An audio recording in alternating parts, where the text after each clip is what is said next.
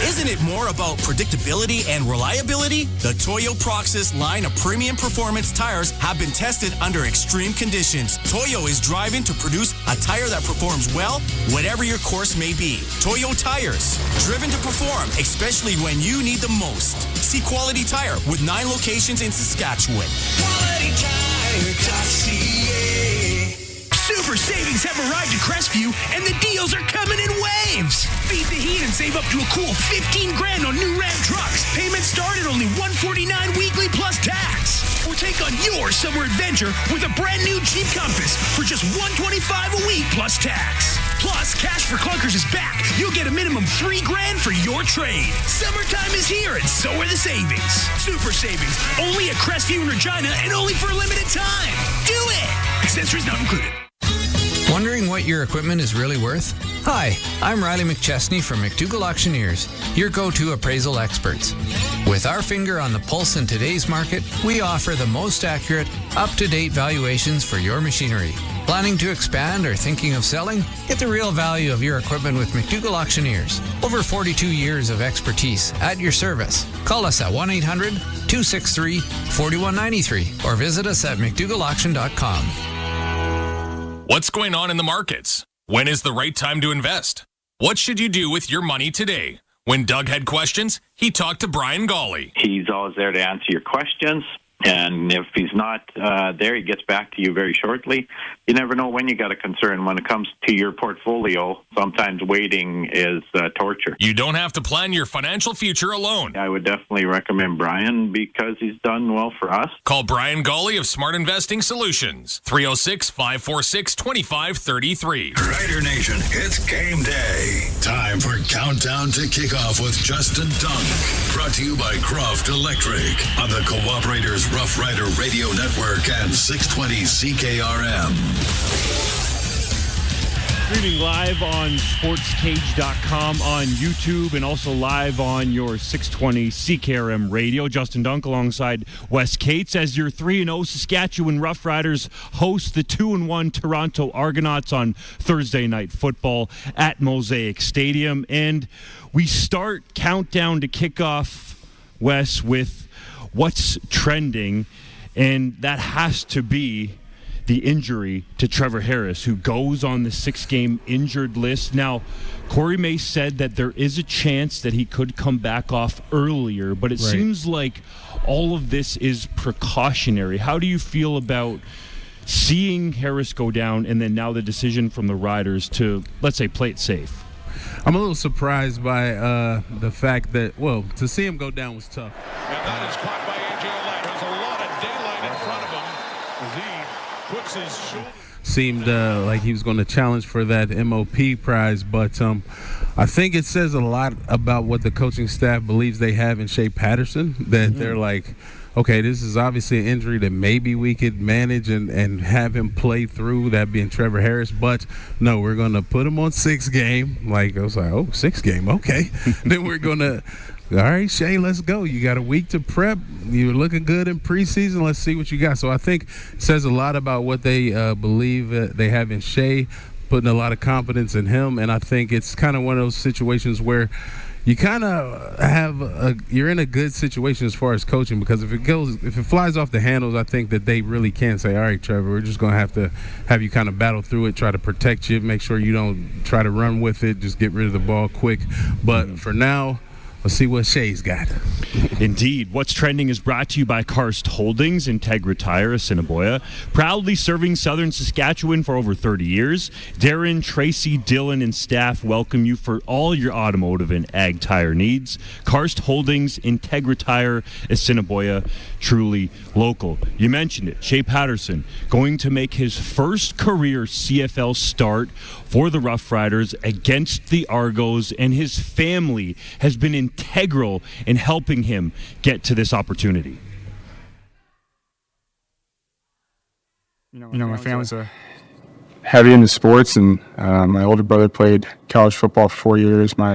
Both my sisters were college athletes, college volleyball and college softball, and my little brother's over at Princeton right now playing football. So, we moved around a lot when I was a little kid. Back in 2008, the mortgage crisis and all that stuff, we kind of had to move, and then, but really, I think, my dad definitely throughout high school, throughout middle school, would take me and drive me, hundreds of miles just to go to a camp so I could be seen. I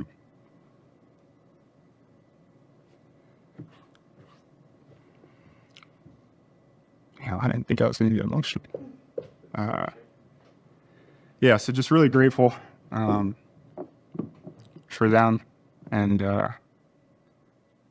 my family for supporting me throughout the entire journey. Sacrifices they made, so many, especially my dad. What I love about it is people feeling that they can show that emotion. It is accepted here. We get that. A lot of guys come from a similar story. It's not easy. Nobody walks alone to get to, where they are to this point and being a professional athlete. And specifically, a lot of these guys from the States that, end up coming up to Regina. There's a lot of things that took place to get there. So a lot of guys can relate to that. So that's just a small example of, I want these guys to be able to feel like they can show that kind of emotion and know that you've got tons of brothers who can relate to that. Not just from that, from any topic. Yeah, man, I'm proud of him for feeling like he could show that emotion, because I know for sure. I've been to games before Shay was even here in the CFL where he was playing, and I've seen his dad at games before. So I understand that, and it's awesome. That's freaking awesome. Good. Pretty cool that, if you told him all those times you'd be driving 11 hours to go get seen, like Shay was talking about, and it would be ending up to come play in front of Rider Nation, years down the line. I don't know if he could have saw that on the tarot cards, but it doesn't matter. Wherever it's at, he's going to come support his son. That's dope. Shout out Pop, right? Emotion from Shay talking about his family. What runs through your mind? I liked it, man, and it just goes to show that he gets it. He understands it. Corey Mace talked about it. If you've had success in life, if you're anybody, you didn't do it on your own. So to understand that and to understand that you have to value that, appreciate that, and then go out there and put your best foot forward to pay homage to those that helped you get there. I mean, my dad was the same way, and not all athletes, actually a lot of athletes' story isn't that their parents were there and able to kind of help them along the way, but somebody was. So I think it's a great story. It's great to see that he's obviously been raised right, and he's got the right mindset. So I'm rooting for the kid. Shay Patterson is a dual threat quarterback, but he's also a dual sport athlete at a really high level, Wes. Mm-hmm. He was drafted by the Texas Rangers in the 39th round. Take a look at these photos of the 2018 MLB draft as a third baseman. So he's at the hot corner. He can swing the bat, but the reason he's at the hot corner is because of that right arm that the Riders are hoping to rely upon to keep this undefeated start going. Speaking of the 3-0 start, the team had the bye week to enjoy it, but they are supremely focused, and I really got that sense talking to Jameer Thurman about that, the starting middle linebacker for the Riders. What's the atmosphere and the buzz like around the locker room with this team 3-0? Oh, we're good. We're good. Our energy is great, but we're not getting complacent. We don't want to get complacent. We know we can be a lot better than what we've put on the field in these first 3 games, and we're trying to put it all together. In all 3 phases. So, guys, we're hungry. We know where we can do more. We've seen it throughout competing against each other in practice. We know what all 3 phases are capable of. Now we just got to go out there and put it together. And it's going to take all of us. Of course, when guys go down, other guys got to step up. We take that as a challenge defensively to do even more. But at the same time, at the end of the day, you just got to do your job, and then the plates will come to you.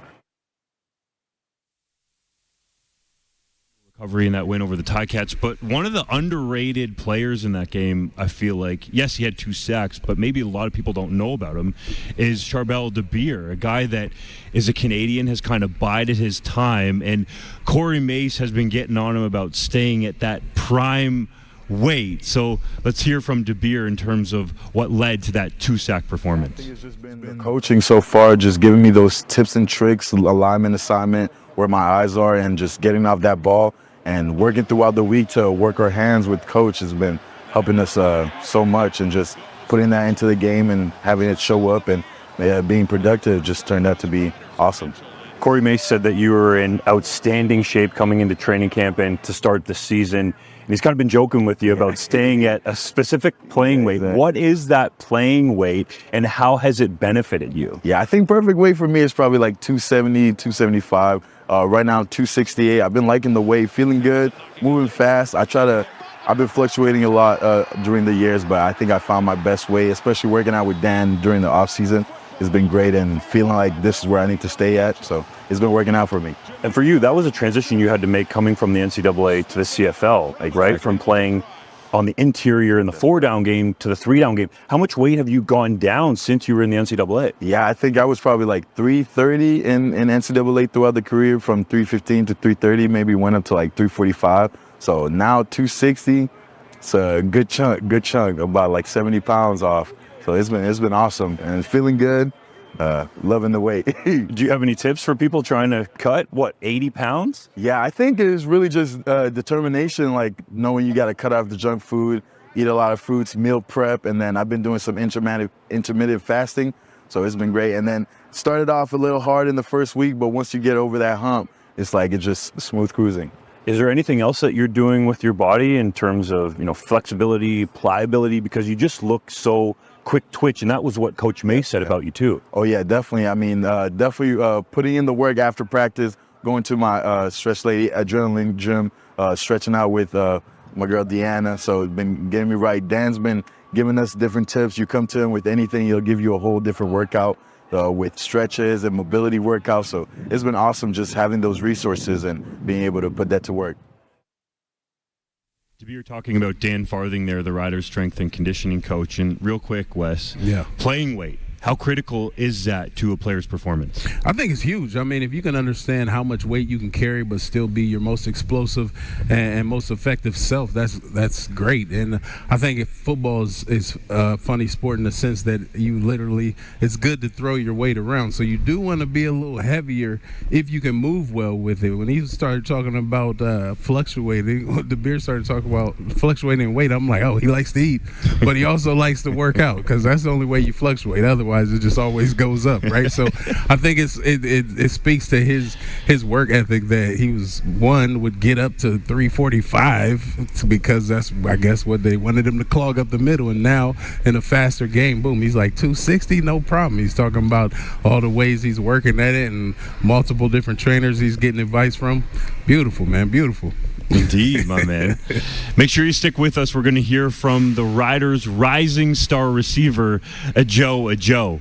This is Saskatchewan Rough Rider football on the home of Rider Nation, streaming on our YouTube channel at sportscage.com and the 620 CKRM Cooperators Rough Rider Radio Network. Performance, quality, value. That's what you can expect from your friends at Karst Holdings in Assiniboia. They carry all the well-known tire brands in the industry for a great price.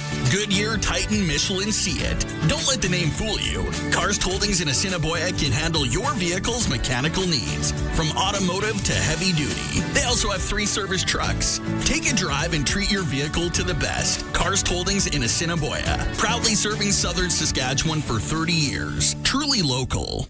Croft Electric. You've probably heard of us because we've been around for over 27 years. We do commercial and residential work? Yes. We do permanent holiday lighting? Yes. We do cabins? Yes. And farms? Yes and yes. We're an authorized Generac generator dealer. We are a full-service electrical company with the experience and the people to service all of your electrical needs.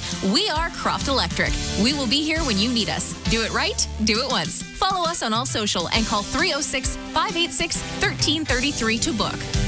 You've heard of Flamin and what we do, but why work here? Here's Melissa, a member of our team for 7 years. I love working at Flamin. It's just got a little bit of everything that I look for in a job. The people here are great, the employees, customers, suppliers. It's a great teamwork environment. It's just got a good work-life balance. just good flexibility, which is important to me as well. Our people are what make us great. You fit at Flamin. To learn more, visit flamin.com/careers. Since 1949, Nelson Homes has been providing you one-stop shopping for ready-to-move homes, panelized packages, and on-site builds. Nelson Homes' team of authorized dealers all over Saskatchewan would be happy to help you turn your dream home into a reality.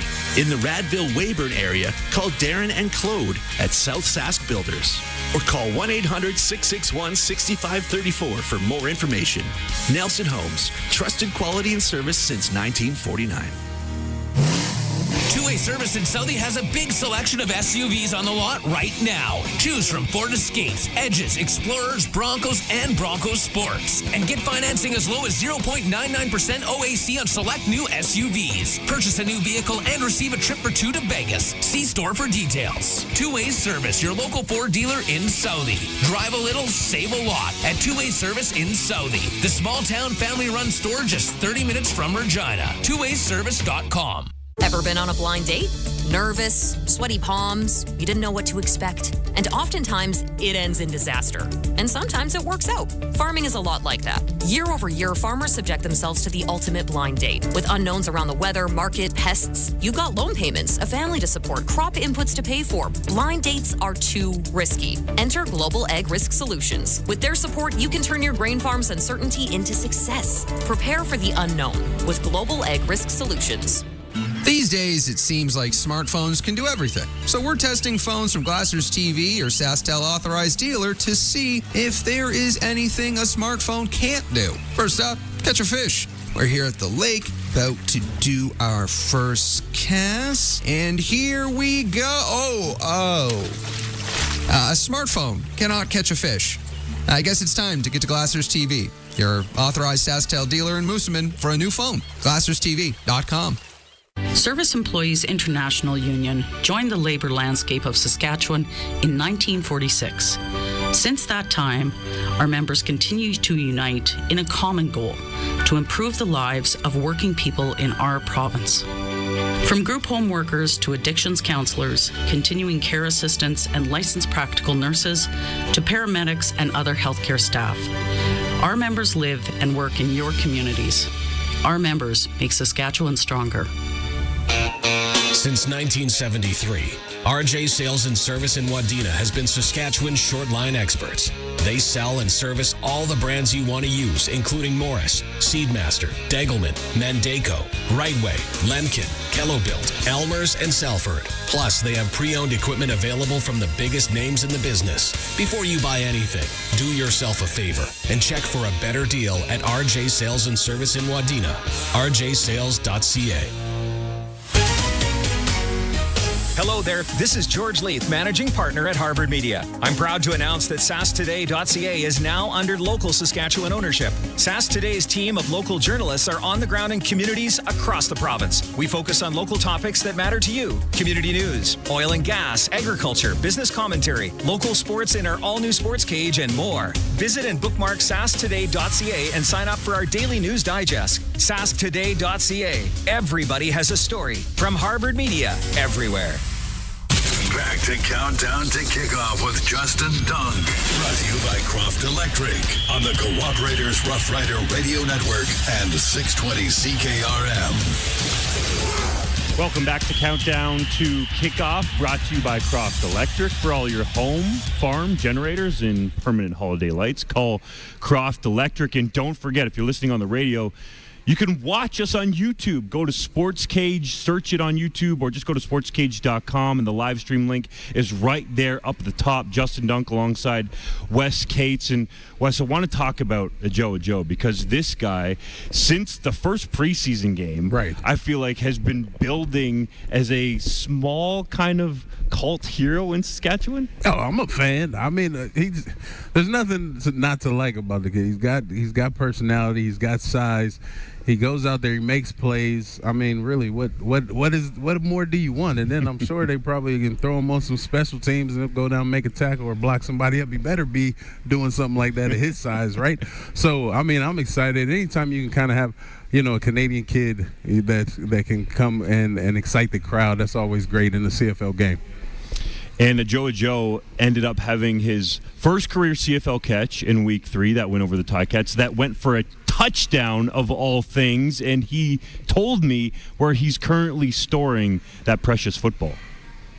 Hey, honestly, like, words can't explain it. Like, I literally can't put it into words. Like, the feeling is so surreal. You know what I'm saying? Like, to think about all that I've been through, and then to finally, you know what I'm saying, like, reap the benefits, you know, just stay in it. It's surreal, bro. And especially to be in Mosaic, come on. Come on.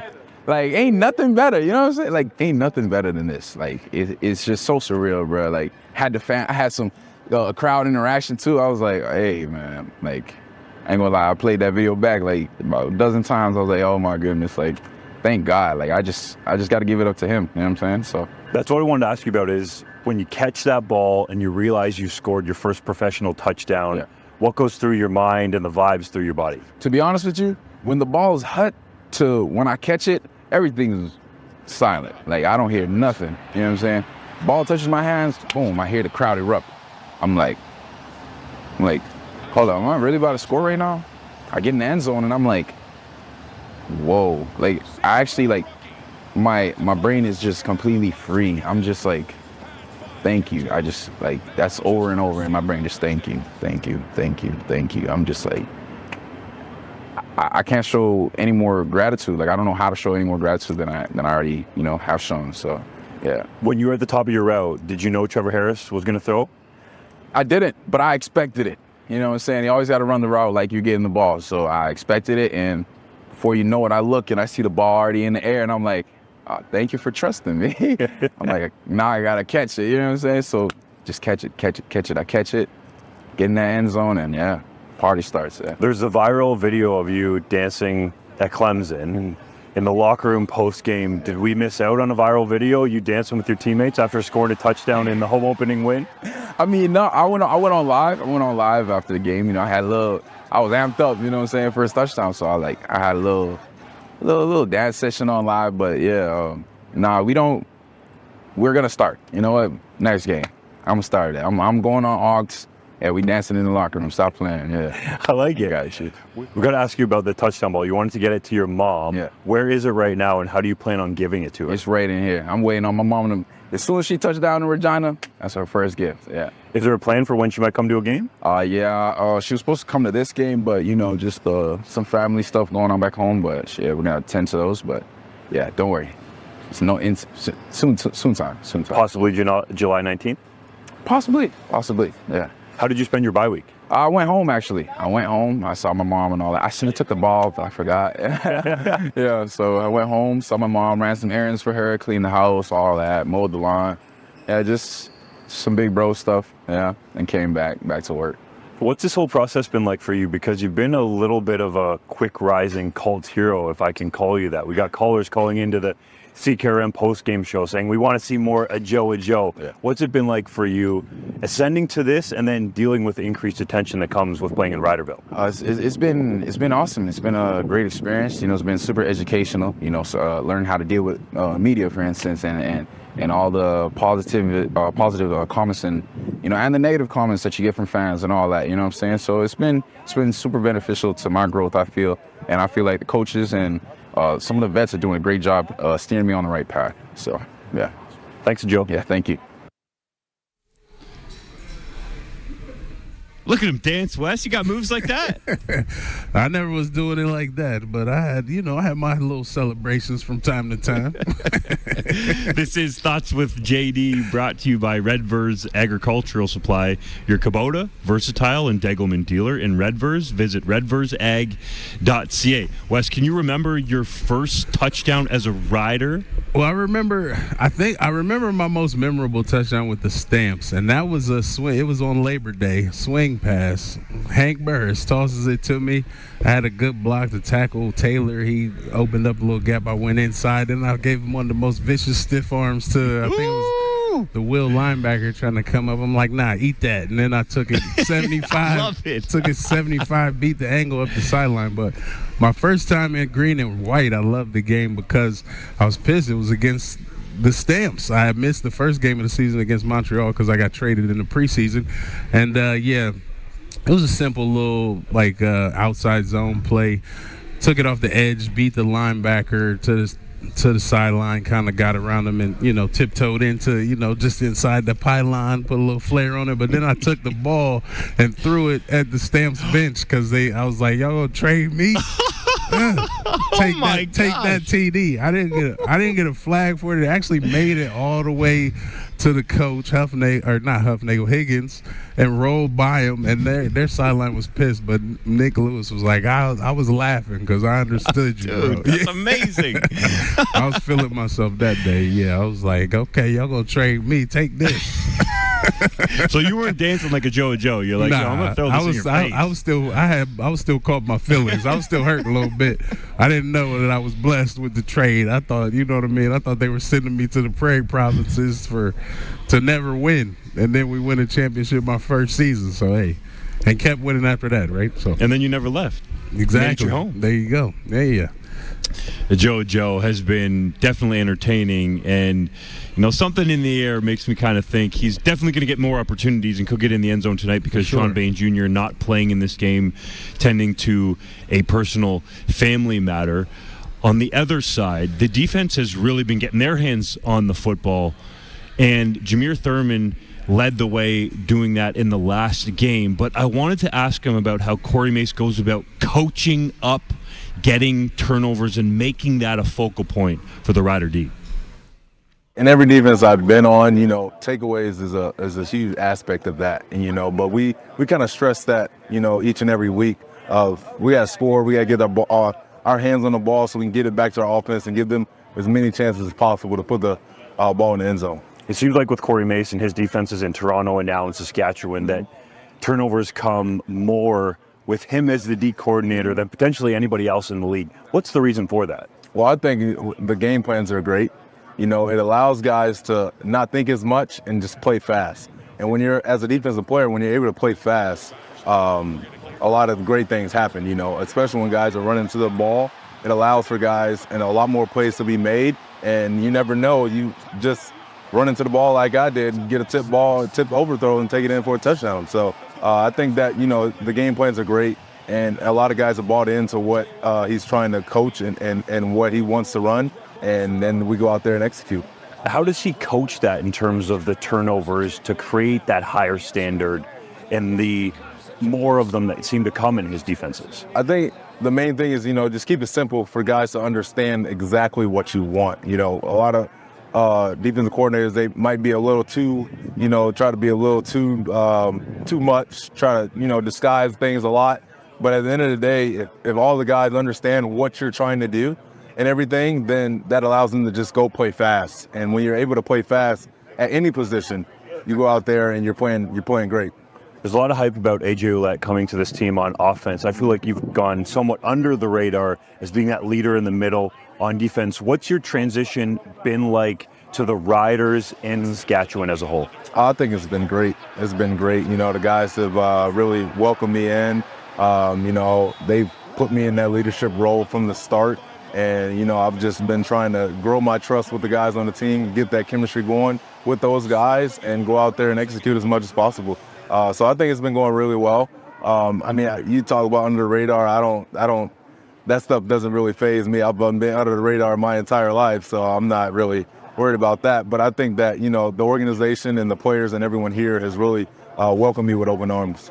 When Corey Mace was recruiting you as a free agent, what made you want to come here with him, being a first-time head coach, and for you to be the guy in the middle running his defense? Well, you talked about it earlier with, the defense getting turnovers and all this stuff. And the linebackers that have been in his defense as well have been all-stars in this league.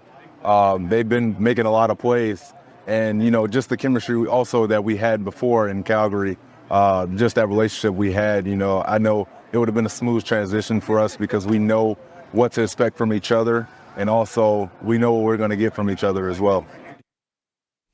Countdown to kickoff rolling along. You'll hear from Rider legend Jeff Fairholm on the other side. This is Saskatchewan Rough Rider football on the home of Rider Nation, streaming on our YouTube channel at sportscage.com and on the 620 CKRM Cooperators Rough Rider Radio Network.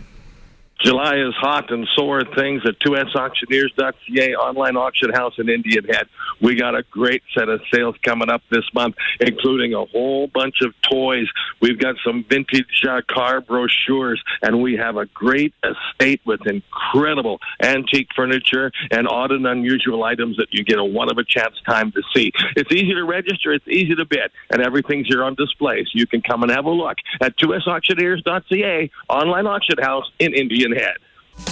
Homes in Regina are selling fast, which makes it tough for buyers. Many buyers are putting in offers on multiple homes and still coming away empty. When you're looking for your next home, why not get what you want and build instead? Uncommon Developments is your local builder. They seamlessly blend the warmth of tradition with the clean lines and open spaces of modern architecture for a fair price.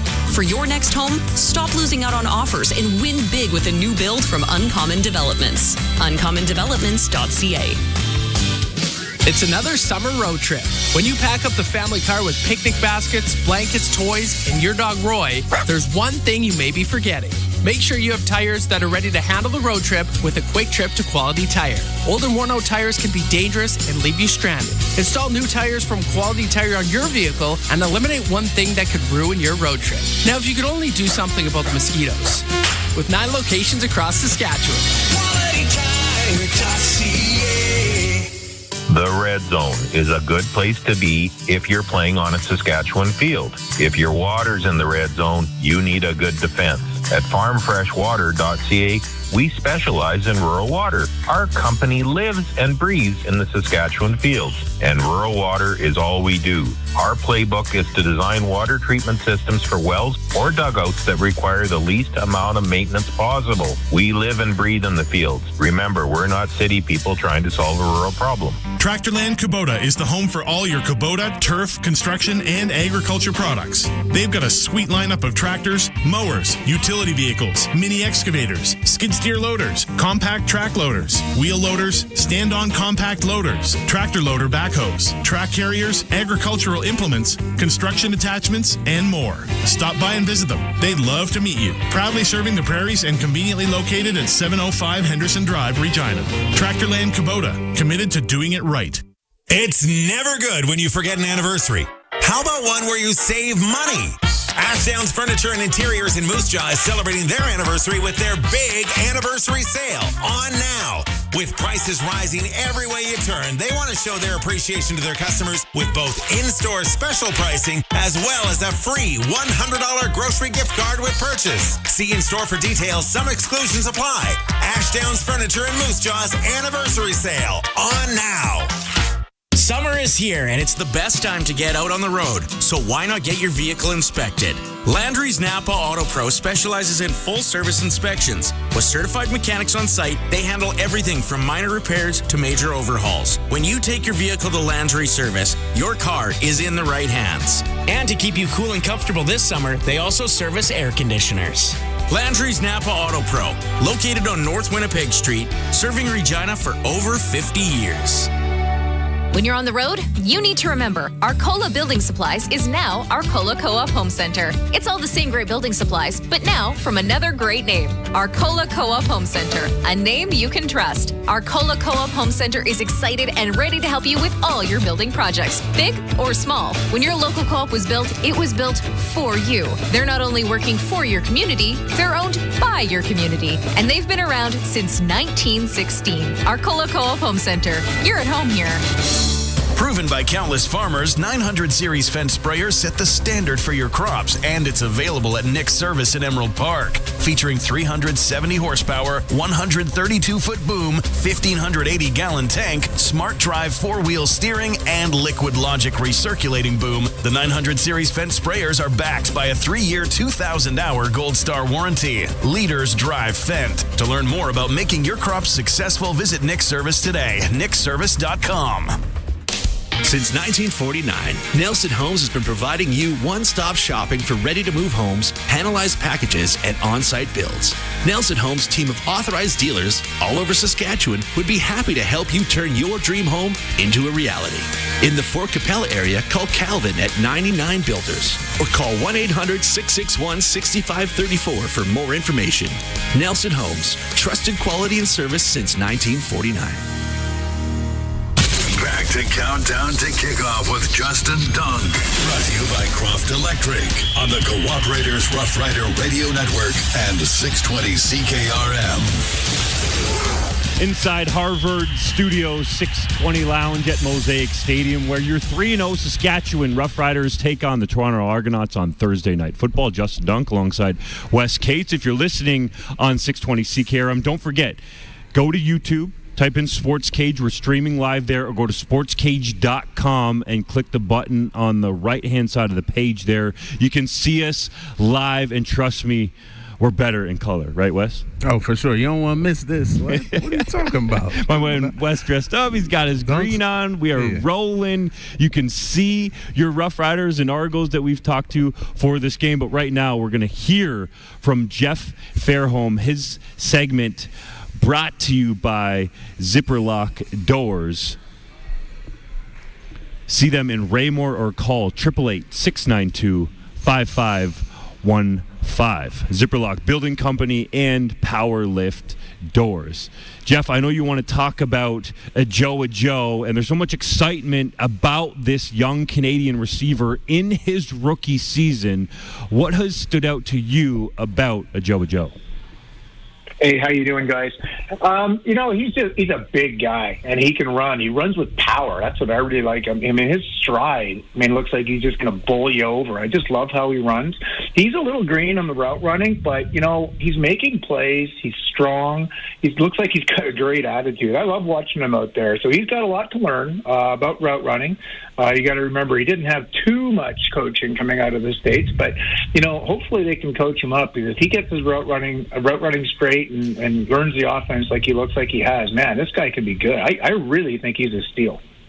And it looks like he could be a potential go-to target for years to come. Got a lot to prove there, though, but could be a go-to target in this game for Shay Patterson making his first career CFL start. Jeff, what are you expecting from Mr. Patterson?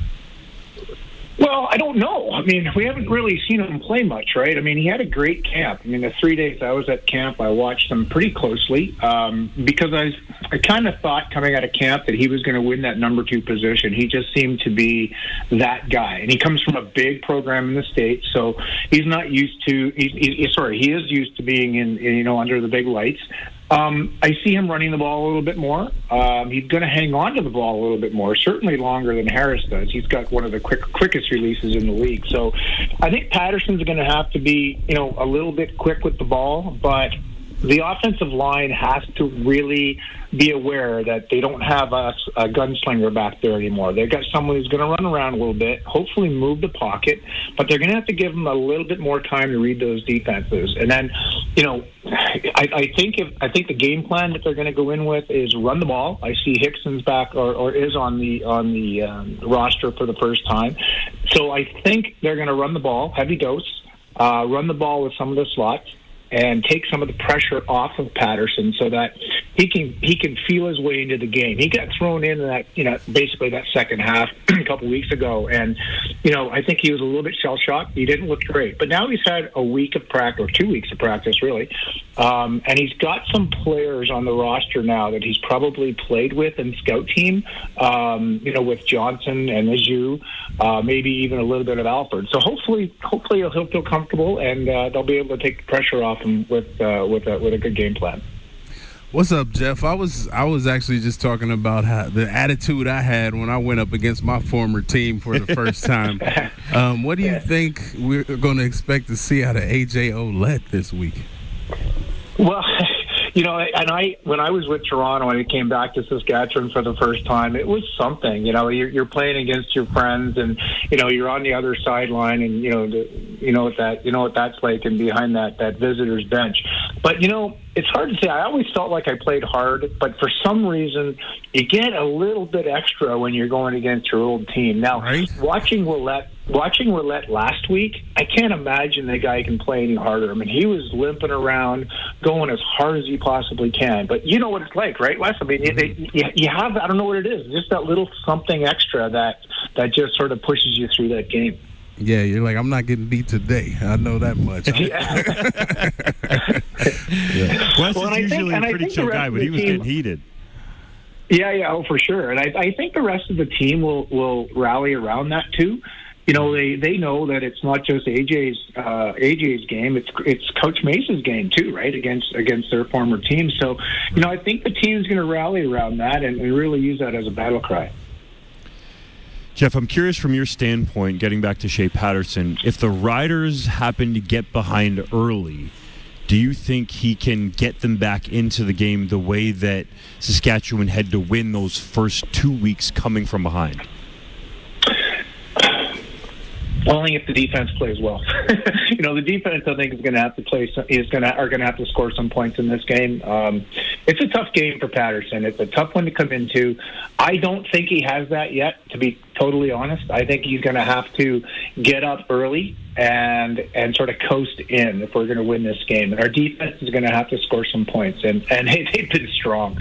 So, I'm hoping that our defense can, stop their run, put the ball in Duke's hands a little bit more, and allow Patterson to get the ball more. We need to have a ball control, eat up the clock type of offense, and I think that's where the running game is going to come in. I'm looking for all kinds of runs from Oulette and a few from Hickson and even some from Rastovich. I'd love to see that, that, as I've been talking about, that thunder and lightning with them.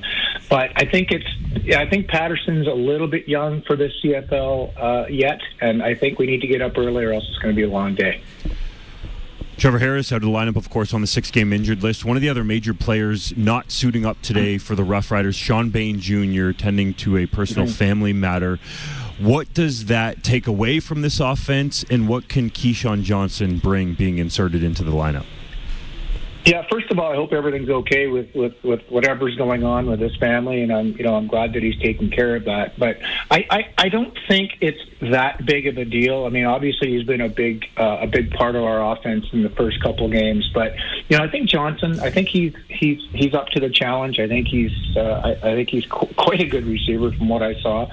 We've still got some great receivers out there in Stearns and Shaper Baker and Emelis. Hey, what about Emelis last week too, right? I mean, he finally got on the same page with Harris, then Harris gets hurt. But, I just see this offense coming together, and I can just see, other receivers stepping up. And again, throwing the ball, like those extended runs to Oulette and Hickson.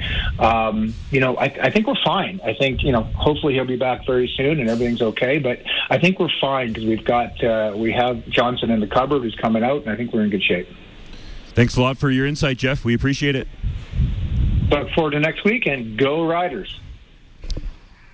You got to stick with us for this entire pregame show because, Wes, we got a stacked lineup coming up in the 5 o'clock hour. Craig Reynolds, Glenn Suter.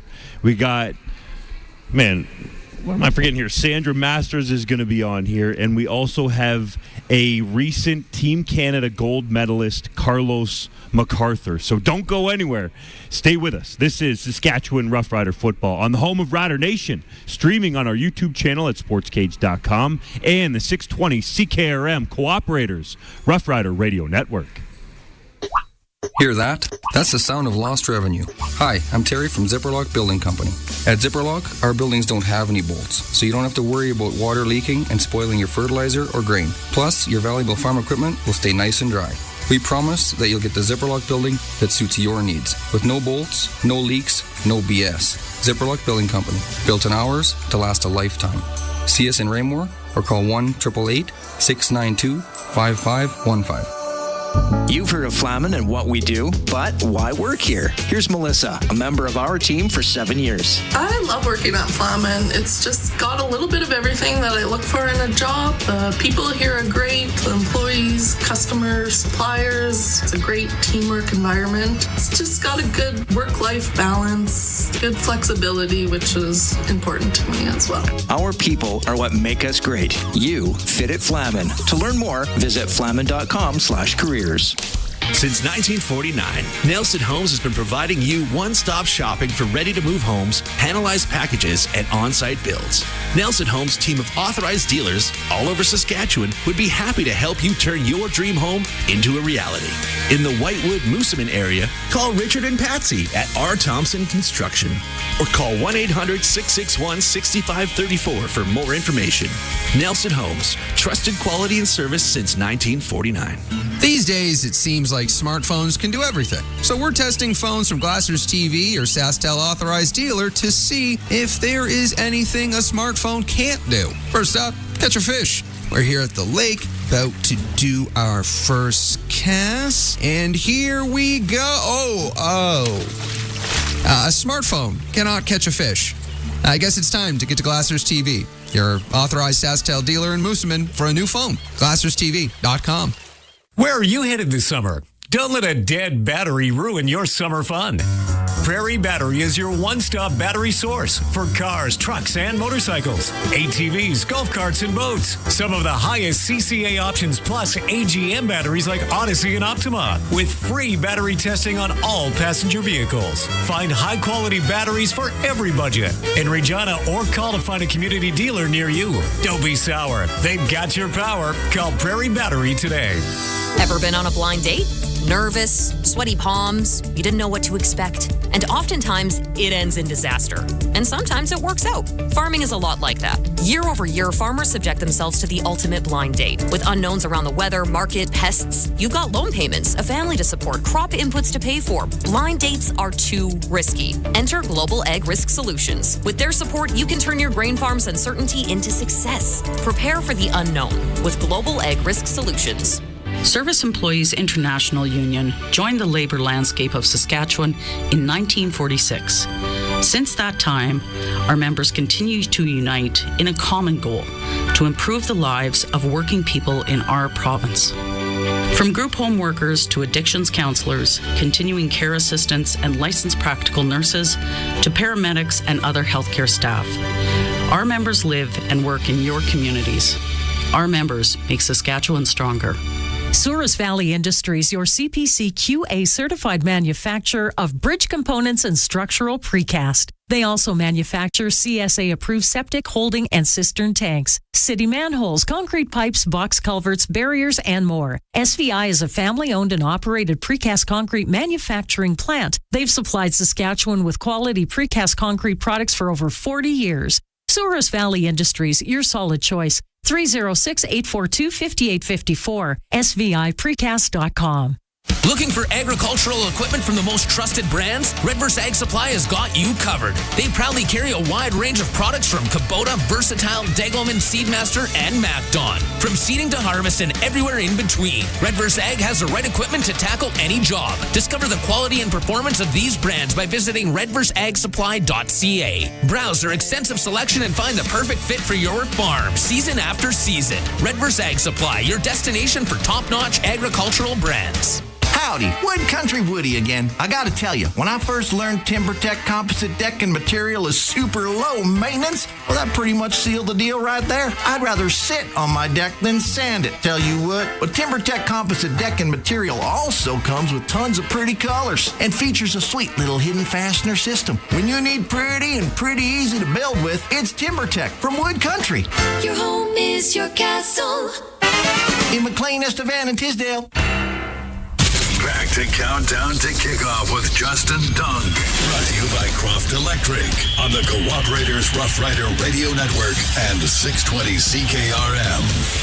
We are so back, Wes Cates, not just on the radio on 620 CKRM, but streaming live on YouTube. You can go to YouTube and type in Sports Cage. It'll send you straight there. Go to sportscage.com and click that live stream button on the top right-hand side if you want to see all the goodies we got in store for you. An absolutely stacked Hour 5 and even Hour 6 rolling into the game call, of course, with Dave Thomas on play-by-play, Luc Mullinder on color. It is time now for our Saskatchewan Community Focus segment, brought to you by Saskatchewan Seniors Mechanism, working towards quality of life for all older adults. Learn about home supports and SSM programs at skseniormechanism.ca. And it was the Riders' bye week, so Charbel De Beer, the outstanding Canadian defensive lineman, thought, what better way to spend it than in the community?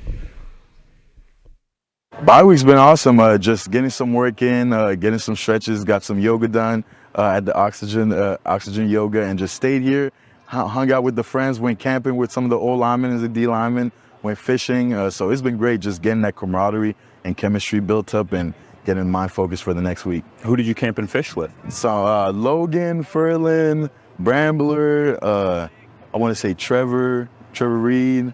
We got some D lineman. Schaefer Baker was over there. We had Miles, Ant, so a good group. I think probably like 14 people showed up, so it was awesome. And stayed overnight at Echo Park, so it was fun. And never been over there, so great day for it. So I loved it. You gotta love it. The guy staying in the community, Wes. What did you do on your bye week? Well, I only got talked into one camping trip, so that definitely wasn't it. And yeah, no, I ain't about the camping. The fishing, maybe, but I always went to Vegas, man. Me and my wife, we used to go down to Vegas, some cheap shopping, have a little fun. You know what I mean? Get your gear right for the second half of the season. You gotta remember when I was playing, there wasn't an Ottawa. I had the pleasure of playing 6 seasons in the 7-year gap that Ottawa was folded. So we always just had the one bye week. The East all took a bye the same week, and then the West all took a bye the same week. So yeah, run down to Vegas, spend a little money, have a little fun, head back. Yeah. What's your best Vegas story that you can tell on air? Oh, the best Vegas story. The Flair Bar. We got, those foot-long drinks. Yeah. So the Flair Bar dude was we were having a good time at the Flair Bar, and he managed to fit a whole bottle and then some in 2 foot-longs, and we went through them. So we had a good time, to say the least. Yeah, good times. I got a question about back in the day real quick. Was that bye week usually always around mid-season? Yeah, man. It was it was right in the middle of the season, and that was all you got. So, I mean, I kind of envy these guys because you like those breaks are good for the body, right? So to get a couple, 2 or 3 is definitely better than one. And then I guess that's why we're moving the season up now because we could kind of cram it all in back when it was 8 teams. But you figure out a way to, do the maintenance and stuff like that. I'm surprised the beer talking about yoga now too. This guy's doing everything. So it's nice to see that there's definitely emphasis on taking care of their bodies. How do you view the way that the Riders' bye weeks fell this year? They go 3-0. They get a bye week. Now they have a long stretch. I think it's 10 weeks in a row where they play. Don't think they have a bye week until week 14. Mm-hmm. And then there's one near the end of the season. As a player, you would ideally probably like them equal. Yeah. But from the Riders' perspective, how do you feel it shook out? I think with the way this season started out with this 3-0 start, this couldn't have happened at a better time, especially you're talking about your starting quarterback getting hurt in the 3rd game, right? So a little extra time there to heal up. And then and then if you were to tell me, well, you won't have them evenly, but you'll have a couple late, I'm like, oh, yeah, sign me up, right? Because then you got a little more time for guys to get healthy going into the playoffs. So I think, they couldn't ask for a better situation, especially the way the season started with those 3 wins. Then you get a break to kind of regroup and get back at it. So you're not a camping guy, but have you fished around Saskatchewan a bit? I used to fish all the time when I was a kid with my dad, but hadn't fished for forever. Then ended up going ice fishing 2, 3, it was a few years back now. But, I haven't gotten back into it, man. I wouldn't mind doing a little angling, get the line out there, do a little... Yeah, not ice fishing though. That was kind of you're just kind of watching. Cold. Yeah. You're just sitting in the shack drinking a lot of beer, eating bacon. And, you know what I mean? You're just hanging out. But there's a little more to it when you can cast and you know what I mean. I did shore fishing. I never did like boat fishing, but it's pretty similar, right? Yeah. Indeed. How did a guy like Darian Durant, because I know that you know him well, spend his bye week? Did he stay in the community? Did he get away? What are you allowed to say about I feel like Durant liked to get home when he could, but I'm trying to remember. I know when he did hang around, it was him, Mullinder, Fantu, and Kanji probably playing board games and video games all day and night. You know what I mean? Just hanging out. That was their thing. So that was what they did. That was when he wasn't watching film. I mean, he was a great prepared too, so I'm sure he did a fair bit of film study in the bye week too. Did you notice from the teams that you were on that it was split? Some guys got out of town, some guys stayed in town, some guys focused on football, some guys wanted to get away. Yeah, I think it was kind of, it's your week to do with what you want. So some guys, I think everybody recharges their battery in different ways. Some guys have that high energy, like to go party, relax a little bit. Other guys want to mend and maintain the body, relax and just chill. I think it also has a little bit to do with how old you are. When you're a young guy, you can kind of go, you can hit practice with barely any sleep and, just kind of treat your body bad. But as you get older and closer to your 30s, then you start thinking about, especially if you have a family, you start thinking about just taking time, chilling, relaxing, and getting ready for the next haul. Did the record matter at all in terms of how you treated the bye week? If you were undefeated or had a winning record versus a losing record or having no wins, like the Edmonton Elks this week, they're 0-4 on the bye week. Are they treating it different? Oh, you can't stand a bye week when you're on a losing streak or if you're just coming off of a bad loss. Yeah, so I'd say definitely the status or how you're doing in the season definitely affects how you're going to treat that bye week, and it's definitely going to affect if the coach gives you an extra couple days or not, right? You go into the bye week and he's like, nah, we need to get back early for work, so we need you back here, 2 days before day one, we need to do this or that. So it's always kind of annoying, especially if the coach reneges on what they were supposed to do, but you're like, yeah, we deserve to come back and do some work because we just got our butts kicked. So it is what it is. Like, if you didn't have a bye week, you deal with it. When you get on, you try to take advantage and have the best fun you can and do what recharges your body, is the best I can say, because everybody's different. I know guys that have all different types of preparation. They get them right, and all I know is, like, if you show up on game day and you ball, then do what you got to do. That's all that matters. I'm sure the Riders are feeling good, 3-0 going into the bye week. Now coming out of it, I bet their president, Craig Reynolds, who's going to join us shortly, is feeling pretty good. Also coming up in the 5 o'clock hour, Glenn Suter from TSN stops by live on the set. You can catch us in color on YouTube. Go to sportscage.com. Click that button at the top right-hand corner. Then after Suter is Carlos MacArthur, a local Regina defensive lineman who just won a gold medal with Team Canada over the past weekend. And then to finish off the 5 o'clock hour, Sandra Masters, the Regina mayor, stops by. We got all the goodies on Countdown to Kickoff. Stick with us. This is Saskatchewan Rough Rider football on the home of Rider Nation, streaming on our YouTube channel at sportscage.com and the 620 CKRM Cooperators Rough Rider Radio Network.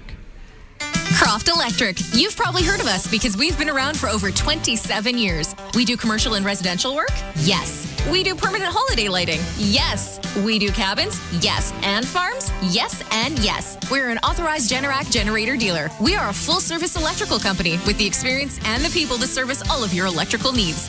We are Croft Electric. We will be here when you need us. Do it right, do it once. Follow us on all social and call 306-586-1333 to book.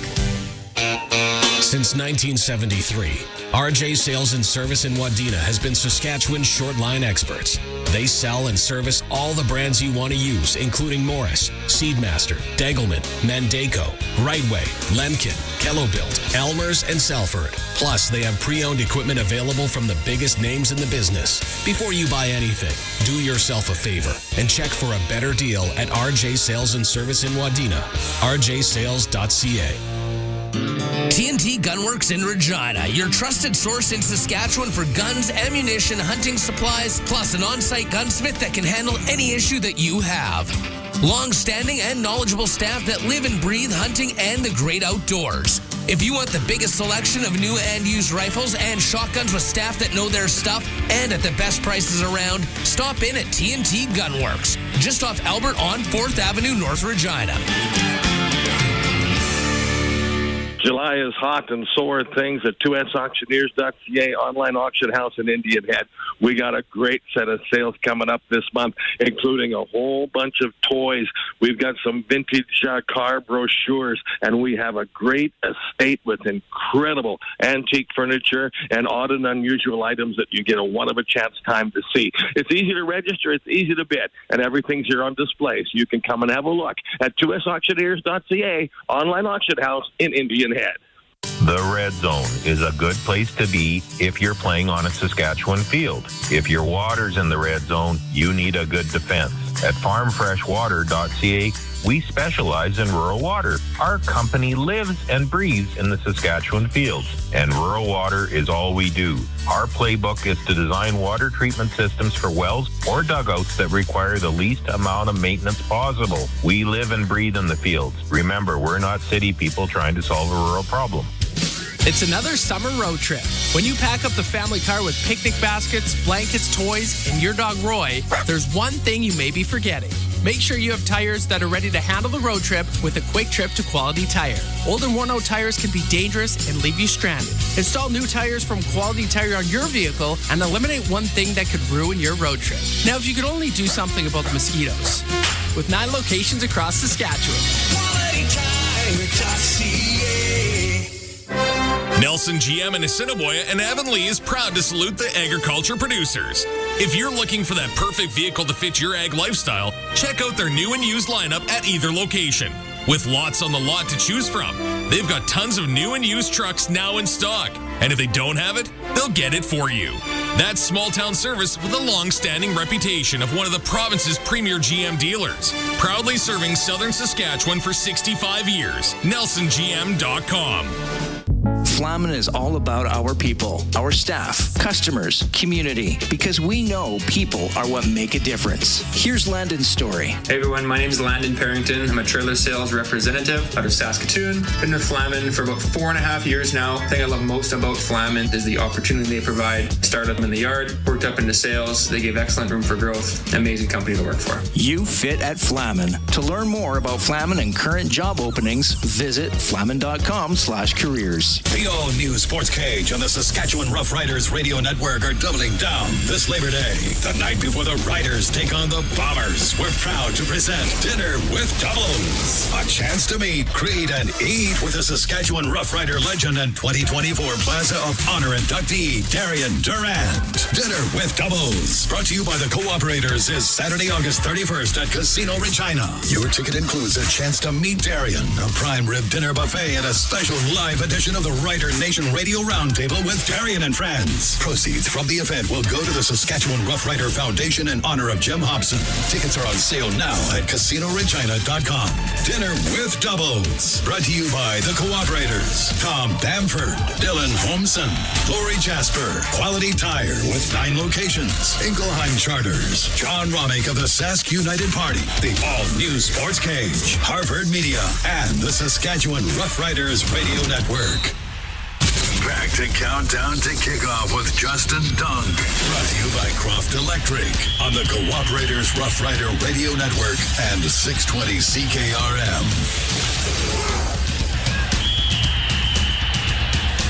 We got a big guest on the stage with us in Harvard Studio 620 Lounge. We're streaming live on YouTube. Go to sportscage.com. Click the live stream link at the top right of the page. And also, of course, we're on the radio at 620 CKRM. Justin Dunk, Wes Cates, joined by Rider President Craig Reynolds. Man, you must be in possibly the best mood ever with this team 3-0, the way that Corey Mace has things going. Yeah, I'm in a pretty good mood nowadays, for sure. No, it's always good when you get it off to a good start like we are, and Corey's been as advertised, and it's been great around Riderville right now.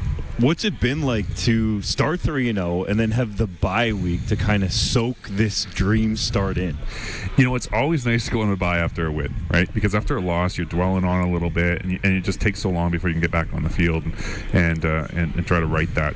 So it is always nice to go off on a bye. But there's two schools of thought, right? Because you're playing well, and sometimes you just want to keep playing. But, you know, we were a little banged up, and so I think it helped us from getting some rest for some of the key guys. And then obviously with Trevor's injury, too, it allowed us a bit of time to assess that. So yeah, I think it came at a good time. We got a long stretch now, though, before our next bye. Indeed. And the team, from an overall standpoint, just recently had the AGM. And I want to give you the chance to maybe sort of calm some of Rider Nation in terms of the financials? Yeah, I think it was a disappointing year, much like it was on the field, right? And I think our financials are always reflective of what happens on the field generally, and so we had what I would call a disappointing year, and I think everybody appreciates it was a disappointing year last year. So as a result, our financials were impacted on that. Having said that, though, we look at certain measures, and certain measures actually were positive despite the on-field. So we look at something, some of our earnings numbers were actually relatively positive, and we look at our stabilization fund, which is really our reserve, and our overall reflects our overall financial health, and we were actually able to grow that last year. So we feel pretty good about that. So yeah, with a bounce back year on the field, we'll have a bounce back year off the field as well. Can you feel the energy around Rider Nation sort of being re-engaged, if I can call it that? 100%. I feel it so much. I'm seeing so many green green jerseys and just more Rider gear around town. And then the Rider Nation alt uniform launch was Obsidian. The Obsidian green. It's been outstanding. I'm seeing so much of that around. Like, my kids play flag football, and so you go there and you see the Obsidian hats, you're seeing the Obsidian shirts, and then the number of jerseys you're seeing already. And even the first game after we launched that in Edmonton, I was shocked in Edmonton, in Commonwealth, how many Obsidian jerseys we're already seeing. And I was like, those are early adopters, because you had to put your order in right then and get them ordered to get them in time to wear them to the game. So it's been really great. There's a really good energy right now. We had Mark Habicht on to talk about sort of the evolution and how those jerseys came to fruition. From your standpoint, can you take us behind the scenes? Yeah, it was a long process. Mark probably told you that. And whenever you're doing something to our jerseys, we want to you want to be very cautious, and especially because we're introducing a new mark. And so I love the retro mark. I love the current mark.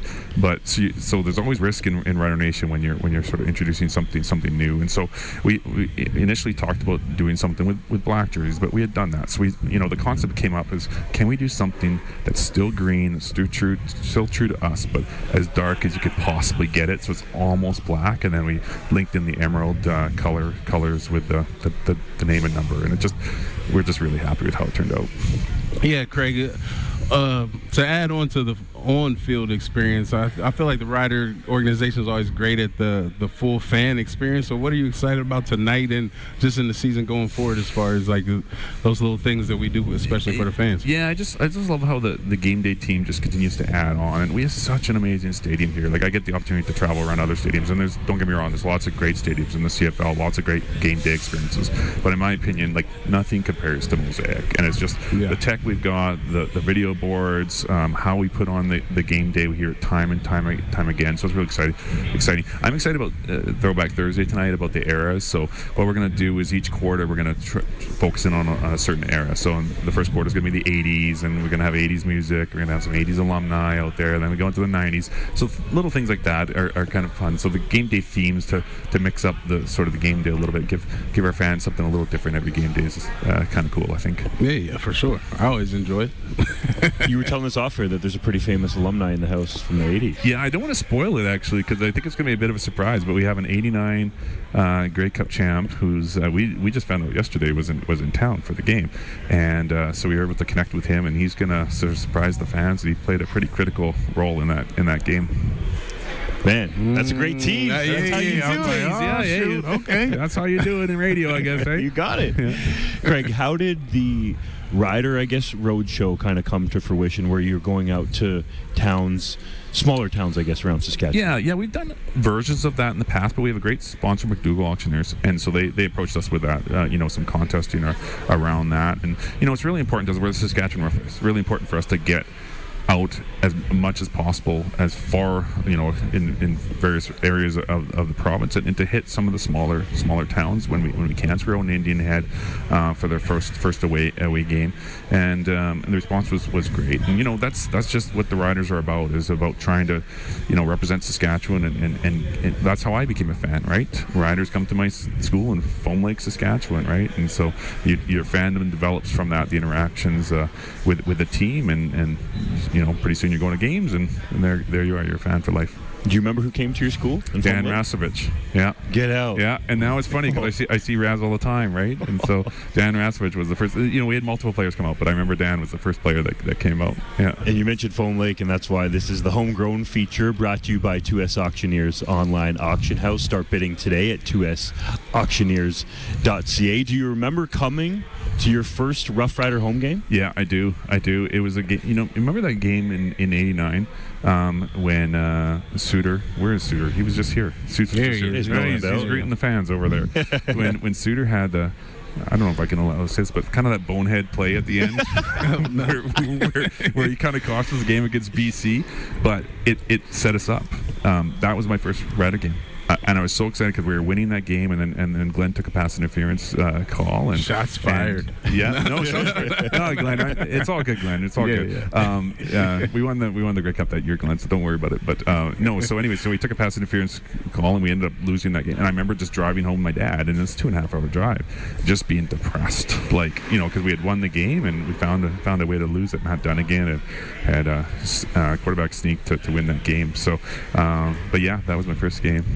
There was something I wanted to ask you about because we had Randy Ambrosi on during the home opener, and he said that you were very integral in helping get the chip ball rule change for the kickers expedited, I guess would be the word. What happened there? Yeah, I think at the end of the day we just got to what I think was the right answer, right? So yeah, Brett and I had been working together on that, and Brett had obviously expressed his concerns, and talking to coaches too. There was something there, and so I had sort of casual conversations with the league around our views on that. And then I think after the first game we saw what happened with Castillo, it just I felt like we just need to formalize this position a little bit more. So sent Randy something that was kind of our club's position on it, and it wasn't the only one, but I know he worked with the PA as well, and so at the end of the day I think we came to the right solution for the CFL and obviously for our players. Yeah, he said that I think it was Wade Miller and maybe Greg Dick were integral behind the scenes. Yeah, I've been talking to Greg, and I know Brian Ramsey was involved too with the CFLPA. So yeah, and Wade had joined in as well, with sort of the correspondence. So are these things that kind of happen behind the scenes more than people might know? Because when Randy said it, I was surprised to hear that you had multiple teams sending letters. Yeah, for sure.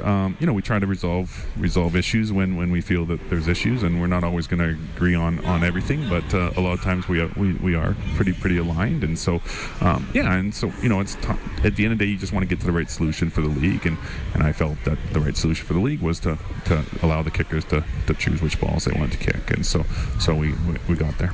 You mentioned the league there, and how do you feel about the health of the league overall right now in 2024? Very good. I think that comes from ownership.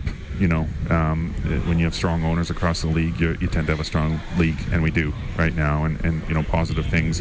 With the Elks, they're going through a bit of a process there, but I think that'll obviously end up positively for the league. And we have just coast to coast, we just have great owners in this league right now. We're investing in their product and committed to doing things right and advancing the league. And I think you see some of that, even with the CTV announcement, where the games in the fall are going to be on CTV and the Grey Cup. Like that's a big deal. And the augmented broadcast, that was launched on TSN. So those are really exciting things for the league. Randy mentioned that getting the games on CTV was something CFL wanted for a long time. How does that get started and then finalized? Yeah, I think it just starts from Randy's relationships with Bell, right, and continue to have those conversations, and we talked about that for a long time, and I think that was ultimately where we wanted this to go. And I think obviously the ratings last year helped too, right, especially in that key demo, the 25 to 54-year-old demo. That the growth there was just incredible. We had incredible growth in that demo, and so that really helps and expedite that process a little bit from Bell's perspective, I think. But again, it was just relationship based. From your perspective, what do you think really helped the growth in that key demo? Well, I think a few things. I think obviously the league stepped up their marketing game, I would say, and content game, and I think we all the teams have, and I think we have as well. But I think the league has for sure. But there is some correlation, I believe, to single game betting, the legalization of single game betting, because it's the reality is when you place a wager on a game or a prop bet or whatever it may be, you're more apt to sort of watch that game, and that demo tends to be the demo that is a little bit more focused along those lines. And we'll get you out on this. The health of the Rough Riders, it feels like you're on the upswing right now. How would you categorize it? Yeah, I think I would categorize it that way. I think there'll be a bit of building here. I think the sales trends in terms of tickets and all those things, they're certainly trending to the games that are coming up here are trending really, really strong. I think the reality is the first couple of games in our market are challenging start times and days. So Sunday before school starts school ends, on Sunday at 5 is very tough. Thursday nights in this market's very tough. The reality is we get 50% of our fan base comes from outside of Regina. So to facilitate that, the Saturday games are obviously much more favorable for that, and then even Friday night games are a little bit easier. So I think there'll be some build on the ticketing side. I think our corporate support's always been there, and then we talked about the Rider Nation alt uniforms. They're flying off the shelf. So that's really good to see. There's been some really good energy from the retail side again, which is nice. You mentioned the uniforms there. It makes me think of one last one. Yeah. Who is the most sold jersey so far? Do you know that? Is it AJ Oulette? No, it's actually Schaefer Baker. Oh. Yeah, but AJ's closing it. What Mark told me is AJ's closing that gap real quick. But AJ's buying a lot of his own jerseys. Did you hear this? So he's in there buying jerseys all the time, his own jerseys, and he's sending to friends and family. He had Andrew Harris wear one. Yeah, he had Andrew Harris wear one. But which people were shocked by. The first night we launched it, I think he bought like 18 jerseys or something like that. Like he bought all the Oulette jerseys we had put out there. But yeah, Schaefer Baker is still popular. It's funny. This is a bit of a test for me because I told my son I'd buy him both my kids, but a new Obsidian jersey, and who did he want? I thought he might say Oulette, but he went with Schaefer Baker. KSP, okay. He's at the top of the list. Makes sense. Yeah, makes sense. Well, Craig, thank you so much for joining us. We appreciate you helping us get this live streaming off the ground by being a big name and joining us on the show. No, I appreciate it. And you guys are going to play it cool with Glenn. Hey, you're not going to tell him what did I say? I don't even remember. What was talking about Glenn? Yeah, nothing. All right. Thanks, guys. Glenn Suter is next. This is Saskatchewan Rough Rider football on the home of Rider Nation, streaming on our YouTube channel at sportscage.com and the 620 CKRM Cooperators Rough Rider Radio Network. Looking for agricultural equipment from the most trusted brands? Redverse Ag Supply has got you covered. They proudly carry a wide range of products from Kubota, Versatile, Degelman, Seedmaster, and MacDon. From seeding to harvest and everywhere in between, Redverse Ag has the right equipment to tackle any job. Discover the quality and performance of these brands by visiting redverseagsupply.ca. Browse their extensive selection and find the perfect fit for your farm, season after season. Redverse Ag Supply, your destination for top-notch agricultural brands. Homes in Regina are selling fast, which makes it tough for buyers. Many buyers are putting in offers on multiple homes and still coming away empty. When you're looking for your next home, why not get what you want and build instead? Uncommon Developments is your local builder. They seamlessly blend the warmth of tradition with the clean lines and open spaces of modern architecture for a fair price. For your next home, stop losing out on offers and win big with a new build from Uncommon Developments. uncommondevelopments.ca.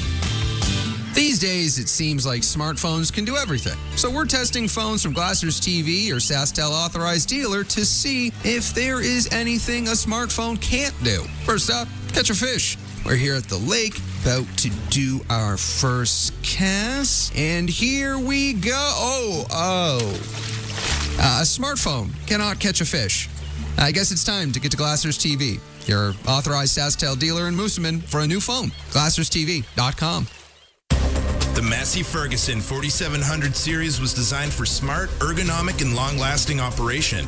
Heavier than the competition, a Massey Ferguson 4700 series tractor won't flinch when it comes to pulling larger implements and balers. Tested in the harshest conditions across the globe, these tractors can handle all the tough jobs you throw at them. Stop by Nick's Service in Emerald Park today or visit nickservice.com to learn more about the Massey Ferguson 4700 series. Troubleshooting sprayer problems is a breeze with a spray test from Spray Test Controls. One trip around the back of the sprayer and you can check your nozzles one boom section at a time with your wireless handheld remote. Pinpoint the problem fast while saving time and money. Service your sprayer with efficiency. Start with a spray test from Spray Test Controls. Visit spraytest.com for more information on your next spray test or call 1-855-859-1200. Don't wait. Call today. Ever been on a blind date? Nervous, sweaty palms, you didn't know what to expect. And oftentimes, it ends in disaster. And sometimes it works out. Farming is a lot like that. Year over year, farmers subject themselves to the ultimate blind date. With unknowns around the weather, market, pests, you've got loan payments, a family to support, crop inputs to pay for. Blind dates are too risky. Enter Global Ag Risk Solutions. With their support, you can turn your grain farm's uncertainty into success. Prepare for the unknown with Global Ag Risk Solutions. It's never good when you forget an anniversary. How about one where you save money? Ashdown's Furniture and Interiors in Moose Jaw is celebrating their anniversary with their big anniversary sale on now. With prices rising every way you turn, they want to show their appreciation to their customers with both in-store special pricing as well as a free $100 grocery gift card with purchase. See in-store for details. Some exclusions apply. Ashdown's Furniture and Moose Jaw's anniversary sale on now. Service Employees International Union joined the labor landscape of Saskatchewan in 1946. Since that time, our members continue to unite in a common goal to improve the lives of working people in our province. From group home workers to addictions counselors, continuing care assistants, and licensed practical nurses to paramedics and other healthcare staff, our members live and work in your communities. Our members make Saskatchewan stronger. Two-Way Service in Southie has a great selection of trucks on the lot right now. Choose from Ford F-150s, Super Duties, and the new Mavericks. And get discounts up to $17,500 or financing as low as 0% for up to 60 months. Purchase a new vehicle and receive a trip for two to Vegas. See store for details. Two-Way Service, your local Ford dealer in Southie. Drive a little, save a lot at Two-Way Service in Southie. The small-town family-run store just 30 money-saving minutes from Regina. TwoWayService.com. Since 1949, Nelson Homes has been providing you one-stop shopping for ready-to-move homes, panelized packages, and on-site builds. Nelson Homes' team of authorized dealers all over Saskatchewan would be happy to help you turn your dream home into a reality. In the Strasbourg, Last Mountain Lake area, call Dean at Solid Works Carpentry or call 1-800-661-6534 for more information. Nelson Homes, trusted quality and service since 1949.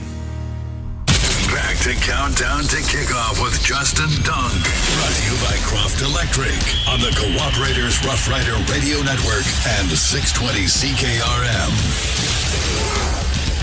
Our loaded post-game show rolls along live inside Harvard Studio 620 Lounge. It's time for Glenn Suter's segment, brought to you by North Home Windows, designing, building, and installing window systems in Saskatchewan for Saskatchewan conditions. Google North Home Windows. Justin Dunk, Wes Cates with you. Glenn Suter jumps in, and I don't know if you heard, but you made Craig Reynolds cry all the way home from a Rider game as a kid, Glenn. How do you feel when you hear that? That's sad. Really sad. I wonder how many other people were crying that night. I know I was. And for the listeners who may have not caught it, that was the BC game in 1989. We had about 5 games left in the regular season. We were competing with BC. It was us and the Lions to get that last playoff spot in the West Division. So this was a very important game. We had a lead. No time on the clock, and I got a pass interference call on David Williams. And then we got another pass interference right after that. Albert Brown got a pass interference call. That put the Lions on the 1-yard line. With no time on the clock, they ran 3 plays. No, actually 4 plays, because I think they fumbled one or something, or they had to restart one, and they scored in the very last play, or very last part of the game, and we lost. And, I could have just, in that Hail Mary situation, let him catch it and tackle him. And the backstory to that game was I was in a physical battle with David Williams. It was my goal that night to try and mentally mess with him. He was such a good receiver, and they move him around, and he'd like to run those slants, and he'd come into the middle. So I knew I would get my shots at him. So even if it was a running play during the game, I would step up and try to find David Williams and just give him a shoulder, or just start messing with him so that you know what I'm talking about. It's like if he runs a slant or a deep post later in the game after me messing with him all that time, he's gonna be thinking about where you're at. Maybe he'll peek at me and the ball will go through his hands. So that was kind of my goal, and we actually were fist fighting Yeah, like there was one time I think it was around third quarter that it was on the 1 yard line. They scored, and he came over, and we just started wailing on each other. Got offsetting penalties there, and then then we fast forward to the end of the game, and I saw him waiting like he was waiting for a punt, and I thought in that moment I very selfishly put our little battle ahead of the goal of the team. And when I had made the mistake and they got another down and then they got another one and then they scored and then we lost, it was a life lesson like never before for me. But it also helped to rally us. It really galvanized our locker room. There was great leaders in there like Bobby and Ray Algard and Kent Austin and guys like that, Roger Aldag, that made sure that they talked to me about it so it wouldn't mess with me. Gregory was excellent, our head coach. He pulled me in and he said, "You're my safety. I'm not changing. I'm not cutting you like all the fans want to do. You're my safety and you're the leader back there. So we need you for the rest of the year." And that's all I needed to hear. And I battled my ass off the rest of the year. And, it turned out okay in the end. And this is an official chance for me to apologize to anyone that cried their way home that night. Because I guarantee you that night I had a few tears. Suits, you love the Rider fans, man. He's apologizing for that, apologizing for having to call a game fair. Well, I got to do that, Wes.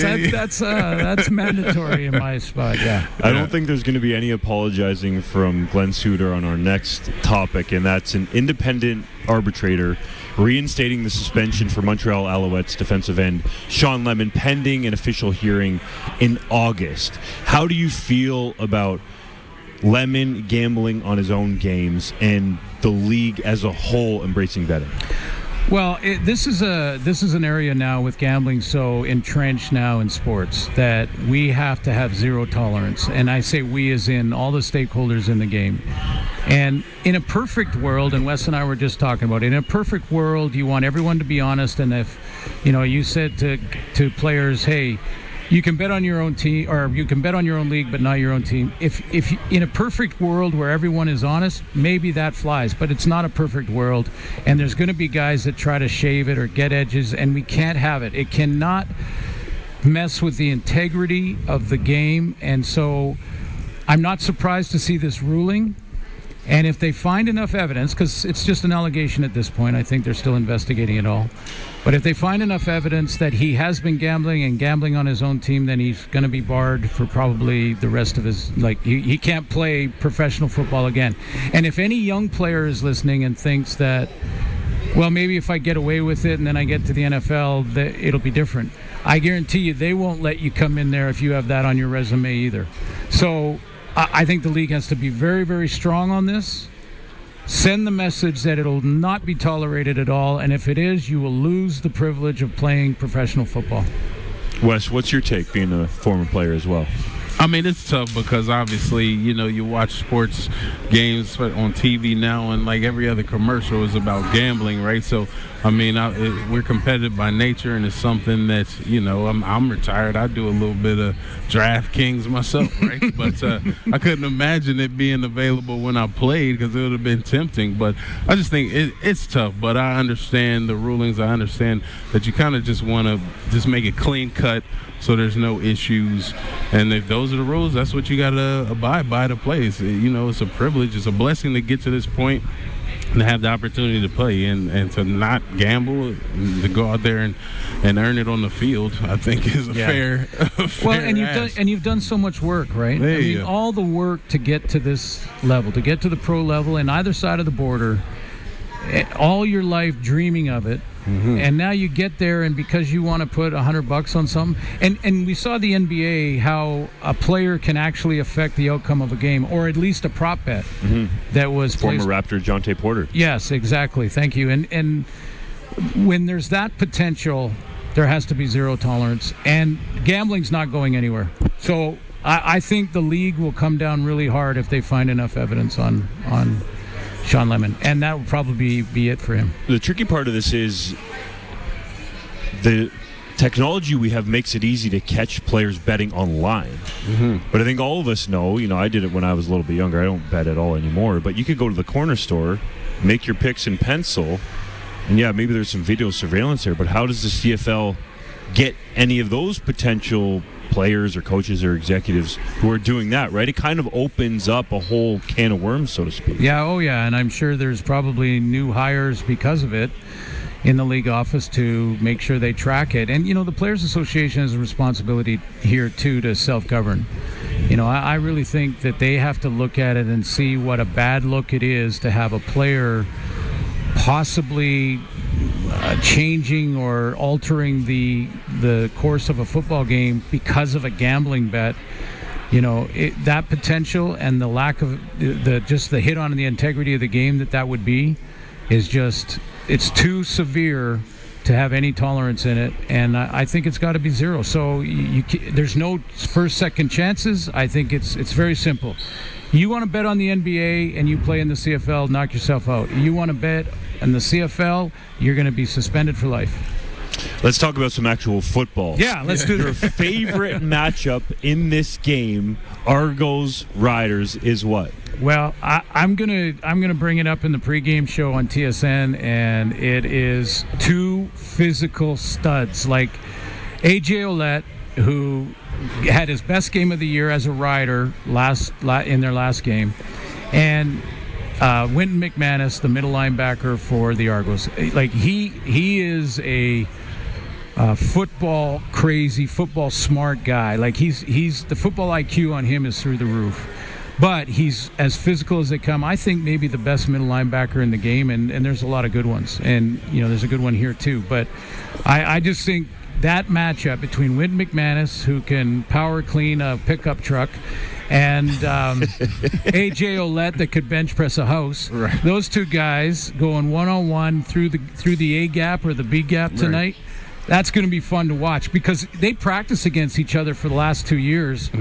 And in practice, as you know, Wes, you get in position, but you don't hit each other really. You're just tagging each other. But when apparently McManus would say, I would have brought you down there. And AJ's going, no, I'd have made you miss on that one for sure. Or I'd have run over you or whatever. Right. So all that talking went on in practice for 2 straight years between these two guys, and they're going to face each other tonight for the first time as opponents. So that there's going to be some fireworks there. I still got college buddies I argue about practice with. But with the quarterback situation for the Riders, do you think that the Argos are going to stack the box? Yeah, I would. I would send a ton of pressure at Shay Patterson. I think it works the other way too. I mean, Cameron Dukes is in start 6, I think, of his career. Am I correct there? I think it's start 6. Don't have my chart, my cheat sheet right in front of me. But you know what? They're both very young quarterbacks. So defensively throughout the years, I've watched coordinators just say, "Hey, we're going to send a ton of pressure at you. If you can handle it and you beat us, maybe we change it up. But if not, and you're on the run the whole game, that's what we want. You want to confuse them, so they're throwing it to the wrong areas, making them throw when they don't want to. That's what pressure does. So I suspect we'll see both defenses do that a ton tonight." Thanks for coming on with us, Glenn. We got a jet. This is Saskatchewan Rough Rider football on the home of Rider Nation and streaming on our YouTube channel at sportscage.com. Coming up, a gold medalist for Team Canada. And, of course, we're on the 620 CKRM Cooperators Rough Rider Radio Network. Hi, I'm Fraser Tolmie, your Member of Parliament from Moose Jaw Lake Centre, Lanigan. Saskatchewan is my home, and representing our province in Ottawa is my top priority. That's why I'm working hard to bring home lower prices for you and your family, fighting to axe the carbon tax, standing up for our farmers, and so much more. Canadian football is such an important part of our over 60 communities I serve in Ottawa and brings so many different people together in a positive way. Let's unite and bring it home for Saskatchewan. Flamin is all about our people, our staff, customers, community, because we know people are what make a difference. Here's Landon's story. Hey everyone, my name is Landon Parrington. I'm a trailer sales representative out of Saskatoon. Been with Flamin for about 4.5 years now. The thing I love most about Flamin is the opportunity they provide. Started them in the yard, worked up into sales. They give excellent room for growth. Amazing company to work for. You fit at Flamin. To learn more about Flamin and current job openings, visit flamin.com/careers. Since 1949, Nelson Homes has been providing you one-stop shopping for ready-to-move homes, panelized packages, and on-site builds. Nelson Homes' team of authorized dealers all over Saskatchewan would be happy to help you turn your dream home into a reality. In the Whitewood-Moosomin area, call Richard and Patsy at R. Thompson Construction or call 1-800-661-6534 for more information. Nelson Homes, trusted quality and service since 1949. It's another summer road trip. When you pack up the family car with picnic baskets, blankets, toys, and your dog Roy, there's one thing you may be forgetting. Make sure you have tires that are ready to handle the road trip with a quick trip to Quality Tire. Old and worn-out tires can be dangerous and leave you stranded. Install new tires from Quality Tire on your vehicle and eliminate one thing that could ruin your road trip. Now, if you could only do something about the mosquitoes. With 9 locations across Saskatchewan. How many water companies can say they've been at the new innovations and new farm inventions at 2 of Canada's large farm shows? Farm Fresh Water has achieved that. How do we do it? Well, we live on a farm. Kelly is a journeyman electrician, and Brian has training as a plumber and a refrigeration mechanic. Our goal was to create perfect water from your dugouts or well with the least amount of maintenance and ongoing costs. That's the way we want it on our farm. See us at farmfreshwater.ca. July is hot, and so are things at 2sauctioneers.ca, online auction house in Indian Head. We got a great set of sales coming up this month, including a whole bunch of toys. We've got some vintage car brochures, and we have a great estate with incredible antique furniture and odd and unusual items that you get a one-of-a-chance time to see. It's easy to register, it's easy to bid, and everything's here on display, so you can come and have a look at 2sauctioneers.ca, online auction house in Indian Head. These days, it seems like smartphones can do everything. So we're testing phones from Glasser's TV or SaskTel authorized dealer to see if there is anything a smartphone can't do. First up, catch a fish. We're here at the lake, about to do our first cast, and here we go. A smartphone cannot catch a fish. I guess it's time to get to Glasser's TV, your authorized SaskTel dealer in Moosomin, for a new phone. GlassersTV.com. Rev Auto Group in Regina is focused on transforming the business of automotive retail and establishing a new standard for excellence in sales and service. They're proud to educate and supply their clients with various electric, hybrid, and gas vehicles, plus pre-owned EVs and Bike Tricks e-bikes. Their in-person and online shopping experience is top-notch, and they support a continuing shift to a greener, eco-friendly environment for future generations. Financing is available. Rev Auto Group, the future of auto. Tractorland Kubota is the home for all your Kubota, turf, construction, and agriculture products. They've got a sweet lineup of tractors, mowers, utility vehicles, mini excavators, skid steer loaders, compact track loaders, wheel loaders, stand-on compact loaders, tractor loader backhoes, track carriers, agricultural implements, construction attachments, and more. Stop by and visit them. They'd love to meet you. Proudly serving the prairies and conveniently located at 705 Henderson Drive, Regina. Tractorland Kubota, committed to doing it right. Howdy, Wood Country Woody here. You know what's dumb? Not knowing if eggs are fruits or vegetables. Know what's smart? Regal aluminum railings on your deck from Wood Country. These babies come with LED lighting options that allow you to change the color and the mood at the touch of a button at the best price around. Regal aluminum railings from Wood Country. Your home is your castle. In McLean, Estevan, and Tisdale. Shop online. Wood-country.com. Back to Countdown to Kickoff with Justin Dunk. Brought to you by Croft Electric on the Cooperators Rough Rider Radio Network and 620 CKRM. That's right. Countdown to Kickoff brought to you by Croft Electric for all your home, farm, generators, and permanent holiday lights. Call Croft Electric. We have a Team Canada gold medalist in the house, Carlos MacArthur, a defensive lineman from Miller High School as well, joins us live in Harvard Studio 620 for the Extra Point, brought to you by Fraser Tolmie, Member of Parliament for Moose Jaw, Lake Center, Lanigan, fighting for Saskatchewan in Ottawa. Carlos, what was it like to win a gold medal wearing the red and white? Man, it's a once-in-a-lifetime opportunity. Like, you can't, there's nothing that's lived up to it. And I've won provincials, I've won national, and I've won cities. And that's just, like it's just a rush of emotions that you won't find anywhere else, because you won't have Canada written across your chest. You won't have the Maple Leafs on your shoulders with that much value elsewhere. What was that like for you to put that jersey on, go out there and play for your country, not only play but excel and come home with a gold medal from the championships that were held at Commonwealth Stadium in Edmonton? Well, I mean, like from the get-go, we went down there. We had one goal, and that was just to win. So we especially in training camp, that was only thing that was talked about. There was no talking about we're leaving with bronze, silver. We weren't losing. We went down there. We had one goal, and we accomplished that goal. Big Los, do they call you Big Los? Is that here and there? Yes, sir. Yeah, I figured as much. So what? So it was 3 games, or you had to win 3 games to win the championship. What kind of stats did you have in those 3 games? Well, so through 3 games, I had 2 sacks, 7 solo tackles, and 6 assisted. Whew. And then 2 quarterback hits. So from the D-line spot, that's vicious. And then you were flashing some hardware earlier. What number championship is this for you? So, this guy, he's showing off to me. Yeah. Justin. So for me, this will be. I have 3 provincials, 1 national, and now 1 World Series. So it'll be my 5th ring with some meaning behind it. So it's just make sure to remind coaches of that. So hey, winner. This kid's a winner. Yeah, winning culture. That's for sure. And how has Regina football and Miller helped you get to this level?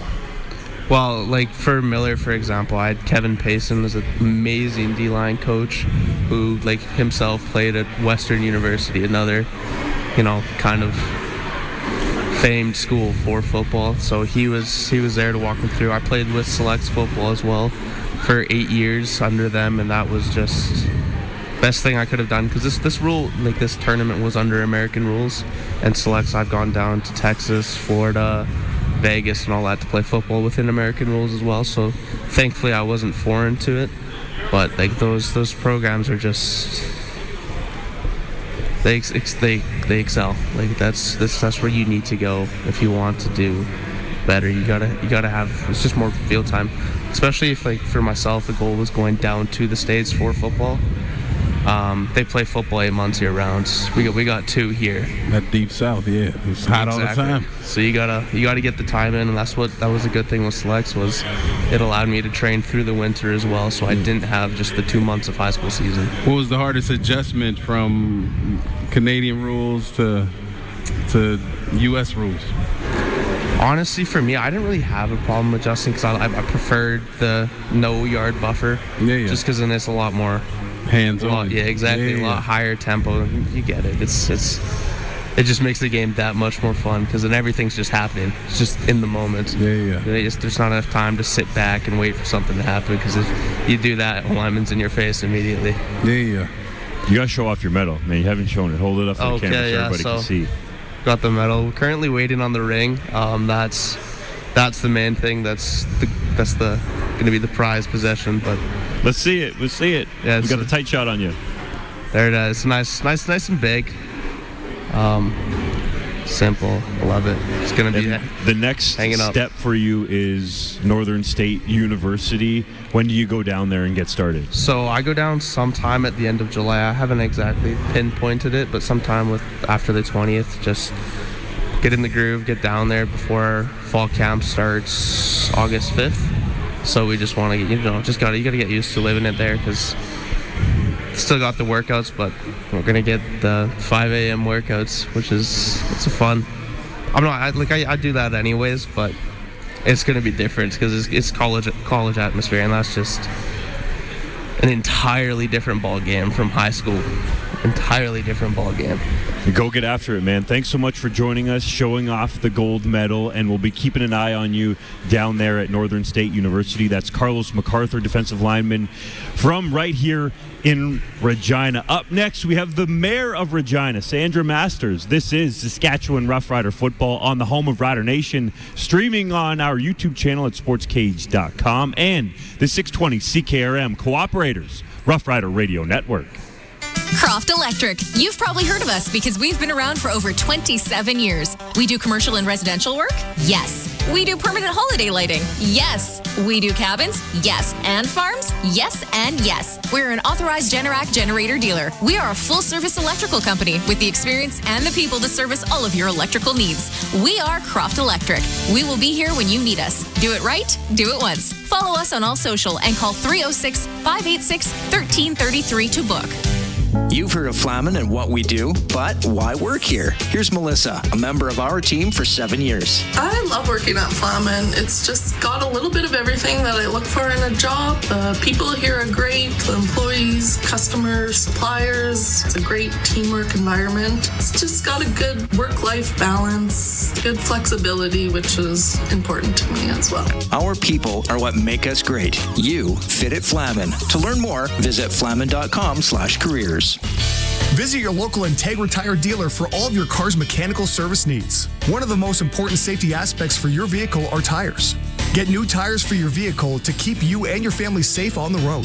Their team is also there for all of your mechanical services and will keep your vehicle running in top condition. They can even tow you and get you fixed up if your vehicle is stopped somewhere. Your locally owned Integra Tire in Grenfell.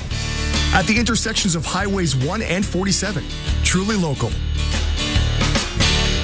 When you're on the road, you need to remember Arcola Building Supplies is now Arcola Co-op Home Center. It's all the same great building supplies, but now from another great name, Arcola Co-op Home Center, a name you can trust. Arcola Co-op Home Center is excited and ready to help you with all your building projects, big or small. When your local co-op was built, it was built for you. They're not only working for your community, they're owned by your community, and they've been around since 1916. Arcola Co-op Home Center. You're at home here.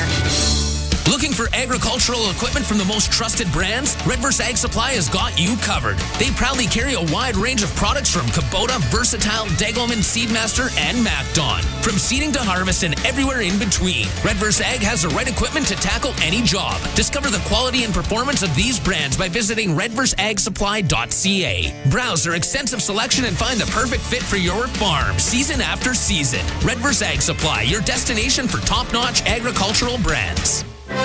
Nelson GM in Assiniboia and Avonlea is proud to salute the agriculture producers. If you're looking for that perfect vehicle to fit your ag lifestyle, check out their new and used lineup at either location. With lots on the lot to choose from, they've got tons of new and used trucks now in stock. And if they don't have it, they'll get it for you. That's small town service with a long-standing reputation of one of the province's premier GM dealers. Proudly serving southern Saskatchewan for 65 years. NelsonGM.com. Ever been on a blind date? Nervous, sweaty palms, you didn't know what to expect. And oftentimes, it ends in disaster. And sometimes it works out. Farming is a lot like that. Year over year, farmers subject themselves to the ultimate blind date. With unknowns around the weather, market, pests, you've got loan payments, a family to support, crop inputs to pay for. Blind dates are too risky. Enter Global Ag Risk Solutions. With their support, you can turn your grain farm's uncertainty into success. Prepare for the unknown with Global Ag Risk Solutions. Homes in Regina are selling fast, which makes it tough for buyers. Many buyers are putting in offers on multiple homes and still coming away empty. When you're looking for your next home, why not get what you want and build instead? Uncommon Developments is your local builder. They seamlessly blend the warmth of tradition with the clean lines and open spaces of modern architecture for a fair price. For your next home, stop losing out on offers and win big with a new build from Uncommon Developments. UncommonDevelopments.ca.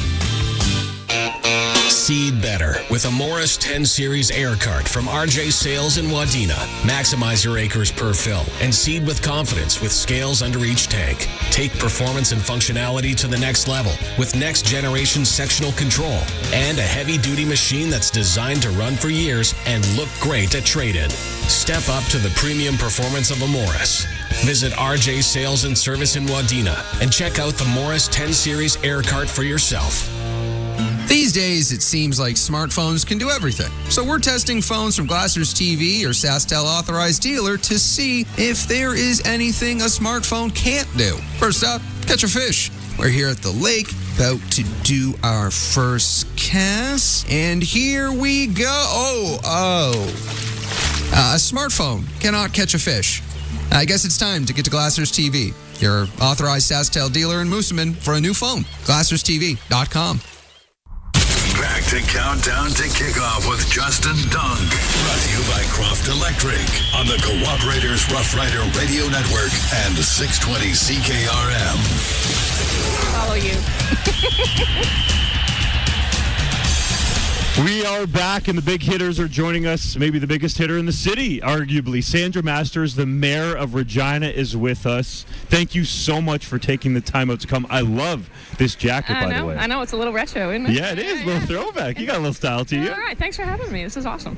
So we're just going to talk football because being an Ontario boy, I don't know anything about Saskatchewan or Regina politics. So look at everybody out here in their awesome. green. You're matching them. I want to go back to how you started being a Rider fan. Oh, gosh. Okay, so high school, I did high school in Weyburn, Saskatchewan, which is about an hour south of here. And I worked at the Dairy Queen. And so what we can remember is the 1989, when we did the run for the Cup, all us Dairy Queeners, because you had to listen to it on the radio. And so we were dancing around, and it's cold out. People weren't eating ice cream that day. Everybody was glued to their television sets. And so we were jumping from seat to seat. And then, like, when that kick went, like, we all literally froze and waited to hear, and then just had a party at the Dairy Queen. That's awesome. A lot of blizzards going around? A lot of blizzards going around, exactly. And you've been a fan ever since? Yeah, absolutely. The pleasure of my job is I get to talk to people from, frankly, all over the world, but really all over the country as well. And I find it so funny because I will be anywhere, and you'll have someone lean in. It'll be a staffer to a minister of something, and they'll lean in and go, "We're Rider fans." I'm like, "Of course you are. Everybody's a Rider fan. Come on now." It is unbelievable that Rider fans seem to be on every little part of this earth, no matter where you go. It is an incredible connector. You be in Mexico, you can be overseas, you can be somewhere, and you see this green jersey, and people, like, you just automatically, you beeline and go, "Oh my gosh, what do you know about the Rough Riders?" And they're, "Well, we're fans because of X, Y, Z." Yeah, it's amazing. What is it about the Riders that connect the community of Regina? They're a provincial team, but you being the mayor of Regina, how connective is it? It is something. Like, and again, it doesn't matter if it's outside the province. You go to other stadiums in this country, and you'll see a lot of green when the Riders show up. I think it's one of those things. Is we have a pretty small population for a pretty large landmass, and the Riders give us something, number one, to hope for, to cheer for, to connect with, but it's a little bit of an underdog team. Like, when you look at their stats, when you look at their sales of merchandise, you look at all that kind of stuff, they punch above their weight, and that sense of we as a smaller province, population-wise, can host such a, frankly, world-class team is an incredible thing. And everybody roots for them. Everybody enjoys both the memorabilia, the history, but also the future, and I like to say hope springs infernal. And you mentioned, world-class events, and the fact that the stadium is here has allowed you to have some of those things, like an NHL Winter Classic. Yeah. How do you feel like that's helped the city overall? And that's, partly due to the Rough Riders. Yeah, and I mean, the pandemic didn't help, but I will tell you that this stadium, knowing it's one of the best in Canada, if not the best, I would say, but when we get players from all over, because some folks go, "Oh my gosh, I got to go to a small community. It's not like a big city. Like, you're drafting in folks from the United States and all of that talent, and you're able to provide something like this to show kind of the respect and investment that this province has in this team.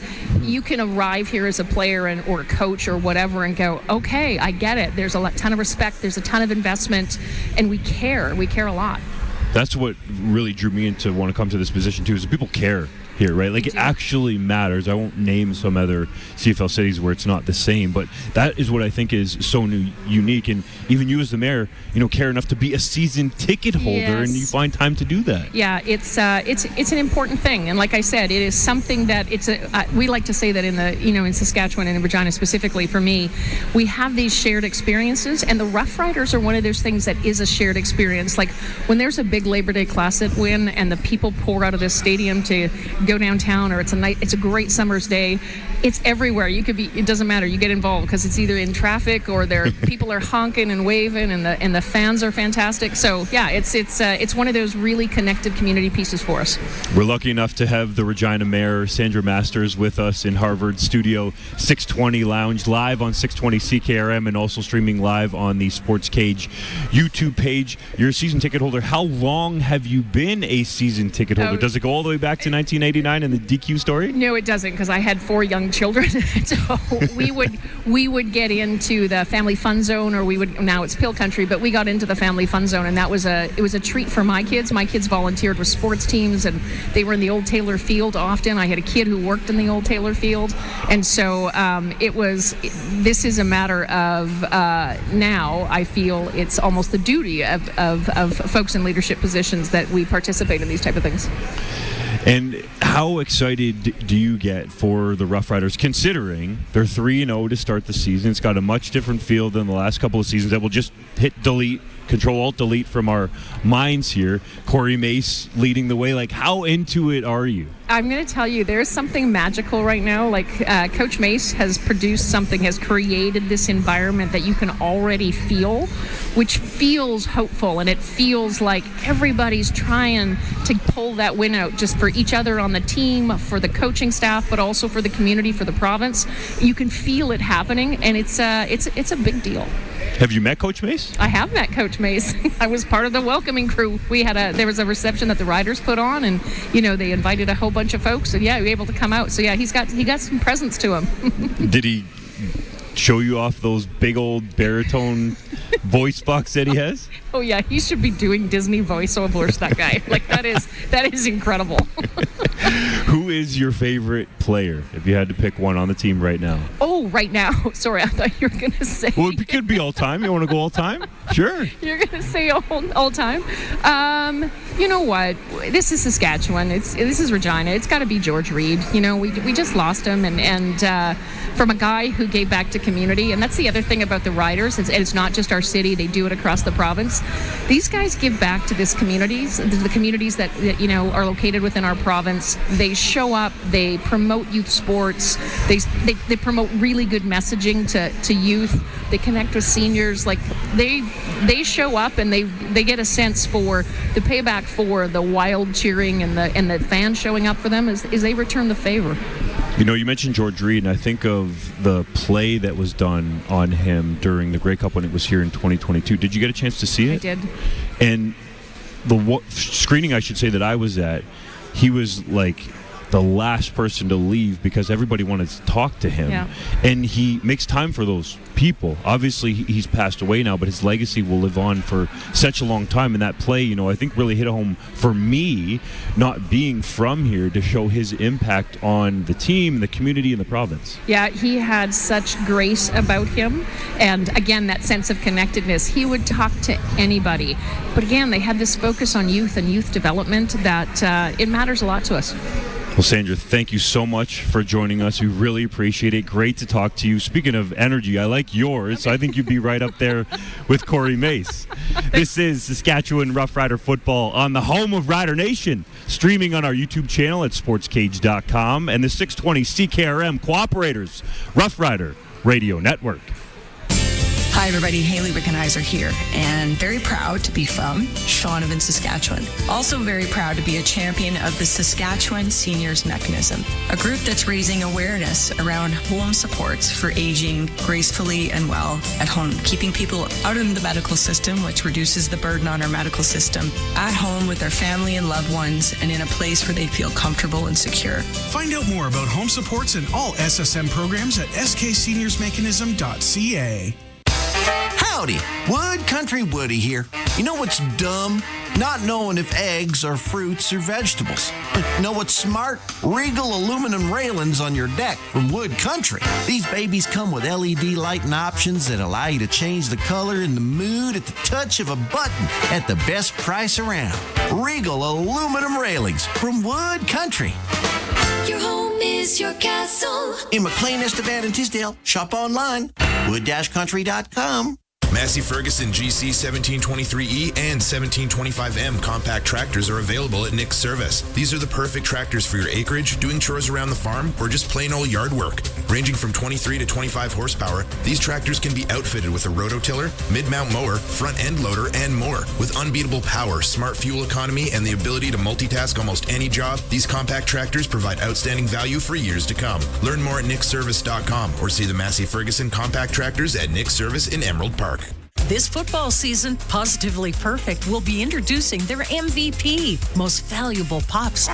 They understand that your furry friends are all your most valuable players, and that's why they carry the best pet food in town. They offer a fantastic selection of healthy food and treats. Go long with their full line of grooming services that they also have available. Score all the pet touchdowns and get everything for your pet with Positively Perfect, 4637 Ray Street, and visit their Facebook page. July is hot, and so are things at 2sauctioneers.ca online auction house in Indian Head. We got a great set of sales coming up this month, including a whole bunch of toys. We've got some vintage car brochures, and we have a great estate with incredible antique furniture and odd and unusual items that you get a one-of-a-chance time to see. It's easy to register, it's easy to bid, and everything's here on display, so you can come and have a look at 2sauctioneers.ca online auction house in Indian Head. It's another summer road trip. When you pack up the family car with picnic baskets, blankets, toys, and your dog Roy, there's one thing you may be forgetting. Make sure you have tires that are ready to handle the road trip with a quick trip to Quality Tire. Old and worn-out tires can be dangerous and leave you stranded. Install new tires from Quality Tire on your vehicle and eliminate one thing that could ruin your road trip. Now, if you could only do something about the mosquitoes. With 9 locations across Saskatchewan. Since 1949, Nelson Homes has been providing you one-stop shopping for ready-to-move homes, panelized packages, and on-site builds. Nelson Homes' team of authorized dealers all over Saskatchewan would be happy to help you turn your dream home into a reality. In the Radville-Weyburn area, call Darren and Claude at South Sask Builders. Or call 1-800-661-6534 for more information. Nelson Homes, trusted quality and service since 1949. Flamin is all about our people, our staff, customers, community, because we know people are what make a difference. Here's Landon's story. Hey everyone, my name is Landon Parrington. I'm a trailer sales representative out of Saskatoon. Been with Flamin for about 4.5 years now. The thing I love most about Flamin is the opportunity they provide. Started in the yard, worked up into sales. They give excellent room for growth. Amazing company to work for. You fit at Flamin. To learn more about Flamin and current job openings, visit flamin.com/careers. Rider Nation, the biggest weekend for football in Saskatchewan is almost here. The night before the Riders take on the Bombers, we're proud to present Dinner with Doubles. A chance to meet, greet, and eat with a Saskatchewan Rough Rider legend and 2024 Plaza of Honor inductee, Darian Durant. Dinner with Doubles, brought to you by the Cooperators, is Saturday, August 31st at Casino Regina. Your ticket includes a chance to meet Darian, a prime rib dinner buffet, and a special live edition of the Rider Nation Radio Roundtable with Darian and friends. Proceeds from the event will go to the Saskatchewan Rough Rider Foundation in honor of Jim Hobson. Tickets are on sale now at CasinoRegina.com. Dinner with Doubles. Brought to you by the Cooperators, Tom Bamford, Dylan Holmson, Lori Jasper, Quality Tire with 9 locations, Ingelheim Charters, John Romick of the Sask United Party, the all-new Sports Cage, Harvard Media, and the Saskatchewan Rough Riders Radio Network. Harvard Media has been the flagship radio partner of the Saskatchewan Rough Riders for over 4 decades. The rich tradition with the green and white continues.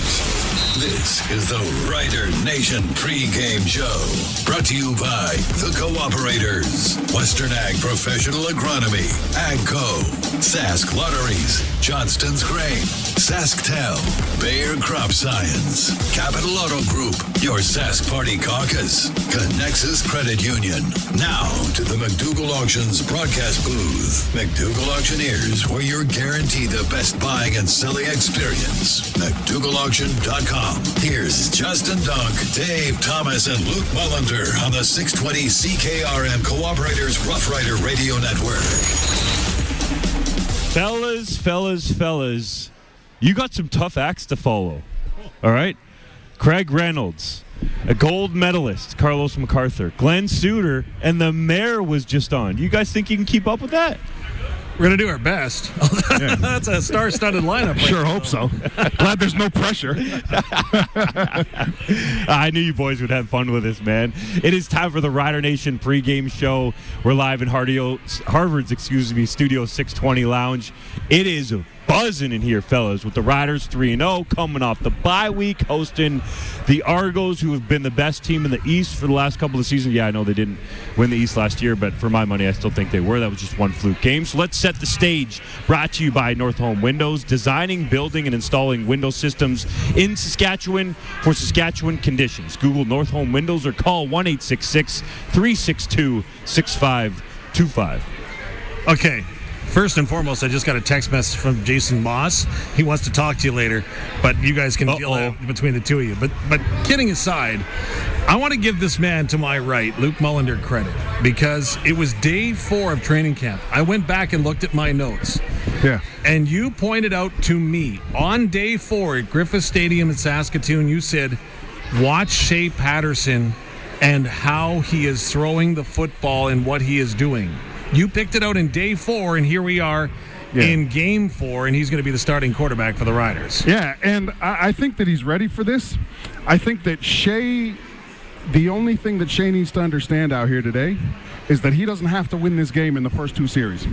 I think that the last 2 times I've seen him play, which was last week and then the second exhibition game, I felt he came out in both times in the first series he really pushed, right? He doesn't have to do that. I think that we've seen a ton of conjecture now in Rider Nation, and rightfully so. This is a football-crazed province, right, fellas? The focus is always on the backup quarterback here, but for some reason there's been a negative connotation about Shay Patterson getting the start today, and not a negative connotation about him. I think it's just that this fan base has gotten so discouraged watching bad football for the last couple seasons, and there's been a number of things to point at. One of the biggest things and one of the most inconsistent pieces in Rider Nation over the last few years here has been the quarterback spot, and the backup quarterback spot specifically. So I think Shay is just sort of the incumbent to all of this sort of anxiousness and anxiety. Those are probably the same thing, by the way, sorry. But all this anxiety about the backup quarterback situation. He doesn't have to come in and win the game today. This is the deal. In football, if you want to win a football game, the easiest thing to do is to win 2 out of the 3 phases. And it's not all offense. There's offense, defense, and special teams. And I, for one, I would put money that the Saskatchewan Roughriders can win the defensive side of the ball today and the special team side of the ball. Period. So Shay doesn't have to come out here and just do anything special. He's got to be him. He's got to do what got him here, and that was throw the ball with accuracy and make smart decisions. Period. Luke, you mentioned the backup quarterback thing with respect to the Rough Riders, and I feel like he is taking the brunt of that. We had a caller call in after Shay Patterson navigated them to a win, we'll call it, and he was saying the Riders haven't had a backup quarterback worth anything, going way back. And I was like, well, hold on a second. Cody Fajardo was a backup. Won the West Division a couple of times, right? Darian Durant, who you played with at one point, was a backup quarterback. You can go down the list, but not every single quarterback or player is going to be an all-star caliber player. But you can't just throw a blanket statement on it and say, well, the Riders have never developed one. Yeah. And, oh, by the way, this is a new regime, at least on the coaching staff, with Corey Mason, Mark Mueller, getting guys to fit in. So let's give them some time to find those players who fit what they want to do as an offense. The best quarterbacks here in the last 20 years, whether it's Mike Riley, whether it's Bo Levi Mitchell, you name it. Zach Caleros, Trevor Harris. They all sat. They all watched. There hasn't been too many examples of guys coming in here in their first year and just lighting the world on fire, right? I get the Trey Ford infatuation. He's a Canadian quarterback and he's a great athlete. But, again, the best quarterbacks are guys that get to sit, absorb the game, and I think that Shay has sat back for a little bit. I'm not saying that he's taken the correct path, right? I'm not saying he's in the perfect scenario.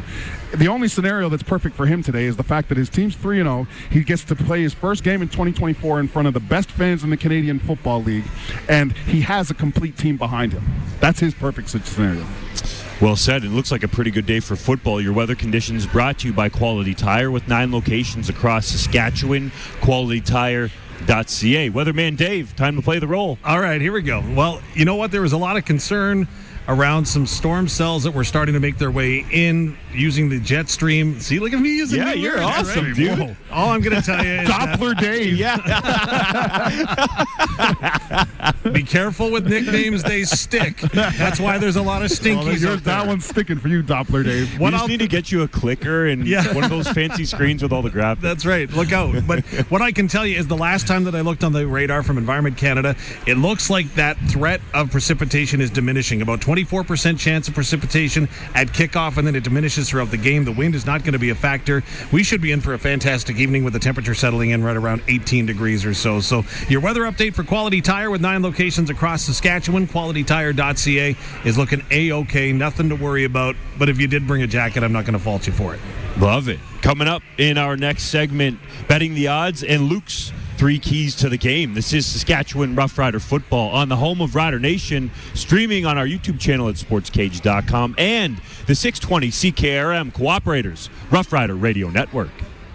Football fans, score $200 in free plays with PlayNow.com/Green200. PlayNow.com is fully operated by Sega, and whether you're a new player or already have a PlayNow account, you're eligible for a $100 sports free bet and a $100 casino free bet with a minimum $40 deposit when you enter promo code GREEN200. That's right. Visit PlayNow.com/Green200 today and enter promo code GREEN200 to redeem $200 in free plays. Must be 19 plus. Use your game sense. Here at Cooperators, we can help you invest in a way that's right for you. Like the starting to invest later has to be better than never plan.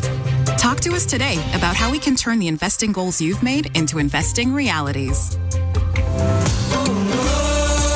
Looking for a local Cooperators advisor? Give Tom Bamford in Regina a call at 306-949-6633 and see the difference a personalized plan makes. Cooperators, investing in your future together. What do you think of when you think of Burgo air seaters? Do you think of the heavy-duty steel construction or possibly the flexibility to efficiently combine products with the next integral tank system? Or maybe the PDM Pro metering system that allows you to meter a multitude of products with bang-on accuracy? Whatever innovation first comes to mind, we know that it translates into added value to your seating operation. Burgo Innovation, pursuing perfection with Young's Equipment Incorporated. Spread awareness and take action against colorectal cancer, the most commonly diagnosed form of cancer. In Saskatchewan, it's also the second leading cause of cancer death. If you're between 50 and 74 with a valid Saskatchewan Health Services card, the screening program for colorectal cancer provides an easy-to-use test kit. Stay on top of your health and look out for your home-based test kit in the mail. Brought to you by the Saskatchewan Cancer Agency. Visit saskcancer.ca. Hey, Dig Safe Doug here. I love to dig. And when it comes to digging, we prairie dogs are naturals.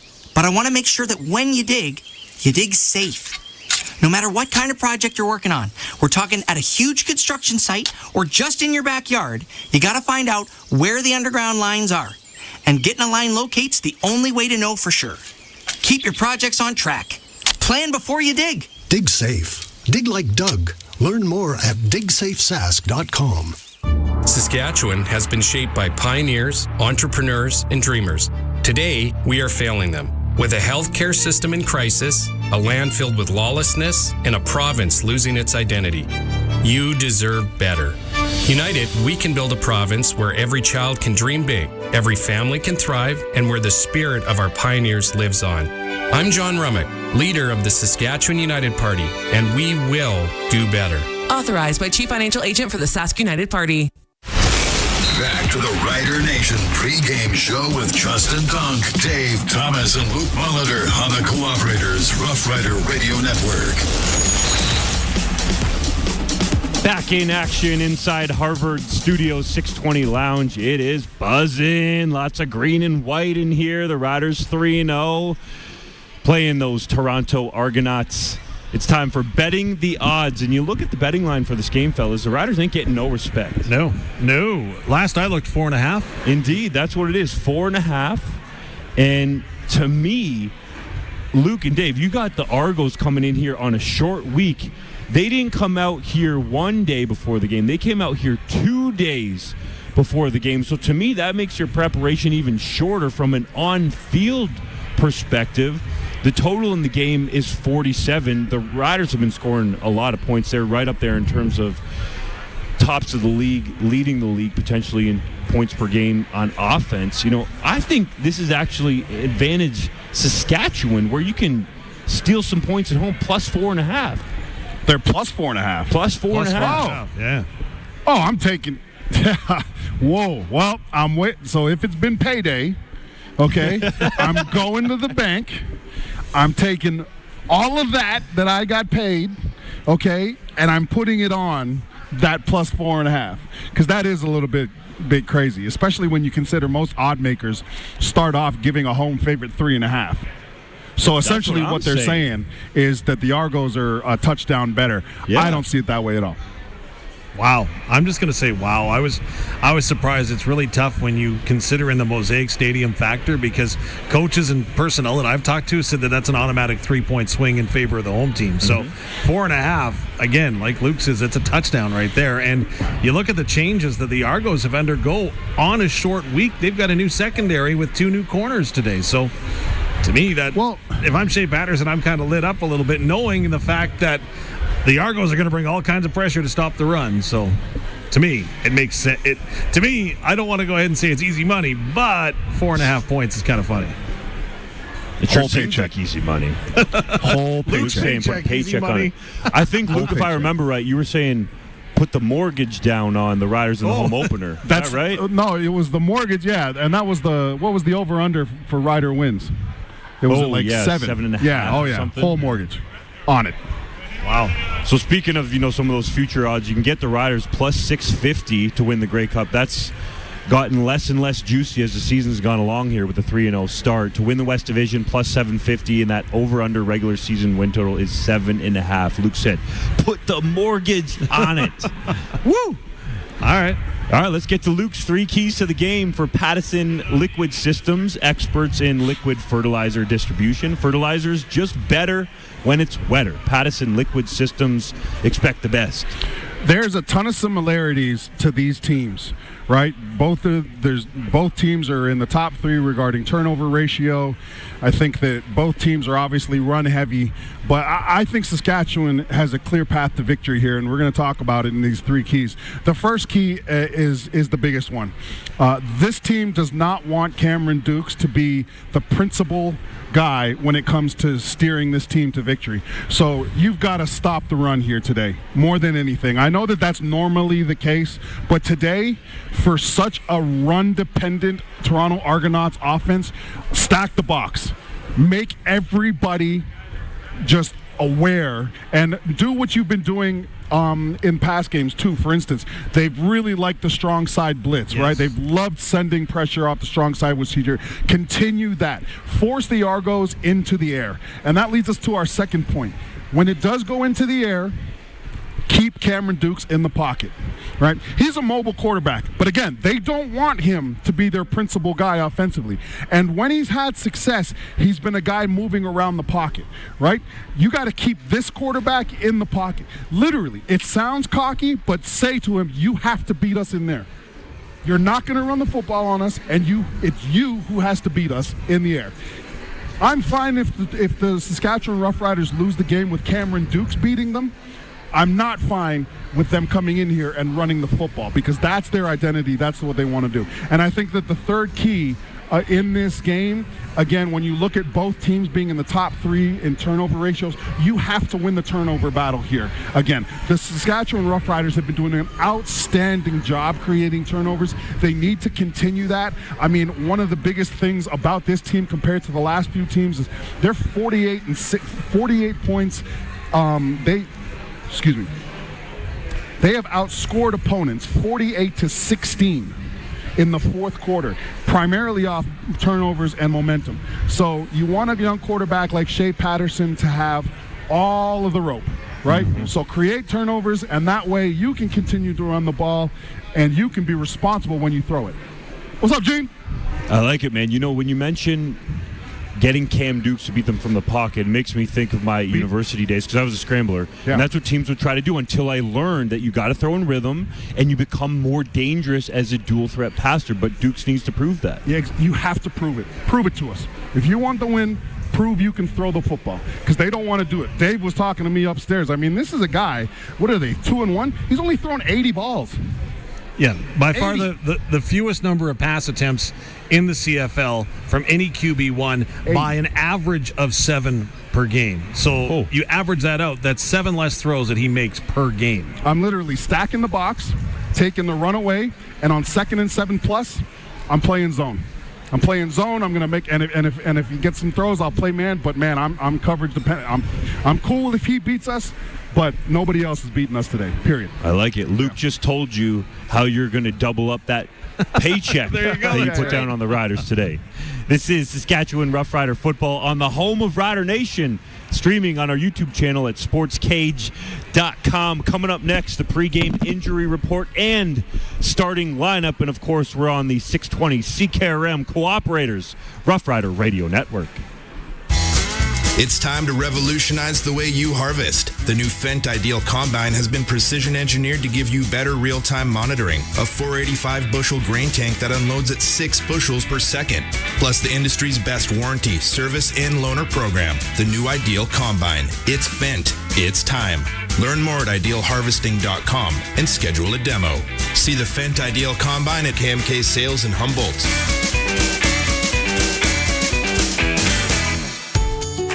The best things in life happen when you're living in the moment. Like creating memories and sharing them with the ones you love. Stay connected. With $0 phones and plus pricing, you can upgrade your phone and stay in the moment. Save $120 on Canada and US plans when purchasing a new phone on a 2-year voice and data term. Only from SaskTel. If you want to optimize yields and profits, you need the power of PRS technology from Western Ag.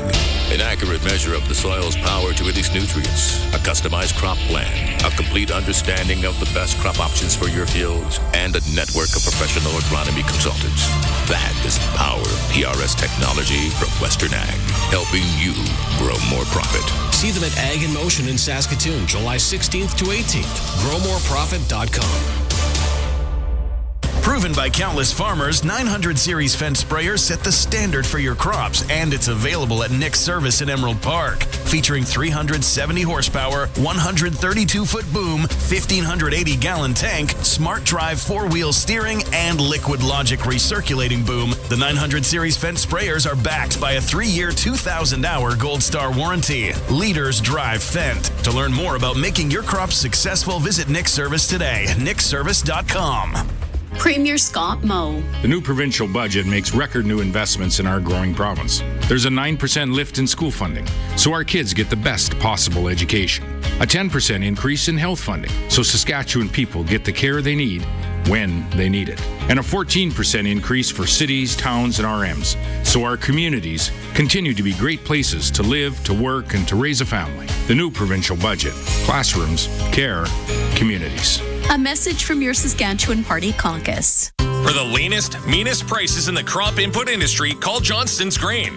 Johnston's offer the best prices in Western Canada on a huge range of products, including seed treatments, inoculants, glyphosate, pre-burn tank mixes, in-crop herbicides and insecticides, fungicides, plant growth stimulants, water conditioners, desiccants, and more. Johnston's has low overhead and top-notch logistics, so they can deliver products at ultra-competitive prices. Call 844-324-7778 and ask to speak to an agronomist. Back to the Rider Nation pregame show with Justin Dunk, Dave Thomas, and Luc Mullinder on the Cooperators Rough Rider Radio Network.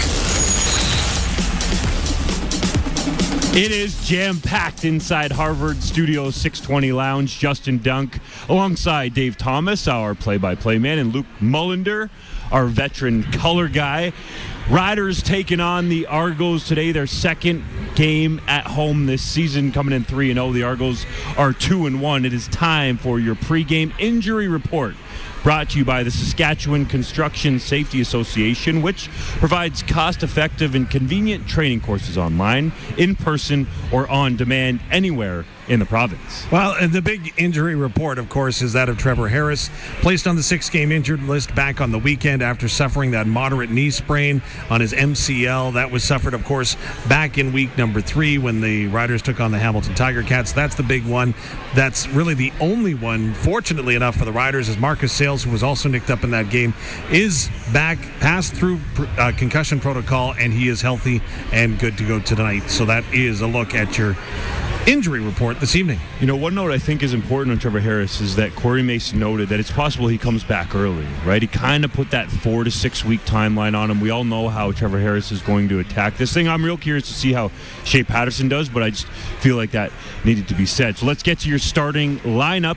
Brought to you by Visit Minot in North Dakota, only 4 hours away. It's your easy getaway to family fun with a zoo, new children's museum, and more. Plan your trip at visitminot.org. Well, let's start offensively, and I don't think you have to look any further than the former Texas Rangers draft pick, Shay Patterson, of course, third-year pro at Michigan and Ole Miss, gets the start for the Riders tonight under center. He's thrown 10 attempts this season. He only had 7 drives in that Hamilton game, so he's got an opportunity for his first-ever CFL start. He'll have the opportunity to throw the ball to Mitchell Picton, who makes another consecutive start on that wideout spot. Samuel Emlis, Jareth Stearns, Kean Schaefer-Baker, and Keyshawn Johnson draws back into the lineup. The first-year Rider out of Fresno State caught 1 pass back in week number 1. So those are the targets that Shay will have at his disposal. Of course, the big one that we're watching for is AJ Oulette. Coming off his best game as a Saskatchewan Roughrider, he will be in the backfield looking to run the football today. Along the offensive line, well, the same as last week. Of course, Philip Blake is out long-term with that injury, so Ryan Sevier once again will get the start at left guard. Trevor Reed, who continues to improve exponentially at the left tackle spot, gets the call there. Peter Godber, Logan Furland, and Jermarcus Hardrick, the remainder of your starting Hoggies. Defensively, well, pretty much the same look as last week. Malik Carney, Brian Cox Jr. on the defensive ends. Micah Johnson, Anthony Lanier II are on the interior of the line. CJ Avery and CJ Rivas are the outside linebackers. Jameer Thurman will be patrolling the middle, while the secondary is secured by Nelson Lacombo at safety. Roland Milligan Jr. and DeMarcus Fields at the half. Marcus Sales and Deontay Williams are the corners. Should mention no Miles Brown in this football game, is basically it's just the numbers. That's why he can't get in to the lineup tonight, as they had to make a move with Thomas Bertrand-Houdon, who I didn't mention in the injury report, also shaken up and in concussion protocol. So with a head injury, he is out of the game, and that means that the Riders had to shift the ratio. Hence, Miles Brown will be out tonight. That's the only part I'm concerned about right there. When you're facing an offense that's so run heavy, you know, I think that the big key here is going to be Habakkuk Baldonado. I think that he's going to get a lot of playing time, and I think it'll be in the interior, because you want to keep that interior fresh when you're against the run game like the Toronto Argos. Miles Brown was super physical, had that big hit on James Butler. He's been playing great football. Whew. All right, time for your quarterback comparison, brought to you by Prairie Gun Traders in Avonlea. For all your hunting and shooting needs, visit prairieguntraders.ca. Cameron Dukes starts at quarterback for the Toronto Argonauts. Of course, he came into training camp as number 2, essentially, before the whole Chad Kelly thing played out. So Dukes gets the call, completed 76% of his passes, which is great, but he's thrown the ball fewer than anyone else this season. 5 touchdowns, 1 interception, 14 carries for 78 yards as well for Dukes, while Shay Patterson, as mentioned, gets the call, his first start for the Saskatchewan Roughriders, looking to become the 3rd quarterback in recent memory to win his debut as a Rider quarterback, the other 2 being Trevor Harris and Darian Durant. Boom. If you want to, here's the thing about backup quarterbacks, right? If you want a kid to play like a rookie and a backup quarterback, right, treat him like a rookie and a backup quarterback. Right, literally, treat him like that all practice week, right? Coddle him, baby him. No. If you want your quarterback to carry you through, to lead the guys in and out of the huddle, and to play like a number 1 guy, treat him like that. Demand it. Hold him accountable for his mistakes in practice, right? Hold him accountable to the playbook. Make him meet with his wide receivers offline, right? Treat him like that. And I think that this coaching staff, the one thing that they've done a good job of this point to be 3-0 is hold guys accountable. And I think that they treated Shay that way versus the other way. And I think that, there's more of a chance in my mind for success for Shay Patterson here than there is failure. The best thing that could have been said, in my opinion, about Shay Patterson coming into this game came from Corey Mace, when he said that sometimes Patterson's vehicle is at the stadium before Mace's. Yeah. That's early. Yeah. He's like me. He just wants to get a good parking spot, right? He gets first pick of the breakfast omelets. No, but you know what? Exactly. You want a guy that lives and breathes football. Right? I mean, you listen to all the Shay Patterson interviews this week. It's all about, man, this is what he does. This is all I do, right? I want a guy like that invested.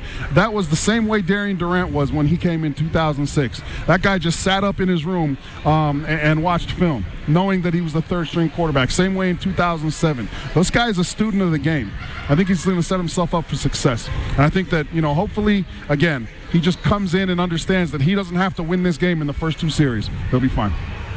That's the thing that stands out to me, Luke, real quick before we head to break here, is when he got in against the Ticats, he was leaving the pocket a little too early, but the first throw, I think, when he came in was down the field to Jarrett Stearns. He's not scared to push the ball down the field, but to be effective, I think he needs to get more comfortable subtly maneuvering in the pocket. Well, hey, that's the thing. If I'm the Argos, right? If I'm the Argos, it's actually the complete opposite. Let's get this guy seeing ghosts. Right, I wouldn't be surprised if the Argos line up a couple blitzes or 2 early on, right? See if he gets panicked feet, get him out rolling out of the pocket, and because when he was rolling out of the pocket last week, he made a couple dangerous throws. Dave, remember me and you were seeing it. He almost threw a pick right off the bat, right, because he was outside the pocket. So hey, just be patient, right? Okay, you were a defensive lineman, right? I was. So if you're Jake Seresna or Jared Brinkman, are you licking your chops right now thinking, oh, we got fresh meat? No, not at all. Because A, it's not Shay Patterson's first year in the league, but B, this is a dangerous team outside of Shay Patterson. This is a team that's also going to come in and run the football. This is a team that's got playmakers on the wide receiver spots, and this is a team that's done a really good job utilizing their slot backs. And if you want to get a quarterback some success early, especially through the air, get them those short passes, right? Frankie Hickson's on the roster. We were talking on the side. I think that I think that Frankie Hickson's presence on the roster doesn't mean subtracted touches for AJ Oulette. I actually think that it's added touches for the running back group in total. So if you look at AJ Oulette and you say, okay, you got 17 to 18 touches last game, we want the running backs to have success this game. To win this game, we think the running back should have 25 to 26 touches. So let's keep AJ to 17 and let's give Frankie the rest. That's how I think they approach this game. Get him through the air. This is Saskatchewan Rough Rider football on the home of Rider Nation, streaming on our YouTube channel at sportscage.com. We got Drew Green coming up next, so stay with us on the 620 CKRM Cooperators Rough Rider Radio Network. Need some dirt moved? Some snow plowed? Or how about some grass cut? Well, Redhead Equipment has got a skid steer for that. The B-Series K skid steer comes in 8 different models, varying in power and load capacity to meet all your operational needs. And you can put your K skid steer to work all year round with attachments for plowing, mowing, digging, and many more. Redhead Equipment, making tracks since 1948. This is what OPA sounds like delivered to your apartment. OPA. This is what OPA sounds like arriving at your house. OPA. This is what OPA sounds like delivered to your work. Hey, can I get some of those fries? Sweet. And some of the tzatziki? Get OPA delivered fast, fresh, and easy right to you with the OPA app. Download it today to place your order. Hi, this is Riley McChesney with McDougall Auctioneers, the largest privately owned auction company with the most locations across Canada, specializing in agriculture and heavy equipment. For over 4 decades, we've set the standard in asset auctions, appraisals, and consulting services. Our experience and commitment to innovation and transparency have made us the first choice for customers across the nation. Our expert team of over 90 staff is ready to serve you, and we ensure every auction is a success. McDougall Auctioneers, where every bid counts. Sask Lotteries has 50 years of winning behind us. And you know what that means? Lots of winning numbers. Numbers like over 1,200 organizations funded and 12,000 plus groups supported. $6 million given away annually in community grants. And the winningest number of all? $1.4 billion given back to the people of Saskatchewan through sport, culture, and recreation. And we're just getting started. Help us grow the next 50. Learn more at sasklotteries.ca. You need a versatile utility tractor that won't let you down. The Massey Ferguson Global Series tractors are built to withstand your toughest demands on just about every operation. with up to 125 horsepower, whether you need it for hay production, dairy operations, loader work, or out in the field. See the Massey Ferguson Global Series tractors at Owens and Schweitzer in Eston.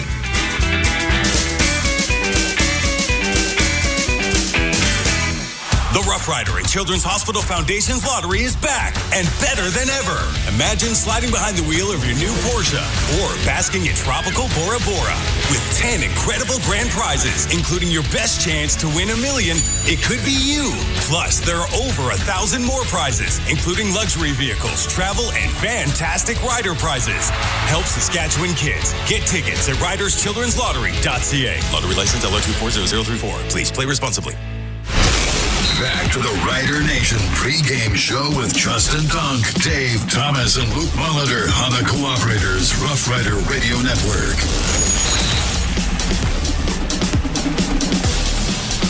Back live with you inside Harvard Studio 620 Lounge. Wes Cates jumps back in, and we got Andrew Green on the set with us, man. I'm excited to have you. Thanks for coming on. How you doing? We're doing good, man. Thanks for taking some time. And I'm curious, do you usually get to like a handful of Rider games every year? Do you come to all the home games? I try to make it to all the home games. At least most of the ones that are here. I don't always make it to every single one. We do have season tickets. The kids love coming. So usually the family comes. The kids are usually always here. Sometimes I'm here doing business, entertaining and showing people around. But I'm usually here, usually on the scene somewhere. I want to get your take because you played a lot of offensive tackle. You were an all-star at that position. And we were looking up the stats. And when I say we, I mean Rob Vanstone and I, the Rough Riders historian. Mm-hmm. Of the last Rough Riders left tackle who was an all-star, it was almost you. Gene Mikowski was a left tackle. In 2007, he was an all-star.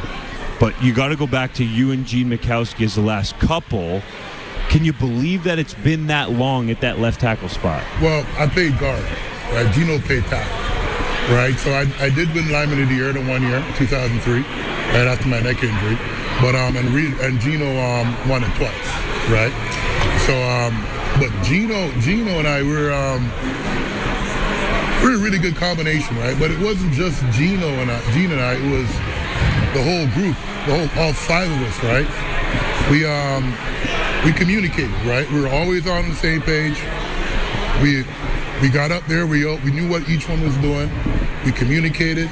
The backs knew what we were doing. We communicated. We were a very solid group that actually communicated and talked to each other about what's going on and task in hand. And we hold each other up and own us to fulfill your role and everything else, right? But we had a really good solid group, right? We were all good, but we were all smart and we all learned, we all played together as a solid unit. So we were pretty hard to beat as a unit. That's a really tough left side of the offensive line there. Holy man. Well, I flip-flop right and left, right? And the left side, that's me and Gino. Yeah. And then Fred Childress came in and he was the other guard. Right, and he was on there. Charles Thomas was also another one of the tackles, and even before him, it was John Terry. Right, it was John Terry. There you go, Wes. Oh, thank you. I didn't realize it was. You couldn't hear me. No, we got you, but we got you better now. I'm taking this off. I'm hot. Hold on one second. Yeah, Andrew was like my favorite rider lineman that I never got to play with. Like when I came over, he ended up in Winnipeg, or was it Toronto? Winnipeg. It was Winnipeg. Yeah. It was at I was pretty hot when I left. You put a lot into your craft and what you're doing up there, and to be great. And we were a solid line. We were good, right? And nothing got past us, right? And we communicated. We opened up holes. We knew what was going on. We knew what receivers were doing. We know who screwed up and who didn't screw up, right? And so we were that solid. And then I guess when Tillman came in, he had other plans, right? He was a different person. He had other plans, and I ended up going to Winnipeg, right? He let me go, and I the one place I wanted to go to, but I thought about where else to go, if it was Calgary or BC or out east. I kind of wanted to go back to Toronto, but then I looked at the team, right? Kevin Glenn was there and all the guys that were there. And then it was Winnipeg. And I'm like, I'm going to Winnipeg because I want to come back here on Labor Day, and I really wanted to put it to the Riders on Labor Day. So that was really my motivation. I was wanting to come back and just put it, just to put it there, put it back on them. And of course, Grey Cup was against the Riders, right? Drew was the best old lineman in the league at the time. I mean, he was getting a little older, but still was. And Tillman was a wheeler and a dealer. He just dealt for me, but you probably opened up some cap space for me there, buddy. I appreciate you. But what do you think about this? That's probably exactly why he didn't let me go. What do you think about this old line right now? What are they missing? What are you liking? Have you paid much attention to them? What?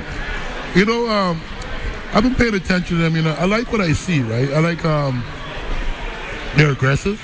Right? Yeah. They're not as soft anymore, right? And anymore. Yeah.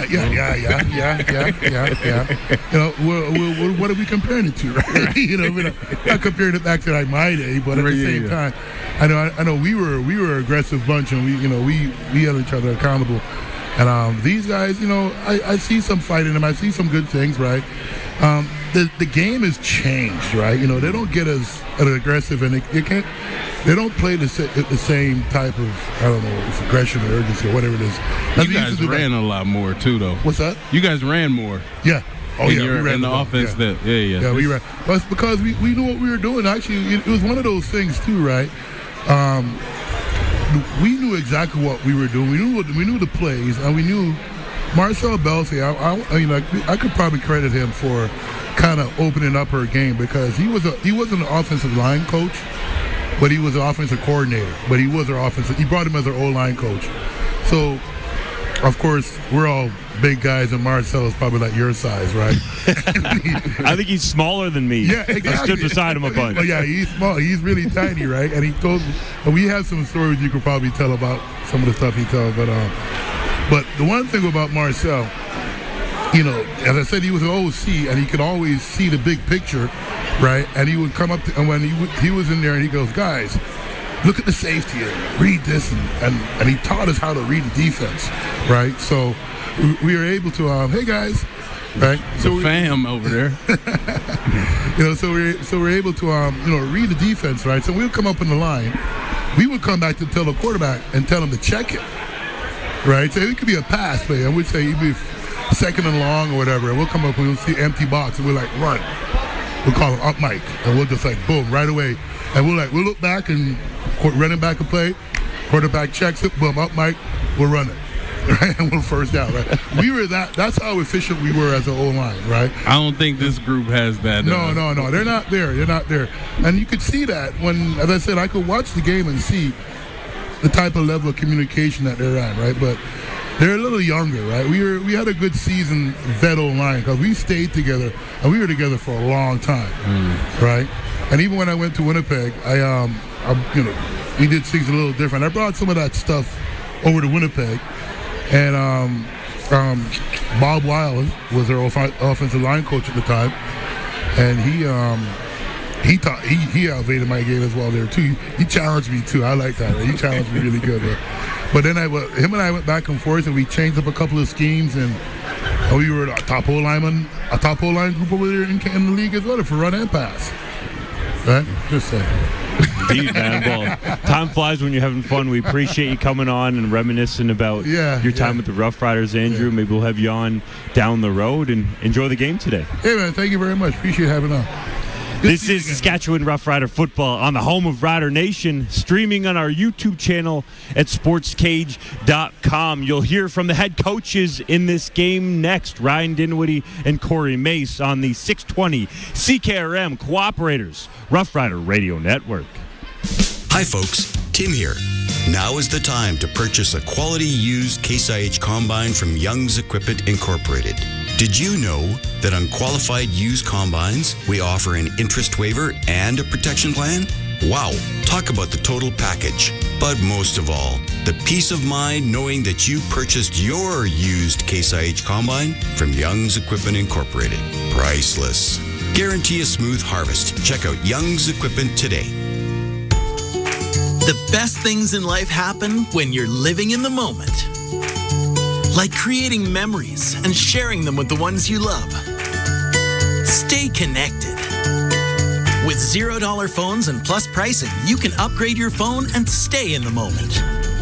Save $120 on Canada and US plans when purchasing a new phone on a 2-year voice and data term. Only from SaskTel. This summer, you can look hotter than the sun with a new wardrobe from Colin O'Brien. For everywhere you go this summer, from the golf course to that backyard barbecue to drinks on the patio or a day at the beach. No matter where you go, it'll be all about feeling good and looking your best. Comfortable summer casual wear for the man with impeccable taste. Colin O'Brien Men's Shop. Contemporary, urban, defined. 1825 Hamilton. ColinO'Brien.com. At Country Thunder Saskatchewan, you get superstars like Luke Combs, Dallas Smith, and Nickelback. And you also get a spot closer to the stage with a Gold Zone standing room ticket. Guarantee yourself a spot with amazing views so you can get up close to all your favorite artists. Country Thunder Saskatchewan is July 11th through 14th in Craven. Get your Gold Zone tickets at countrythunder.com. Hey, this is Trevor Harris, quarterback of your Saskatchewan Roughriders. When I'm not on the field, I trust Capital Ford Lincoln for all my vehicle needs. Whether it's buying a new or pre-owned vehicle, getting service, or finding the right parts and accessories, Capital Ford Lincoln has it all.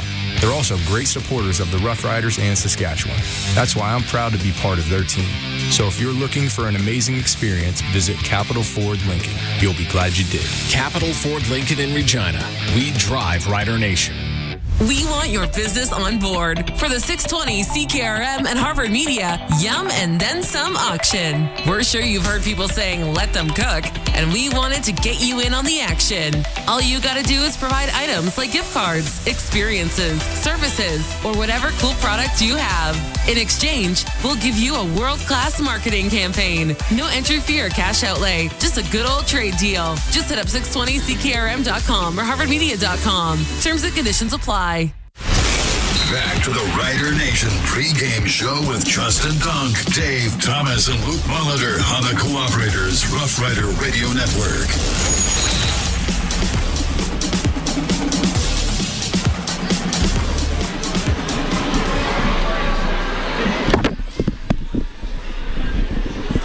It is jam-packed inside Harvard Studio 620. Andrew Green on his way out. What a great dude. The whole bunch of energy, Wes.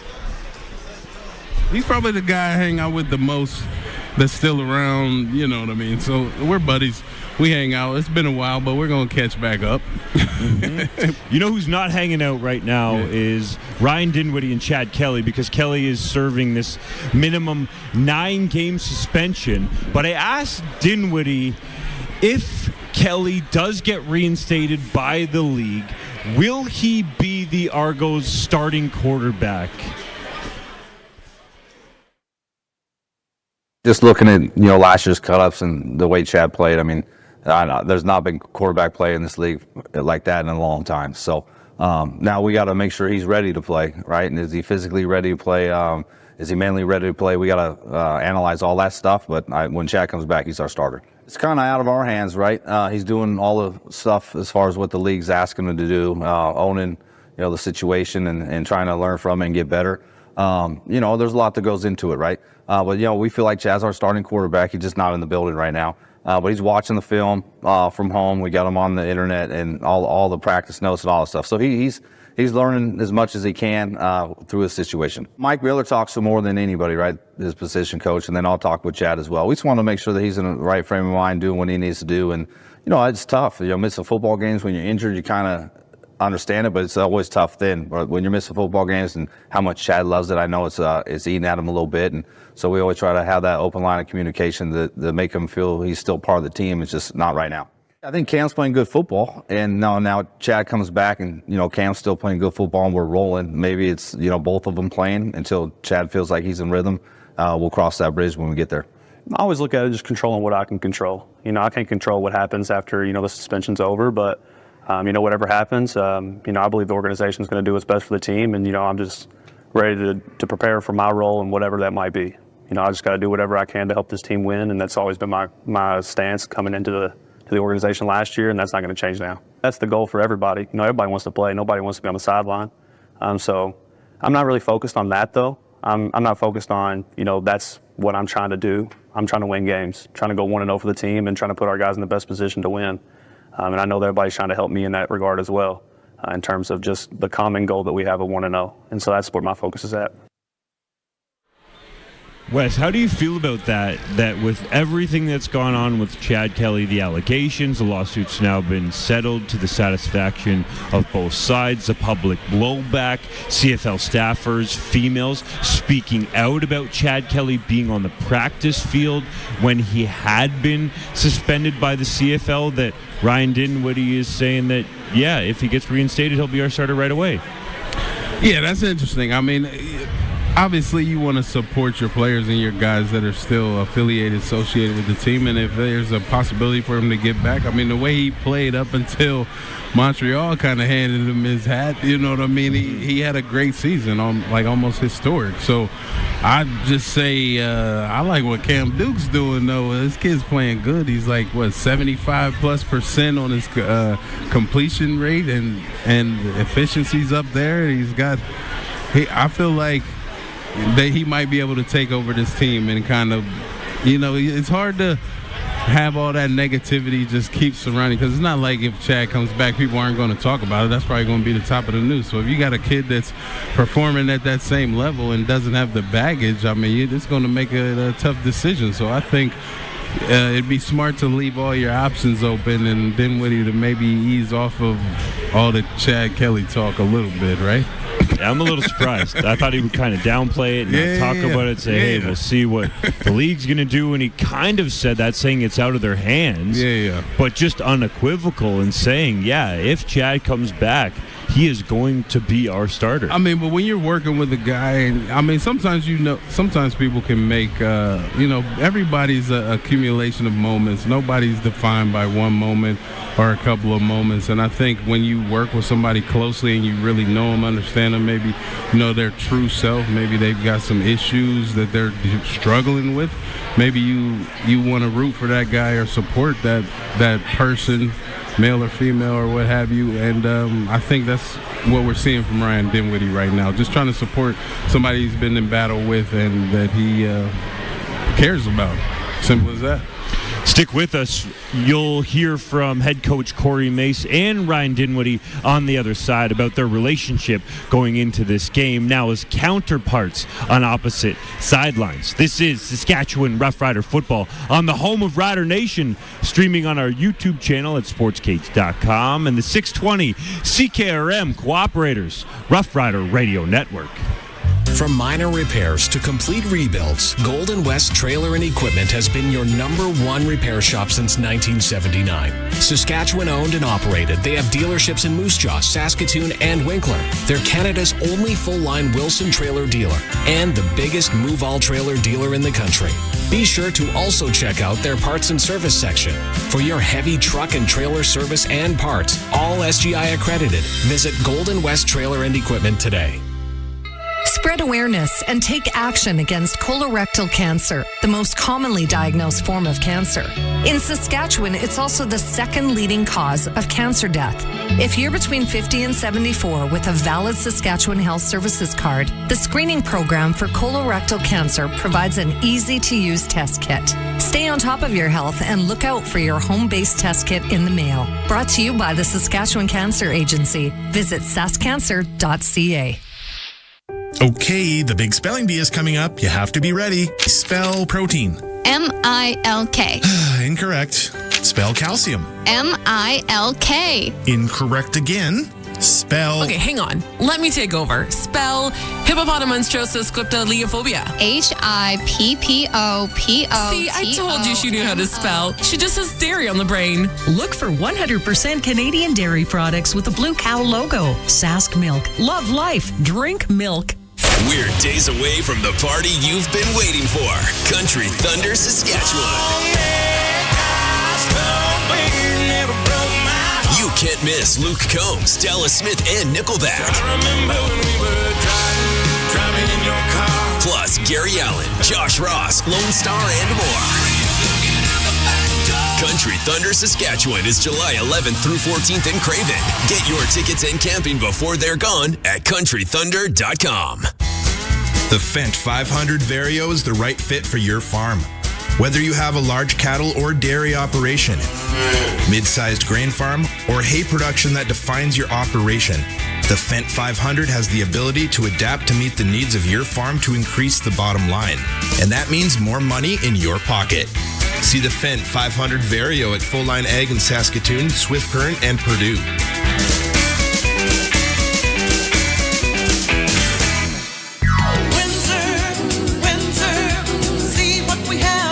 Beautify your yard this summer with your friends from Windsor Plywood, with locations in Regina, Prince Albert, Yorkton, and Saskatoon. From fiber-on and TimberTech decking to beautiful and modern Vista railing, Windsor Plywood has it all. Don't forget about the huge selection of treated lumber for all your outdoor projects. See the pros at Windsor Plywood, Regina, Yorkton, Prince Albert, and Saskatoon. Windsor, the experts you need to know. Back to the Rider Nation pregame show with Justin Dunk, Dave Thomas, and Luc Mullinder on the Cooperators Rough Rider Radio Network. Dave Thomas and Luc Mullinder up in the broadcast booth, getting ready to call Argos versus Riders, your 3-0 Saskatchewan Rough Riders at home to take on Toronto. Wes Cates alongside. It's time for Corey Mace's commentary, brought to you by Ceylon Tire. Cars, trucks, or SUVs, Ceylon Tire has you covered. Like a championship-winning defense, league-leading value and performance you can count on. And Wes, this one's interesting because you have Corey Mace, who was with the Argos for a couple of seasons, won a Grey Cup there with Ryan Dinwiddie as a defensive coordinator. Dinwiddie as the head coach, but Dinwiddie felt like it was only a matter of time until Mace was hired as a bench boss elsewhere in the CFL. Ottawa came calling and, interviewed him for that job. I didn't think it was going to happen that early, but as soon as that happened, I said, it's probably going to happen soon. And I'm sure I'm going to lose a few more other coaches to those situations, which is great. It means you have a great staff and you're building good rapport and across the league. And, guys want to hire people from your staff, understanding what you're doing, and, I'm happy for them. And on the other side, Corey Mace has mutual respect for Ryan Dinwiddie and the opportunity that he gave him, and the two go all the way back to working together with the Calgary Stampeders. So it's a long-standing relationship, and the Argos came in early this week, Wes, early enough that Dinwiddie was able to go over to Mace's house for dinner and reconnect. But Mace said when they get on the field, it's all about business. I love that guy. There's a bunch of coaches around this league. You spend a lot of hours with, you love them until that kickoff, right? And we're trying to smash each other's teams. But that's why you love them. We're all kind of wired the same from that standpoint. I'd expect nothing less from the Argos when they come in here, and I'm sure that they expect nothing less than what we're going to try to accomplish on game day, right? So, but anything in between and all that other stuff, yeah, of course, man, we're good peoples. What's that like, Wes, when you're going against a team that you left but on your own terms? Yeah, I think it's great for Corey. I think like what Ryan Dinwiddie said was pretty on point. You want to cheer for your former staff's success. I feel like it brings back karma. If you're like, oh, you leaving me, I hope you lose. You know what I mean? So I think it's pretty cool that they can come together and break bread before a game. It's like it kind of reminds you of back in the medieval times, wars. You sat down, tried to settle things over a meal before you went out and battle and fought. Maybe Corey gave him a little undercooked chicken or something to throw him off his game a little bit. I don't know, but like going over to the enemy's house for a meal. I mean, I guess maybe I hung out with some players, but never let them cook me something. That seems like a little asking for it. No, I'm kidding. Yeah, I thought it was unique because usually you hear about, former coaches who coached together, former players who played together, not doing anything until after the game, until business is conducted. Right. But before the game, how would you feel about that as a player? You're like, yo, coach, you had the other coach over for dinner? Yeah. I mean, you run into players out when you're getting that pregame meal the night before and things like that. So, I mean, it happens maybe a little more organically, but to plan it and like, oh, yeah, we're going to come in early, I'm going to hang out, sit down. I feel like it might throw a little wrench in things a little bit, but kudos to them for being able to do that, and it just shows the relationship that they build and the brotherhood that they have, that they could go ahead and do that and then be like, I'm going to get you on game day, I think that's pretty cool. What I like the most is Ryan Dinwiddie not blocking his coaches, in this case Corey Mace, from an opportunity to advance, because that's happened before in the CFL, where some of these coaches get a little bit selfish because they want to keep the consistency on their staff, which I totally understand, but Dinwiddie is just like, this is going to happen. If you're going to be a good football team, which Argos have been for a number of years now, people are going to want your coaches, people are going to want your players, and he's totally fine with it. Yeah, if you stifle somebody's career for your own selfish goals, it's going to come back to bite you in the butt. I just believe in that karma and stuff like that. And then, like, if a guy feels like he missed out on an opportunity because of you, like, is that going to make him happy to come to work with you? Down the line, I don't think so. So you better to just, it just shows, that you're a good leader and people are learning from you, and you should be able to bring the next person in and kind of guide them and groom them and not miss a beat. Well said, my man. This is Saskatchewan Rough Rider football on the home of Rider Nation. That does it for the pregame show that was streaming live on our YouTube channel and on the 620 CKRM Cooperators Rough Rider Radio Network. Hopefully soon, Dave Thomas, our play-by-play man, and Luc Mullinder will have the call. Argos at Riders coming up. It's time to field your best. Here comes Salford's Spinner Spreaders, gridiron gladiators charging onto the field with a lineup of various sizes and models. Salford Spreaders are constructed with stainless steel and complete the pass with pinpoint accuracy. Select models go long with application widths up to 120 feet. Field your best with Salford.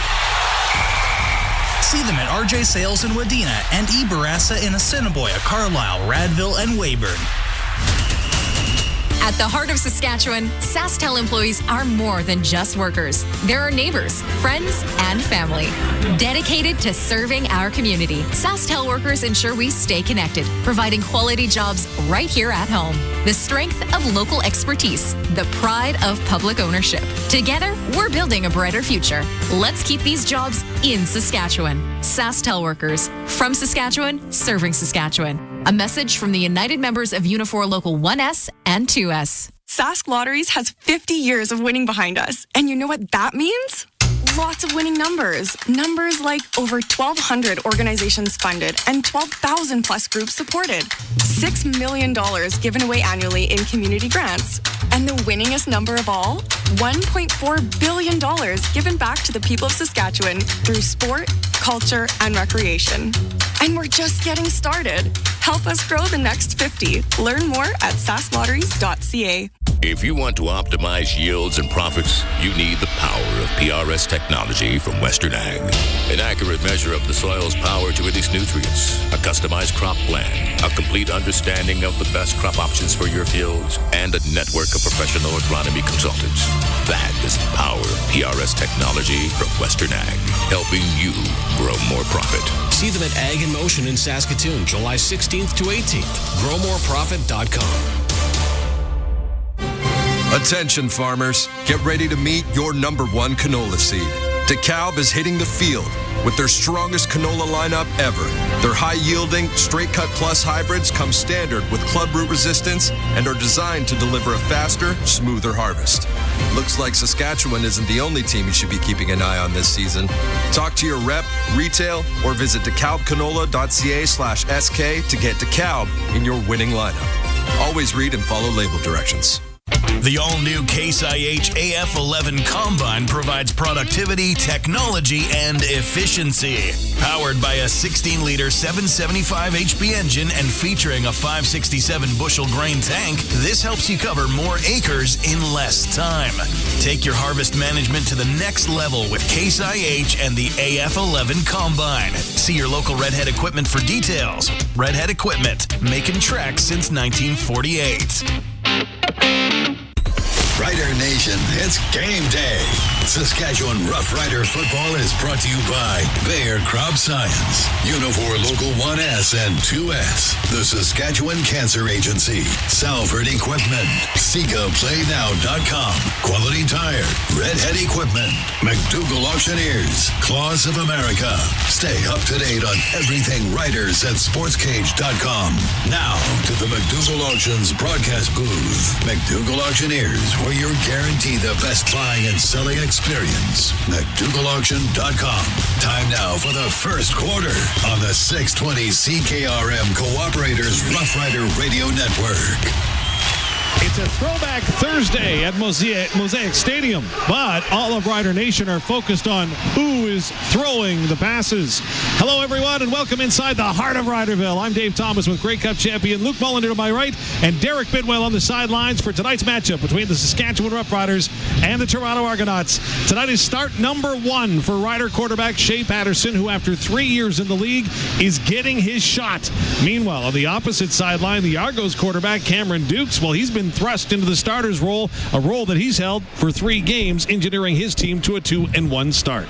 2 teams with great starts to the season looking to make a statement early. They're here and set to collide tonight at Mosaic Stadium. Now, we've already had the first audible of the football game called, and it wasn't by a coordinator or a quarterback, Luc Mullinder. It was by Mother Nature as a lightning strike about 30 minutes ago just outside of Mosaic Stadium abruptly ended the team warm-up period. So they've brought the teams out onto the field right now, and both are now going through the conclusion of their warm-ups as they just put 17 minutes up on the clock before we get to this opening kickoff. And I know that football players are routine driven. This is a big adjustment to your routine, isn't it? We used to have a saying in the locker room, listen, control what you can control, but we'll play you anywhere. If you want to have the game in the parking lot, we'll go do that. If it's football, let's do it. So I think that as professional athletes, yes, routine is critically important. You put your right shoe on every single time you win, and if you lose a game, then you switch the routine the next day. But for this, it's one of those control what you can control things. Hey, yeah, guys, you know what?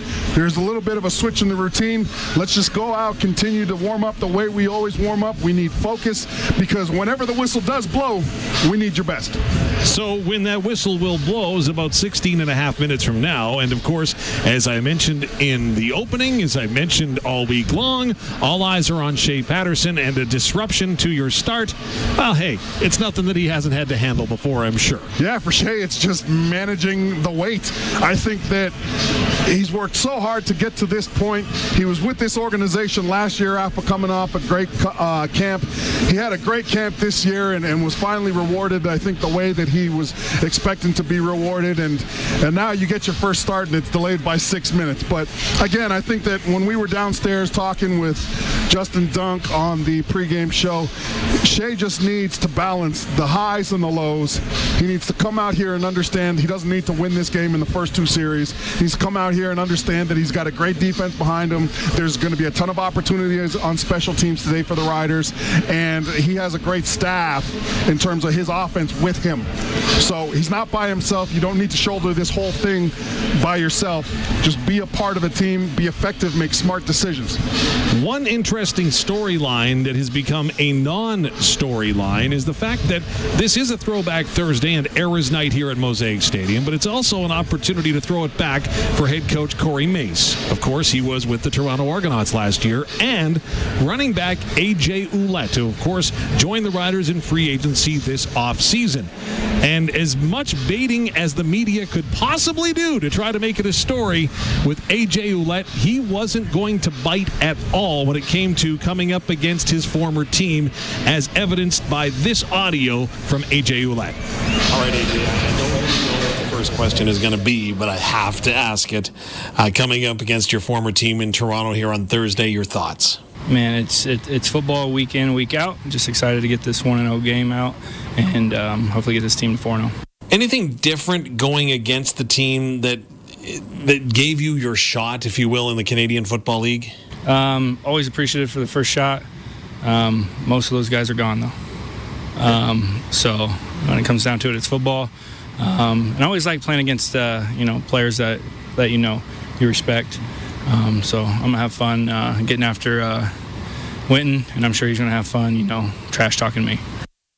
Now, you had nearly a 100-yard rushing game, clearly your most productive game against Hamilton a couple of weeks back. Can you carry over any of that momentum from that game to this game? Every team's going to bring in a different wrinkle, so you can't just, rely on what you did last week. You got to reload, fix some of the mistakes that we had. We left some big plays out there, so got to capitalize on those and, try to improve every week. You will have a new man handing you the ball in Shay Patterson. What have you seen from him so far? Yeah, this was his best day by far. Confidence in the huddle.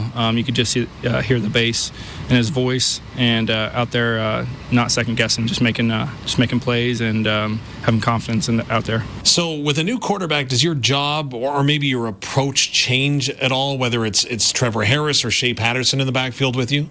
No. Everyone likes to say you got to put the weight of the team on your shoulders whenever a new quarterback comes in there. But we've seen him since day one of camp, and he's more than capable of coming in here, being the starting quarterback of the Rough Riders here and winning games.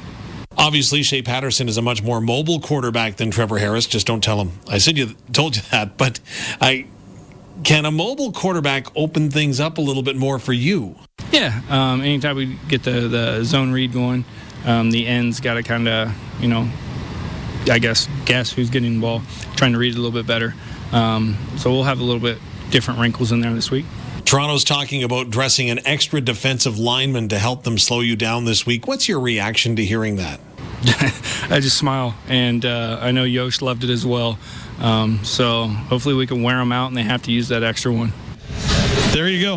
AJ Oulette coming up against a former team, of course, the running back for the Saskatchewan Roughriders. Now, to bring you up to date as to what's happened on the field is the Riders have gone to their sidelines in preparation for the football game, concluding their warm-up, while the Toronto Argonauts are still out in the middle of the field doing their thing. On the sideline for Ritchie Brothers, we love CFL football. Enjoy the game. Call Ritchie Brothers Auctioneers for all your buying and selling needs. Visit rbauction.com. Is Derek Bidwell. So, Derek, what is going on down right in front of you?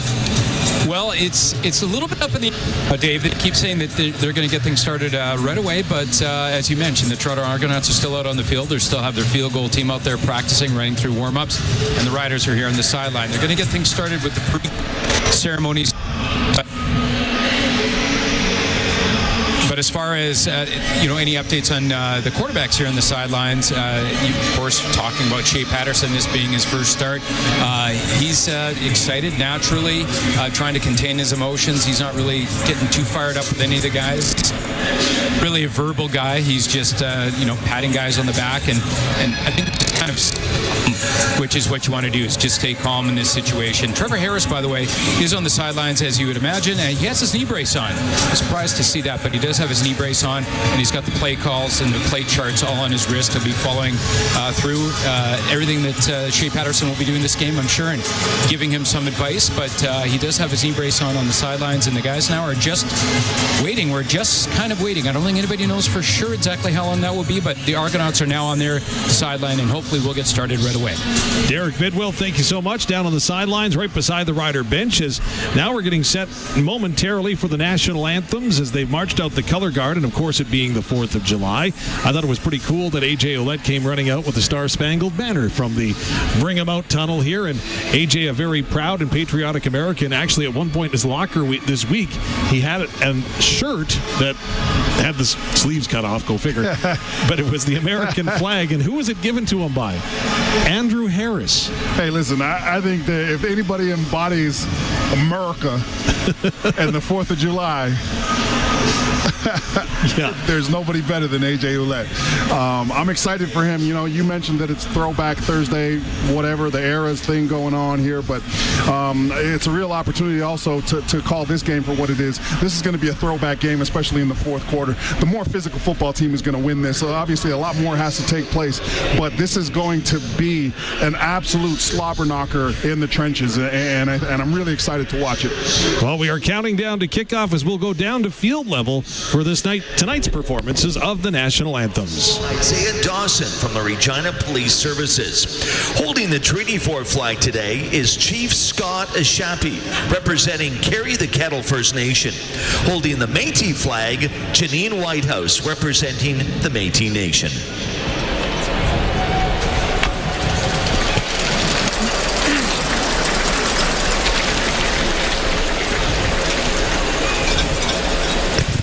Please stand if you are able and remove your headwear as 620 CKRM presents today's anthem performance. As our neighbors to the south are celebrating American Independence Day, it's only fitting that both the Canadian and American anthems are performed tonight.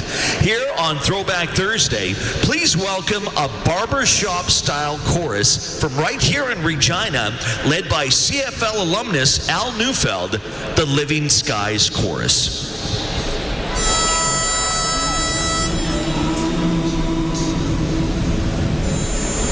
Oh, say, can you see by the dawn's early light what so proudly we hailed at the twilight's last gleaming, whose broad stripes and bright stars through the perilous fight o'er the ramparts we watched were so gallantly streaming, and the rocket's red clouds in the air gave proof through the night that our flag was still there. Oh, stay does that star-spangled banner yet wave o'er the land of the free and the home of the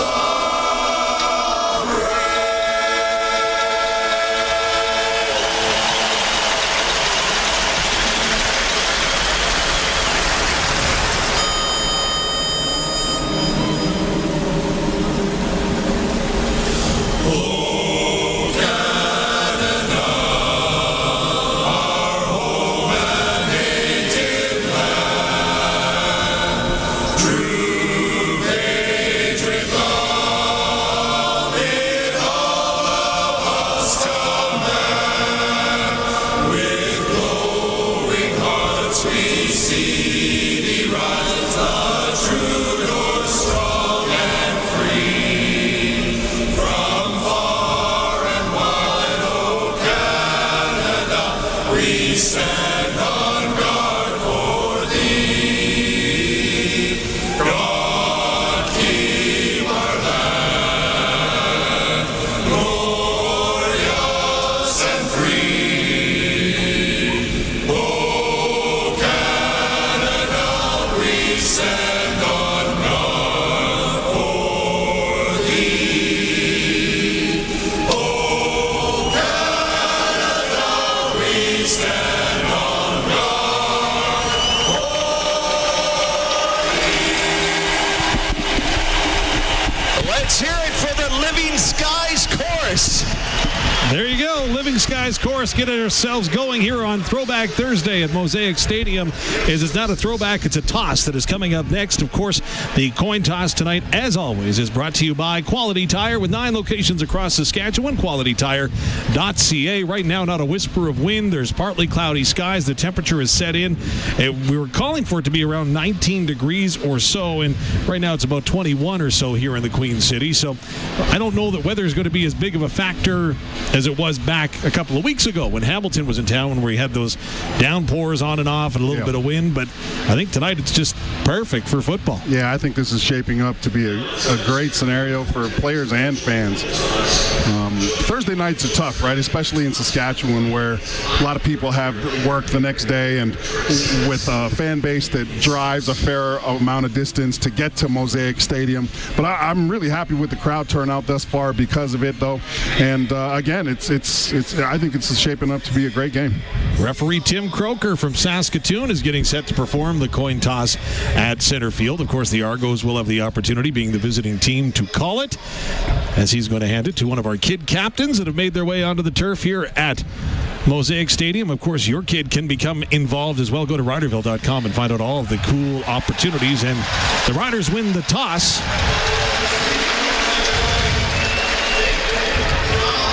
And Toronto is going to receive the opening kickoff as the Riders are going to defer or coin toss here at Mosaic Stadium.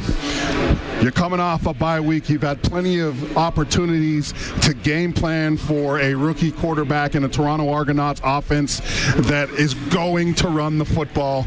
I'm really anxious to see schematically how Corey Mace approaches not just the first series, but especially the first quarter. I think one of the messages probably in the locker rooms today was, hey, fellas, let's start fast, right? So that's on both sides of the ball. Argonauts offense is obviously going to come out here and want to start quickly, but I think that a couple 2-and-outs early for the defense establishes a really good tone for this football game. And that was exactly what I was going to ask you about, Luke, and the fact that if you look at it, the Riders did win the toss, did defer, but the Toronto Argonauts are going to put their offense on the field first. Is that best case scenario, or do you want Shay Patterson to have the ball first? Yeah, I think that if you look at the Toronto Argonauts and you take the 3 phases of the football game into account, offense, defense, and special teams, I think that probably in this game specifically, they're probably leaning on the offense more than any other. I think that there probably is a little bit of concern on how they come out and match up defensively with this offense, especially a quarterback that is a little bit more mobile than Trevor Harris. And I think, or I would hope, that they've watched themselves on special teams as of late, and they're probably really concerned about the Riders' return game because there has been some holes in the punt cover units and the kickoff cover units for the Toronto Argonauts. So if I'm Ryan Dinwiddie, the head coach, I actually want to get as much momentum going as possible, and I think the fastest way to do that in his eyes is through the offense.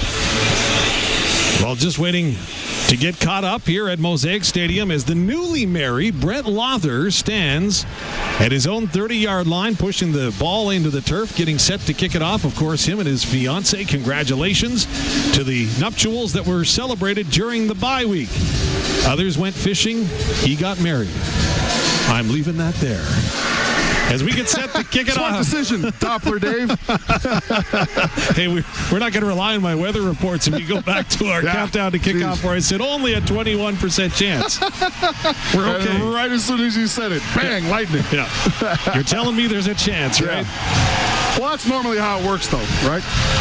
The most inopportune time, the thing that you don't want to happen is going to happen. So Brett Lother gets his kickoff team fired up. Back to return. Janarian Grant, the former Winnipeg Blue Bomber, standing just inside his 10-yard line on the near sidelines. On the far side, it's Deonta McMahon for the Argonauts. The Riders come in wearing their retro jerseys. That's the green tops with the retro white stripes on the shoulders. Of course, they've got the S logo emblazoned on the helmet as always, but it's the old S logo with the white pants. A sharp look for the Riders tonight, while the double blue are kind of wearing white themselves. They've got the white jerseys, the dark blue numbers, the dark blue pants, and the light blue helmets here tonight.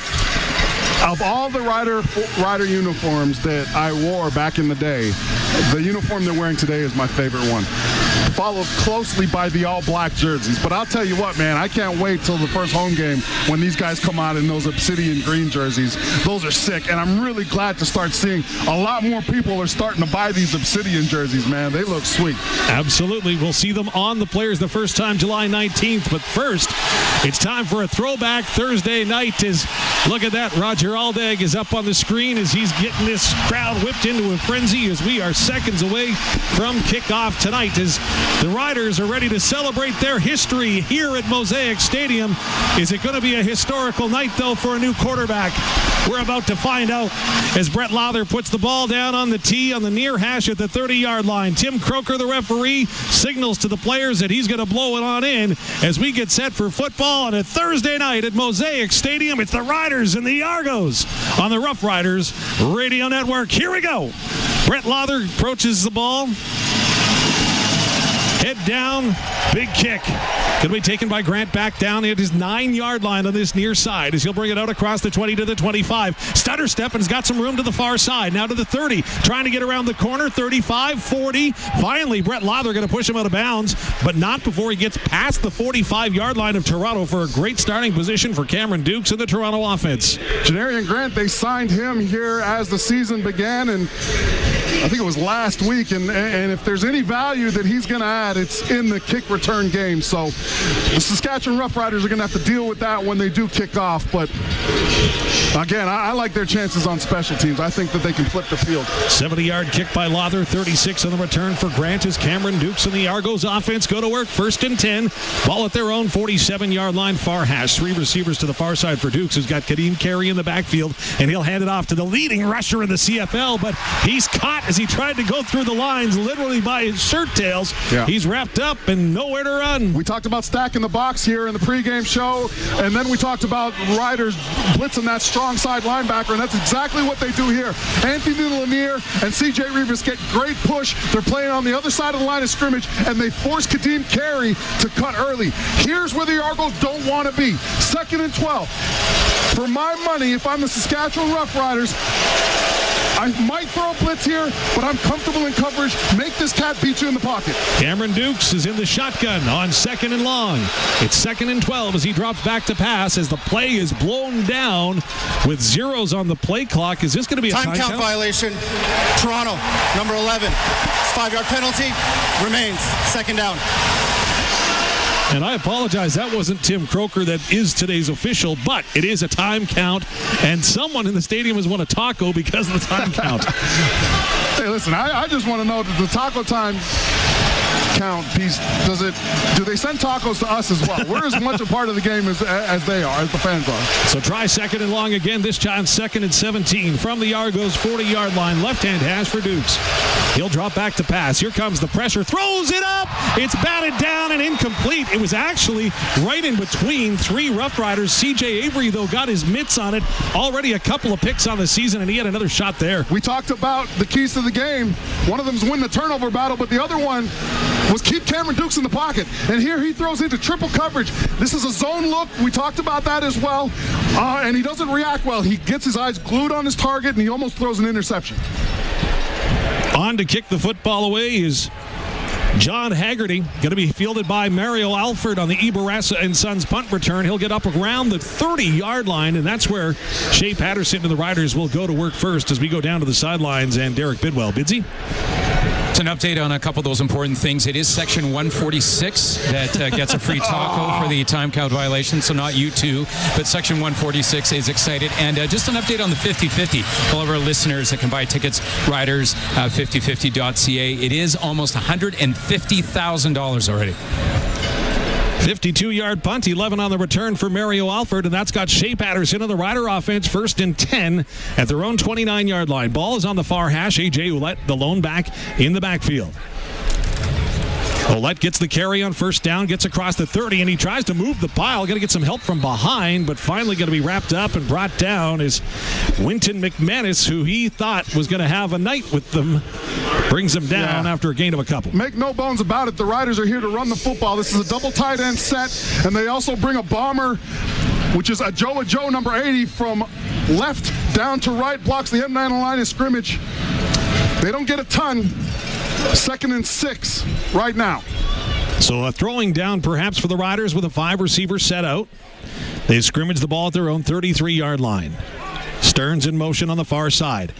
Patterson looks near side for Keyshawn Johnson, but obviously not on the same page as Johnson turned in.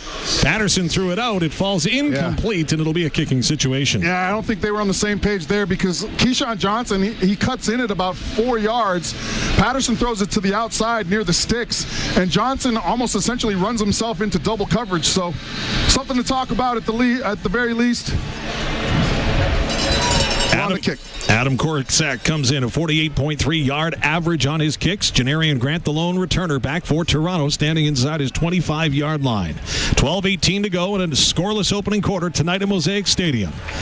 Korsak kick just floats into the air, going to be taken by Grant at his 26. Has a little bit of room, cuts it back, and now is a big return. Up to midfield, Grant to the 45, 40, clear sailing to the end zone as he'll shut it down and coast on in from 5 yards out. Janarian Grant, no flags down on the play, and he finds the end zone on a huge return of 84 yards. This is what you want to see from a punt returner.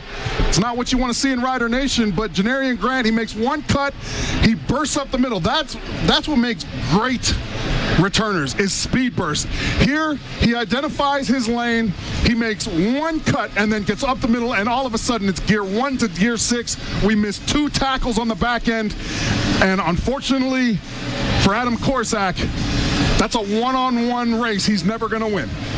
Korsak's punt traveled 51 yards, but it was the 84-yard return from Janarian Grant that opens the scoring in the ball game as he glides into the end zone. And now Toronto's going to go for 2. Cameron Dukes in the gun. Has Kadeem Carey with him. He'll hand it off to him, and he'll cut to the left and get into the end zone, but a flag is down in the backfield as it looks like one of the riders were tackled, being Malik Carney. Albert Awachi's going to get hit with a holding call. Former Saskatchewan Rough Rider, spent 6 seasons here and was incredibly effective as a blocker. Here, he's going to get hit with a hold call. Holding, Toronto, number 36. It's a 10-yard penalty. We'll repeat the convert.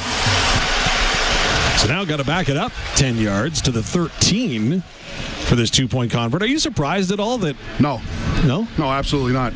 This team's here to run there. These are 2 teams, again, very similar in approach. They want to run the football, and I got a ton of momentum right now. I got a defense on its heels. I should have ran the ball there. It was a good plan. I don't know about this, though. If I'm here and I'm the Argos, I'm kicking the field goal. Now 3 yards becomes a 13-yard attempt. For Cameron Dukes in the gun, they lead 6-0, trying to add 2 more to the tally. 5 receivers set, 3 to the near side. Tavares Daniels in motion. He'll run near to far as Dukes back to pass. Looks near side. Into the corner. It's up, and it's almost intercepted and then dropped by Daniels. Getting his mitts up on it was Deontay Williams, the second consecutive pass that Dukes has almost had intercepted, but it falls to the turf harmlessly incomplete, and Toronto leads 6-0 with 11:16 to go here in the opening quarter. This is Saskatchewan Rough Rider football on the 620 CKRM Cooperators Rough Rider Radio Network. Here at Cooperators, we can help you invest in a way that's right for you. Like the starting to invest later has to be better than never plan. Talk to us today about how we can turn the investing goals you've made into investing realities. Looking for a local Cooperators advisor? Give Kirsty Griffiths in Regina a call at 306-359-2667 and see the difference a personalized plan makes. Cooperators, investing in your future together. We're days away from the party you've been waiting for. Country Thunder, Saskatchewan. You can't miss Luke Combs, Dallas Smith, and Nickelback. Plus Gary Allen, Josh Ross, Lone Star, and more. Country Thunder Saskatchewan is July 11th through 14th in Craven. Get your tickets and camping before they're gone at countrythunder.com. Saskatchewan Rough Rider football on the home of Rider Nation. The 620 CKRM Cooperators Rough Rider Radio Network. Well, Liam Hiralahu for the Toronto Argonauts comes out as he'll kick this football off to Mario Alford and Frankie Hickson. Inserted into the lineup this week is Hickson, with Thomas Bertrand-Houdon being out with a head injury.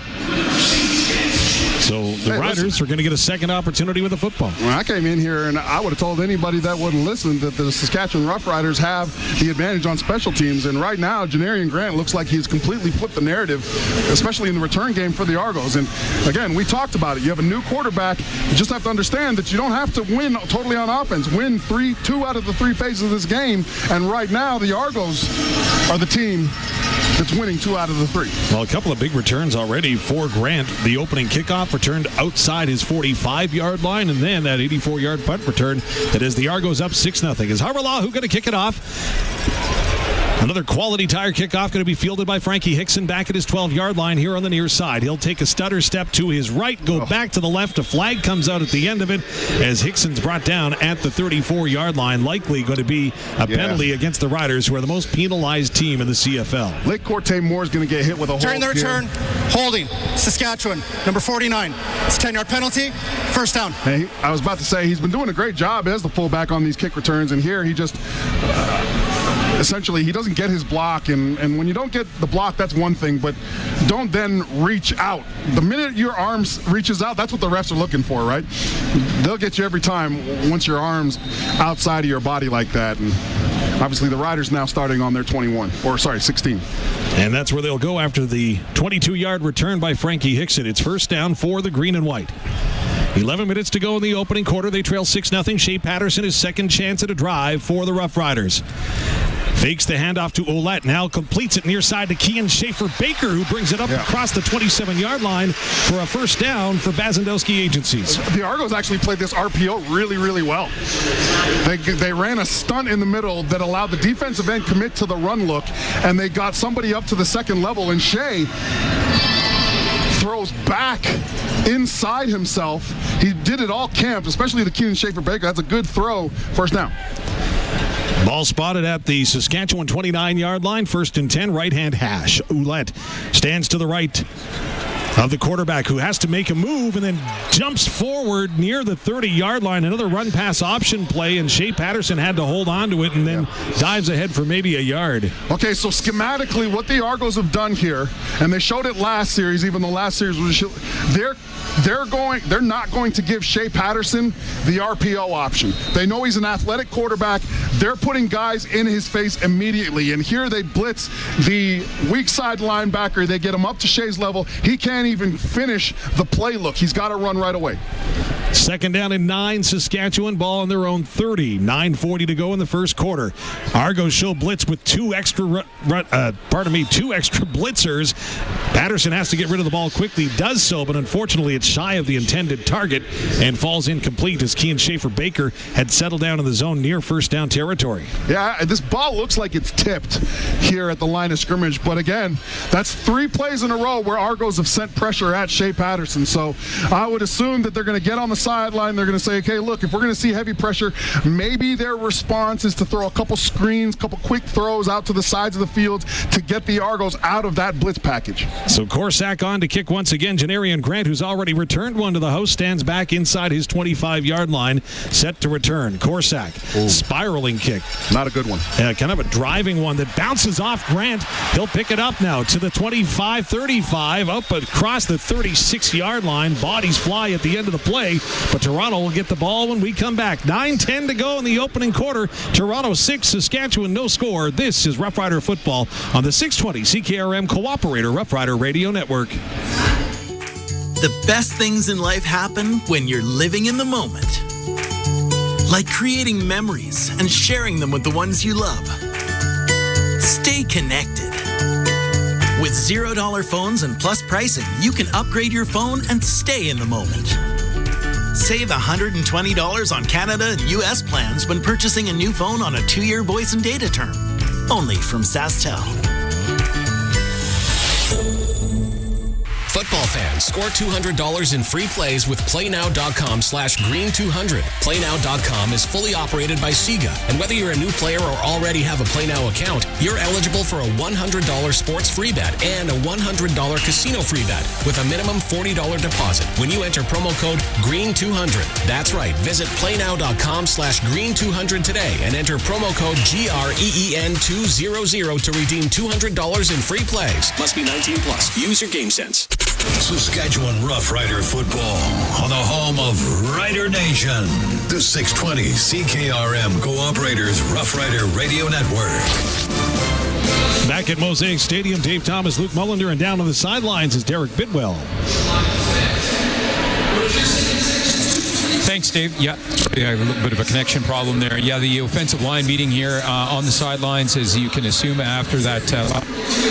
You talked about the Argos defense getting through and creating some havoc with Shay Patterson. AJ Oulette actually sits in with those guys, with the Hoggies, when they talk about their blocking assignments, just because he feels like, of course, if it's going to be a pass play, that he's going to be there blocking as well, too. So he kind of sits in with them also to, I guess, try to figure out the Argos defense the best they can here early in the game. You know, another quick fix to the offense when a defense is blitzing all the time, Dave, is spread your splits out. Okay. If you're 1.5 feet normally between offensive linemen, make it 2 feet. The more you spread it out, the farther the defenders are away from the quarterback. So Cameron Dukes and the Toronto Argonauts go on to work on offense. He'll swing it out near side to Kadeem Carey. He'll get to the 40-yard line, and a gain of about almost 6, maybe 7 on the play before being wrapped up by Jameer Thurman. Yeah, so the Argos actually beat the Riders to it. They dial up a blitz beater immediately, right? You get Kadeem Carey out into the bubble, allow him to make a play in space, and this is where they're okay with Cam Dukes. 2nd and 5. Reason why? The run game is an option in this case.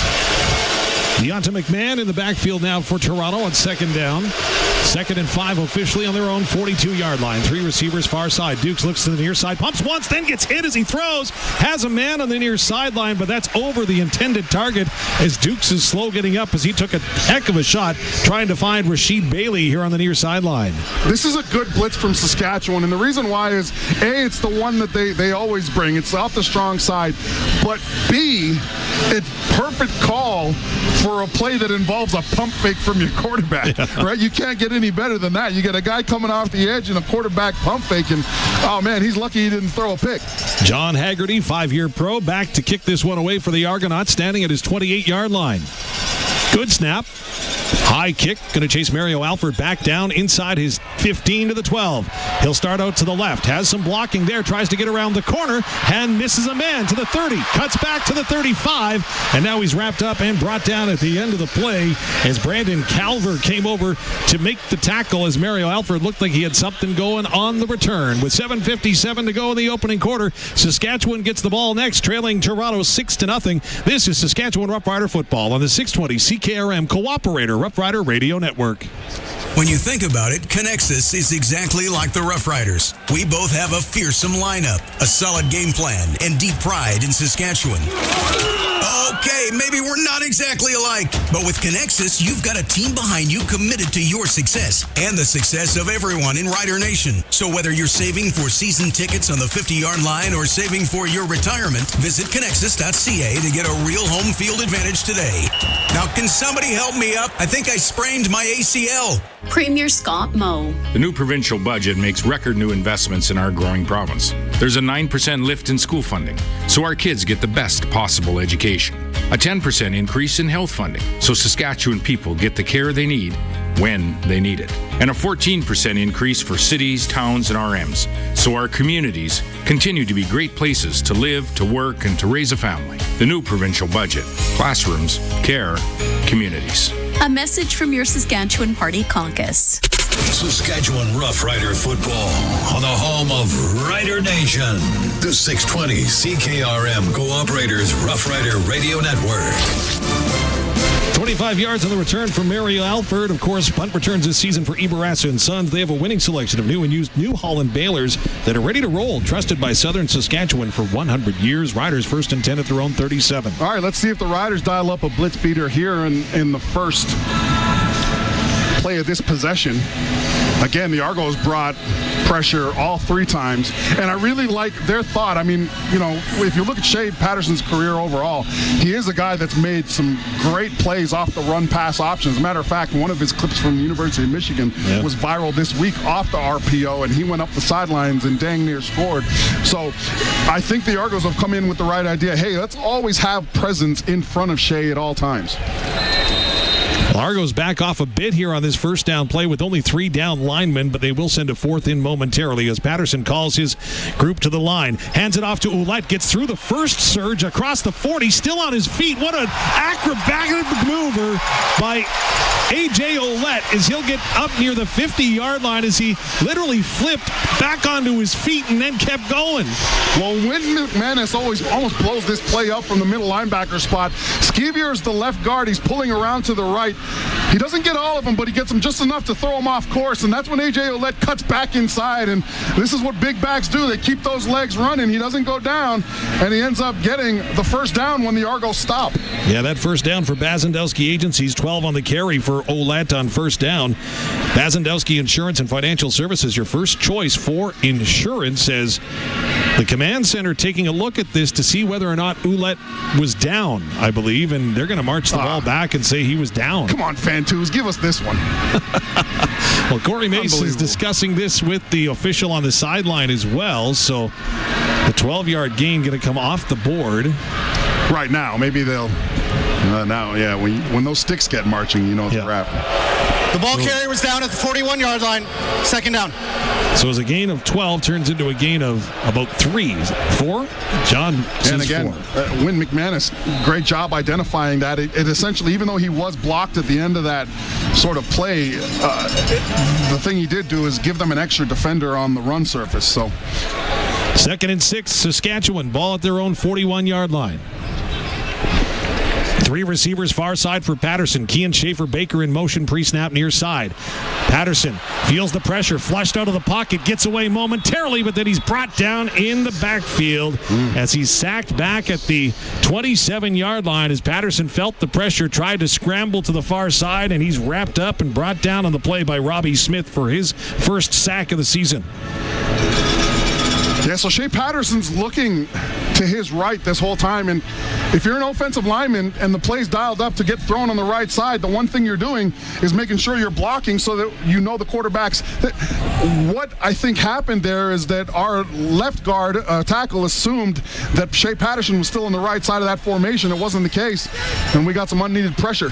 Denarian Grant takes a high punt from Corsack at his own 41-yard line, twists and turns up near the 45, and good field position again for the Toronto Argonauts to start another drive with 6:09 to go here in the first quarter. Toronto leading Saskatchewan 6-0. We'll be back with more. This is Saskatchewan Rough Rider football on the 620 CKRM Cooperators Rough Rider Radio Network. It's another summer road trip. When you pack up the family car with picnic baskets, blankets, toys, and your dog Roy, there's one thing you may be forgetting.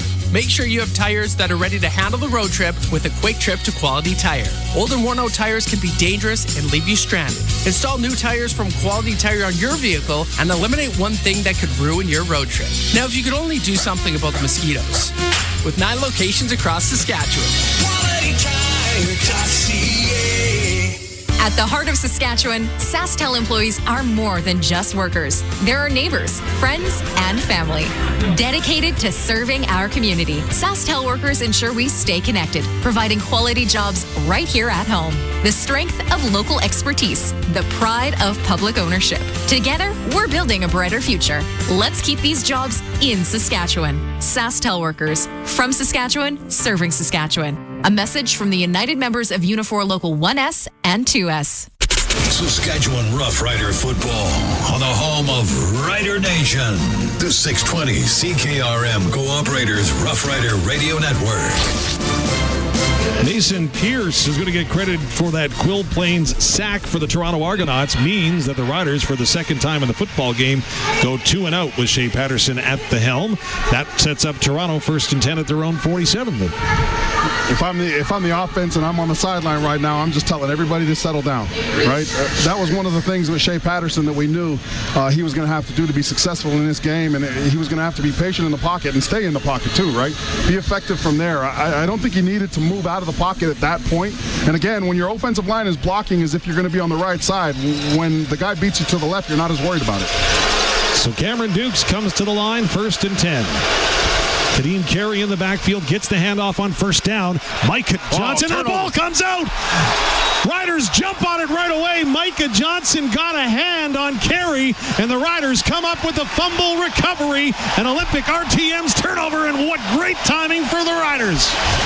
Yeah, and I'll give you one guess on who caused the fumble, and you're not going to even need it. C.J. Avery, fantastic job from the weak side, pursuing the football, and gets a perfect hit on Kadeem Carey. Ball pops out, and this right here is what can turn the tide for the Saskatchewan Roughriders. You get the ball back in a great position, let's go do something with it. Jameer Thurman comes up with the football, his third fumble recovery of the young season already, and the Riders are set up 1st and 10 in Toronto territory at the Argos 47. 5:55 to go in the first quarter. Toronto leading Saskatchewan thanks to an 84-yard punt return by Janarian Grant. They lead 6-0 as the convert attempt failed. But it's new life for the Rider offense. They'll stack up the line on first down. Hand the ball off to Oulette. Makes the first man miss. Then dances around the corner. Still on his feet. Up to the 41-yard line. A gain of about 6 for Oulette on first down. Good job by Oulette again, running his feet.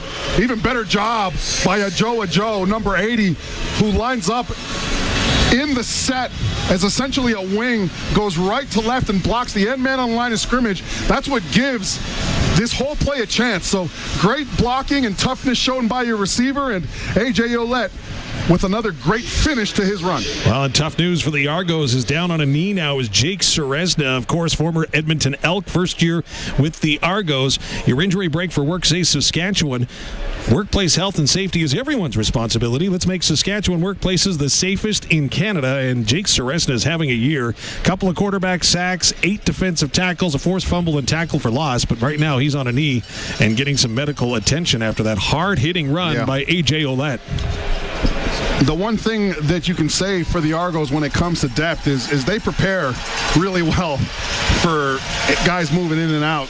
They bring 4 extra defensive linemen aside from their starters, and that's not to see guys traveling 8 defensive linemen isn't common, but here it'll help them. As Seresna makes his way under his own steam off the field, which is good to see for Jake and the Toronto defense. As we get set to resume play, it'll be 2nd down and 4 for Saskatchewan on the Toronto 41. With 5:21 to go in the opening quarter, Toronto in front 6-0. Neither offense has done a whole bunch in this football game, but the Riders looking to turn that around with Shay Patterson at the helm thus far. Patterson 1 of 4 for 12 yards. 3 receivers to the far side of the formation on 2nd down. Oulette, the lone back in the backfield. He'll move in motion. Here comes the blitz. Patterson pulls it down. Quarterback draw. He'll try to get ahead. Still moving his feet, but can't get free. As the Riders dialed up that QB run, but Jared Brinkman was up to the task and made the tackle. Well, the Riders, they're overmatched here because the Argos throw everybody at the line of scrimmage. And the one thing we missed, the crucial block from left guard Ryan Skeevier. So he misses his man, and it allows Winton McManus to scrape additionally out to where Shay Patterson went. So now going to have a field goal situation. Is coming onto the field, hustling on a little bit late, is AJ Allen.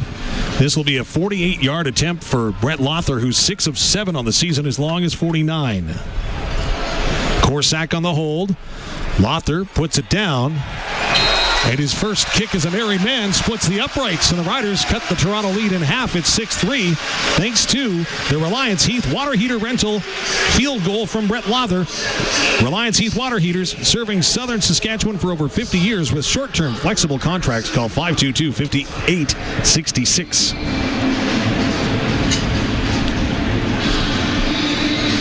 So the turnover nets 3 points for the Saskatchewan Roughriders. And Toronto's elected to take the ball and not have Grant return it, which is a little bit of a surprise. He must be tired. He's run a lot in the opening quarter.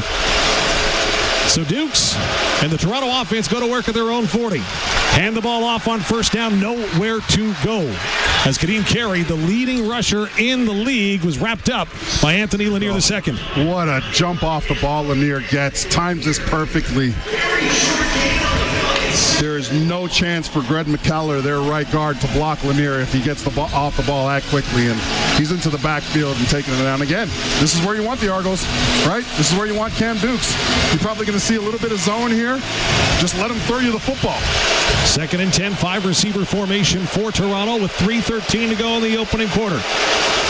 Dukes calls his receiver to the line, now drops back to pass. Has to pull up and down. Now he's going to take off, has some room to run, throws it instead, and that's across midfield and a completion. Nice play there by the Argos as pulling it in on that far sideline. Looked like that was Bailey for a first down. Yeah, we did see cover 3 zone here, and the problem is the Riders can't make a tackle when they get to Cam Dukes, and we talked about keeping him in the pocket. Here he breaks out of the pocket, extends the play, and makes a connection. 1st and 10 for the Argos. Hand the ball off to Carey. He's got room across the Rider 50, tackled at the 46 finally, but he was able to push the pile a couple of yards for a bit extra on the gain. It'll be 2nd and medium for the Argo offense. I told you, man, this game was going to be a slobber knocker, and that's what it is right now. These two offensive and defensive lines are just hammering each other at that line of scrimmage.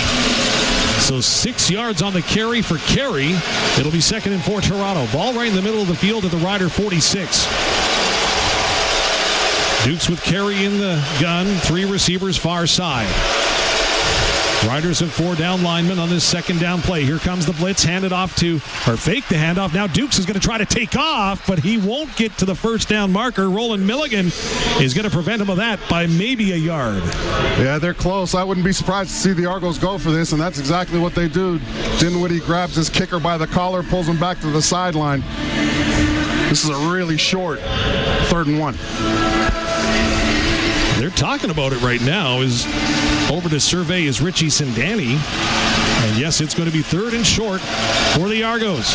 Leave the offense out. No substitutions. They hustle to the line. Riders respond. Dukes puts his head down, goes to the far side. He's going to get up near the 40-yard line, which should be good for the first down. 3rd down gamble for Moose Creek. Red Angus is good. Again, for old school football enthusiasts like myself, this game is everything that you thought it was going to be. The physical play on the line of scrimmage is something to marvel at the moment. 1st and 10 for the Argos at the Saskatchewan 40-yard line. Dukes back to pass, looks near side. It's a screen pass. It's complete up near the 40, but no further. As Tommy Neild was trying to reach out for the first down, or at least the line of scrimmage, but the 4-year product of the McMaster couldn't get going. Great job by Roland Milligan and CJ Rivas. Yeah, CJ Rivas, this is fantastic. He busts through a double team block and is the first guy at the point of contact. Great reaction by the defensive line recognizing the screen. And again, let's keep Cameron Dukes in the pocket on this 2nd and 11. Yeah, it's a loss of 1 on the reception. Ball at the Saskatchewan 41-yard line. 18 seconds to go in the quarter. Toronto leading 6-3. Cameron Dukes in the gun. Argos way offside. Flag comes out. Dukes pulls it down and is going to have to take off as a flag comes down there as well. Dukes going to take a hit as he gets wrapped up by Jameer Thurman. Still would be shy of the first down, but the flag's undoubtedly going to be at least an offside, maybe a hold too on Toronto. Offside and a hold. Add him up. Take him back. It was 2nd and 11 on the 41. See, if you're Saskatchewan right now, especially if you're Corey Mace, you're just saying, hey, look, guys, let's just make a tackle. Because they've had Cameron Dukes dead to rights a couple times here, and he's managed to slip out. And when he's dangerous, he's been outside. Toronto, number 88. That penalty is declined. Holding, Toronto, number 52. It's a 10-yard penalty. We'll repeat 2nd down. So move the ball back to the 51-yard line of Saskatchewan for a 2nd and 21 for Cameron Dukes in the Argo offense. So on long downs here, long 2nd downs, they've gone cover 3, which is essentially 3 safeties, right, guys? And played zone behind it and just sort of waited it out. It looks like they're lining up to play the same thing with a 3-man front. 4 receivers far side of the formation for Dukes on 2nd and long. Rider Nation on their feet. Duke's back to pass. Going to swing it out far side. That's complete to Carey. Gets to the Rider 50, to the 45, down to a 41-yard line, which was the initial line of scrimmage, so still going to be about 10 yards shy, but Toronto should have a shot at a field goal when we come back after the opening quarter of play. On the Quality Tire scoreboard, Quality Tire with 9 locations across Saskatchewan, qualitytire.ca. It's Saskatchewan trailing Toronto 6-3. This is Rough Rider football on the 620 CKRM Cooperator Rough Rider Radio Network. Hi, I'm Trevor Harris, quarterback of your Saskatchewan Rough Riders. When I'm on the field, I need a strong team to back me up. When I'm off the field, I need a reliable vehicle to get me around. That's why I trust the experts at Mercedes-Benz Regina. They have the best selection and the best service anywhere for a luxury vehicle that any MVP would be proud to drive. Make your way to Mercedes-Benz Regina and score a touchdown deal. Proud vehicle suppliers of the Saskatchewan Rough Riders. Mercedes-Benz Regina. We drive Rider Nation. Hi folks, Tim here. Now is the time to purchase a quality used Case IH combine from Young's Equipment Incorporated. Did you know that on qualified used combines, we offer an interest waiver and a protection plan? Wow, talk about the total package. But most of all, the peace of mind knowing that you purchased your used Case IH combine from Young's Equipment Incorporated. Priceless. Guarantee a smooth harvest. Check out Young's Equipment today. Considering your university options for the upcoming year? Consider First Nations University of Canada. Built on a meaningful foundation of Indigenous knowledge systems and tradition, they provide quality post-secondary education for Indigenous and non-Indigenous students within a culturally supportive environment you won't find anywhere else. First Nations University of Canada campuses are located in Regina, Saskatoon, and Prince Albert. To learn more, visit their website at fnuniv.ca. Saskatchewan Rough Rider football, brought to you by the Cooperators, Western Ag Professional Agronomy, SaskTel, AgCo, Capital Auto Group, Saskatchewan Party Caucus, Sask Lotteries, Redhead Equipment, Quality Tire. Stay up to date on everything Riders at sportscage.com. Now to the McDougall Auctions broadcast booth. McDougall Auctioneers, where you're guaranteed the best buying and selling experience. McDougallAuction.com. And now, the second quarter on the 620 CKRM Cooperators Rough Rider Radio Network. Well, a defensive battle is brewing at Mosaic tonight through the opening quarter. Taking a look at your stats for Opus Ublaki, 3 first downs for Toronto to Saskatchewan's 1. Net offense, 43 yards, Toronto 28 for Saskatchewan. Rushing yards, 16-10 in favor of the Riders. Passing yards, 33-12 in favor of Toronto. With Liam Haralahu getting set to line up a 48-yard attempt. Kick is up. And Haralahu is good. Perfect on the season. Now 9 for 9 to extend the lead. 9-3. Toronto leading the Rough Riders with the green and white to get the ball back. As we go down to the field level, and Derek Bidwell. Bidsy? Hey, Dave, yeah, just to reiterate what Luc was saying, and that was the offense should just, calm down and just take a breath. They're still working through some kinks here, and that's kind of what they were talking about on the sidelines. Veteran quarterback Trevor Harris, of course, out of this game with a knee brace on the sidelines, telling everybody just to calm down, patting Shay Patterson on the back. I think that they're just, feeling that they have to work through a few things, and they will get rolling. Let's cross our fingers it happens that way. I'll see what happens. Thanks, Bidsy. Of course, his sideline reports brought to you by Ritchie Brothers as Patterson swings it out far side, and it's almost intercepted. As dancing in front of the football was Benji Franklin, and he almost came away with a pick. Well, Toronto's essentially in man defense here, but you're right. Benji Franklin sees that Shay Patterson is telegraphing where he wants to go. He was watching KSB this entire way, and yeah, you almost throw a pick right there, and now you're in 2nd and 10. Not too many plays that you can dial up right now versus this defense. Pardon me, Luke. Looks like Toronto's going to dial up the blitzes. They've got 6 coming. Patterson has time, though. Back to pass. Intended on the near side for Mitchell Picton, who was in first down territory. Just went over his head and falls incomplete. Robert Priestner in coverage for the Argos. Right now, it just feels like both defenses, Dave, are saying, hey, if you want to beat us, you're going to have to throw the football. Yep. Right? We're going to stop the run on both sides, and you're going to have to throw. And neither quarterback right now is is grabbing the reins and saying, you know what, I'm going to beat you throwing the football. Korsak to punt the football away. Kadeem Carey, Janarian Grant, takes it back at his 16-yard line as he's brought down by the braids as the Riders reach out and grab a chunk of hair and pull him down. That was Godfrey Onyeka on the way down, and it'll be a first down for Toronto. By any means necessary at the moment for Janarian Grant. Well, the braids or the long hair is a part of your jersey. That's what it says in the rule book. Somebody said it, and I was like, no, that's not right. And I actually went and read the rule book, and lo and behold, it indeed says that. So, 1st and 10 for Toronto. Ball at their 24-yard line. They lead 9-3 with 13:42 to go before halftime here on Throwback Thursday at Mosaic Stadium. Cameron Dukes is in the gun on first down.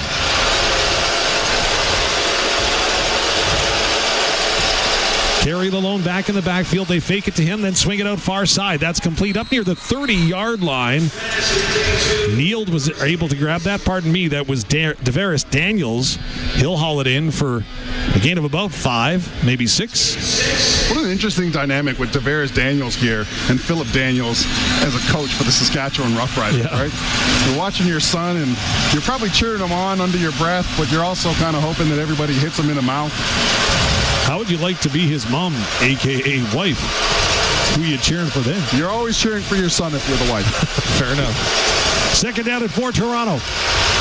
Dukes drops back to pass. Here comes the rush. He'll elude it at first. Now Micah Johnson trying to track him from behind. He can't get there, and Dukes will be forced out of bounds on that far side, scampering away from the outreached arms of C.J. Avery, but he should have enough to move the sticks. Well, again, this is hey, guys, we need to make a tackle. Charbel DeBeer is playing really well early on in this season.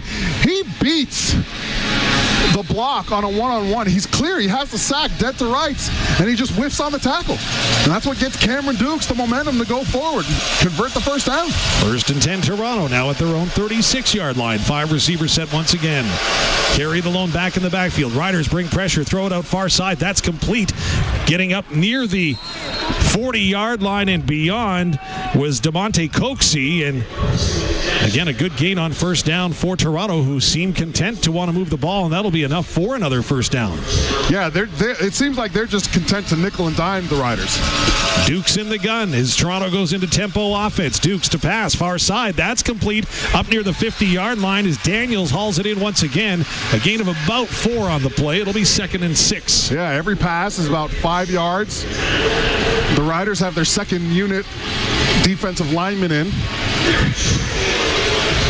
along with Micah Johnson to stop the run. 2nd and 8. You just got to get off the field. Make a tackle here. Ball on the Toronto 49-yard line for Cameron Dukes, who's in the gun for the Argo offense. Left-hand hash. Riders load up the line, show blitz. They bring it. Dukes back to pass. Far side. That's complete to Daniels, who gets into Rider territory. Makes a couple of men miss. Then a straight arm down inside the 50. Tackled in the Toronto bench at the 47-yard line for another Argo first down. Yeah, again, this is textbook. I mean, you got Deontay Williams one-on-one with the receiver. If he makes this tackle, they're punting. So Coxey was on that reception, and now they'll swing it out far side. Will Toronto again on first down.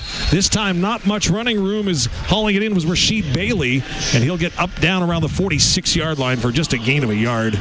And more importantly, this is the 3rd time in this game that they've gone quickly. They're running tempo offense now, right? And what that does against the defense is it just doesn't allow you to look to the sideline and get a strategic call in. You have to play a base front just so everybody's on the same page. 2nd and long now for Toronto. Ball on the Saskatchewan 46. The Argos leading the Riders 9-3 with 10:40 to go in the second quarter. Dukes back to pass on 2nd and long. Has time, and now he just throws it at the feet. It was a screen pass that the Riders read neatly as C.J. Rivas was right in front of the receiver's eyes, and Dukes just wisely tosses it to the turf, and it'll be 3rd down. All credit goes to C.J. Avery. He plays this perfectly here. He comes up. He understands that in coverage he's one-on-one with Kadeem Carey here, and he goes with him once the screen is defined and there's nothing to do. So, hey, that's a bonus, but there's just far too many first downs manufactured specifically because the Riders are missing tackles here. So John Haggerty to punt towards the south end zone for the first time tonight. It's 3rd and 9 for the Argos, by the way, as his punt is almost blocked as the Riders got there quick. Now Mario Alford going to take it back at his 9-yard line. He'll stumble across the 15, tripped up there, and a long field ahead for Shay Patterson and the Rider offense when we come back. This is Saskatchewan Rough Rider football on the 620 CKRM Cooperators Rough Rider Radio Network. The best things in life happen when you're living in the moment. Like creating memories and sharing them with the ones you love. Stay connected. With $0 phones and plus pricing, you can upgrade your phone and stay in the moment. Save $120 on Canada and US plans when purchasing a new phone on a 2-year voice and data term. Only from SaskTel. Take care of your crops with the Fendt Rogator 900 Series sprayer. It's the industry's only rear boom sprayer with 2 height adjustable clearance for late season protection. Go from standard clearance to high clearance in less than 45 seconds and liquid to dry application in under 2 hours for maximum productivity. Your crops depend on spot-on placement, and this is the sprayer to get the job done. See the Fendt Rogator at Owens and Schweitzer and Eston. Saskatchewan Rough Rider football on the home of Rider Nation. The 620 CKRM Cooperators Rough Rider Radio Network. Wow, I just checked out the all-new Rider Foundation 50-50 for all games this year, including when the Riders hit the road. The current jackpot for today's game, over $166,000. You can get yours whether you're sitting in the stadium or the comfort of your own couch. Go to riders5050.ca. That's riders5050.ca to get your ticket and support the Saskatchewan Rough Rider Foundation and maybe your bottom line with a jackpot now. As I said that, over $167,000 in climb. So the Riders are going to try to get some offensive momentum and flow going as they are 1st and 10 at their own 16 with 10:18 to go in the second quarter. They trail Toronto 9-3.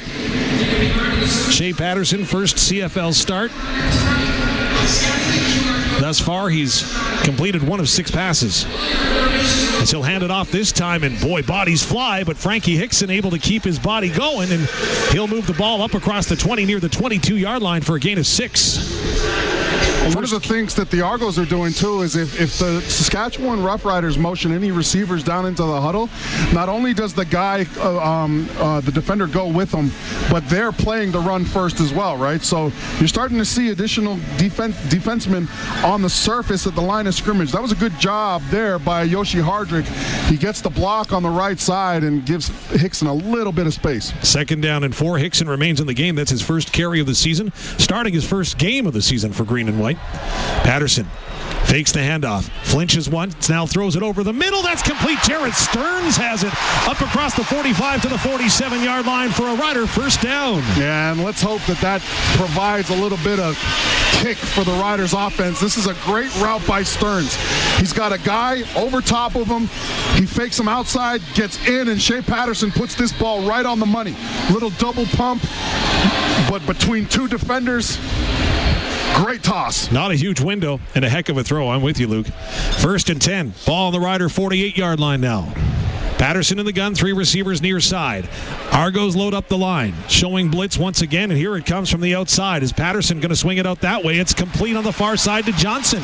Keyshawn Johnson with his 2nd reception of the season gets it across the 50 near the 53, so a good recognition from what was coming for Patterson and great ball delivery for the completion. Well, great play call by Mark Mueller. Now you're incorporating blitz beaters. Not only did you have that wide receiver screen and good blocking from the O-lineman, you also had an alternate one on the left side with your running back. So you had 2 options if one of them was taken away.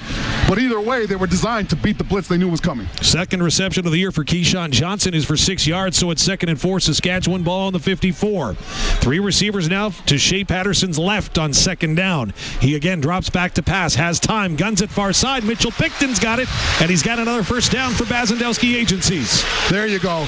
And the biggest piece of this play is patience. Shay Patterson stays in the pocket, watches and goes through his progression, finds Picton, and is able to follow through on his throw because he stays in the pocket.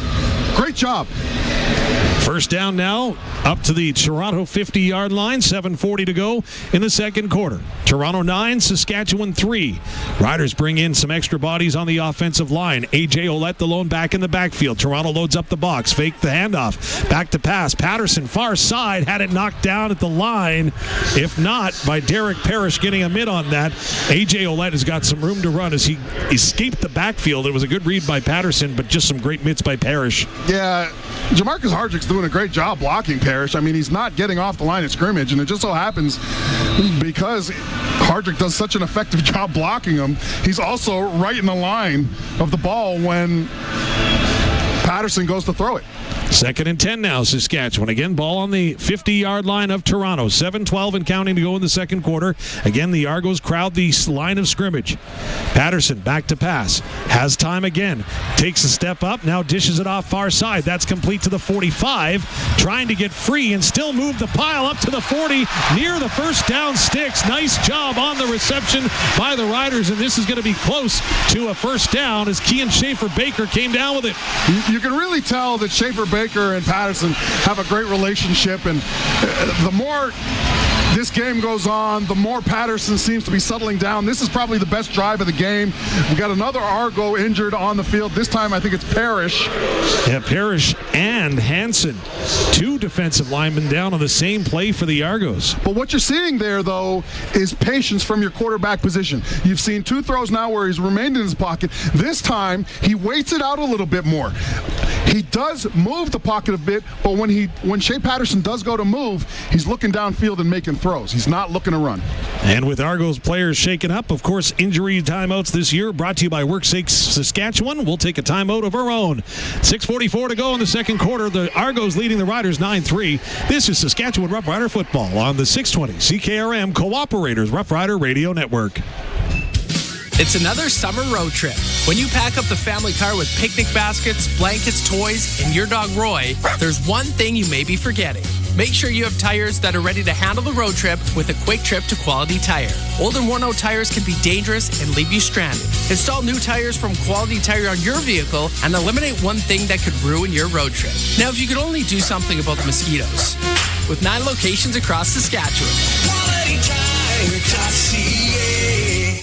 Football fans, score $200 in free plays with PlayNow.com/Green200. PlayNow.com is fully operated by Sega, and whether you're a new player or already have a PlayNow account, you're eligible for a $100 sports free bet and a $100 casino free bet with a minimum $40 deposit when you enter promo code GREEN200. That's right. Visit PlayNow.com/Green200 today and enter promo code GREEN200 to redeem $200 in free plays. Must be 19 plus. Use your game sense.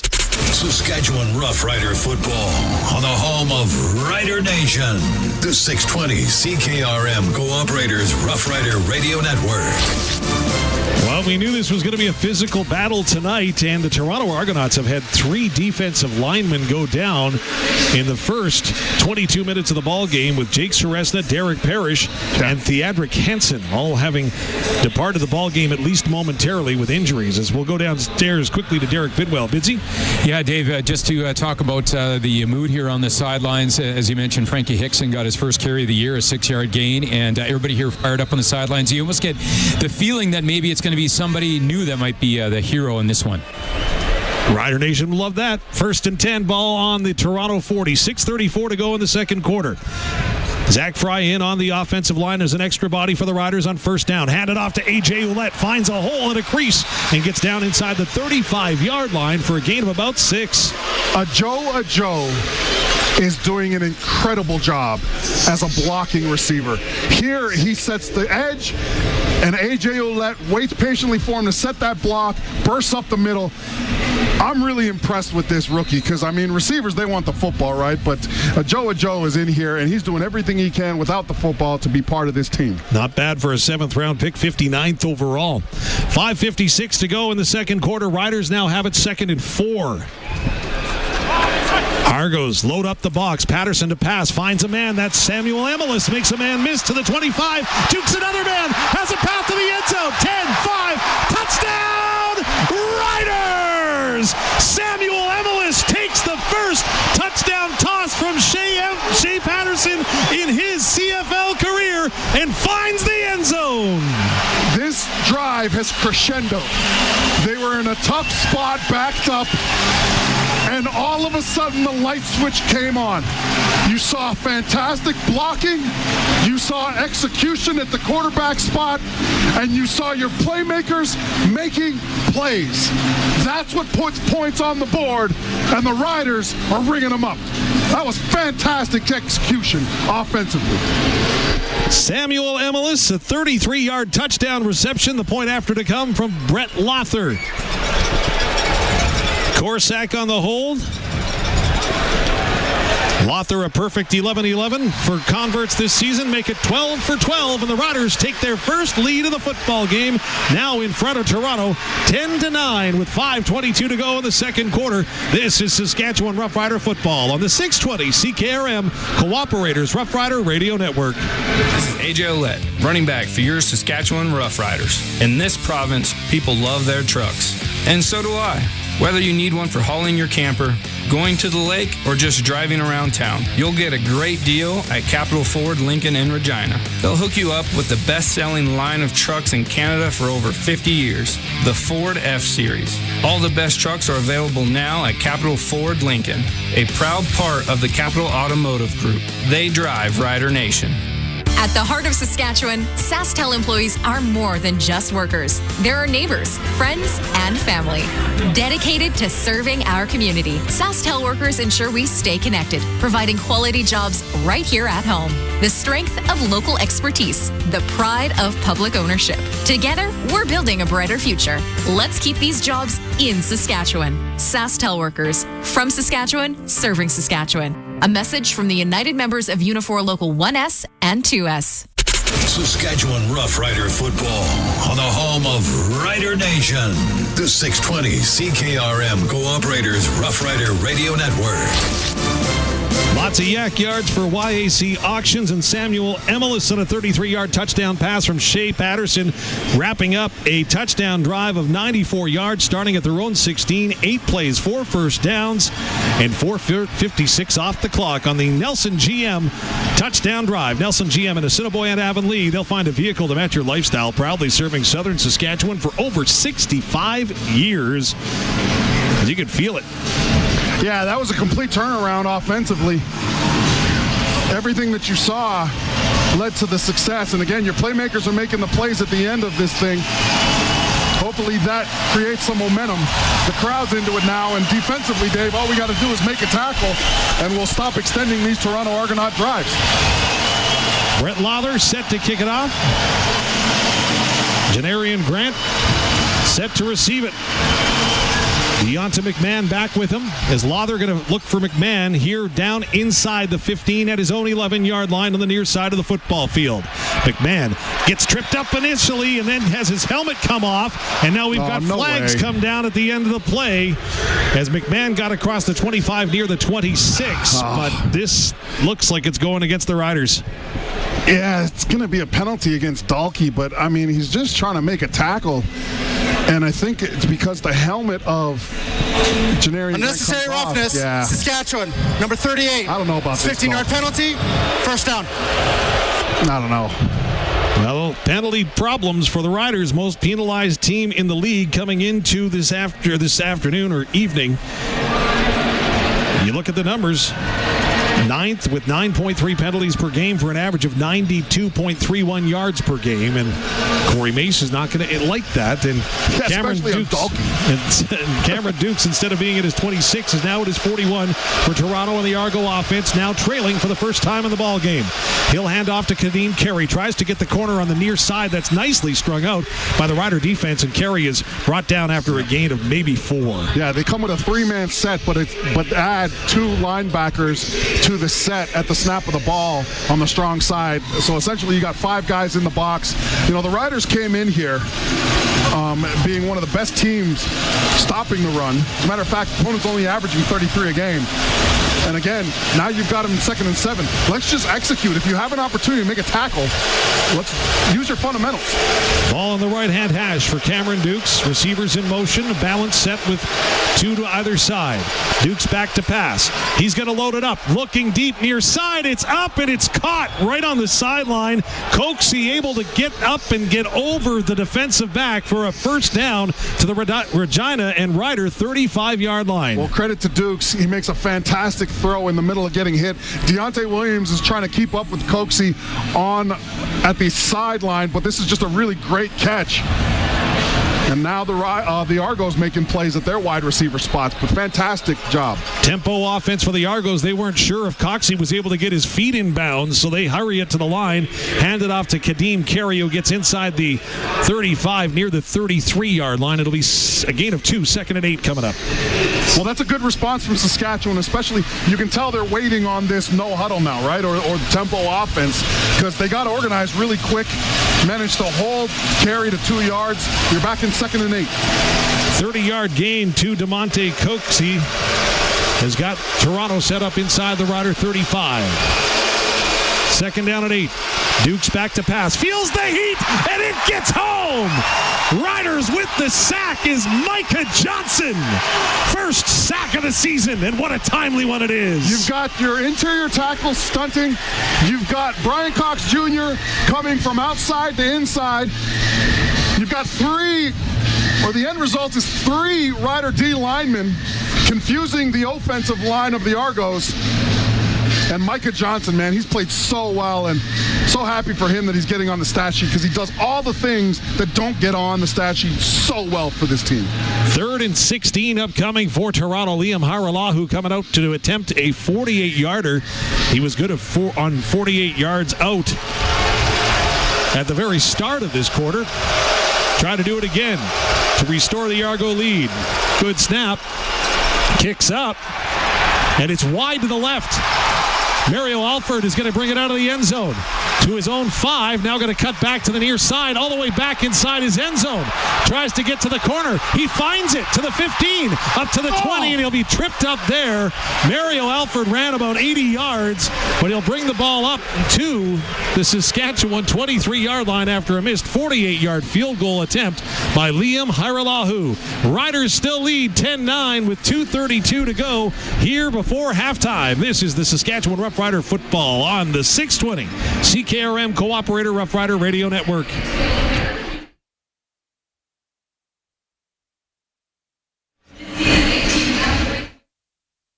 Spread awareness and take action against colorectal cancer, the most commonly diagnosed form of cancer. In Saskatchewan, it's also the 2nd leading cause of cancer death.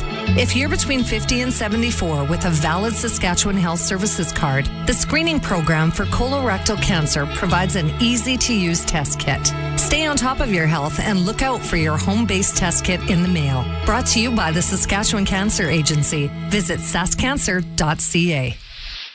For all your grain brokerage needs, call Johnston's Grain. They're hyper-focused on finding growers the best price in the market. Johnston's will deliver the best bids in Western Canada on special crops, milling oats, malt barley, feed grains, damaged grains, and much more. When you think about marketing, think Johnston's. Their expertise helps farmers secure the highest prices while avoiding risky buyers. They'll help you structure your contracts in a way that is good for your farm. Call 844-324-7778.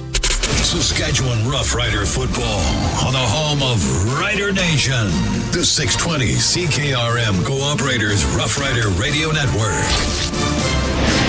3-minute warning giving to the benches. The 3-minute warning is brought to you by Brett Young. Get the seed selection you need from a brand you can trust. To explore our wide selection of canola hybrids, visit brettyoung.ca as we go down to the sideline and Derek Bidwell.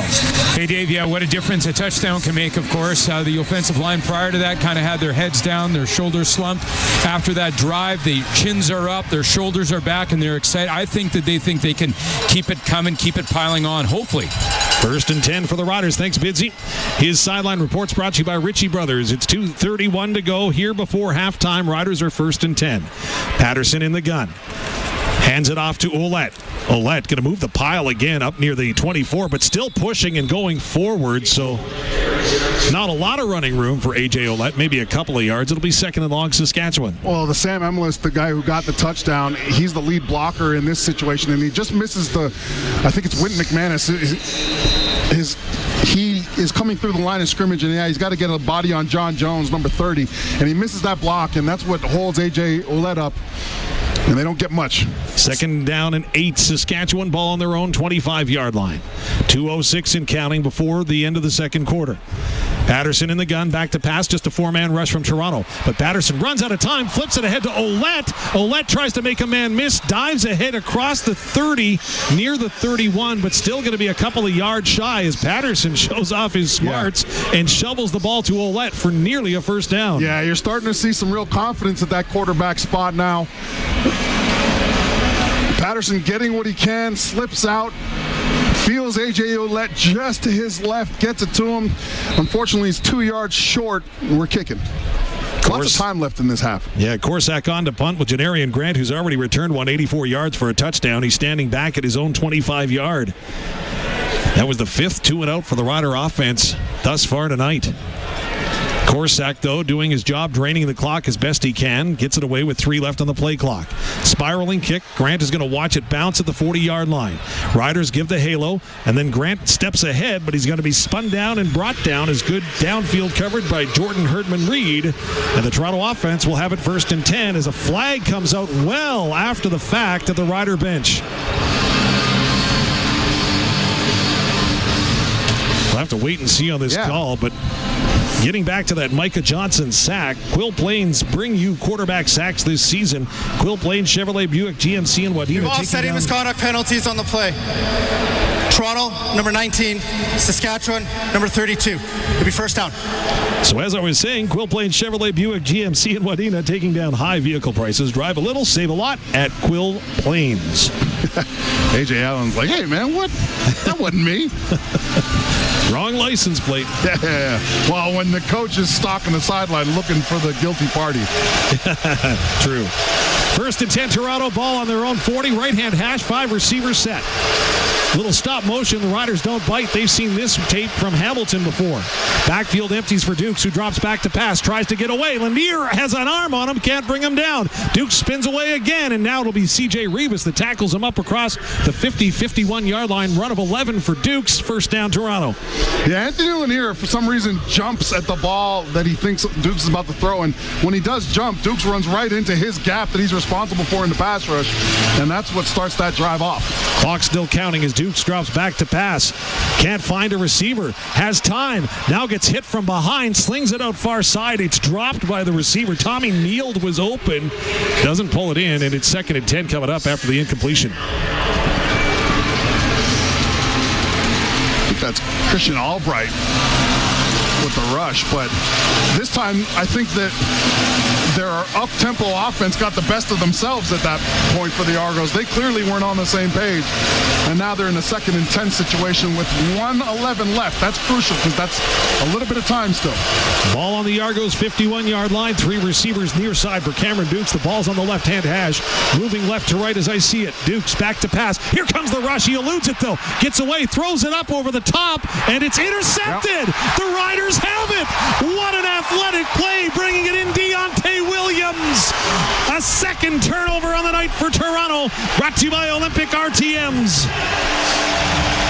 That was one of our 3 keys to the game, is win this turnover battle. Both teams came in the top 3 in the league at turnover ratio. And this is the 2nd one now for the Saskatchewan Roughriders. And it's a great field position. You've got 1 minute left on the clock, and you're starting this drive at essentially the midpoint of the field. But again, the turnover's great, and it was a tip ball. Deontay Williams, great awareness. But man, if the Riders start making tackles, they get off the field way faster. 1:03 to go here in the second quarter. Saskatchewan leading Toronto 10-9, and they're 1st and 10 at their own 52. Patterson in the gun on 1st down. 3 seconds left on the play clock. He'll get it away, fakes a handoff to Oulette, then slings it out far side. That's complete up near the 50-yard line of Toronto. He and Schaefer Baker I like it. You got the play action and then a bullet pass. And again, we talked about that relationship Schaefer-Baker and Patterson clearly have. And it's starting to pay dividends now. Clock's running. It's only at 55. So again, tons of time on this clock. 2nd down and 2 for the Riders. They're on the Toronto 50. 48 seconds to go before halftime. Ball right-hand hash, 3 receivers in motion on the far side. They'll come near side prior to snap. Hand the ball off to Oulette. He's got a seam, gets across the 50 down to the 45 for another Bazandowski Agency's first down. Well, again, you've got Schaefer-Baker who just made the catch, and here he makes a critical block on the end man on the line of scrimmage, coming from left to right. He gets a block on Theodric Hansen, and it's exactly where AJ Oulette is traveling. You're seeing some great blocking from this wide receiver core. 6 runs for 26 yards thus far tonight for AJ Oulette. Your stats brought to you by Opa Souvlaki. Also have a heck of a salmon salad, dare I say. You've been talking about that all day. I know it's food. That's what I do. 1st and 10. Ball on the 45 of Toronto.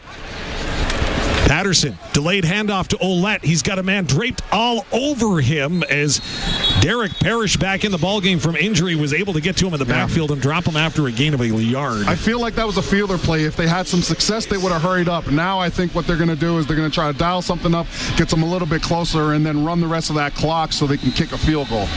Riders did win the coin toss and deferred, so likely going to take the ball to start the second half. 2 for 1, right? Yep. 2nd down and 9, ball on the 44 of Toronto.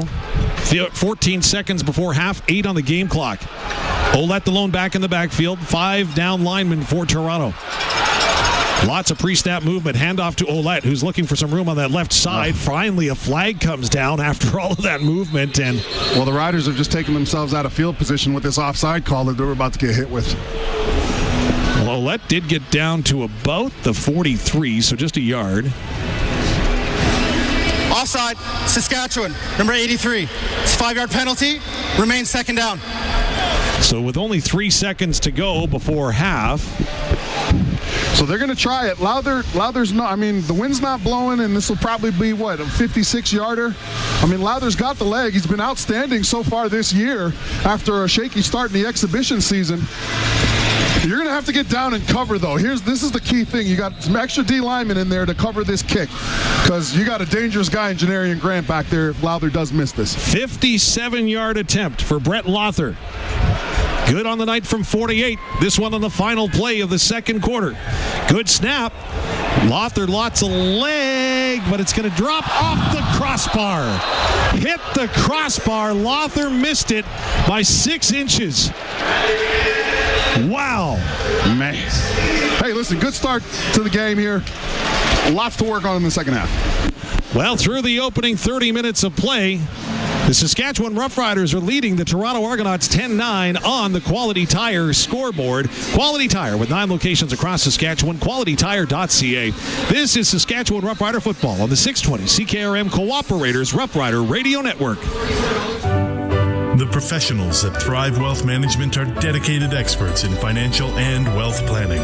But we're also proud members of Rider Nation. We offer our members exceptional service, specialized attention, and access to advanced investment products. And on game day, we bleed green and white, baby. So for expert advice, for big fans like you, visit thrivewealth.ca today. And go Riders!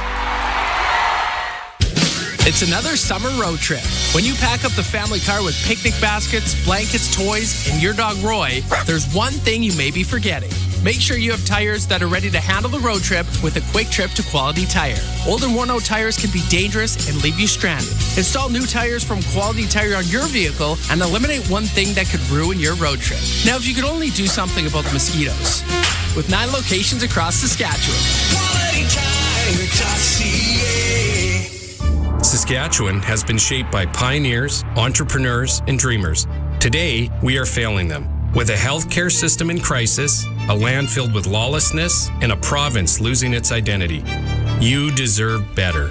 United, we can build a province where every child can dream big, every family can thrive, and where the spirit of our pioneers lives on.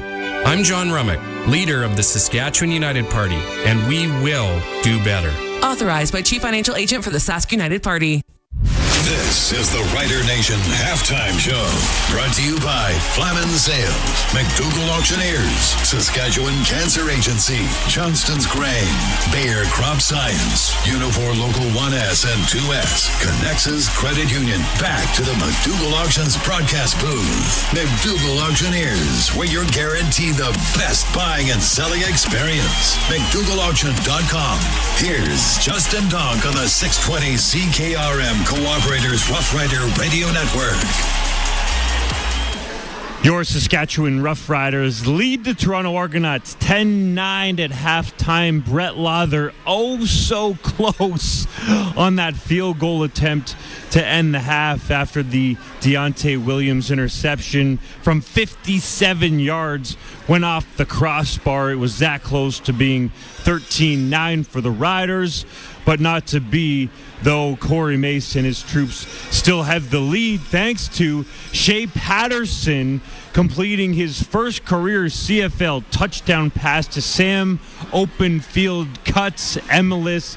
Then he put an Argo defender in the spin cycle, gets into the end zone to give the Riders the lead. It's another slow start for Saskatchewan out of the gate. They got behind early. Janarian Grant ripped off an 84-yard punt return touchdown to put the Argos in front, but I really like the way the Riders have showed this consistent resolve. It doesn't really bother them when they get behind, especially in these home games. They've continued to battle, and that's why they have the lead at halftime. Shay Patterson started 1 of 6 in that first half, but finished 8 of 13 for 108 yards and that touchdown. AJ Oulette had 7 carries for 27 yards, kind of got going in that second quarter, and Sam Emilus leads all the receivers in receiving yardage with that 1 catch for 34 yards and the touchdown. Kean Schaefer-Baker has 3 catches for 30 yards in a key 2nd and 10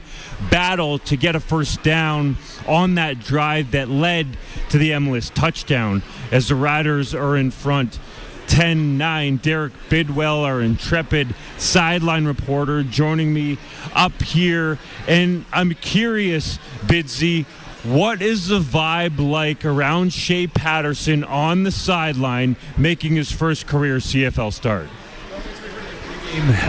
Show, and when we heard from Rob Vanstone with the Saskatchewan Roughriders, legendary journalist, of course, in the province of Saskatchewan. He was on our shortened version of Sports Cage, and he said Shay Patterson is just a quiet guy. He's not a guy that gets too up or too down. He's a fairly even keel guy. He played for the Michigan Wolverines in the Big House, a stadium that holds 115,000 people. So he's not going to get too rattled, and he didn't seem to get rattled even when things weren't going his way.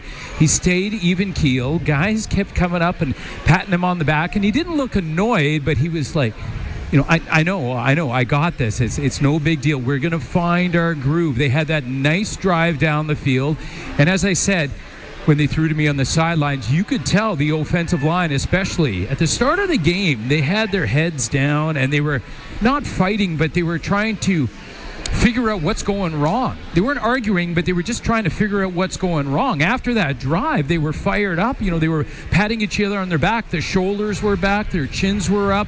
Let's hope they can continue that confidence and bring more things that had them going in a positive direction here as we kick off the second half. Your halftime sponsor is Flamin Sales, a family business with family values and small town feel in Swift Current, Moosomin, Yorkton, Southie, Prince Albert, and Saskatoon. This is Saskatchewan Rough Rider football on the home of Rider Nation, streaming live on sportscage.com, or go to YouTube and type in Sports Cage. Hit subscribe there as well, and also on 620 CKRM Cooperators Rough Rider Radio Network. The Rough Rider and Children's Hospital Foundation's lottery is back and better than ever. Imagine sliding behind the wheel of your new Porsche or basking in tropical Bora Bora. With 10 incredible grand prizes, including your best chance to win $1 million, it could be you. Plus, there are over 1,000 more prizes, including luxury vehicles, travel, and fantastic rider prizes. Help Saskatchewan kids. Get tickets at riderschildren'slottery.ca. Lottery license LR240034. Please play responsibly. Your Cooperator's Advisor can help find life insurance that suits your lifestyle. Like the Let's Keep Granny's Cottage in the Family plan. Talk to a local advisor today about life insurance designed to fit your life and give you greater peace of mind.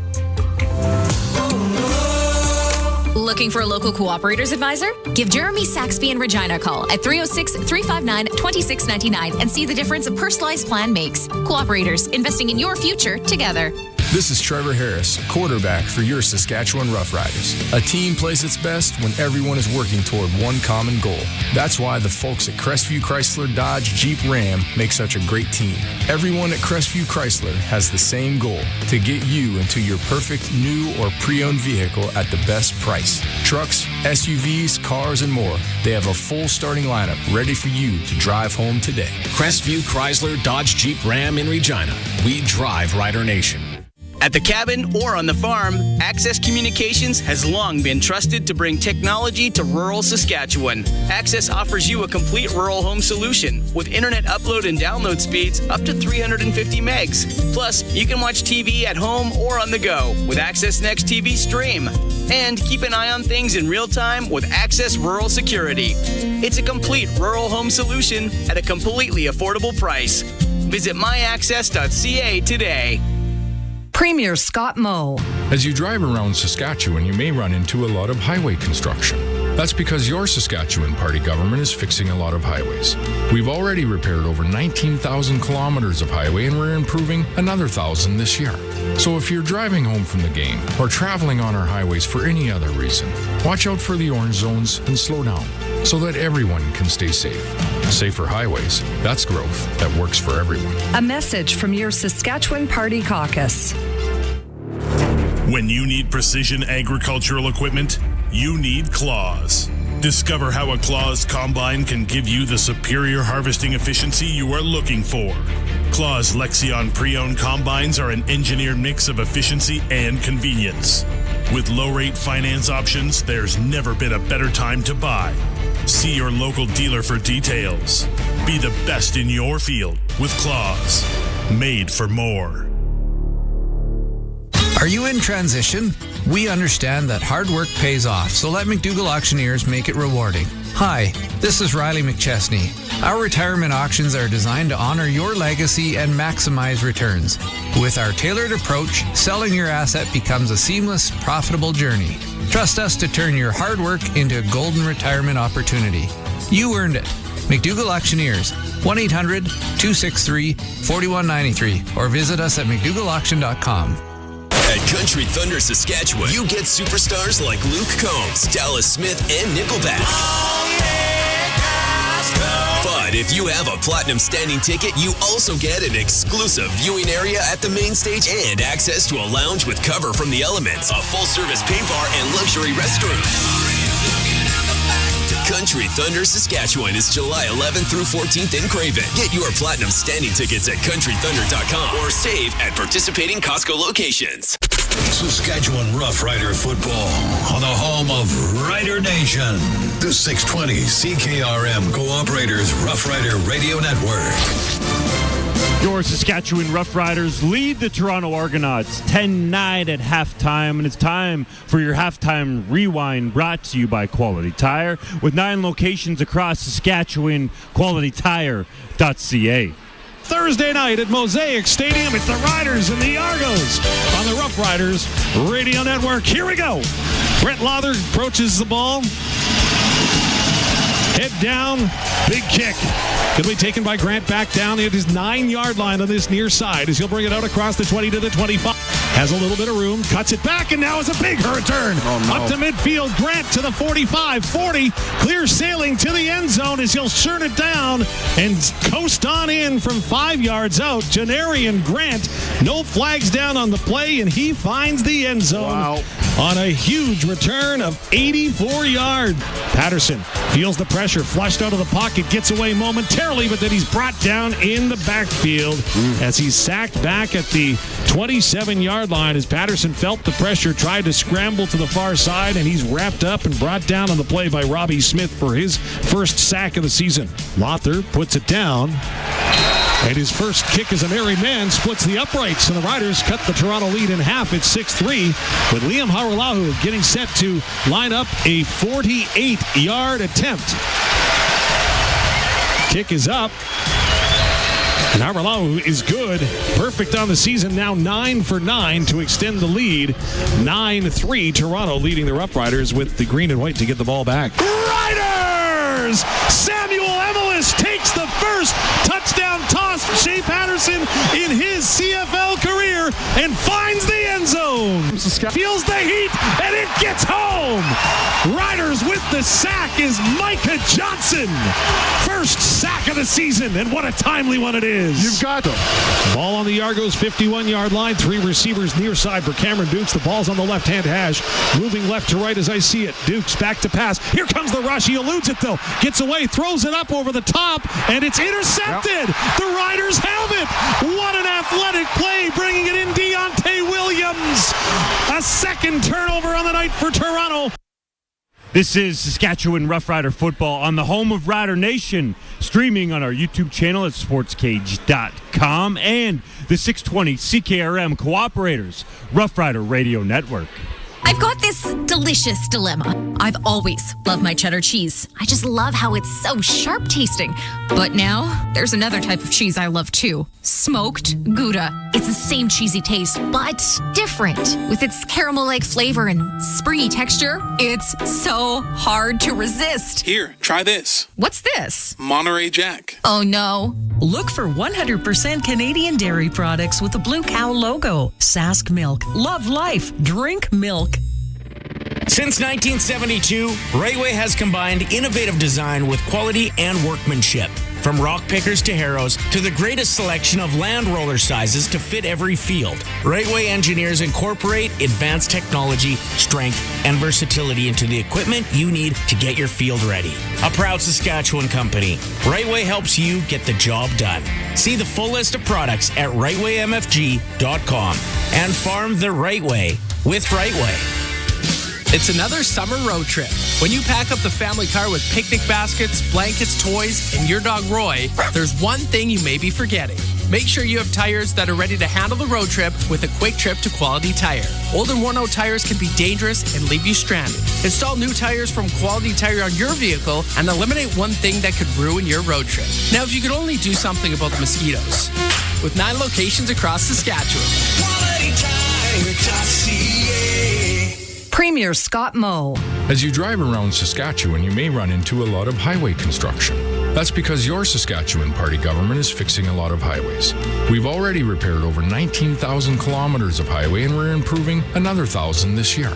So if you're driving home from the game or traveling on our highways for any other reason, watch out for the orange zones and slow down so that everyone can stay safe.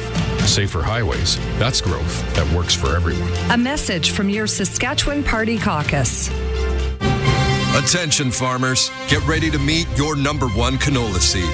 DeKalb is hitting the field with their strongest canola lineup ever.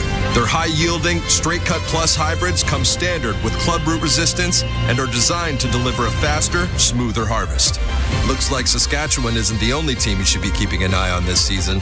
Talk to your rep, retail, or visit DeKalbCanola.ca/SK to get DeKalb in your winning lineup. Always read and follow label directions. Your Cooperator's advisor can help find life insurance that suits your lifestyle. Like the Let's Keep Granny's Cottage in the Family plan. Talk to a local advisor today about life insurance designed to fit your life and give you greater peace of mind. Looking for a local Cooperators advisor? Give Dylan Holmson in Regina a call at 306-359-2660 and see the difference a personalized plan makes. Cooperators, investing in your future together. The all-new Sports Cage on the Saskatchewan Rough Riders Radio Network are doubling down this Labor Day. The night before the Riders take on the Bombers, we're proud to present Dinner with Doubles. A chance to meet, greet, and eat with the Saskatchewan Rough Rider legend and 2024 Plaza of Honor inductee, Darian Durant. Dinner with Doubles, brought to you by the Cooperators, is Saturday, August 31st at Casino Regina. Your ticket includes a chance to meet Darian, a prime rib dinner buffet, and a special live edition of the Rider Nation Radio Roundtable with Darian and friends. Proceeds from the event will go to the Saskatchewan Rough Rider Foundation in honor of Jim Hobson. Tickets are on sale now at CasinoRegina.com. Dinner with doubles. Brought to you by the Cooperators, Tom Bamford, Dylan Holmson, Lori Jasper, Quality Tire with 9 locations, Ingelheim Charters, John Romick of the Sask United Party, the all-new Sports Cage, Harvard Media, and the Saskatchewan Rough Riders Radio Network. Saskatchewan Rough Rider Football, brought to you by SaskTel, Claws of America, AgCo, Unifor Local 1S and 2S, Saskatchewan Party Caucus, SegaPlayNow.com, Salford Equipment, Sask Lotteries. Stay up to date on everything Riders at SportsCage.com. Now to the McDougall Auctions broadcast booth. McDougall Auctioneers, where you're guaranteed the best buying and selling experience. McDougallAuction.com. Time now for the third quarter on the 620 CKRM Cooperators Rough Rider Radio Network. Mary Alford fields the Quality Tire opening kickoff to the second half and is able to return it up to the 54-yard line of Saskatchewan before finally being pushed out of bounds, and the Riders are 1st and 10 at the 54 as Shay Patterson goes to work, handing it off to AJ Oulette. He'll crash his way down to the Toronto 50-yard line for a gain of nearly 6 for AJ Oulette on the opening offensive play of the second half. In the first half, AJ had 7 carries for 29 yards. Great job by fullback Clint Radkovic now coming from left to right, blocking the end man line of scrimmage. He gives AJ Oulette his first glimpse at daylight, takes it for 6 yards, 2nd and 4, really manageable, great field position on the 50. Riders' first possession of the second half. They lead Toronto 10-9 here at Mosaic Stadium. We're a minute into the third quarter.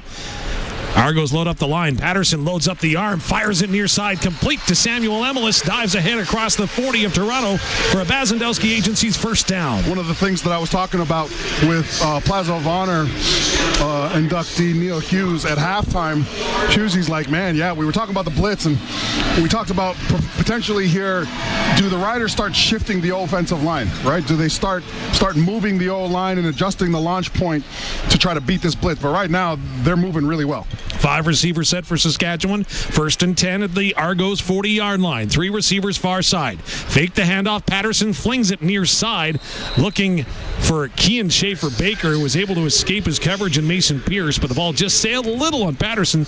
Incomplete, 2nd down. I actually think Patterson just threw that away. It was a good decision. There wasn't anybody open, and Schaefer-Baker was being covered well by number 28 for the Argos, Mason Pierce, 2nd-year player. So throw it away, live to fight another day, 2nd and 10. Ball at the 40 of Toronto, 13-10 to go in the third quarter. Saskatchewan in front, 10-9. Patterson has 3 targets to his right. Oulette in the backfield, moves from right to left on the far side. Patterson back to pass, looks over the middle, has a man that's complete up near the 25-yard line. Should be good for a first down to Kean Schaefer-Baker. Indeed it is. I'll tell you what, you're seeing a completely different quarterback from about the 10-minute mark of the second quarter. Shay Patterson is on the money right now. He is throwing the ball with confidence. More importantly, the offensive line blocking really, really well against this Argo front that's doing everything they can to get pressure on this young quarterback. First down, Riders. Ball in the 27, just outside the Windsor Plywood red zone. Riders 83% proficiency in the red zone, but they've got to get there first. Extra O-lineman in on first down for the Riders. Hand the ball off to Oulette. Starts to the left, cuts back to the right, spins his way now down to the 25-yard line. Still going to the 24. Finally going to be tackled there after a gain of about 3. Man, this is exactly what the Riders are here to do, man. It's as if AJ Oulette is looking for linebackers to go and hit here. They don't get much, but again, consider where they are, right? Mm-hmm. They're in Argos territory right now. Ball security is everything to them. They need to come out of this drive with some points, because if the defense starts making tackles when they first get here in the second half, it's a completely different story. 2nd down and 7 for the Riders on the Toronto 24. 3 receivers to Shay Patterson's left. The Riders wearing their retro jerseys, moving from left to right to the south end zone. Patterson has time, back to pass, throws it. What a catch! Keyshawn Johnson hauls it in at the 20. It was a beautiful catch. Unfortunately, going to be a couple yards short of the first down. Yeah, they're going to bring out louder. There was a couple looks to the sideline like, hey, we should go for this 3rd and 2. I don't mind the decision, take the points, but again, one of the things that you're seeing is some momentum offensively from this quarterback and this wide receiver group. I really like the build we're seeing from this offense. So 3rd and 3 for the Riders at the Toronto 20. That means it'll be about a 27-yard attempt for Lother. Good from 48, missed that last one from 57 when it hit the crossbar. This time the ball's on the right hash with Corsack to hold. Hughes on the snap. Good snap, good hold, kick is up, and it splits the uprights as Lother is 2 for 3 on the night to extend the Riders' lead to 13-9 with 10:50 to go here in the third quarter. This is Saskatchewan Rough Rider football on the 620 CKRM Cooperators Rough Rider Radio Network. It's Trevor Harris from your Saskatchewan Rough Riders. You know what I love as much as throwing touchdowns? Driving a great truck from Capital GMC. They have a huge inventory of trucks, SUVs, luxury cars, and more. You'll find something that suits your style and budget. They're also big supporters of the Riders and our communities. So, whether you're a diehard Riders fan or just looking for a great deal, check out Capital GMC today. They'll make you feel like an MVP. Capital GMC Buick Cadillac in Regina. We drive Rider Nation. Elevate your baling experience with the Heston by Massey Ferguson 1 Series Round Baler. With a dependable, long-lasting design for challenging conditions and high-speed baling, this machine features swing-away net loading and an optional hydraulic drop floor for easy obstruction clearing. Quality hay production starts today with Heston by Massey Ferguson.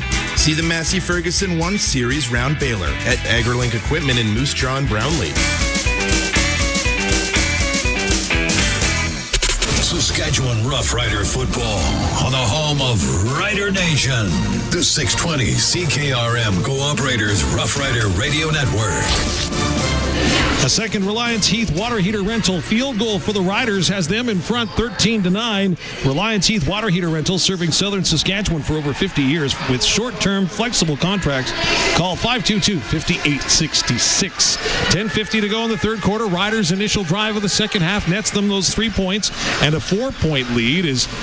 I should check out our 50-50 tally, Luke, because... Oh, I need to go and buy a ticket. So, hey, I'm just... excuse me, Dave, here. If you and John could just take this for the next little bit. Okay, fair enough. Well, the 50-50 jackpot now over $206,000 for the new Riders Foundation 50-50 for all games, home and away this season. The current jackpot, as I mentioned, continues to climb. Buy now at ridersfiftyfifty.ca. Matter of fact, maybe the Riders can just call a timeout here for us. It's a whole process ordering these 50-50 tickets online. So 1st and 10 for Cameron Dukes and the Argos offense. They trail by 4 at their own 40-yard line after the Lother field goal. Dukes is back to pass. He's got time. Now he's going to throw it over the middle, and that ball is complete. Nice catch in traffic inside Rider territory down to the 48-yard line. Yeah. Hauling it in was DeVaris Daniels. Give credit to Cam Dukes here. He hangs in this pocket. He's made a couple throws under pressure and getting hit. Here, it's a good throw. It's right before Lacombo is able to get down and defend this pass. And now it's the Argos' turn to get on the opposite side of the field. 1st and 10 for the Argos on the Rider 48 in that first half. Cameron Dukes. Good when he had to be, 11 of 17 for 120 yards. Did throw an interception, however, and had another couple jump off Riders' defenders' hands. 1st and 10 for Dukes. Fakes the handoff, rolling to the far side. Going to throw it up, and it's almost intercepted. As jumping up to make the play was Marcus Sales, and he almost came down with the interception. Fantastic discipline from the Saskatchewan Rough Riders. Everything moves away from them to the right. You get Brian Cox Jr. and CJ Rivas staying disciplined on the backside, though. So they're able to defend Cameron Dukes when he rolls back out. And then it's almost picked, Dave, like you said. 2nd down and 10 for the Argos. Ball on the Rider 48. 9:38 to go in the third quarter. Saskatchewan in front 13-9. Dukes is in the gun. A couple of receivers to the far side of the field. Riders show blitz. Here it comes. Dukes dumps it off near side. That's complete inside the 40 for a first down. Reaching out was Coxey, and he'll haul it in. This is a solid throw again from Cam Dukes. He's in the pocket, patient, great catch. Coxey's made some fantastic catches today. Well, not some, a couple. For Coxey, that's his 5th reception on the afternoon for 66 yards. Hauled in that 30-yarder earlier.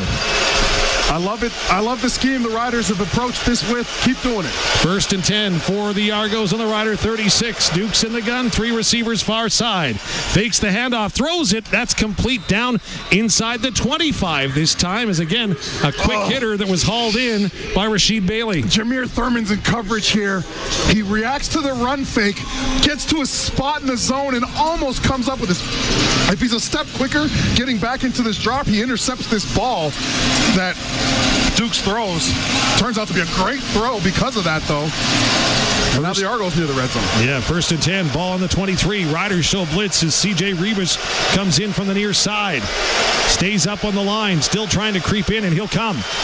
Duke sees him, back to pass, feels the pressure, takes a hit, gets rid of it, and then the ball is knocked away. Good coverage by Sales, as coming across the middle was Coxey, and Sales was all over him. I'm really impressed with Dukes here.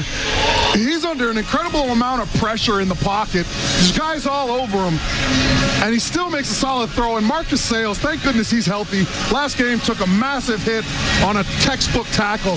Here, great one-on-one defense, knocks the ball down. 2nd and 10. Ball on the Rider 23. Spotted towards that far hash mark. Riderville comes alive on 2nd and long. It's 5 receiver package for Cameron Dukes and the Argos. He's back to pass. Riders rush 5. Dukes escapes. Flag comes down. He swings it out to Carey, complete in the near side flat. Riders are going to get there before the first down marker as Deontay Williams came up to make the tackle, but the flag likely going to be a hold on the Argos. Yeah, you're going to get a hold on... Holding, Toronto, number 66. 10-yard penalty. Repeat, 2nd down. Isaiah Cage, the left tackle, and here's what he's struggling with.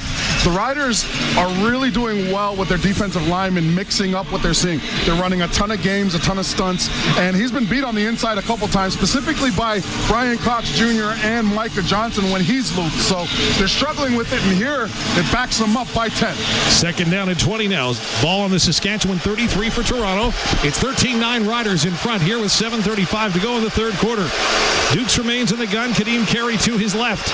Dukes drops back to pass. Flinches once. Now going to swing it out to Carey near side. That's off his fingers and falls incomplete. And it'll bring up a 3rd down as Toronto has resorted to throwing the ball to Kadeem Carey. In your keys, Luke, you talked about stopping the run. Kadeem Carey, the leading rusher in the CFL, coming in 6 carries for 9 yards. Yeah, they've been doing a fantastic job, this defense.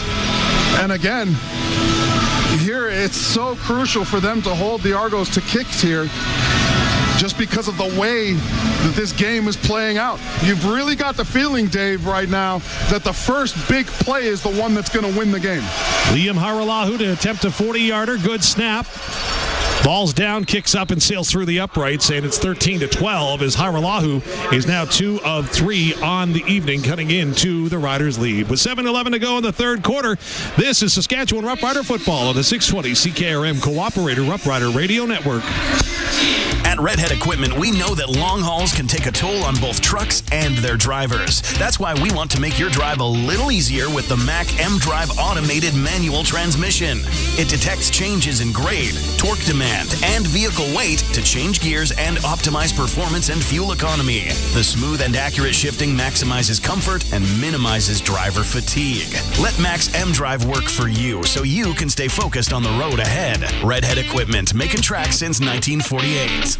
Football fans, score $200 in free plays with PlayNow.com/Green200. PlayNow.com is fully operated by Sega, and whether you're a new player or already have a PlayNow account, you're eligible for a $100 sports free bet and a $100 casino free bet with a minimum $40 deposit when you enter promo code GREEN200. That's right. Visit PlayNow.com/Green200 today and enter promo code GREEN200 to redeem $200 in free plays. Must be 19 plus. Use your game sense.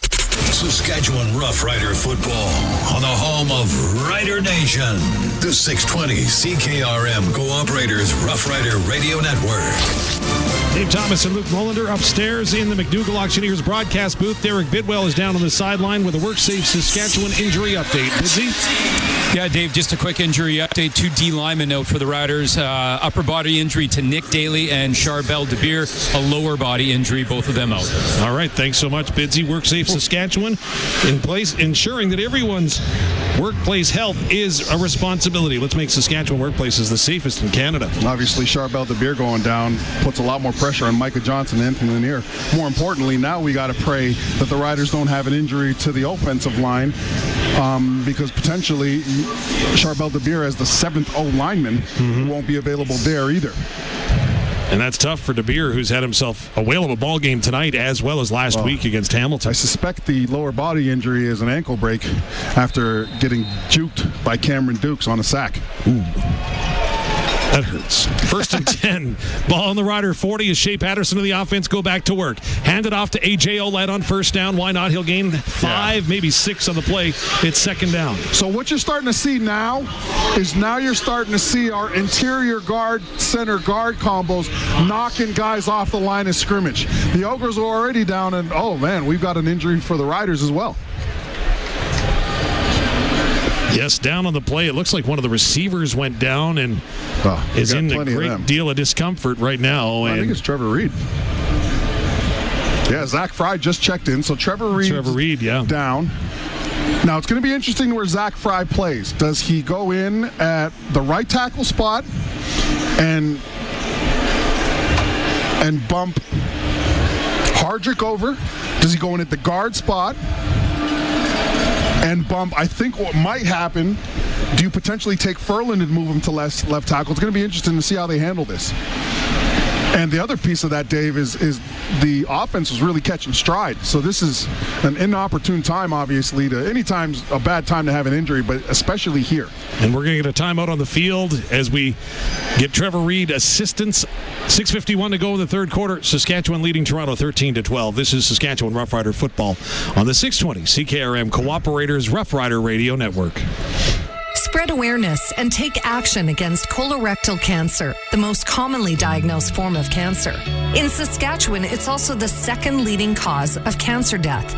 If you're between 50 and 74 with a valid Saskatchewan Health Services card, the screening program for colorectal cancer provides an easy-to-use test kit. Stay on top of your health and look out for your home-based test kit in the mail. Brought to you by the Saskatchewan Cancer Agency. Visit saskcancer.ca. Johnston's Logistics. That's the name for your truck freight forwarding needs. They offer you the best quotes in the industry on bulk hopper, deck, van, and reefer shipping within Canada and into the United States. Next time you're looking for a freight rate to haul grain or fertilizer, think Johnston's. Next time you're looking for a rate to move a piece of machinery, think Johnston's. Next time you're looking to move van or reefer cargo, you know the name, Johnston's. For a highly competitive quote, call 844-324-7778. Saskatchewan Rough Rider football on the home of Rider Nation. The 620 CKRM Cooperators Rough Rider Radio Network. Back at Mosaic Stadium as Trevor Reed exits the field, noticeably limping as he gets a round of applause from Rider Nation here at Mosaic Stadium. Of course, we want to hear from you, Rider Nation. Of course, you can weigh in on the round table coming up following the conclusion of the ball game or anytime on the Souris Valley Industries text line at 306-936-6262. Souris Valley Industries in Weyburn, supplying Saskatchewan with precast concrete products for over 40 years. Call 306-842-5754 or CSVIprecast.com. They've bumped Furland out to left tackle, and Zach Fry is playing right guard. All right. So 2nd down and 5 when this all resumes as Patterson is back to pass. Toronto brings a blitz. Patterson throws it up for Amelis. He's got it in and out of his arms at the 35-yard line. As Amelis did a great job to react to the ball in the air, just couldn't come down with it. Yeah, the Riders delay the blitz from the Argos, and this is an absolute dot from Shay Patterson, and Amelis just isn't able to bring it down. This is a great throw, and they missed a big play there. And like I said, Dave, it feels like the next big play from either team is the one that's going to win the game here. Royce Mechie in coverage for the Argos, able to strip it out of the arms of Amelis, and it's 3rd down from Adam Korsak, the punter, and the Rider punt team on the field, kicking it away from their own 45-yard line. Korsak, high spiraling kick. Grant is back to take it, retreats back to his 11, takes a step back down, goes forward, makes a man miss up to the 25, near the 30, puts the shoulder pads down and drives ahead a couple more yards, and it'll be a 1st and 10 for the Argo offense, but we've got another Riders shaken up on the play. 6:12 to go in the third quarter. We'll take another break and come back with more. It's Saskatchewan 13, Toronto 12. This is Saskatchewan Rough Rider football on the 620 CKRM Cooperators Rough Rider Radio Network. When the growing season is limited, you need the right equipment at the right price. Redhead Equipment is your go-to for premium used equipment, including certified pre-owned Case IH Ag units. With 10 locations in Saskatchewan, we can find you the right unit to get the job done. Plus, you'll get peace of mind with a 12-month powertrain protection plan. You can also count on our Case IH factory-trained technicians to keep you up and running. Visit redheadequipment.ca, making tracks since 1948. When you think about it, Connexus is exactly like the Rough Riders. We both have a fearsome lineup, a solid game plan, and deep pride in Saskatchewan. Okay, maybe we're not exactly alike, but with Connexus, you've got a team behind you committed to your success and the success of everyone in Rider Nation. So whether you're saving for season tickets on the 50-yard line or saving for your retirement, visit Connexus.ca to get a real home field advantage today. Now, can somebody help me up? I think I sprained my ACL. Saskatchewan Rough Rider football on the home of Rider Nation. The 620 CKRM Cooperators Rough Rider Radio Network. 52-yard punt by Adam Korsak, returned 17 yards by Janarian Grant for Toronto. Unfortunately, Christian Albright shaken up on the play for the Riders and getting some attention down on the field at the Toronto 20-yard line. Should mention, hey, Labor Day, it's going to be here before we know it. And when you're in town for Labor Day looking to have some fun, why not join us for Dinner with Doubles, brought to you by the Cooperators at Casino Regina, Saturday, August 31st, so the night before the big Labor Day matchup. Now, proceeds from the event will go to the Saskatchewan Rough Rider Foundation in honor of Jim Hobson. Now, if you haven't got your ticket, you can do so by going to CasinoRegina.com. It's a night with doubles and friends as we salute Darian Durant here in Saskatchewan. The night before the All-Star game is great news is Christian Albright is up and walking, albeit gingerly, towards the Rider sideline. Well, that's great to see. And again, it's a depth position here for the Saskatchewan Rough Riders that they're going to need. Fortunately, they're stacked at the end spot still if he leaves the game, because they do have Habakkuk Baldonado who can play both spots, but also Lake Corte Moore. So 1st and 10 for the Argos. Ball at their own 30-yard line.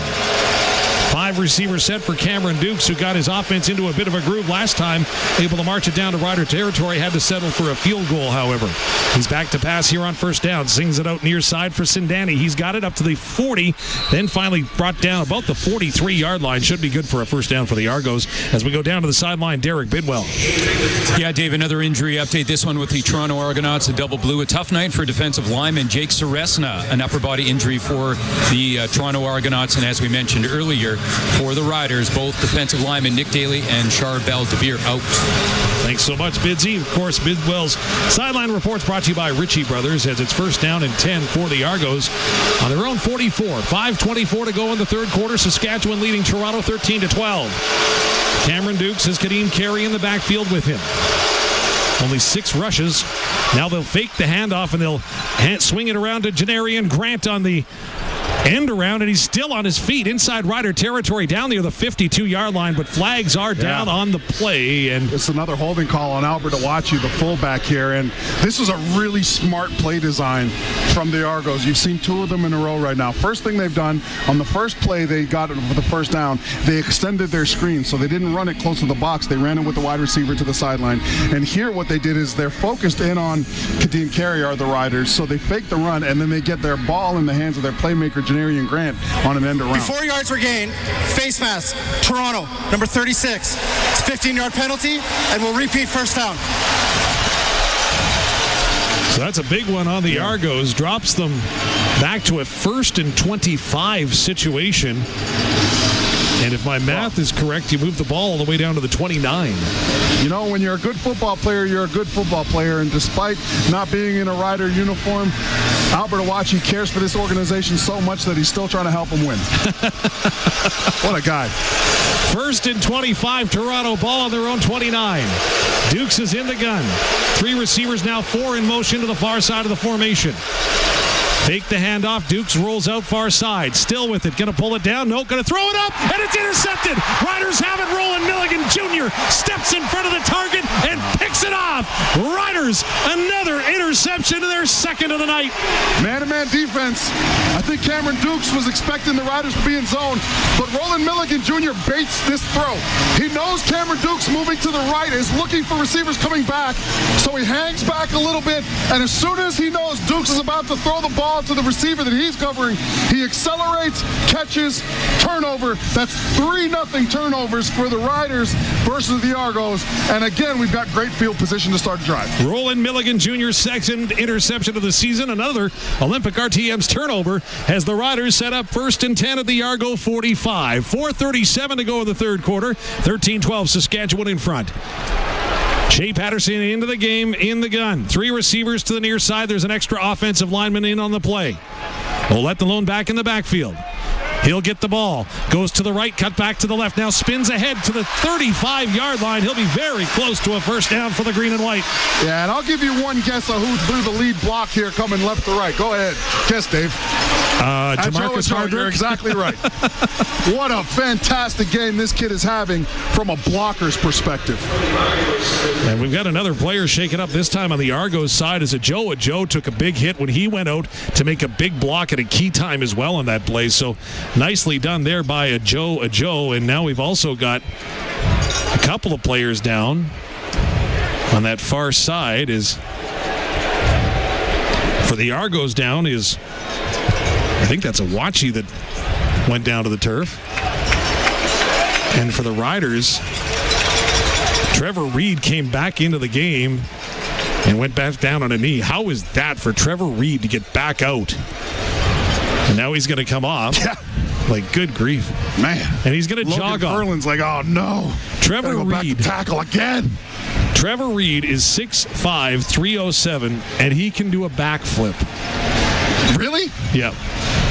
I don't think anybody wants him to try that right now in season. But, man, I'd be willing to put some money down off season to get that on YouTube. 1st and 10 for the Riders. Ball on the Toronto 35-yard line. Patterson in the gun. Receivers approach the line. He'll hand off to Oulette. Oulette going to carry the pile forward for a gain of 2, maybe 3 yards again, and it'll be a 2nd and long situation for the Rider offense. But they're deep inside Argo territory after the interception. Leading by a point with 3.5 minutes to go in the third quarter. I'll tell you, man, I'm a little bit blown away about how hard these wide receivers are going on the blocking surface. We knew it was going to be a physical game, especially on the line of scrimmage, and it's like the receivers were sitting in that offensive line meeting room all week. They came in here with intent to move guys off the line of scrimmage, and they've been doing a fantastic job. This time it was Kean Schaefer-Baker's turn. Just a gain of 2 for Oulette on first down. It's 2nd and 8 for the Riders on the Argo 33. Here comes the blitz. Patterson sees it. He slings it. He finds Johnson to the 15. Johnson wrapped up and brought down inside the 10-yard line. First down, Riders. Keyshawn Johnson with the catch. Yeah, it's all starting to click for Shay Patterson now. He's seeing the field so well. He buys himself some extra time against this blitz by taking a couple extra steps back, slings it to his left to Keyshawn. Keyshawn makes a fantastic catch. But more importantly, the run after the catch is what gets the crowd going. And now the Riders are knocking on the door. They're incredibly effective, like you said, in the red zone. They're on the 10. Those yak yards, yeah, the YAC Auctions yak yards in full effect there for the Riders. 1st and 10 at the Toronto 10. Riders are 5 of 6 for red zone touchdowns this season. 83% efficiency. Patterson is in the gun. Oulette the lone back in the backfield. Hand the ball off. Oulette takes a step to the left and now tries to move the pile. Only going to get a yard. And look at this. As coming in from about 10 yards away was one of the linebackers for Toronto in Jonathan Edward, who went over top of the pile to try to get Oulette down.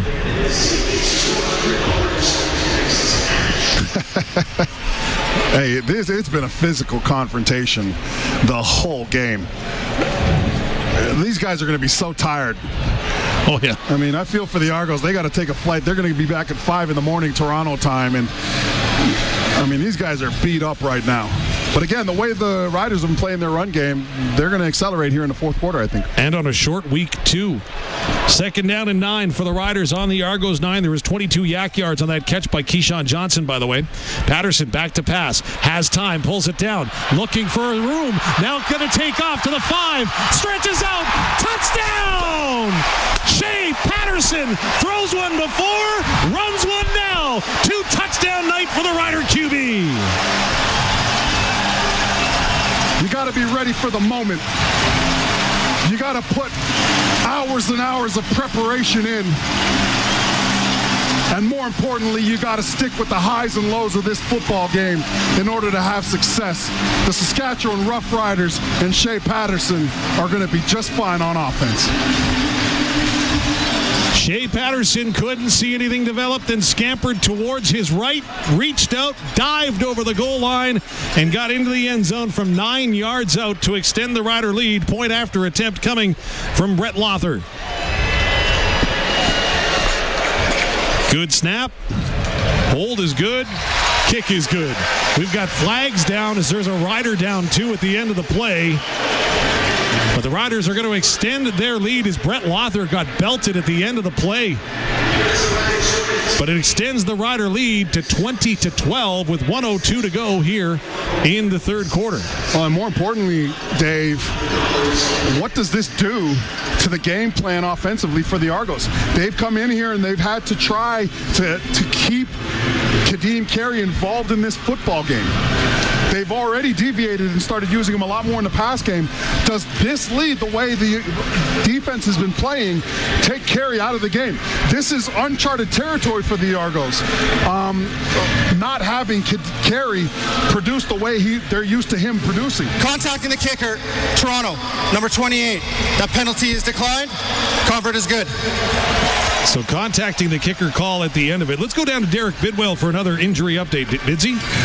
Thanks, Dave. Yeah, you guys were talking about Trevor Reed, the offensive lineman for the Saskatchewan Rough Riders, coming in and out of the game, trying to go with that lower body injury. He did leave the field. He has headed off. He tried to go on the sideline. He was trying to prove to the training staff that he could keep going, but they shut it down, and they basically took him off the field, and he's gone to the locker room. Lower body with offensive lineman Trevor Reed. Thanks, Derek. Derek Bidwell.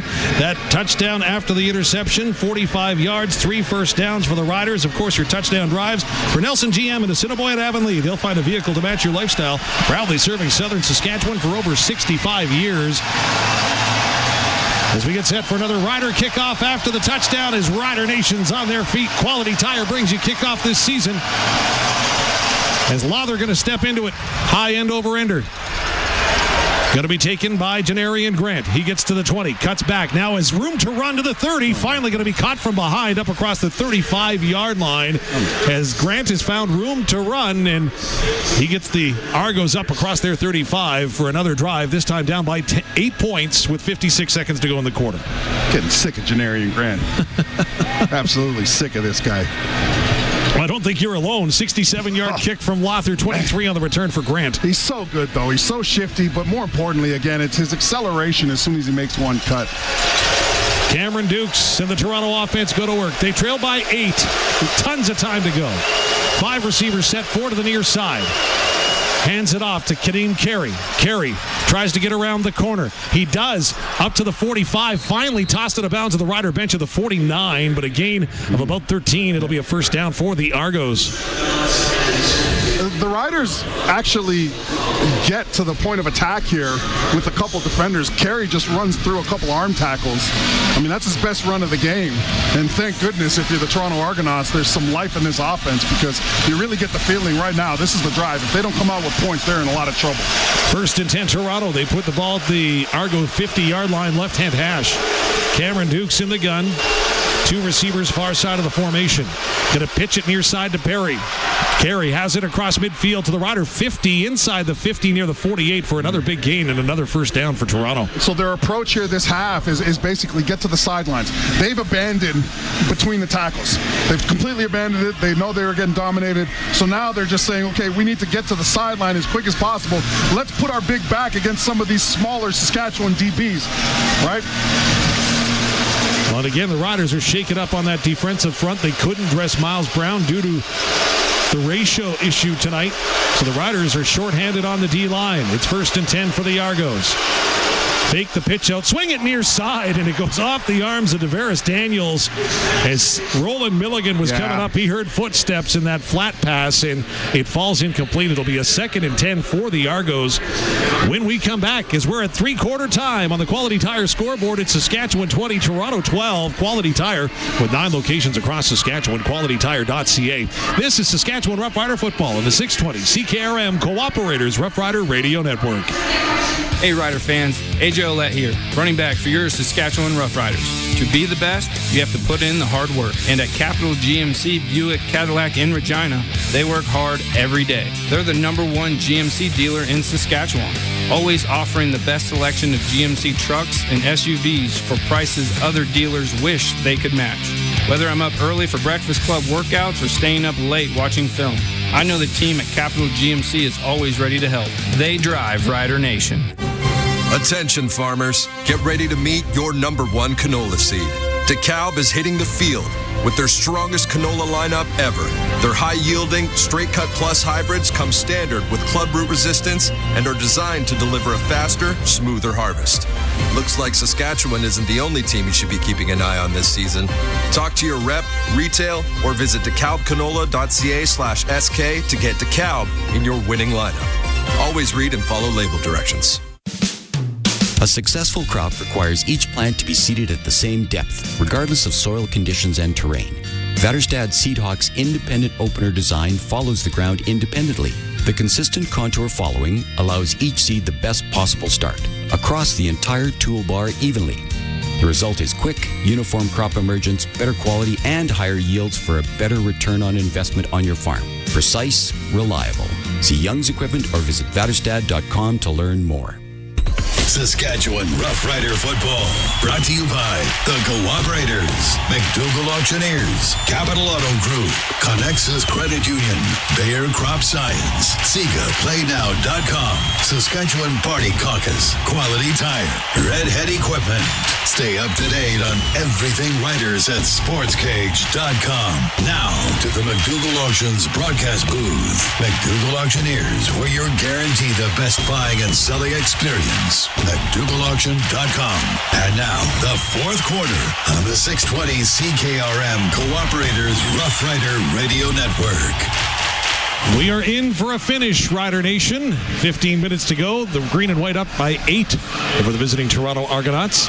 Big second down coming up, 2nd and 10 from the Rider 48-yard line for the Bombers, who are moving towards the south end zone to my broadcast right, wearing their white jerseys with the blue pants and the light blue helmets. The Riders wearing their retros on this Throwback Thursday. That's the green jerseys with the white stripes on the shoulder pads, as well as the old S logo on the helmet with the stripes down the middle of it. Did you know it takes the equipment staff about 2 hours to change out all of the helmets? I would have thought like days, but they've got it down to a science. As Neil Hughes that's the hardest working team in show business isn't man. it? Yeah, Isn't Cody it? Gilroy's crew. Yep. So here comes the second down play. Cameron Dukes is in the gun. Riders show blitz, but now drop back. Dukes over the middle, has a receiver, and it's complete down to the Rider 35-yard line. Hauling it in was Tommy Neild, and that's a big catch for a first down. Yeah, Roland Milligan is a defensive back that's closest to this pass coming over the middle, but he gets his eyes distracted by a receiver running up the hash, and instead of sitting there and waiting for the crossing route, Roland moves with the receiver and goes upfield, and that's what gives the space to the who was that again, Dave? Neild to catch that football and convert the first down. Ball now at the Saskatchewan 34. We're this 30 seconds into the fourth quarter. Rider have an 8-point lead. Cameron Dukes in the gun, 3 targets to his right. He looks that way. Then he jumps away from first pressure, spins away from the next pressure, and finally the Riders will get a Quill Plains sack as not 1, not 2, but 3 different Riders had an opportunity before Lake Corte Moore got home. Yeah, you're literally getting PTSD if you're a Rider fan watching Cameron Dukes break tackle after tackle, and you're like, oh, Lord, is he going to do this again? We finally get him down, but this is just fantastic pressure. Pressure bust pipes. and there's 5 or 6 green jerseys around the quarterback after that blitz. You're looking at 2nd and 12 now, and I'm really thinking that, hey, listen, I know you're used to seeing zone. Let's go after the quarterback here. I'm wondering what they do. Rider 36-yard line for Dukes, who's in the gun. Kadeem Carey to his left. Dukes back to pass on 2nd and long. Here comes the heat. He's going to escape. Tills it down to the 30. Then stumbles up near the 25-yard line. He's going to be close to the first down as he went head first instead of sliding, so he'll be real close. But it looks like it's 3rd down. Yeah, it's going to be 3rd down, and it's going to be interesting. They're probably going to be 3rd and 1. Dinwiddie, the head coach of the Argos, is waiting to see where they spot this, and they're going to go for it on 3rd and 1. Huge opportunity for the defense here. Baldonado sprints onto the field for the Rider defense. It's 3rd and 1. Red Angus. Oh, they're offside. And there's an offside call as well. As it looked like Dukes had the first down for Moose Creek Red Angus and a 3rd down gamble. Yeah, we're offside. So the Riders are offside, yeah, so it'll be a first down automatically. As again, the hurry-up offense. Offside, Saskatchewan, number 95. 5-yard penalty, first down. So it was Baldonado who sprinted, as I said, onto the field and just couldn't get back on side. So now a first down for Toronto on the Saskatchewan 20 as they're in the green zone. Listen, get Cameron Dukes throwing this football. He's a turnover-prone quarterback at the moment. Well, he's got Kadeem Carey in the backfield right behind him. 3 receivers to the near side. Carey sprints out. Here comes the pressure. Sprung near side. That's complete to Neild. Tommy Neild has it down to the 14, or pardon me, the 16 for a gain of 4. Yeah. 2nd down. Great job by Elijah Thurman. Again, the wide receiver screen has become the screen of choice instead of the running back screen for the Argos. Elijah Thurman does a great job of navigating through all the traffic and finding the tackle. It's 2nd and 6. If you're the Argos, you got to think maybe a crossing route or something towards the sidelines and hopefully break some tackles here. You'd be crazy to give it to Carey up the middle. Cameron Dukes might run a draw here too. 2nd down and 6. Riders rush 4. Throw near side. That's complete. Hauling it in was Coxey, and he'll get down inside the 5 for a first down. Yeah, the Riders are too soft in their zones here. And sorry, that wasn't Coxey. That was 88 Bailey. This is Cameron Dukes. He just adjusts his eyes a little bit, finds Bailey right to his right in the soft spot of the defense. Handoff on first down. Flags come down, but what a tackle in the backfield is getting home was Roland Milligan Jr. wrapping up Kadeem Carey, or pardon me, that was McMahon. Offside, Saskatchewan, number 1. Half the distance to the goal. We'll repeat first down.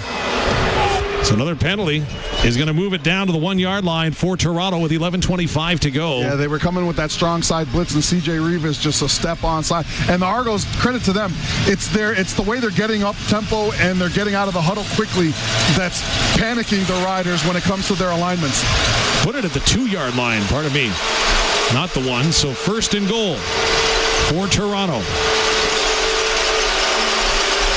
Hand the ball off to Carey. He's not going to get there. Meets the wall of green. And they're going to maybe stop him for a loss of a yard. 2nd down coming up. This is a fantastic play by Jameer Thurman. He scrapes into his B gap and then redirects his eyes inside immediately to where the ball carrier is. Makes a solid tackle. 2nd and goal. I got to think if you're the Riders, you just send everybody again and play man over the top. No point in playing a zone defense here. Dukes in the gun, 2nd and 3 from the 3. Hands off to Carey. Makes a man miss and dives into the end zone. Kadeem Carey able to get home on a second chance. And the Argos are within a couple of the Riders. Yeah, so what happens here is they manage to get Jameer Thurman sealed to the inside, and Anthony Lanier, they take advantage of his outside move, and it opens up the gap between the guard and the tackle on the right side. And it's just, that's probably the biggest hole Kadeem Carey has seen all game, and now they'll go for 2. A second 2-point convert attempt on the night for the Argos. Ball left-hand hash for Cameron Dukes. Carey stands to his right. 4 receivers come that way. Backfield empties. Duke Pumps once, pulls it down, pumps again, throws it into the end zone, and it's caught. A second chance cap as Bailey was bobbling it, but he caught it on the bobble, and we're tied at 20. Nelson Lacombo is playing man defense, and Bailey credit to Dukes. He scampers to the right a little bit. He avoids a jumping defender and buys himself just enough time to allow Bailey to get himself into position, and then it's simply a matter of putting it a little bit higher than Nelson Lacombo was able to react to, and this game is tied at 20. 10:06 to go. More from Mosaic Stadium in a moment. This is Saskatchewan Roughrider football on the 620 CKRM Cooperators Roughrider Radio Network. Here at Cooperators, we can help you invest in a way that's right for you. Like the starting to invest later has to be better than never plan. Talk to us today about how we can turn the investing goals you've made into investing realities. Looking for a local Cooperators advisor? Give Kirsty Griffiths in Regina a call at 306-359-2667 and see the difference a personalized plan makes. Cooperators, investing in your future together. The professionals at Thrive Wealth Management are dedicated experts in financial and wealth planning. But we're also proud members of Rider Nation. We offer our members exceptional service, specialized attention, and access to advanced investment products. And on game day, we bleed green and white, baby. So for expert advice, for big fans like you, visit thrivewealth.ca today. And go Riders! Saskatchewan Roughrider football on the home of Rider Nation. The 620 CKRM Cooperators Roughrider Radio Network. Back tied at 20s here at Mosaic Stadium, Saskatchewan and Toronto. Oh, what a game this is turning out to be. Week 5 kickoff in the CFL. Toronto's touchdown drive, 10 plays, 4:29 off the clock. Kadeem Carey punches it in from 3 yards out. A two-point convert was good after. And we get set to start all over. Essentially, with 10:06 to go, the Riders going to get the first crack at it, though. Liam Harala, who's got the ball on the right-hand hash at the 30-yard line, gets set for another quality tire kickoff. He approaches, puts the ball in the air. Going to be taken by Mario Alford back at his 8-yard line on the near side. Scampers up by the numbers. Going to be chased back to the middle of the field, wrapped up there. 1st and 10 for the Riders coming up at the 25-yard line. Yeah, the off returner Hickson here just misses his lead block and then creates a wave of 3 baby blue helmets in front of Alford. Nowhere to go. He goes down just to make sure he guarantees the possession, and the Riders will start on the 25. 72 yards on the kickoff, 17 on the return for Mario Alford, and Shay Patterson, who's 12 of 20 for 158 yards and has ran the ball 3 times for 10 and a touchdown, gets the offense back to work. Extra body in on the offensive line on first down for the Riders. AJ Oulette going to leave the backfield.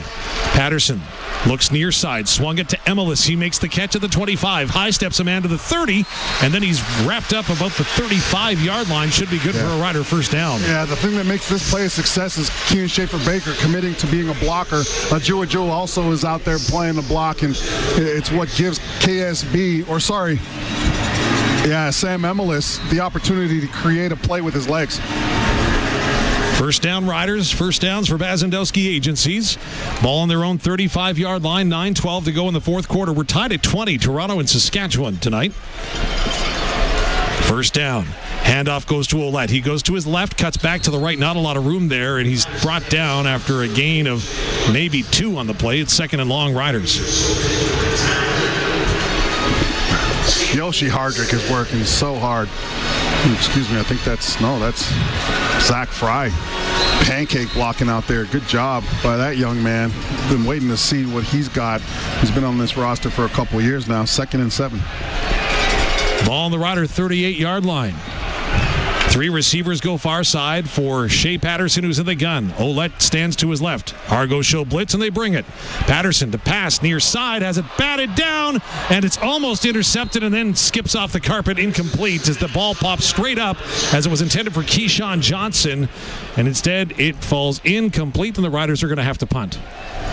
Yeah, AJ Oulette gets a block on the blitzing linebacker, but because he stops the linebacker just simply jumps, knocks the ball down in a really anxious couple seconds there as the ball flutters around. But luckily, we're coming out of the punt. Toronto did their job on defense. Now it's time to do our job on defense. Yeah, Benji Franklin had the best chance at that after it was deflected to the line of scrimmage for the Argos. Doesn't come up with it, so Adam Korsak does come onto the field to punt for the green and white, standing just inside his 25-yard line. Clean snap from Hughes. High spiraling kick from Korsak. Going to chase Grant back to his 19-yard line. And then a hold right in front of him. Going to spring him free to the 31, but the flag is down on the turf. And that will back the Boatmen up when they have the ball. When we come back, 7:59 to go in the fourth quarter. Toronto and Saskatchewan are tied at 20. This is Saskatchewan Rough Rider football. Holding. Toronto, number 19. It's a 10-yard penalty. First down. This is Saskatchewan Rough Rider football on the 620 CKRM Cooperators Rough Rider Radio Network. Hi, I'm Trevor Harris, quarterback of your Saskatchewan Roughriders. When I'm on the field, I need a strong team to back me up. When I'm off the field, I need a reliable vehicle to get me around. That's why I trust the experts at Mercedes-Benz Regina. They have the best selection and the best service anywhere for a luxury vehicle that any MVP would be proud to drive. Make your way to Mercedes-Benz Regina and score a touchdown deal. Proud vehicle suppliers of the Saskatchewan Roughriders. Mercedes-Benz Regina. We drive Rider Nation. Football fans, score $200 in free plays with PlayNow.com/Green200. PlayNow.com is fully operated by Sega, and whether you're a new player or already have a PlayNow account, you're eligible for a $100 sports free bet and a $100 casino free bet with a minimum $40 deposit when you enter promo code GREEN200. That's right. Visit PlayNow.com/Green200 today and enter promo code GREEN200 to redeem $200 in free plays. Must be 19 plus. Use your game sense. Saskatchewan Rough Rider football on the home of Rider Nation. The 620 CKRM Cooperators Rough Rider Radio Network. 7:59 to go in the fourth quarter. Saskatchewan, Toronto both tied at 20, and the Argos have a long field in front of them after that penalty. Hey, Dave, we got another injury timeout here. The guy operating that floating camera in the seat next to us in the booth. Oh, yeah. He's having some real elbow issues. It's clear that the joystick here is taking its toll on him, and I'm starting to get concerned about his health. We might have to check him out because we need that overhead camera. That thing is what makes all those fancy new HDMI TVs. That makes them just pop, you know. So it's him. All right. Yeah, we got to keep an eye on him. Let's go down to Derek Bidwell on the sideline. Bidsy. Thanks, Dave. Just an update from the offense. The boys are just trying to stay focused, right? Shay Patterson walking up and down the sideline, staying calm. Everybody telling him, we got this. We'll wait and see how they come back out. Well, long field ahead for Toronto. 1st and 10 from their own 10-yard line. Dukes fakes the handoff, swings it near side for Grant. He'll get to the line of scrimmage, breaks the tackle up to the 20, steps out of bounds at the 24-yard line. It looked like he was going to be taken down on the play. A good pursuit angle there by the Riders. CJ Avery just couldn't wrap him up. So what you got to do is be mindful of Janarian Grant coming into the game, right? He's been in 2 plays and he's gotten the ball twice. 1st and 10 for the Argos at their 24 now as Dukes once again back to pass, has to scramble far side, pulls it down. Micah Johnson in pursuit, chases him out of bounds, but not before a big gain of almost 14 yards up to the 38. Well, the Argos getting to the line of scrimmage in a hurry and calling a play, it's starting to really create some difficulties here for the Riders defense. They can't get their plays in. They can't switch guys in and out. That last large run from Dukes, they finally get a sub in for Michael Johnson, who's a bit gassed. And they're doing well with this sped up version of their offense. 1st and 10 for Toronto on the 38-yard line, far side hash. Duke signals his receivers to the line. Hands it off to Carey. Kadeem Carey going to be tackled by the ankles when he gets to the 40-yard line. Nice job there by Baldonado to wrap him up. It's a minimal gain on 1st down. That's a great tackle, and it's potentially a big play-saving tackle because if Baldonado can't make this play, you've got Kadeem Carey up to the safety. AJ Allen checks in. CJ Avery comes out on 2nd and 8 for the Argos. We're tired. Ball at their 40-yard line, 5 receivers set, and we're banged up too. Yeah. Dukes gets the ball in the shotgun, slings it far side. It's intercepted. Riders have it again. It's Marcus Sales. He's got a pass to the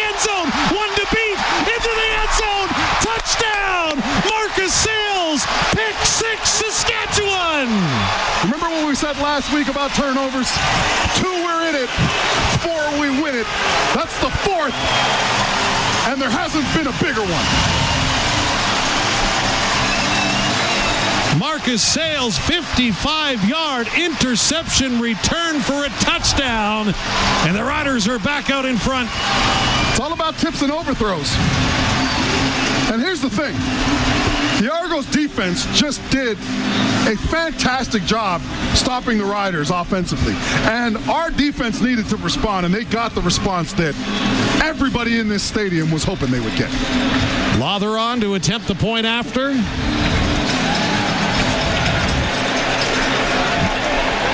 As Mosaic Stadium comes to a hush. Yeah, everybody's like, okay, calm down. Good snap. Lawther puts his foot into it, and he puts the ball through the uprights. And the Riders are up in front again by 7. It's 27-20 with 6:11 to go in the football game. This is Saskatchewan Rough Rider football on the 620 CKRM Cooperators Rough Rider Radio Network. When you need precision agricultural equipment, you need Claws. Discover how a Claws combine can give you the superior harvesting efficiency you are looking for. Claws Lexion pre-owned combines are an engineered mix of efficiency and convenience. With low-rate finance options, there's never been a better time to buy. See your local dealer for details. Be the best in your field with Claws. Made for more. We're days away from the party you've been waiting for. Country Thunder Saskatchewan. You can't miss Luke Combs, Dallas Smith, and Nickelback. Plus Gary Allen, Josh Ross, Lone Star, and more. Country Thunder Saskatchewan is July 11th through 14th in Craven. Get your tickets and camping before they're gone at countrythunder.com. Saskatchewan Rough Rider football on the home of Rider Nation. The 620 CKRM Cooperators Rough Rider Radio Network. Olympic RTM's turnovers have helped the Riders tonight now with that pick six touchdown. 17 of their 27 points have come off turnovers tonight, and they lead the Argos 27-20 with 6:11 to go here in the fourth quarter. As we prepare for Brett Lawther and another quality tire kickoff. Janarian Grant is back to receive. Along Can we with just Deonta not kick McMahon. it to him, please? Kick it to the fullback. Squib it right now. Well, that cost the special teams coordinator his job this week in fair. Hamilton. Well, you know, when you're 0-4, the head's got to roll, right? And the head coach isn't going to fire himself. So no, that's true. You take the weakest unit and you fire that guy. So Brett Lawther counts off his approach. Ball on the 30 on the far hash. He approaches. He kicks a high end over-ender. His best of the night chases Janarian Grant back to his 3-yard line. Starts up the middle, cuts to his right, now looks to go back to the left. Has a little bit of a seam there to the 30, and finally going to be forced out of bounds just beyond his own 35-yard line, right into his bench. And not bad starting field position for Cameron Dukes and the Toronto Argonaut Someone's offense. got to stay down here. I don't normally promote the use of the pigeon technique, which is faking an injury, but here, I wouldn't mind it. Our guys are still gassed. Micah Johnson's lumbering back out on that field. But again, once you get a pick six, you get an adrenaline shot, right? And this crowd is definitely going to help. 77-yard kickoff from Lawther. 32 on the return for Kadeem Carey. 1st and 10 for the Argos. Just under 6 minutes to go in the fourth quarter. Riders in front 27-20. Dukes is in the gun. 3 receivers near side. He looks far side. Can't find anyone. Pulls it down. Now he shovels it underneath. And it's incomplete. Intended for Kadeem Carey. He tried to pull a Shay Patterson with the underhand pass. Didn't work. And it'll be second down. I've always thought that should be considered a fumble, right? Because if your throwing motion is over the top, it should. If you roll it, that should be considered. I've just always thought that. Maybe it's just because I'm biased and I'm a defensive guy. You're a D guy. Yeah. So here's the deal. The Argos have managed to figure out, especially with the young legs of Cameron Dukes, ways out of these 2nd and 10 situations. It's going to be interesting to see. Toronto is challenging the previous play for roughing the passer. The play will be reviewed. Oh, come on. So, Toronto is going to go and challenge this one with Ryan Dinwiddie. Come on, Andy Fantus. Well, I'm waiting to see a look at this again, if it was maybe a low hit at the end of it, because there's definitely contact, but the Riders were trying to make the sack. Yeah, and you know, especially as a defensive lineman, a lot of these times, these late hits on the quarterback are the cause of a block from behind. So here, there's no way. That is no way. I just saw the replay. There's no way. There's no way this should be. We should just. First of all, Micah Johnson's walking through two guys again, and he's trying to make a play on it, and he literally stops trying to tackle him as soon as Cameron Dukes makes the motion. So is this where I'm supposed to say way after you say no way, or don't you dare? Okay, fair enough. I'm just going to text Andy. Hold on a second. Andy's in the CFL review. While you do that, I'm going on my phone to get another batch of 50-50 tickets. The new Rider After Foundation. review, the ruling on the field stands. Thank you. Second down. So there you go.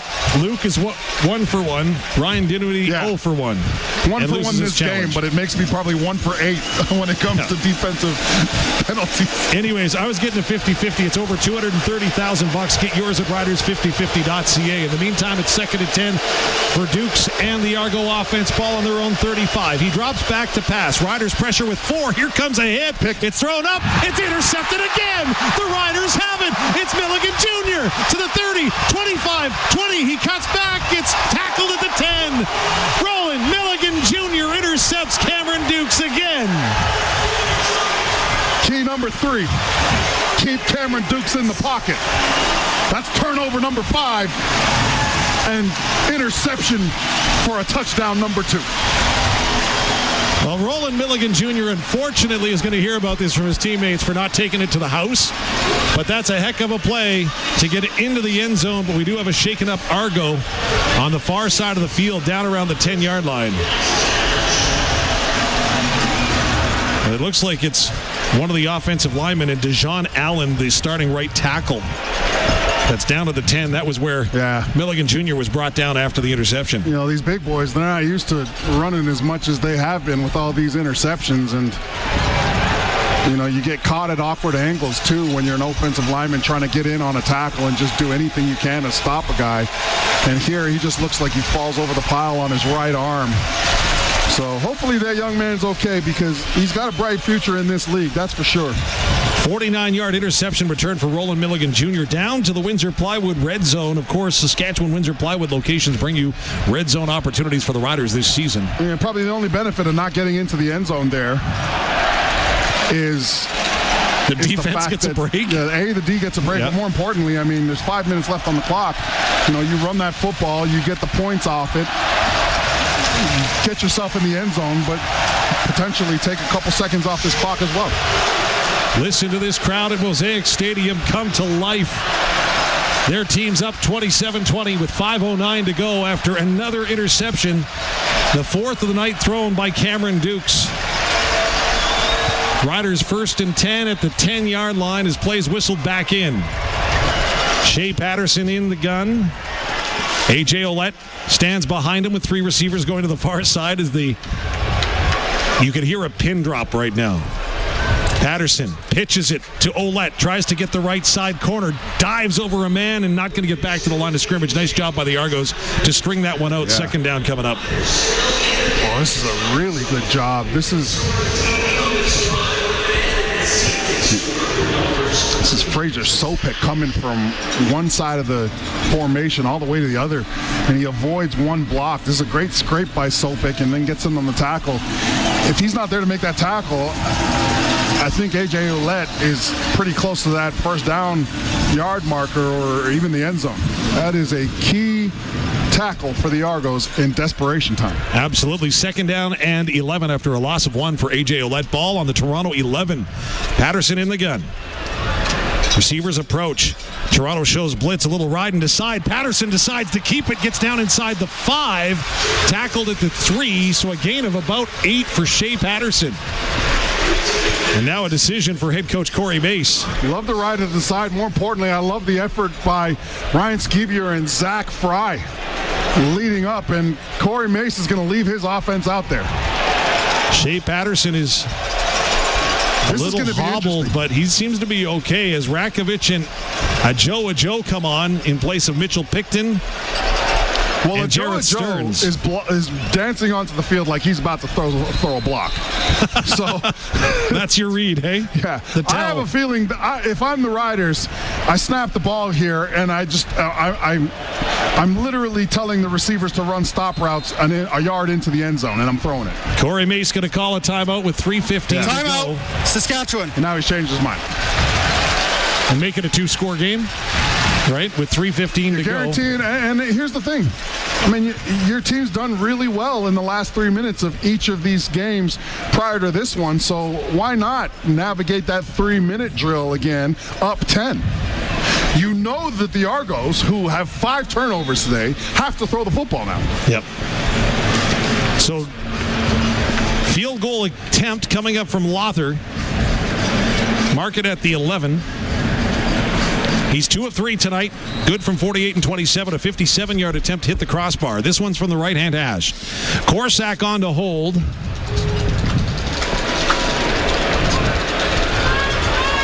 Clean snap. Good kick. And it's good through the uprights. Making a 10-point lead. Saskatchewan in front 30-20. Leading the Argos with 3:13 to go here in the fourth quarter.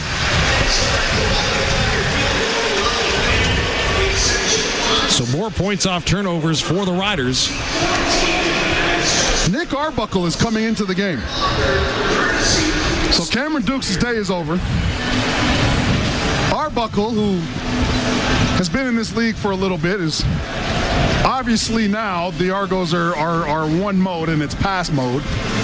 You probably see Kadeem Carey throw a break or two in there, but this attack from the Argos needs to get aerial quickly. Are you surprised Arbuckle comes in? No, absolutely. Well, they've got 5 turnovers. No, absolutely not. So Arbuckle into the game for the Toronto Argonauts. 3 minutes to go in the fourth quarter. Riders ahead by 10. Arbuckle drops back to pass on first down. Has time. Swings it down underneath. Kadeem Carey has it to the 40. What a tackle by Roland Milligan Jr. to limit it to maybe a yard, as it was 88. Rasheed Bailey underneath that came up with that reception. 2:51 to go in the ball game. Riders lead by 10. We'll come back with the conclusion. This is Saskatchewan Rough Rider football on the 620 CKRM Cooperators Rough Rider Radio Network. Start your season with savings on genuine Case IH parts and service for your whole fleet. Save up to $100 on OEM engine oils, coolants, filters, and Fleet Guard filters. Get up to 35% off electric guidance kits or up to 25% off hydraulic guidance kits from Case IH and Raven. And trade in your current precision technology to save up to 50% on precision farming products. Visit redheadequipment.ca or one of our 10 locations today to save on genuine Case IH parts and service. Redhead Equipment, making tracks since 1948. It's another summer road trip. When you pack up the family car with picnic baskets, blankets, toys, and your dog Roy, there's one thing you may be forgetting. Make sure you have tires that are ready to handle the road trip with a quick trip to Quality Tire. Old and worn-out tires can be dangerous and leave you stranded. Install new tires from Quality Tire on your vehicle and eliminate one thing that could ruin your road trip. Now, if you could only do something about the mosquitoes.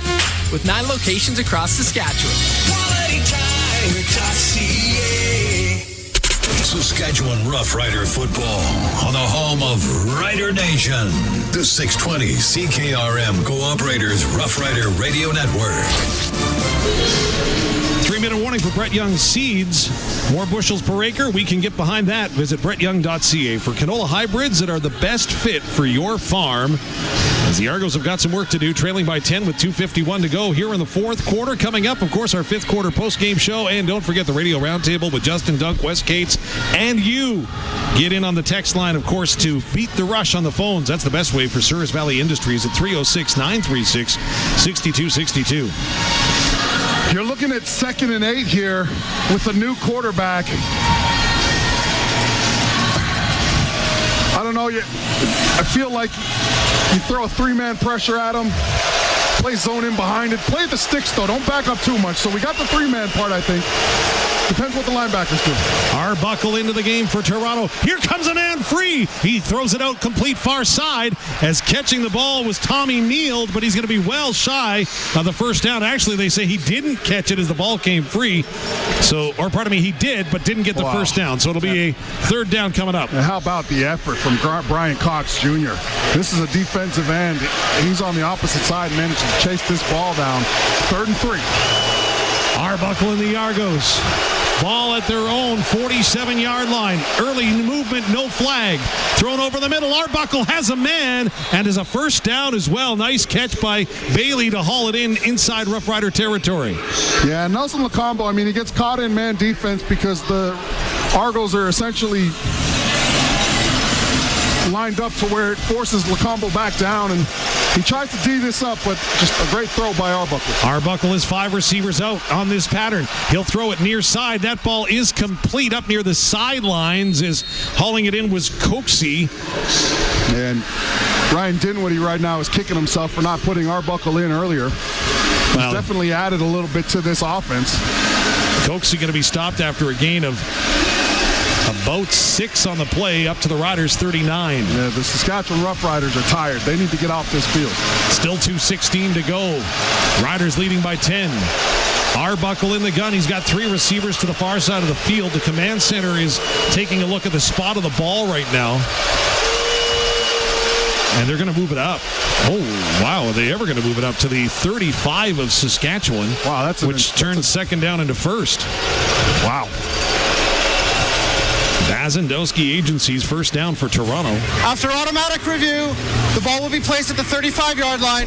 That'll be a first down, Toronto. I'm really not impressed with the job Andy Fantuz is doing in the CFL replay booth. It's good that you guys are friends. We should make sure that everyone knows that. Yeah, he's my boy. So first down for Nick Arbuckle and the Argos. Yeah. Ball at the Saskatchewan 35-yard line.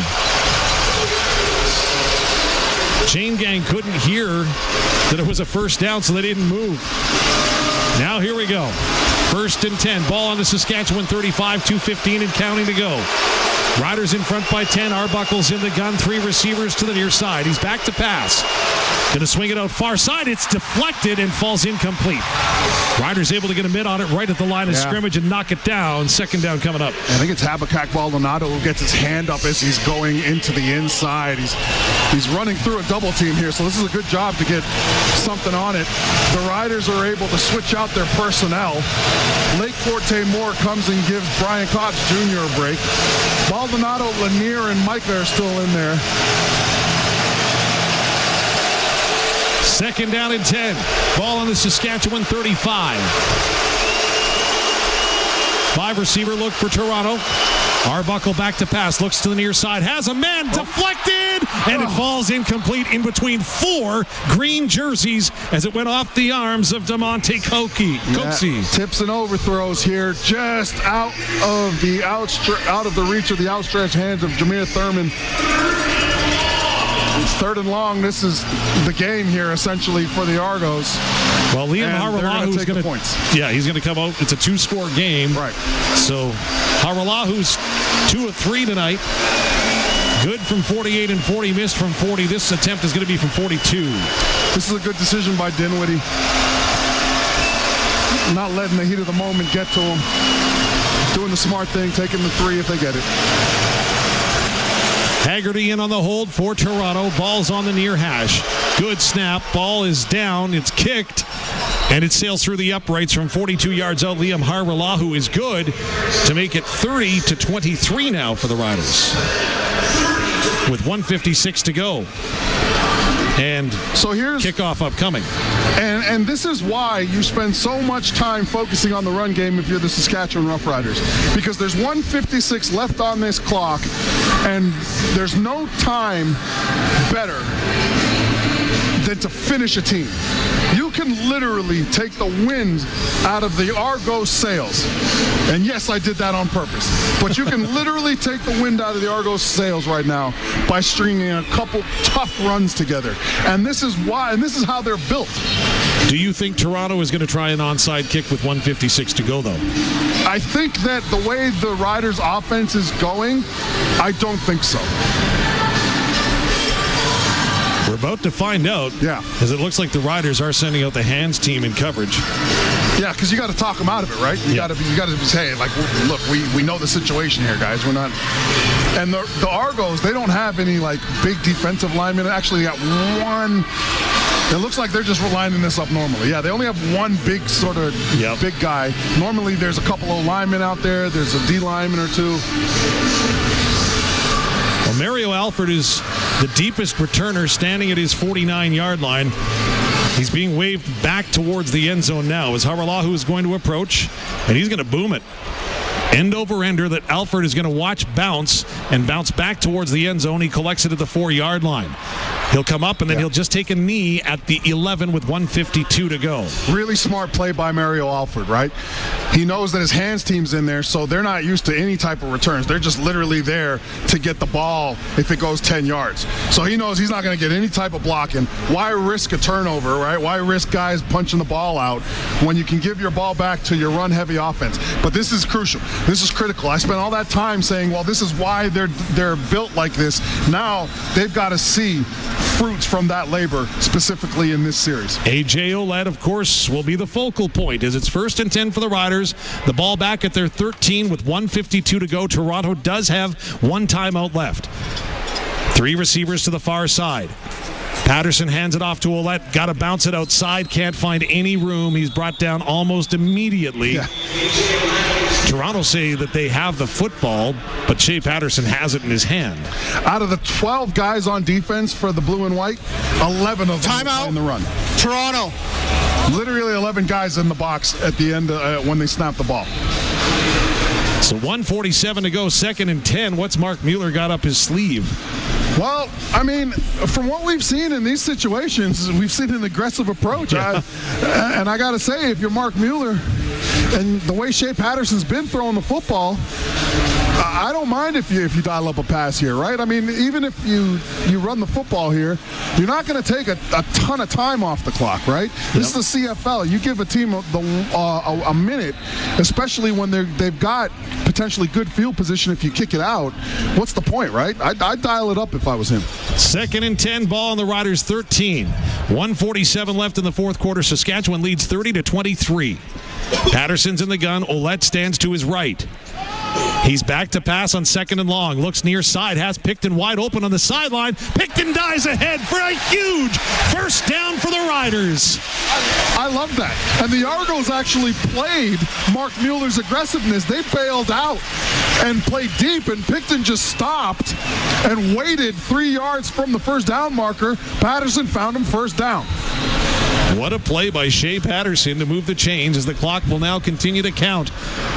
1:30 to go here in the 4th quarter. Saskatchewan in front by 7. Argos cannot stop the clock. Oulette the lone back in the backfield. 5 receivers in the formation for Saskatchewan. Argos going to load up the box. Why not? Oulette gets it. Everybody knew that he would. He gets it across the 25, near the 26, almost 27 for a gain of a couple. It'll be 2nd and long Saskatchewan with 1:18 to go in the 4th quarter. 8 guys in the box for the Argos.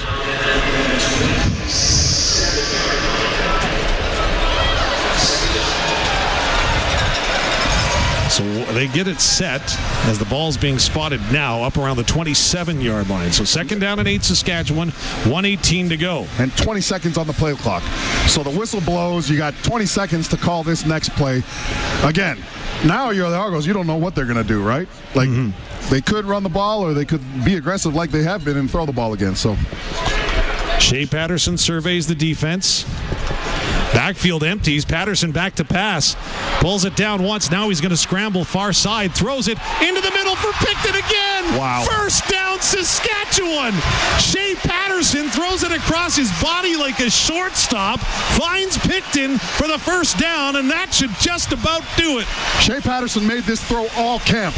Rolling to his right, throwing back to his left. Literally made the play all camp, and a few of them were to the guy he got it to here, Mitch Picton. You rely on your vets in these situations. This has been perfect. Wow. And by the way, there should be no doubt about Shay Patterson anymore. 43 seconds and counting to go in the fourth quarter. Riders in front by 7. Shay Patterson, 15 of 24, 192 yards, 1 touchdown. As he'll hand it off to Oulette, who hurdles a man, gets across the 40 near the 44-yard line for a gain of 5 with 30 seconds to go. That's it. That's game. Wow. AJ Oulette with that carry. Now his 18th touch in the running game this afternoon for 67 yards, pardon me. 30 seconds on the clock, 20 seconds on the play clock. You're able to get this down to 10 seconds here if you want to. Riders formation. Absolutely. 10 seconds on the play clock as the Rider Nation comes to their feet at Mosaic Stadium. Patterson under center. He'll take a knee. A little rough stuff at the end of the play as the players have a meeting of the minds right at the Saskatchewan 44-yard line. Yeah, and if you're coaches right now, you just, hey, don't involve yourself in it. Get away from it. And Samuel Emelis is one of the guys saying don't do that. Yeah. Clock is counting down. Rider Nation is on their feet. And Shay Patterson, his first CFL start, is going to end with him under center and on a knee. And the Riders improve to 4-0 with a 30-23 victory over the Toronto Argonauts on a throwback Thursday at Mosaic Stadium, where we saw a new quarterback throw for 192 yards and a victory. Hang tight. Coming up, it's the fifth quarter postgame show as on the Quality Tire scoreboard. Quality Tire with 9 locations across Saskatchewan. QualityTire.ca. Your final score, Saskatchewan 30, Toronto 23. The fifth quarter postgame show is next. This is Saskatchewan Rough Rider football on the 620 CKRM Cooperators Rough Rider Radio Network. Are we down? Considering your university options for the upcoming year? Consider First Nations University of Canada. Built on a meaningful foundation of Indigenous knowledge systems and tradition, they provide quality post-secondary education for Indigenous and non-Indigenous students within a culturally supportive environment you won't find anywhere else. First Nations University of Canada campuses are located in Regina, Saskatoon, and Prince Albert. To learn more, visit their website at fnuniv.ca. Hey, Dig Safe Doug here. I love to dig. And when it comes to digging, we prairie dogs are naturals. But I want to make sure that when you dig safe. No matter what kind of project you're working on, we're talking at a huge construction site or just in your backyard, you got to find out where the underground lines are. And getting a line locate's the only way to know for sure. Keep your projects on track. Plan before you dig. Dig safe. Dig like Doug. Learn more at digsafesask.com. At McDougall Auctioneers, we're not just selling heavy equipment, we're powering progress. Hi, this is Riley McChesney. Our online auctions bring together the best machinery and the biggest network of buyers. Whether it's construction marvels or industrial giants, we sell with expertise and a commitment to value. Choose McDougall Auctioneers for auctions that move as fast as your business does. McDougall Auctioneers, 1-800-263-4193, or visit us at mcdougallauction.com. The game is over. Time to break it down. This is the fifth quarter postgame show brought to you by KFC, Western Ag, Saskatchewan Cancer Agency, SaskTel, Johnston's Grain, Sask Lotteries, Ag Co, Quality Tire, Capital Auto Group, Salford Equipment, SigaPlayNow.com. Back to the McDougall Auctions broadcast booth. McDougall Auctioneers, where you're guaranteed the best buying and selling experience. McDougallAuction.com. Here's Dave Thomas and Luc Mullinder on the 620 CKRM Cooperators Rough Rider Radio Network.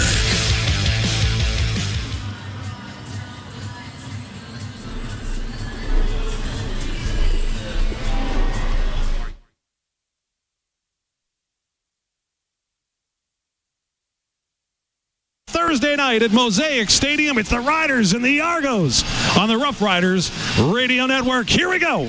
Brett Lawther approaches the ball. Head down, Big kick. Going to be taken by Grant back down at his 9-yard line on this near side as he'll bring it out across the 20 to the 25. Has a little bit of room, cuts it back, and now is a big return. Up to midfield, Grant to the 45, 40, clear sailing to the end zone as he'll turn it down and coast on in from 5 yards out. Janarian Grant, no flags down on the play, and he finds the end zone on a huge return of 84 yards. Patterson feels the pressure, flushed out of the pocket, gets away momentarily, but then he's brought down in the backfield as he's sacked back at the 27-yard line as Patterson felt the pressure, tried to scramble to the far side, and he's wrapped up and brought down on the play by Robbie Smith for his first sack of the season. Lothar puts it down, and his first kick as a merry man splits the uprights, and the Riders cut the Toronto lead in half at 6-3, with Liam Haralahu getting set to line up a 48-yard attempt.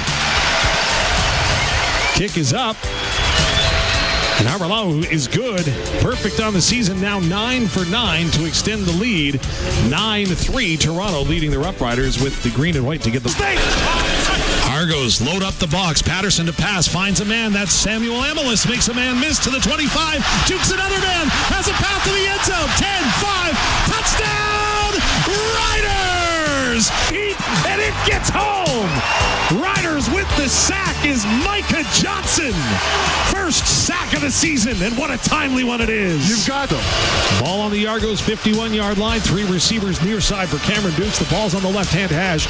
Moving left to right as I see it. Dukes back to pass. Here comes the rush. He eludes it, though. Gets away, throws it up over the top, and it's intercepted. The Riders have it. What an athletic play, bringing it in Deontay Williams. A second turnover on the night for Toronto. This time the ball's on the right hash with Corsack to hold. Hughes on the snap. Good snap.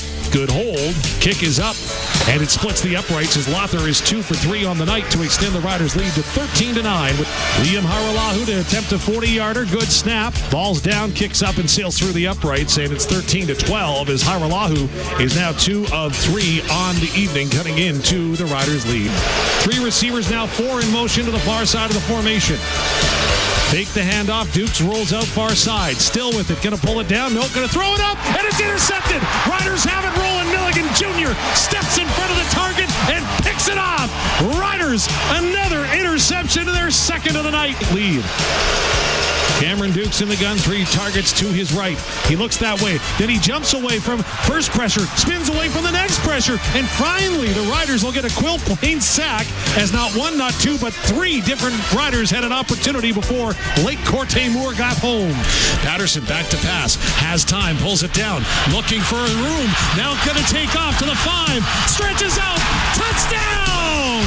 Shay Patterson throws one before, runs one now. 2-touchdown night for the Rider QB.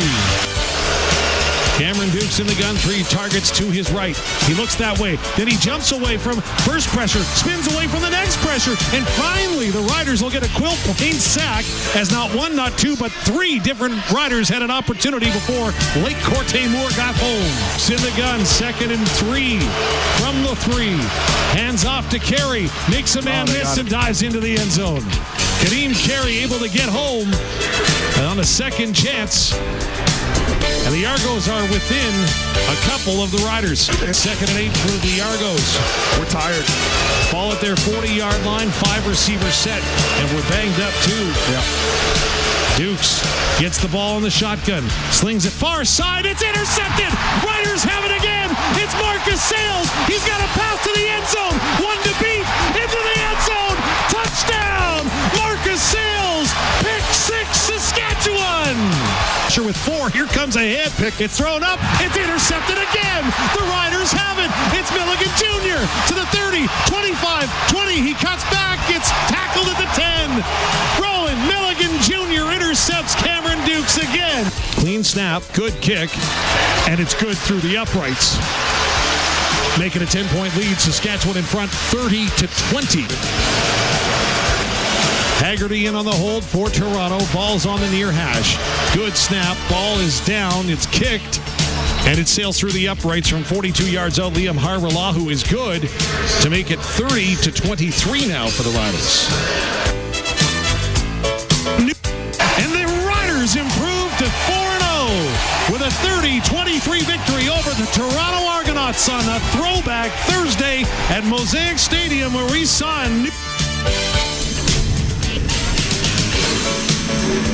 That was your post-game rewind, brought to you by Prairie Gun Traders in Avonlea. For all your hunting and shooting needs, visit prairieguntraders.ca. Luc Mullinder's up here in the Harvard Studio 620 lounge saying, I told you about Shay Patterson. I told you all the way since training camp. Hey, listen, again, it takes great preparation to come out here and make plays.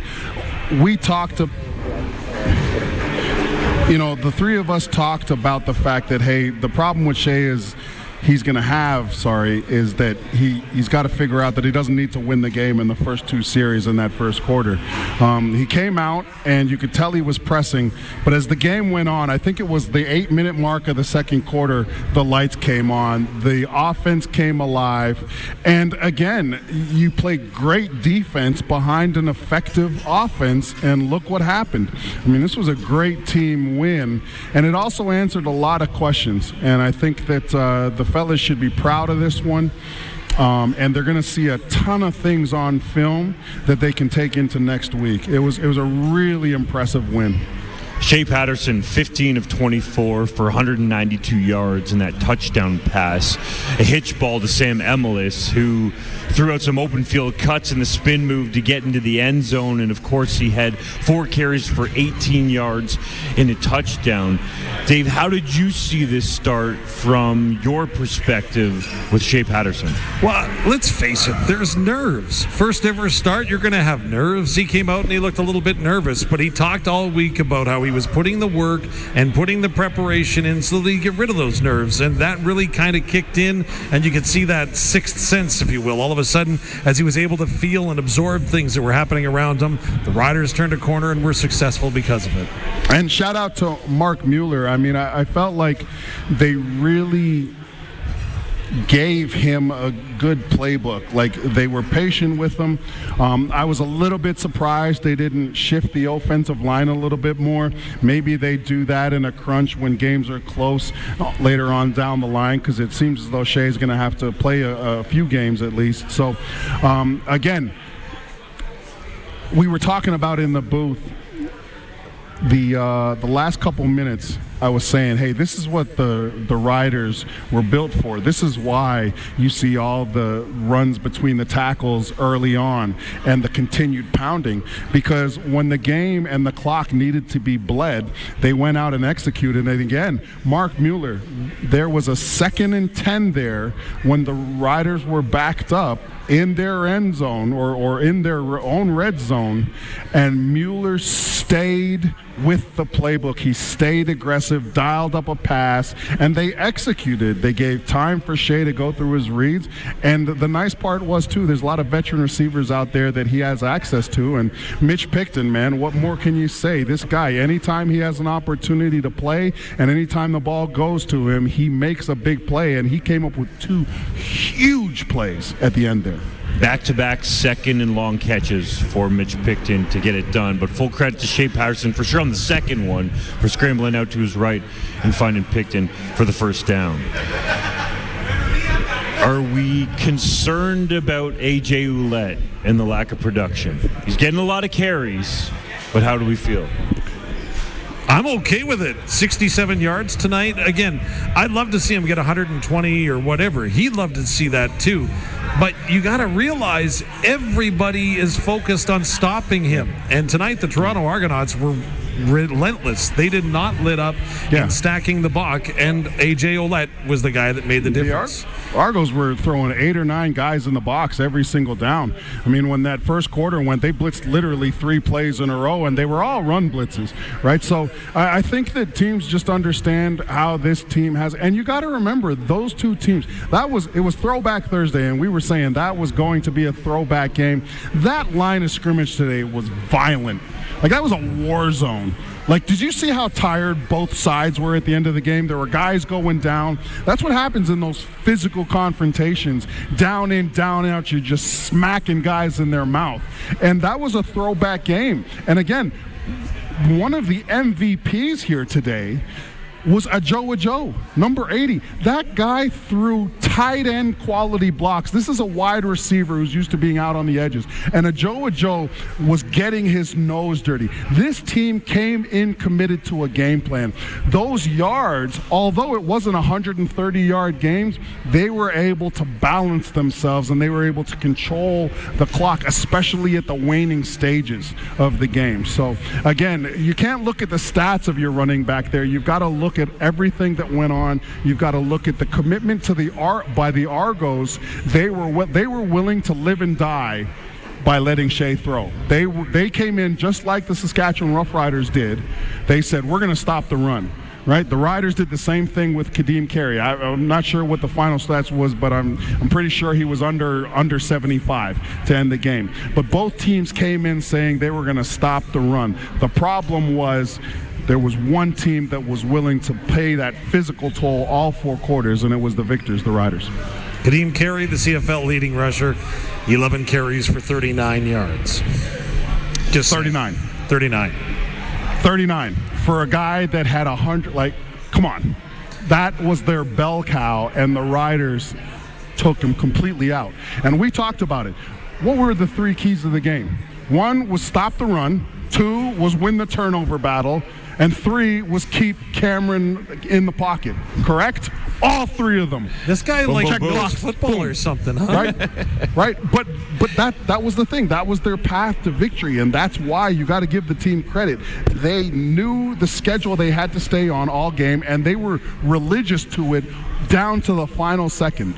And we should give you the bonus point for telling everybody to take their paycheck and put it on the Riders plus right. 4.5. We got a lot of people paid today, Dunk. I'm glad you brought that up, man. Yeah, they should be thanking you. Well, hopefully we get Corey Mays soon here. We'll take a quick break. This is Saskatchewan Rough Rider football on the home of Rider Nation, streaming on our YouTube channel at sportscates.com and the 620 CKRM Cooperators Rough Rider Radio Network. What do you think of when you think of Burgo air seeders? Do you think of the heavy-duty steel construction or possibly the flexibility to efficiently combine products with the next integral tank system?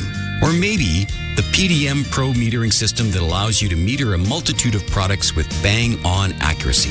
Whatever innovation first comes to mind, we know that it translates into added value to your seeding operation. Burgo Innovation, pursuing perfection with Young's Equipment Incorporated. The best things in life happen when you're living in the moment. Like creating memories and sharing them with the ones you love. Stay connected. With $0 phones and plus pricing, you can upgrade your phone and stay in the moment. Save $120 on Canada and US plans when purchasing a new phone on a 2-year voice and data term. Only from SaskTel. If you want to optimize yields and profits, you need the power of PRS technology from Western Ag. An accurate measure of the soil's power to release nutrients, a customized crop plan, a complete understanding of the best crop options for your fields, and a network of professional agronomy consultants. That is the power of PRS technology from Western Ag, helping you grow more profit. See them at Ag in Motion in Saskatoon, July 16th to 18th. GrowMoreProfit.com. This is AJ Oulette, running back for your Saskatchewan Rough Riders. In this province, people love their trucks. And so do I. Whether you need one for hauling your camper, going to the lake, or just driving around town, you'll get a great deal at Capital Ford Lincoln in Regina. They'll hook you up with the best-selling line of trucks in Canada for over 50 years, the Ford F-Series. All the best trucks are available now at Capital Ford Lincoln, a proud part of the Capital Automotive Group. They drive Rider Nation. Power meets precision with a T9 series with PLM intelligence from New Holland. The 6-model T9 lineup delivers up to 699 peak horsepower, a redesigned cab, and new levels of precision technology, including optional dual IntelliView 12 display. Get more of everything in a T9 with PLM intelligence from New Holland. Check out our new lineup at Redhead Equipment, your New Holland dealer. RedheadEquipment.ca, making tracks since 1948. Saskatchewan Rough Rider football on the home of Rider Nation. The 620 CKRM Cooperators Rough Rider Radio Network. Back with you on the fifth quarter, and we have head coach Corey Mace with us. The coach's post-game comments brought to you by KFC. $5 sandwich of the day is back at select KFC restaurants. Check out what sandwich is on special in your area at kfc.ca.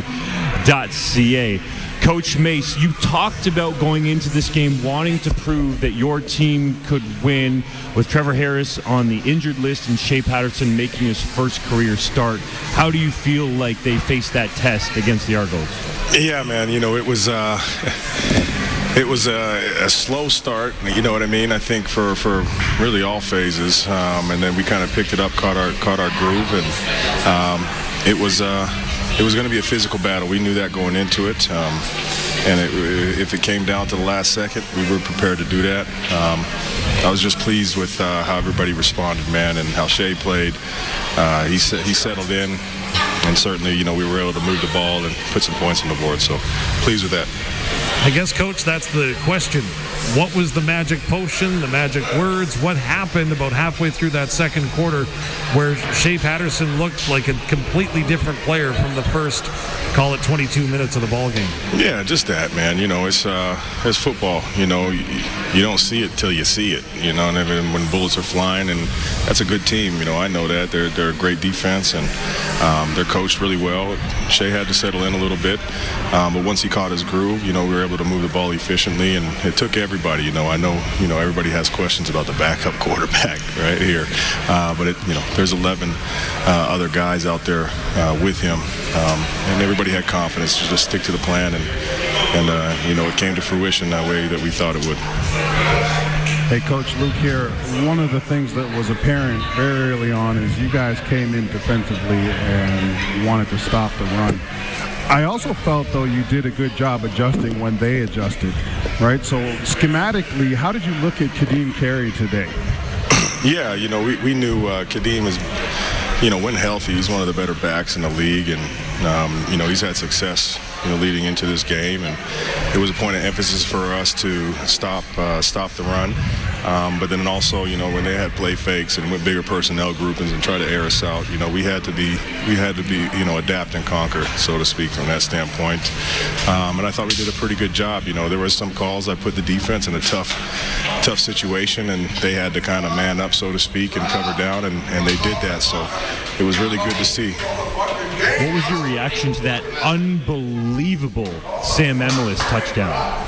Yeah, no, like I said, guys, we're going to say it all year. Our receiving core is nasty, man. These are things that these guys do every day, so it doesn't quite shock everybody, but it's just, you're just happy for the guys to be able to execute, and the effort that he had on that play is just kind of speaks to the caliber of the kind of player that he is. That's his mindset, man. And anytime he touches the ball, in his mind, he's going to try to do everything he can to score. While we're on the receivers, Coach, I got to ask you, what do you tell these, did you stick your wide receivers in the offensive line room all week? The effort you were getting between the tackles on the with these bomber receivers was outstanding. A Joe specifically, KSB. But what's been the magic there in getting these guys commit to the physical aspects of this game? Yeah, look, Luc, it's one of those deals, right? Like we all know that from a receiving standpoint, these guys are all special talents. But to be a good offense, what do you do when you don't have the ball? Can we be selfless to work for the man next to us? And they do that, man. And certainly, what stuck out to me is that Joe, we asked him to make big blocks, and he was gutting through some stuff, but he was making huge block after block after block. And he lives for that, man. So I tell you, that's just one guy that kind of speaks for the full group, that they're just trying to go and get it for the man next to him. Coach, you talked about guts, and there's a lot of guys I would submit that gutted this one out in such a physical battle. I know you're probably going to take an opportunity to reflect for a little bit before you move on to thinking about BC, but how does your team take the next step forward in your eyes? Yeah, just taking a peek obviously at them, this morning, there's a ton of different things that we're going to have to do, and first things first is just find out who's healthy coming out of this game. It was one of those games where on both sides of the field, guys were hobbling off, et cetera. So the main thing is just to get these guys healthy, as we go in to head into the Lions Den, as they call it, to try to go 1-0 this week. One more for you, Coach, before we let you go. What does Roland Milligan Jr. mean to this football team? Everything. Roe, in my opinion, is one of the best defensive players in this league. He's voted a team captain. He leads by example. When he speaks, they listen. And when it's time to play football, he's going to shine like he did tonight. So he's an outstanding player, an outstanding human being, and everything that, we're looking for in a Saskatchewan Rough Rider. Thanks, Coach, and enjoy the Riders' first 4-0 start to a season since 2013. Appreciate you guys, man. Have a good one. Coming up are our game stars as the fifth quarter rolls along. This is Saskatchewan Rough Rider football on the home of Rider Nation, streaming on our YouTube channel at sportscage.com and the 620 CKRM Cooperators Rough Rider Radio Network. What's Gleaner's secret to harvesting? Actually harvesting. Because if you're in need of maintenance, you're not harvesting. And if you're not harvesting, you're losing time and money. That's why Gleaner makes the industry's most reliable combine. Year after year, it gets the job done no matter what. Be ready to actually harvest. See the Gleaner S9 combine at Ag World Equipment in Canistano.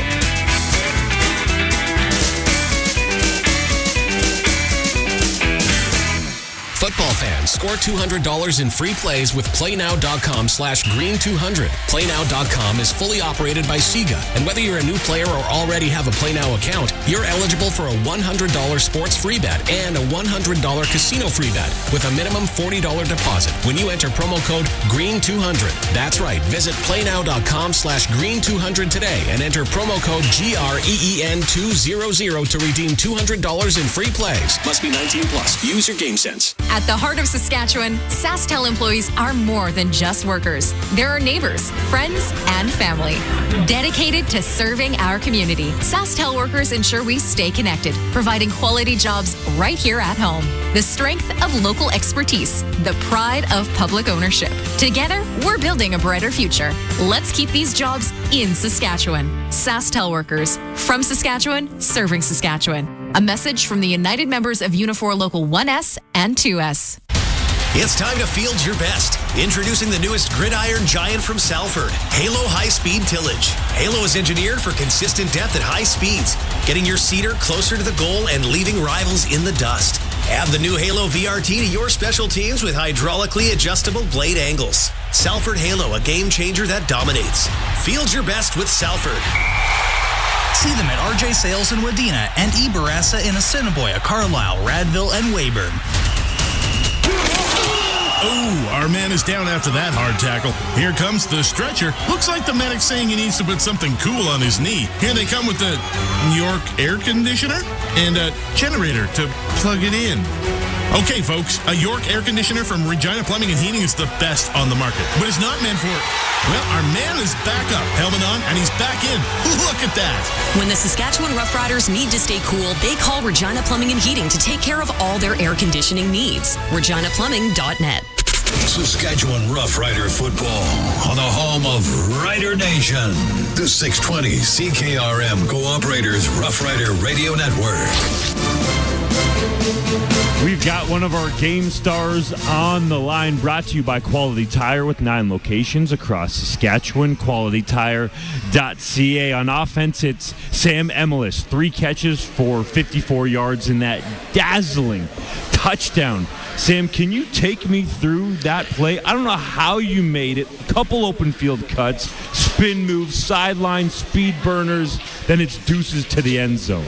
Yeah, I mean, when the play call was called, and I say it was cover 0.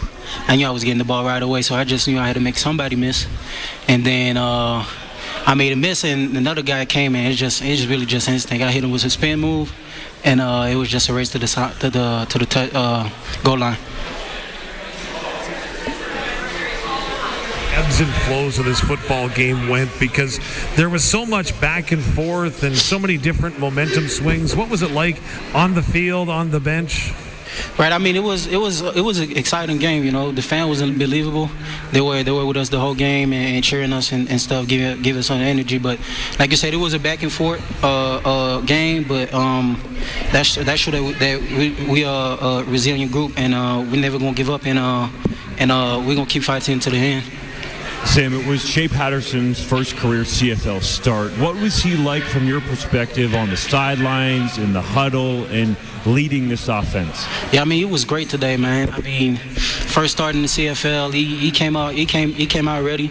Obviously, the first few drives, we got some difficulties, but it was part of the game. Like football is always ups and downs, but when we settled in, you guys definitely saw what Shay could do, and we started putting points on the board.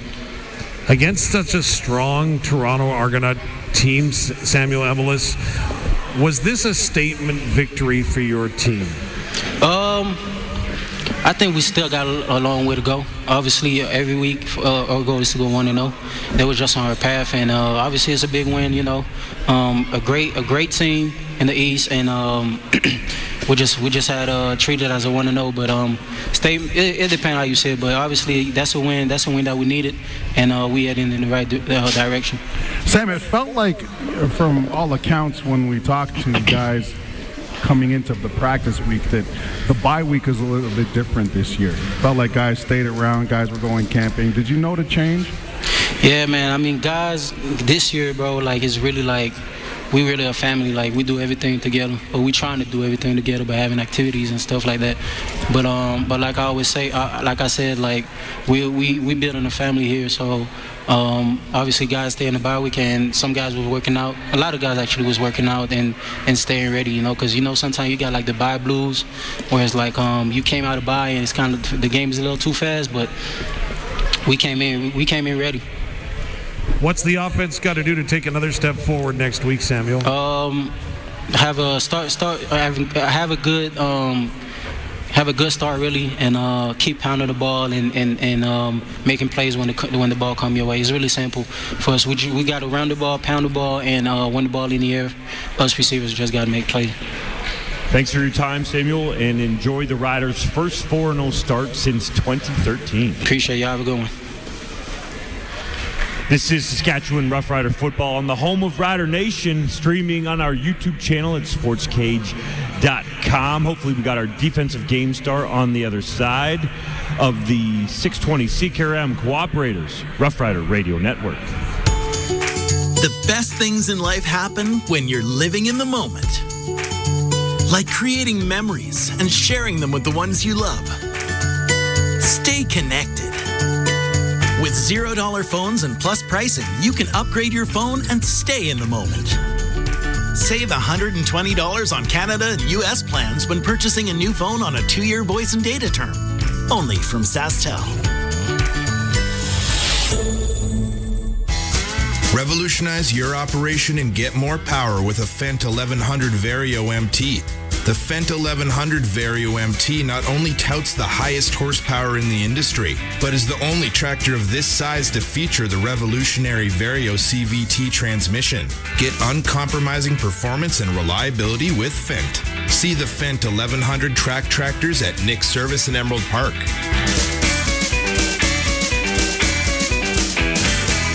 Football fans, score $200 in free plays with PlayNow.com/Green200. PlayNow.com is fully operated by Sega, and whether you're a new player or already have a PlayNow account, you're eligible for a $100 sports free bet and a $100 casino free bet with a minimum $40 deposit when you enter promo code GREEN200. That's right. Visit PlayNow.com/Green200 today and enter promo code GREEN200 to redeem $200 in free plays. Must be 19 plus. Use your game sense.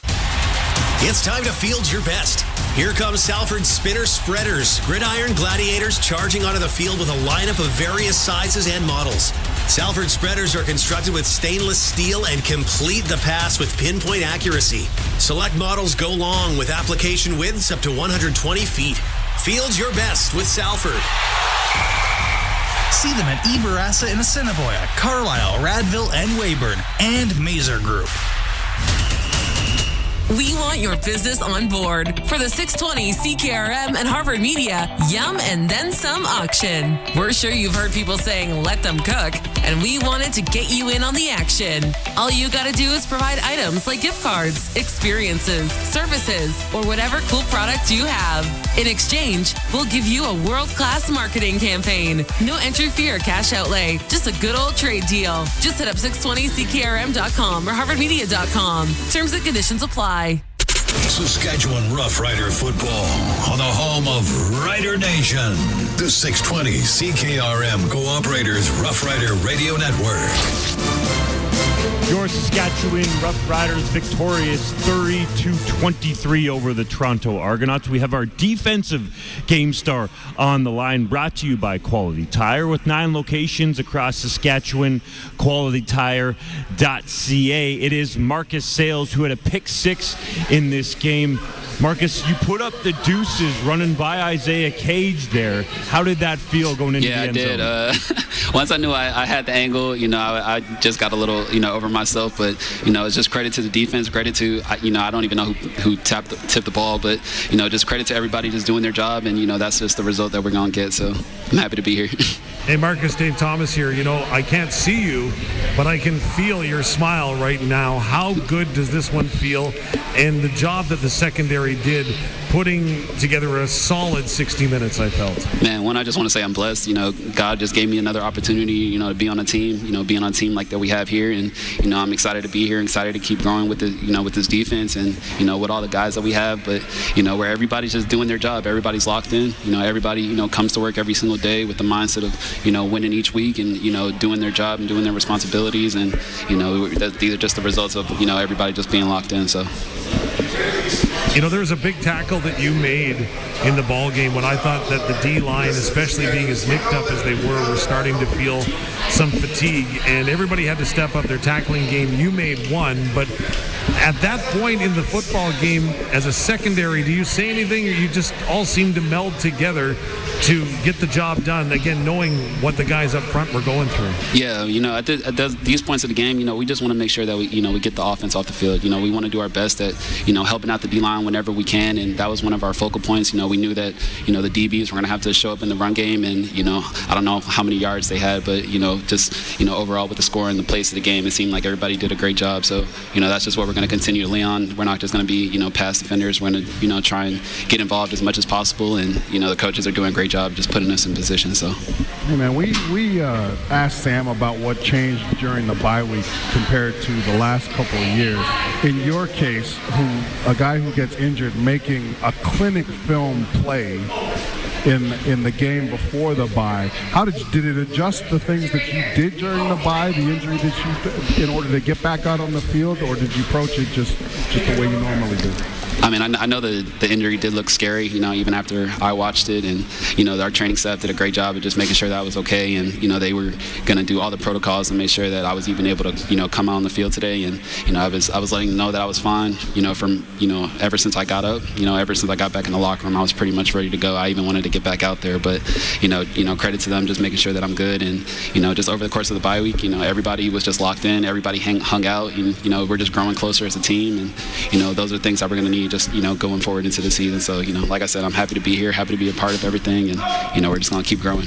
And you're spending a lot of time on that field side with the rookie and DeMarcus Fields. Talk to us about some of the things that you talk with him about in order to get him prepared, because it's not easy for a rookie, as you know, to just get inserted in a starting lineup, especially with a team that expects performance and turnovers. No, he's a great player. He's he's mentally there. You know, he tells me a lot of the stuff more because, you know, he's a halfback. He's got a little bit more probably responsibilities and things, but he's very locked in. He's locked in the meetings. He's locked in, you know, at practice, and, you know, he makes plays. You know, he makes plays, you know, even in practice and throughout the course of the week. And, you know, I'm blessed to be a part of, you know, a guy that has, you know, the amount of talent that he does. You know, he's going to help, you know, lead this team. And, you know, he got a pick last week as well.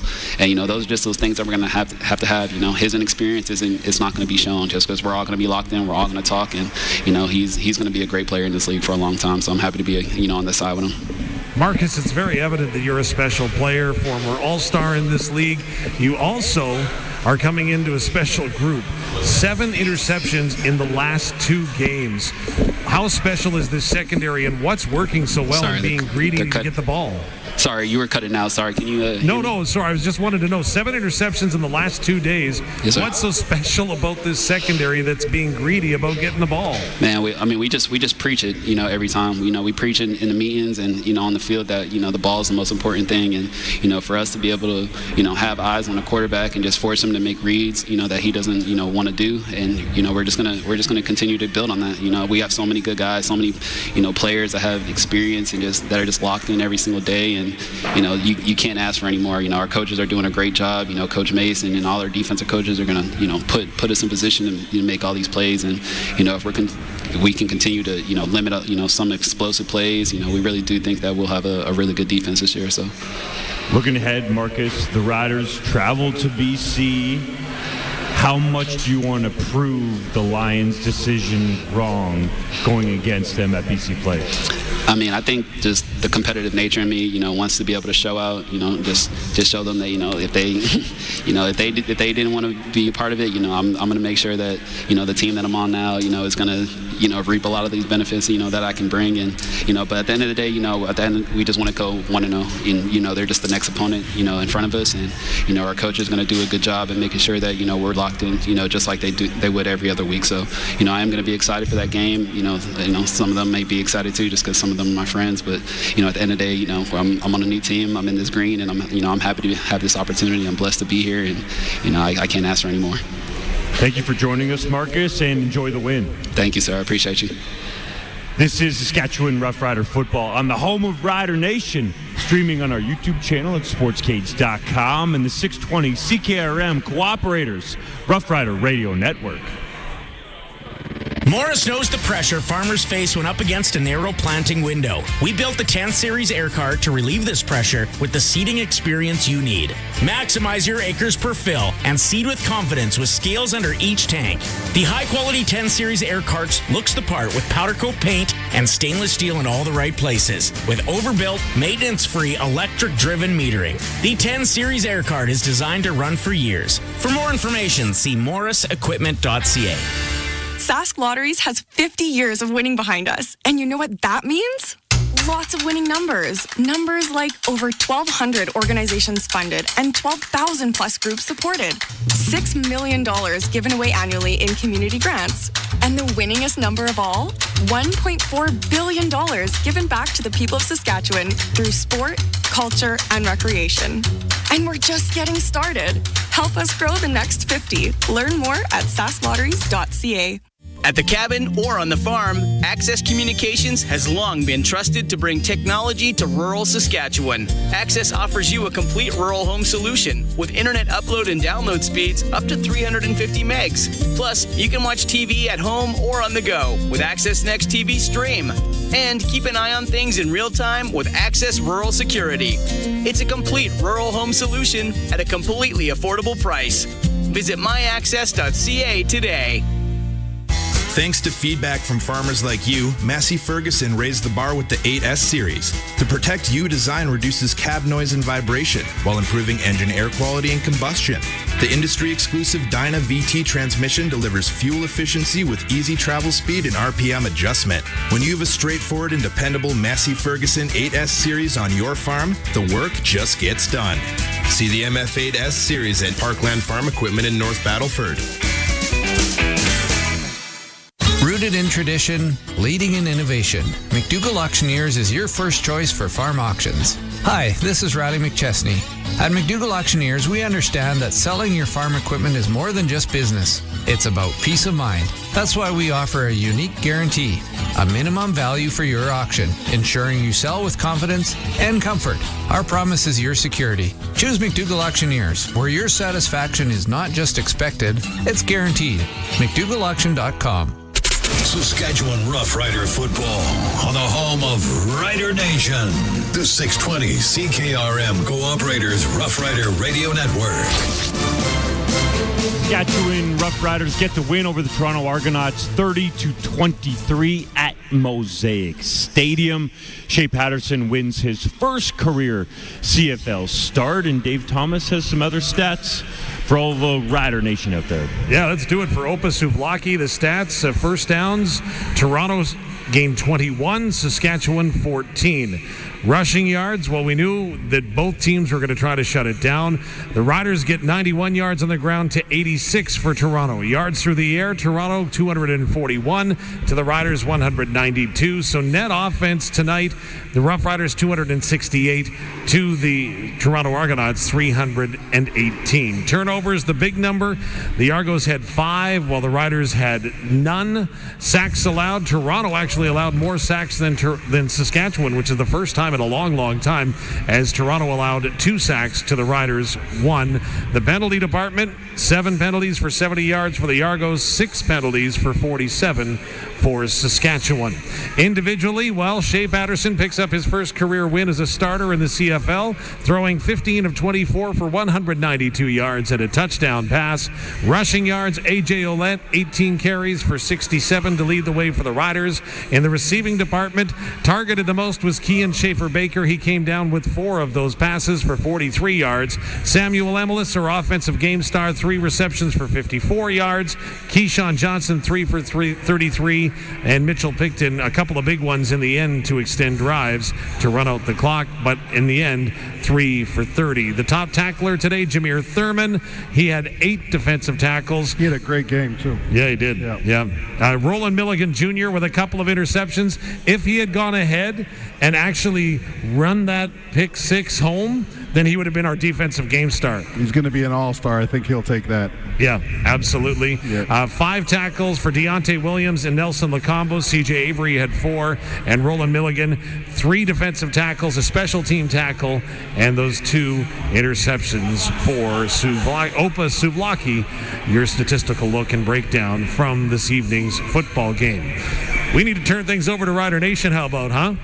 Time for our Rider Roundtable. That's coming up. But on behalf of color analyst Luc Mullinder, sideline reporter Derek Bidwell, our technical producers Craig Hemingway, Alan Lee, Colson Schultz, statistician extraordinaire John Hoffman, and all of the technical producers in control rooms across our province, I'm Dave Thomas saying so long from Mosaic Stadium. Don't go anywhere. He's next. It's the Radio Roundtable with Justin Dunk, Wes Cates, and more live from Studio 620. All here on the 620 CKRM Cooperators Rough Rider Radio Network. A successful crop requires each plant to be seeded at the same depth, regardless of soil conditions and terrain. Vaderstad Seedhawk's independent opener design follows the ground independently. The consistent contour following allows each seed the best possible start, across the entire toolbar evenly. The result is quick, uniform crop emergence, better quality, and higher yields for a better return on investment on your farm. Precise, reliable. See Young's Equipment or visit vaderstad.com to learn more. We want your business on board for the 620 CKRM and Harvard Media Yum and Then Some auction. We're sure you've heard people saying, let them cook, and we wanted to get you in on the action. All you gotta do is provide items like gift cards, experiences, services, or whatever cool product you have. In exchange, we'll give you a world-class marketing campaign. No entry fee or cash outlay, just a good old trade deal. Just hit up 620ckrm.com or harvardmedia.com. Terms and conditions apply. Meet your new favorite shade of green. At Nick Service, we offer the Fendt 500 Vario Series tractor that's tailor-made for your farm. Get better stability, ease of use, and comfort with one tractor. Whether you're feeding, tilling, baling, or hauling, this series is built for your farm. Experience up to 163 horsepower with this multi-purpose tractor. Visit Nick's Service in Emerald Park or go to nickservice.com to get a quote on the Fendt 500 Vario Series. If you want to optimize yields and profits, you need the power of PRS technology from Western Ag. An accurate measure of the soil's power to release nutrients, a customized crop plan, a complete understanding of the best crop options for your fields, and a network of professional agronomy consultants. That is the power of PRS technology from Western Ag, helping you grow more profit. See them at Ag in Motion in Saskatoon, July 16th to 18th. GrowMoreProfit.com. At Country Thunder Saskatchewan, you get superstars like Luke Combs, Dallas Smith, and Nickelback. But if you have a Platinum Standing ticket, you also get an exclusive viewing area at the main stage and access to a lounge with cover from the Elements, a full-service paint bar, and luxury restroom. Country Thunder Saskatchewan is July 11th through 14th in Craven. Get your Platinum Standing tickets at countrythunder.com or save at participating Costco locations. Rider Nation, it's time to have your say. Be part of the Rider Nation Radio Roundtable Postgame Show. Brought to you by Western Ag Professional Agronomy, Saskatchewan Cancer Agency, Johnston's Grain, McDougall Auctioneers, Salford Equipment, Unifor Local 1S and 2S, Connexus Credit Union, Redhead Equipment. Text 306-936-6262 or call the Echo Sound hotline at 1-866-767-0620. The Roundtable is brought to you by McDougall Auctioneers, where you're guaranteed the best buying and selling experience. McDougallAuction.com. Here's Justin Dunk and Wes Cates on the 620 CKRM Cooperators Rough Rider Radio Network. Your Saskatchewan Roughriders improved to 4-0 on the season with a 30-23 win over the Toronto Argonauts at Mosaic Stadium. Make sure you get at us on the Echo Sound hotline, brought to you by Echo Sound, your SaskTel authorized dealer in Fort Qu'Appelle. Get the newest cell phone today with an amazing SaskTel rate plan. You can hit us up at 306-936-6262, and you better get your calls and texts in because at midnight, we out of here, Wes, okay? So get in, make it good, make it quick, and we'll keep things rolling tonight. Real quick, Wes, off the top, I want to get your thoughts on Shay Patterson. Everybody in Riderville talking about the backup quarterback. How do you feel he played? Started off a little shaky. I ain't gonna lie. I was a little worried to start it off, but he settled in. The defense helped him out, got some stops, kept it close. Really just the defense kind of led the team this game, but Shay settled in, looked good, made some big throws, got a little run in there, even had time to fix his face mask before he dove over the line. I was like, okay, Shay.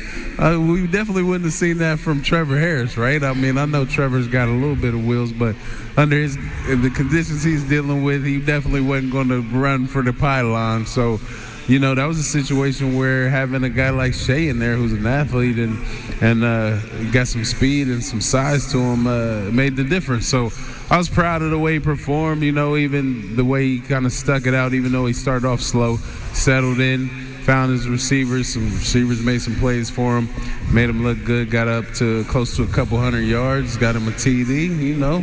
Hey, nothing to be mad about there. It's something to build on. I like your energy, man. That's similar to the energy that you had when you were on the field hyping the crowd up. Yeah, I think I might have overdid it a little bit. Back's a little tight now. No. Trying to get the Rider fans hyped. I think I might have helped them sway because it was close when I was out there in the second quarter, but I think maybe my energy took them over the top. What do you think? Man, I thought it was hype. Yeah, definitely, man. They need that little boost of juice from Wes Cates. Get the win. Make sure you hit us up on the Echo Sound hotline. We want to hear if you think the Riders are the best team in the West Division. Are they the best team in the CFL? Is that the Alouettes or the Riders who are the only undefeated teams left at 4-0? So make sure to get at us. 306-936-6262. This is Saskatchewan Rough Rider football on the home of Rider Nation, streaming live on sportstage.com. Hit that button at the top right-hand corner. And also, of course, we're on the 620 CKRM Cooperators Rough Rider Radio Network. It's time to field your best. Salford's Independent Series tillage equipment has a variety of sizes and models to tackle any challenge on the field. It's a pro at setting the stage for your seeding equipment with those incredible options like anhydrous application shanks and hydraulically adjustable finishing systems. Salford I-Series, preparing the field for victory. Field your best with Salford. See them at Eberassa in Assiniboia, Carlisle, Radville, and Weyburn, and Mazer Group. You know something? It's like selling a six-pack with only 5 beers in it. Wood Country Woody here, reminding you that unlike some other places, Wood Country Garage Packages contains everything you need, right from the start, including appearance-grade lumber, all your nails and screws, and walk-in doors with cladded jambs. Building a garage? It's one and done with Wood Country. Your home is your castle. In McLean, Estevan, and Tisdale. Shop online. wood-country.com. Sask Lotteries has 50 years of winning behind us. And you know what that means? Lots of winning numbers. Numbers like over 1,200 organizations funded and 12,000 plus groups supported. $6 million given away annually in community grants. And the winningest number of all? $1.4 billion given back to the people of Saskatchewan through sport, culture, and recreation. And we're just getting started. Help us grow the next 50. Learn more at sasklotteries.ca. How many water companies can say they've been at the new innovations and new farm inventions at 2 of Canada's large farm shows? Farm Fresh Water has achieved that. How do we do it? Well, we live on a farm. Kelly is a journeyman electrician, and Brian has training as a plumber and a refrigeration mechanic. Our goal was to create perfect water from your dugouts or well with the least amount of maintenance and ongoing costs. That's the way we want it on our farm. See us at farmfreshwater.ca. Summer is here, and it's the best time to get out on the road, so why not get your vehicle inspected? Landry's Napa Auto Pro specializes in full-service inspections. With certified mechanics on site, they handle everything from minor repairs to major overhauls. When you take your vehicle to Landry Service, your car is in the right hands. And to keep you cool and comfortable this summer, they also service air conditioners. Landry's Napa Auto Pro, located on North Winnipeg Street, serving Regina for over 50 years. Tractorland Kubota is the home for all your Kubota, turf, construction, and agriculture products. They've got a sweet lineup of tractors, mowers, utility vehicles, mini excavators, skid steer loaders, compact track loaders, wheel loaders, stand-on compact loaders, tractor loader backhoes, track carriers, agricultural implements, construction attachments, and more. Stop by and visit them. They'd love to meet you. Proudly serving the prairies and conveniently located at 705 Henderson Drive, Regina. Tractorland Kubota, committed to doing it right. Hey, Rider Nation, got a question or a comment on today's game? Text it to us for the Rider Nation Radio Roundtable Postgame Show. 306-936-6262. Don't miss any of the calls. Catch the podcast at sportscage.com. Your Saskatchewan Roughriders victorious 30-23 over the Toronto Argonauts. It's time for your moment of the game, brought to you by The Keg. The Keg-sized moment of the game, locations in Regina and Saskatoon. Book your reservation today at thekeg.com. Argos load up the box. Patterson to pass. Finds a man. That's Samuel Amelis. Makes a man miss to the 25. Jukes another man. Has a path to the end zone. 10-5. Touchdown, Riders! That was an epic play from Sam Amelis on that score. Shay Patterson's first career CFL touchdown, by the way. Make sure you get at us on the Echo Sound hotline. I want to hear what Rider Nation thought of Shay Patterson as well. Wes Cates already gave his take. 306-936-6262. Shay Patterson on the evening didn't get over 200 yards passing in the game, but I think he did a pretty good job of managing this one. And I don't mean that in a negative way, right, Wes. I think he did not put the defense in any bad spots, or his team as a whole. 15 of 23, according to the CFL stats, for 192 yards, 1 touchdown, 4 carries for 18 yards, and another touchdown. We got our first caller on the line. Let's go to Taylor in Regina. Hello? Hey, Taylor, how's it going? Pardon me? What do you think of the Riders' win at home tonight against Toronto? Oh, man, I was there. It was a great win. I feel like Patterson, he played really, really well. I just kind of wish that the O-line did more for him. They were put in a tricky spot when Trevor Reed went out of the game. Logan Ferlin went to left tackle. Zach Fry came in at right guard, and Reed came back for a little bit. But Logan Ferlin finished the game at left tackle. But, I think it's difficult from a running back perspective, and Wes, you'll know this, when the Argos are loading the box against AJ Oulette, knowing that Patterson is making his first career start, to find consistent running lanes. Well, yeah, you're going to get a heavy box, which means there's going to be more players in and around the line of scrimmage, which means it's harder to tell who's going to be blitzing. And then more than likely there's going to be some extra guys added in because they don't think, or the opposing team is expecting the backup quarterback to be that savvy to be able to read the defense and get rid of the ball. So definitely they were dealing with more pressure, more blitz, more guys in the box, I think, and playing musical chairs with an injury. I think it was definitely a good job by the O-line. They haven't been really opening things up a whole bunch for AJ, but for the most part, they gave Shay the time he needed to kind of assess the D and get rid of the ball and put it where it needed to be. Thanks for the call, Taylor, and you can get at us just like Taylor on the Echo Sound hotline at 306-936-6262. This is Saskatchewan Rough Rider Football on the home of Rider Nation, streaming on our YouTube channel at sportscage.com and the 620 CKRM Cooperators Rough Rider Radio Network. Seed better with a Morris 10 Series air cart from RJ Sales in Wadena. Maximize your acres per fill and seed with confidence with scales under each tank. Take performance and functionality to the next level with next generation sectional control and a heavy duty machine that's designed to run for years and look great at trade-in. Step up to the premium performance of a Morris. Visit RJ Sales and Service in Wadena and check out the Morris 10 Series air cart for yourself. Homes in Regina are selling fast, which makes it tough for buyers. Many buyers are putting in offers on multiple homes and still coming away empty. When you're looking for your next home, why not get what you want and build instead? Uncommon Developments is your local builder. They seamlessly blend the warmth of tradition with the clean lines and open spaces of modern architecture for a fair price. For your next home, stop losing out on offers and win big with a new build from Uncommon Developments. uncommondevelopments.ca. Two-Way Service in Southie has a big selection of SUVs on the lot right now. Choose from Ford Escapes, Edges, Explorers, Broncos, and Bronco Sports. And get financing as low as 0.99% OAC on select new SUVs. Purchase a new vehicle and receive a trip for two to Vegas. See store for details. Two-Way Service, your local Ford dealer in Southie. Drive a little, save a lot at Two-Way Service in Southie. The small-town family-run store just 30 minutes from Regina. TwoWayService.com. This football season, Positively Perfect will be introducing their MVP, Most Valuable Pups.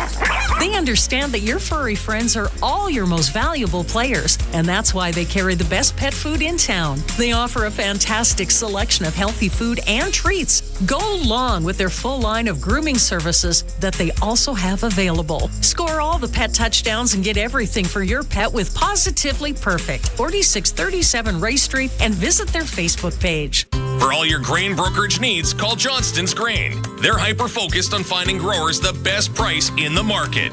Johnston's will deliver the best bids in Western Canada on special crops, milling oats, malt barley, feed grains, damaged grains, and much more. When you think about marketing, think Johnston's. Their expertise helps farmers secure the highest prices while avoiding risky buyers. They'll help you structure your contracts in a way that is good for your farm. Call 844-324-7778. At Country Thunder Saskatchewan, you get superstars like Luke Combs, Dallas Smith, and Nickelback. And you also get a spot closer to the stage with a Gold Zone standing room ticket. Guarantee yourself a spot with amazing views so you can get up close to all your favorite artists. Country Thunder Saskatchewan is July 11th through 14th in Craven. Get your Gold Zone tickets at countrythunder.com. Hey, Rider Nation. Got a question or a comment on today's game? Text it to us for the Rider Nation Radio Roundtable postgame show. 306-936-6262. Don't miss any of the calls. Catch the podcast at sportscage.com. The Echo Sound hotline is live. You can text or call 306-936-6262 or toll free 1-866-767-0620. Do you think the Riders are the best team in the West? Do you think the Riders are the best team in the CFL? The only undefeated teams left are the Riders 4-0 and the defending Grey Cup champion Montreal Alouettes at 4-0. Also, we want to hear your take on Shay Patterson. Remember we had that caller on last week? I think it was Steve from the East Coast. There's no good backups or something? Yeah. Shay Patterson looks like a pretty good backup to me. Yeah. No, for sure. I think Shay did a great job, and I was actually going to talk about the Sam Ellis touchdown. I felt like Shay, I don't know if he did it intentionally, but I feel like he threw him open a little bit on that. What I mean by that is he threw the ball away from the receiver to draw the receiver away from the defense to catch it in space.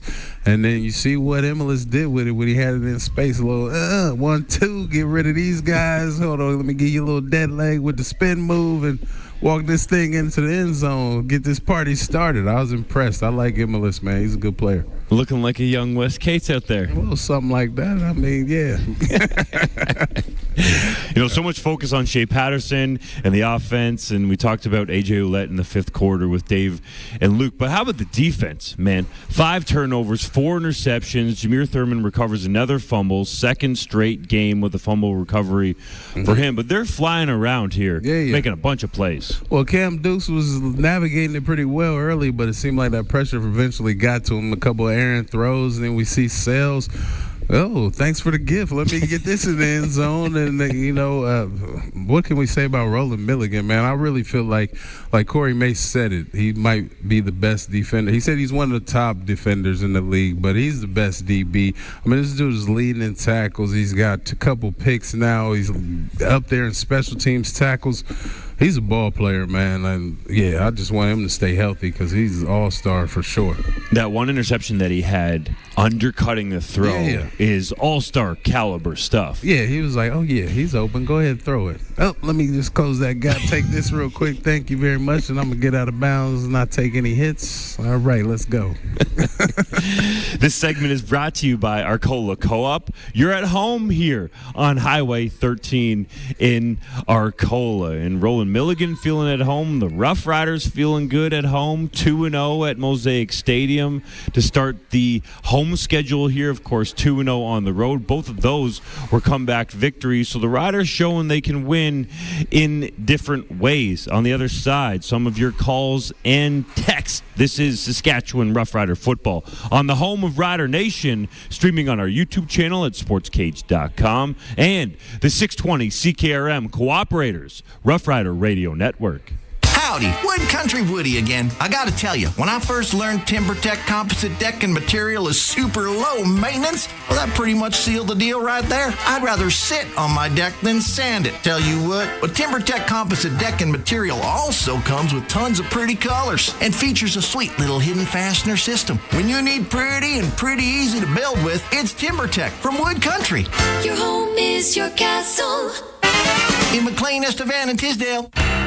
At Country Thunder Saskatchewan, you get superstars like Luke Combs, Dallas Smith, and Nickelback.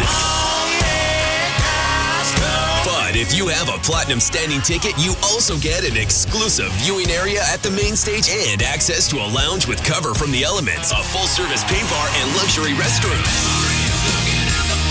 Country Thunder Saskatchewan is July 11th through 14th in Craven. Get your Platinum Standing tickets at countrythunder.com or save at participating Costco locations. Visit your local Integra Tire dealer for all of your car's mechanical service needs. One of the most important safety aspects for your vehicle are tires. Get new tires for your vehicle to keep you and your family safe on the road. Their team is also there for all of your mechanical services and will keep your vehicle running in top condition. They can even tow you and get you fixed up if your vehicle is stopped somewhere. Your locally owned Integra Tire in Grenfell.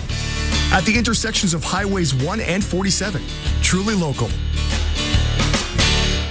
Tractorland Kubota is the home for all your Kubota, turf, construction, and agriculture products. They've got a sweet lineup of tractors, mowers, utility vehicles, mini excavators, skid steer loaders, compact track loaders, wheel loaders, stand-on compact loaders, tractor loader backhoes, track carriers, agricultural implements, construction attachments, and more. Stop by and visit them. They'd love to meet you. Proudly serving the prairies and conveniently located at 705 Henderson Drive, Regina.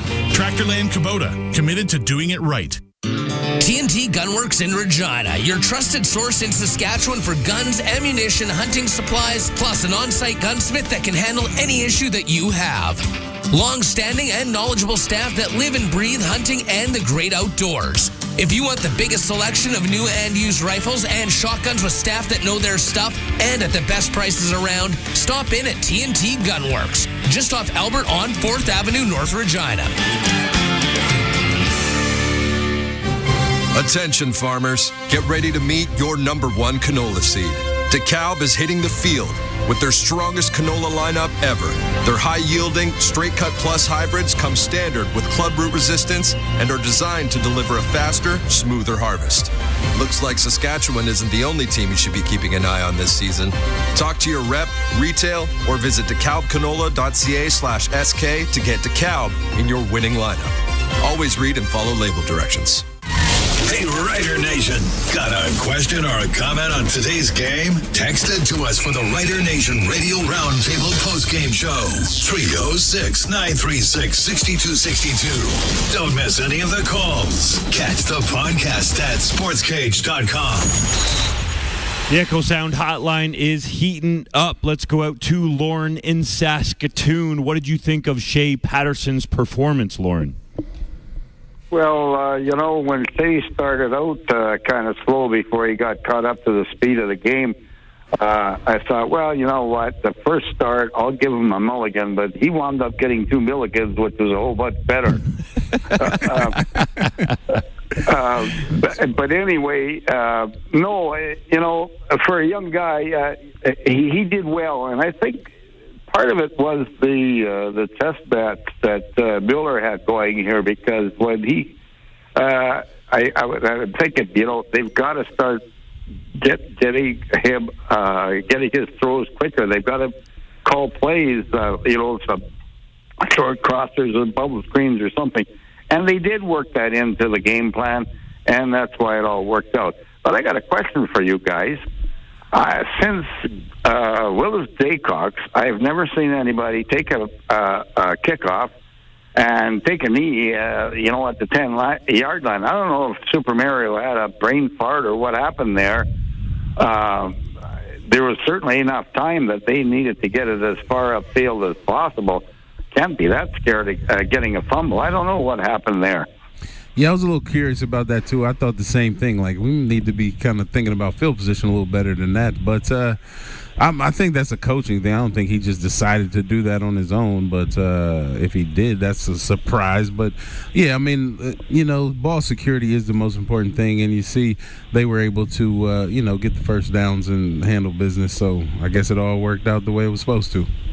Lauren, do you think the Riders – go ahead. Yeah. Well, the other thing that scared me late in the game was Thor trying to get yards, dump it up in the air, and I'm thinking, no, hold on to the bloody ball. Never mind, just take a knee. But it all worked out. He did hang on to the ball, and it worked out well. But you've got to give kudos to the offense. So late in the game there, instead of just handing off, getting stuffed, and maybe having to kick it away, pretty ballsy. They went for the first down with those passes, and I thought, well, good on you, because if you don't, you're giving Toronto a lot of time to come back yet. Yeah, crunch time picked and came up with a couple of big catches. I was a little shocked about, tell me what you think about this, Justin, when Shay was scrambling right and threw it back to the middle across his body late, but picked it, caught it. I'm like, I was like, oh no, that's like a QB no right there. That's like, you might learn that on day one. When it works, it works. Right. But like Cam Dukes did that once and it got picked, so yeah, it is dicey. Was pretty wide open on that, though. Yeah, he was. Mm-hmm. I know. But still, there's guys crossing, and you never know. There might be somebody hiding, lurking. Like Roland Milligan. Yeah. On his pick that he undercut. Yep. All right, thanks for calling, Lauren. We appreciate it. All right. Let's go to Taylor in Regina. What did you think of Shay Patterson's performance? The first guy I don't think was Taylor because I was the first guy in the queue, but it's okay. I just got cut out by accident. But anyway, I wanted to mention two things. The first thing is all the haters out there that were hating on Shay Patterson, what's up? The second thing I want to mention is, and Wes, I don't know if you have any affiliation with Milt Stegall, but if you get a chance and you ever run into him, can you go tell him he's an idiot for me in a politically correct way? Because I watched the last game. First of all, my voice is cutting out. I apologize. I was screaming so loud. But I watched the last game when Ottawa played Hamilton, and he, for whatever reason, could not even compliment the Rough Riders. He talked about, oh, you guys just beat Hamilton and Edmonton, so, it's pretty easy outs. And then he went on and talked about how great Winnipeg was again. What is this guy's problem? I'm not here, I don't mean to get the conversation on Milt Stegall, but someone's got to pull this guy aside and be like, this is ridiculous, man. Can you compliment the Rough Riders when it's due, We ruined his one chance at a Grey Cup in 2007. He thought he was going to get one that year, and we took it from him. So he might be a little salty from that.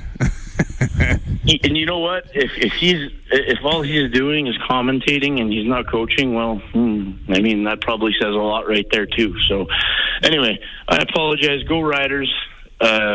We are the best in the West. Suck it, Milt Stegall. That's all I got to say. So, shots fired. Thanks for calling. Let's keep it moving. We'll go to Robin in Surrey. What did you think of Shay Patterson's performance? Shay Patterson really settled down for the game before. I mean, he was a little bit nervous walking in when Travis Orest went down, and today, the first quarter, he was a little bit shaky. When he got his sack, two people were coming either way, but he tried to dive in between the one where he's getting a sack. And here's a guy, he settled down, he got that touchdown with ambulance, and then he got his own touchdown, and I'm looking at the TV and I'm going, if you can't find anybody open, you might as well take it in yourself. And all of a sudden he's taking off and going right into the end zone. And, the other thing I noticed about him, as further the game went on, the more he settled down. Mm-hmm. And that's why I look at Shay Patterson. Robin, do you think the Riders are the best team in the West Division, unequivocally, right now? I think so. I mean, they're 4-0. They've shown that they've got a super strong defense. They got a bunch of ball hawks back in the defensive backs. I mean, let's face it, seven interceptions in 2 games. And guess who they're facing next week? And that BT Lions, and doesn't Vernon Adams like to throw the ball? You got guys that love to pick the ball off from them. Yeah, it's going to be a good, interesting game. And the one thing I really didn't like was Saskatchewan only got picked once from all the people that were picking teams and how they were going to perform through the weekend. Saskatchewan only had one vote. Everything went Toronto.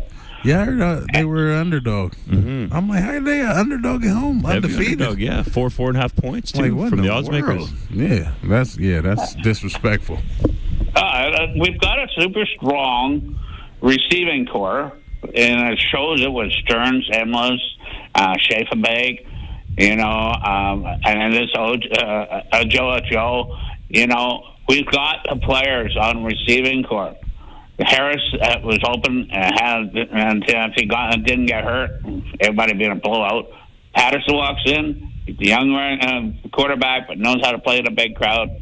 Settled down, and he got the job done.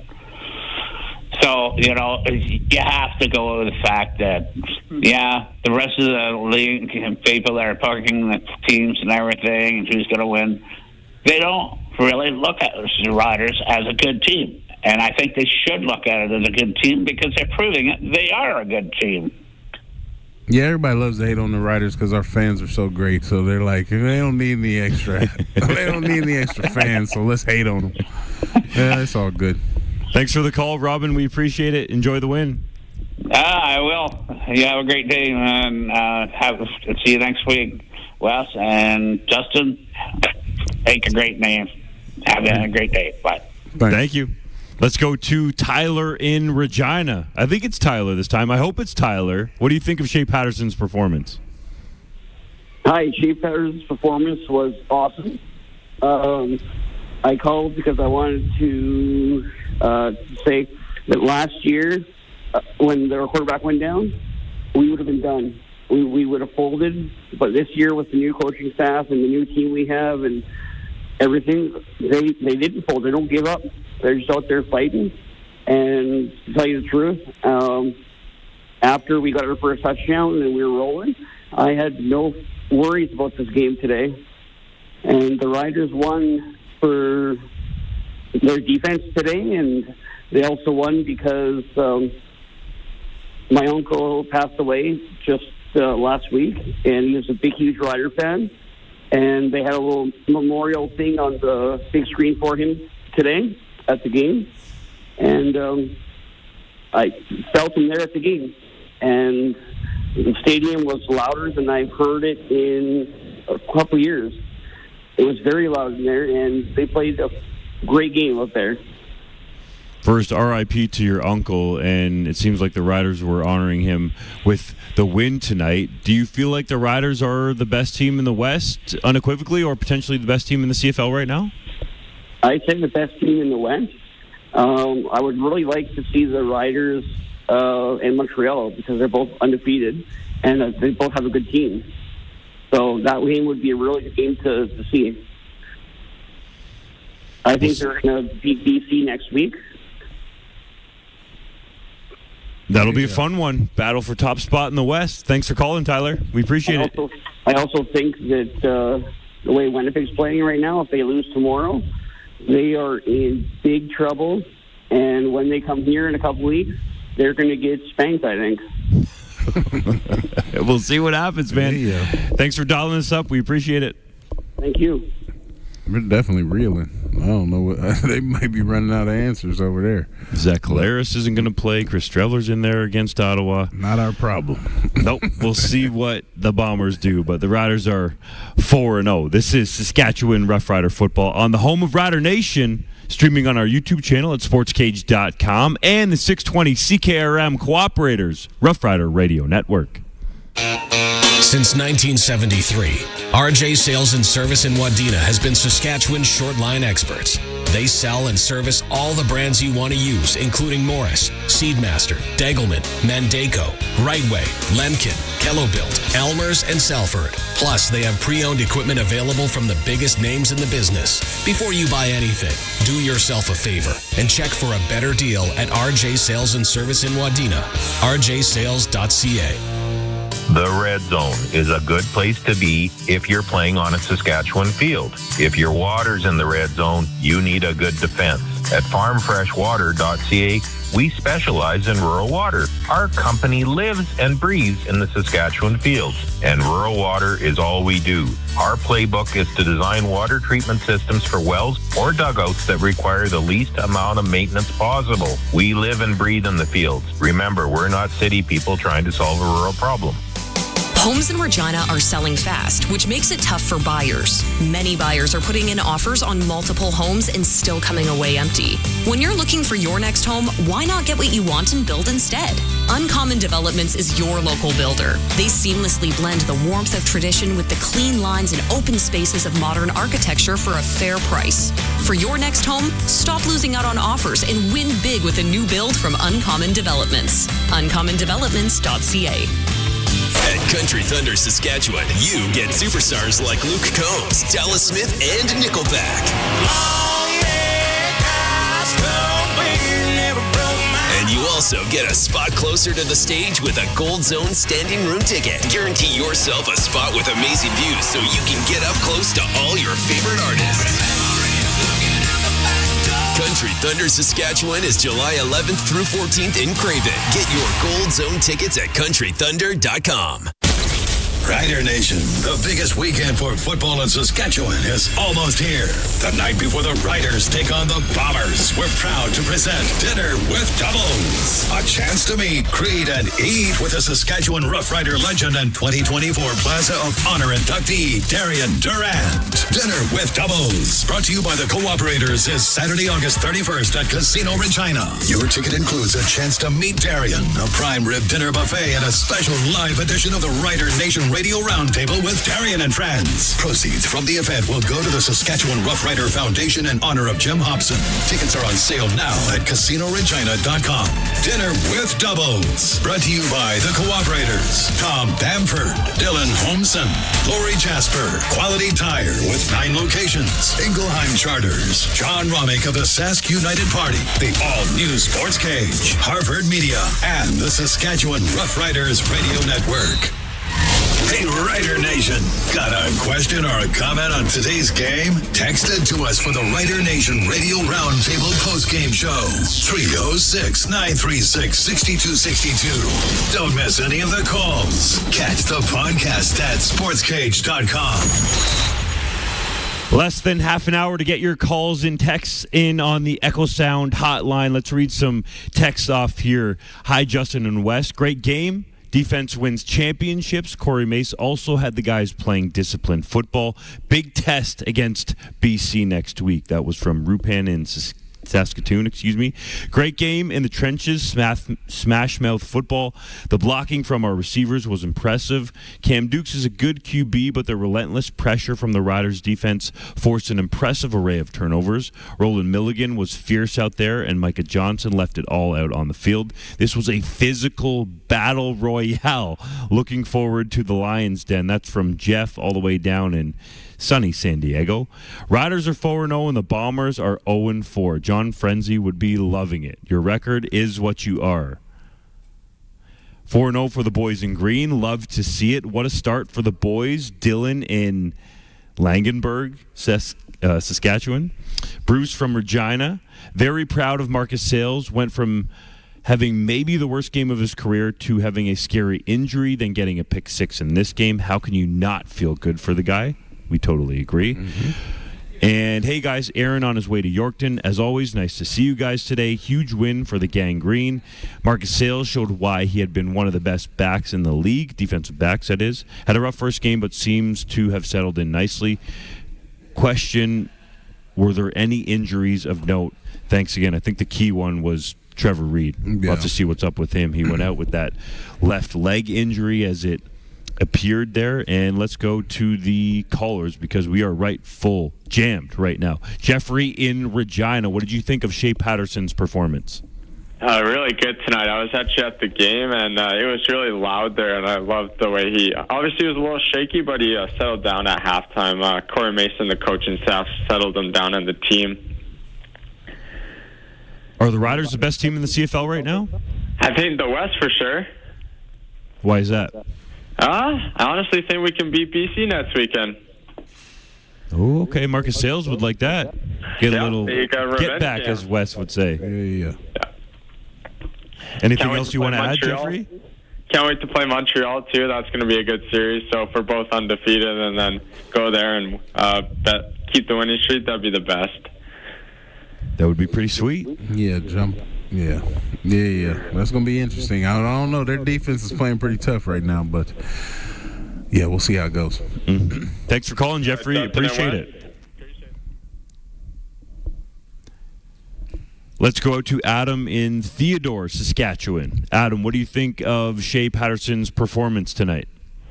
I think he did good in the second half. I mean, the first half he kind of looked a little bit shaky, like everybody's been saying. I think the second, third, and fourth quarters, though, he did calm down. He looked pretty good. That being said, we've had some developments or been able to develop some quarterbacks. I think one that we used to have that we developed into a pretty good quarterback in Montreal right now, and I think, we should be able to hopefully start developing counter systems.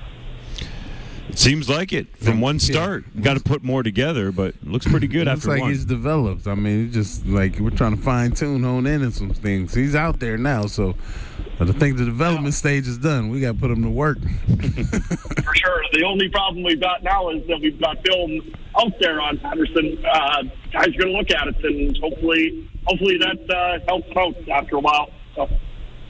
That's part of football, though. Yeah, I think they'll be able to expand the game plan with him in there. As long as he's getting consistent reps, he'll keep improving. Yeah, no, for sure. The only real two things I wanted to bring up was, one, kudos to the run defense. They were getting a lot of run plays either out of Dukes or out of Kenny Carey on them all the time. So they did a great job of containing it to only 90 yards, which was actually kind of almost impressive. Because every other second play was a run or a scramble, so good for that. Mm-hmm. Go ahead.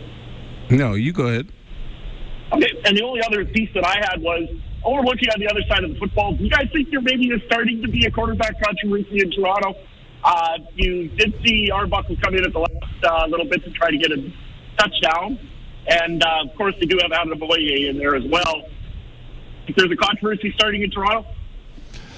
I mean, I think Cam Dukes is a heck of a player. He was pressing a little bit late, had a couple errant throws, but I think that was more to do with the way the Rider defense was getting after him than his skill set. So maybe. I mean, that's not for us to decide, though.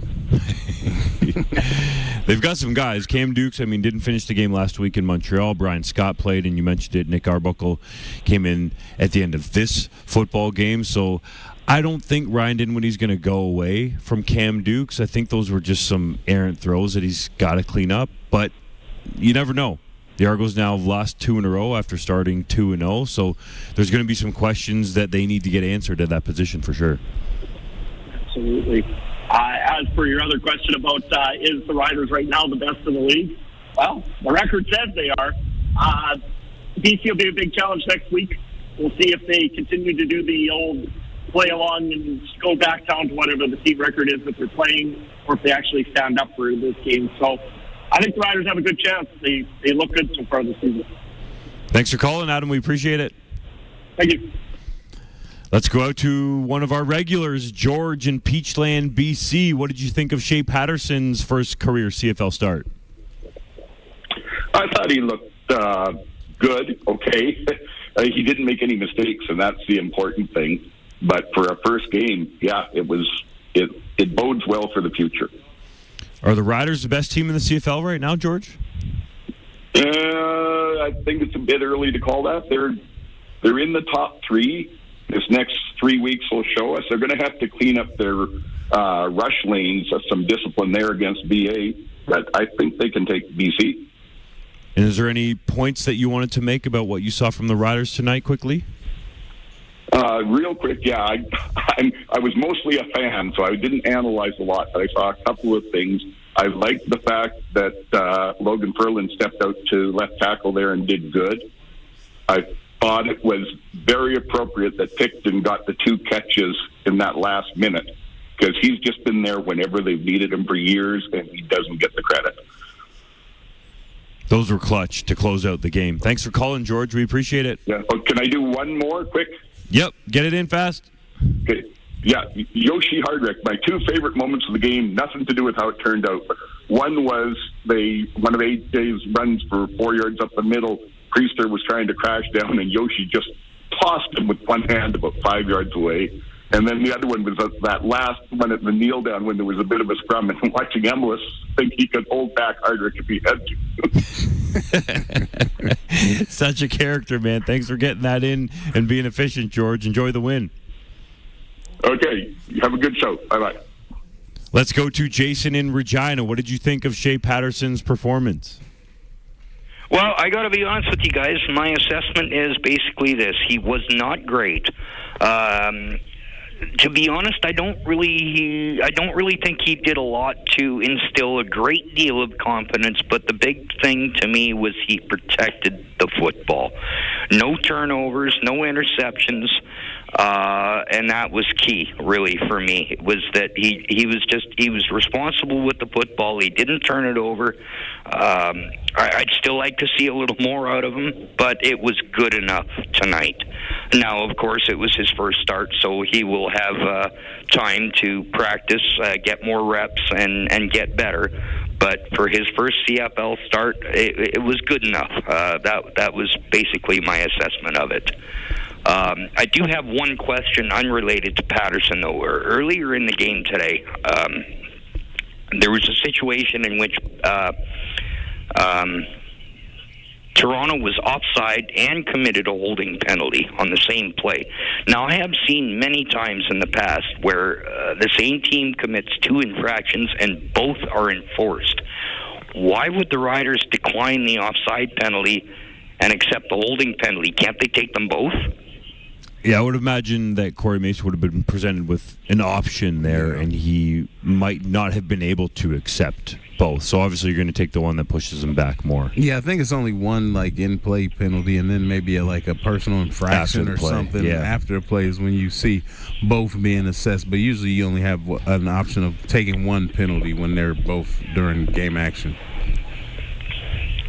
All right, my second question is when Toronto made that challenge in the fourth quarter, as I was watching the TV, the officials didn't say anything after Toronto lost their challenge, but aren't they supposed to lose their timeout? Did they actually lose their timeout?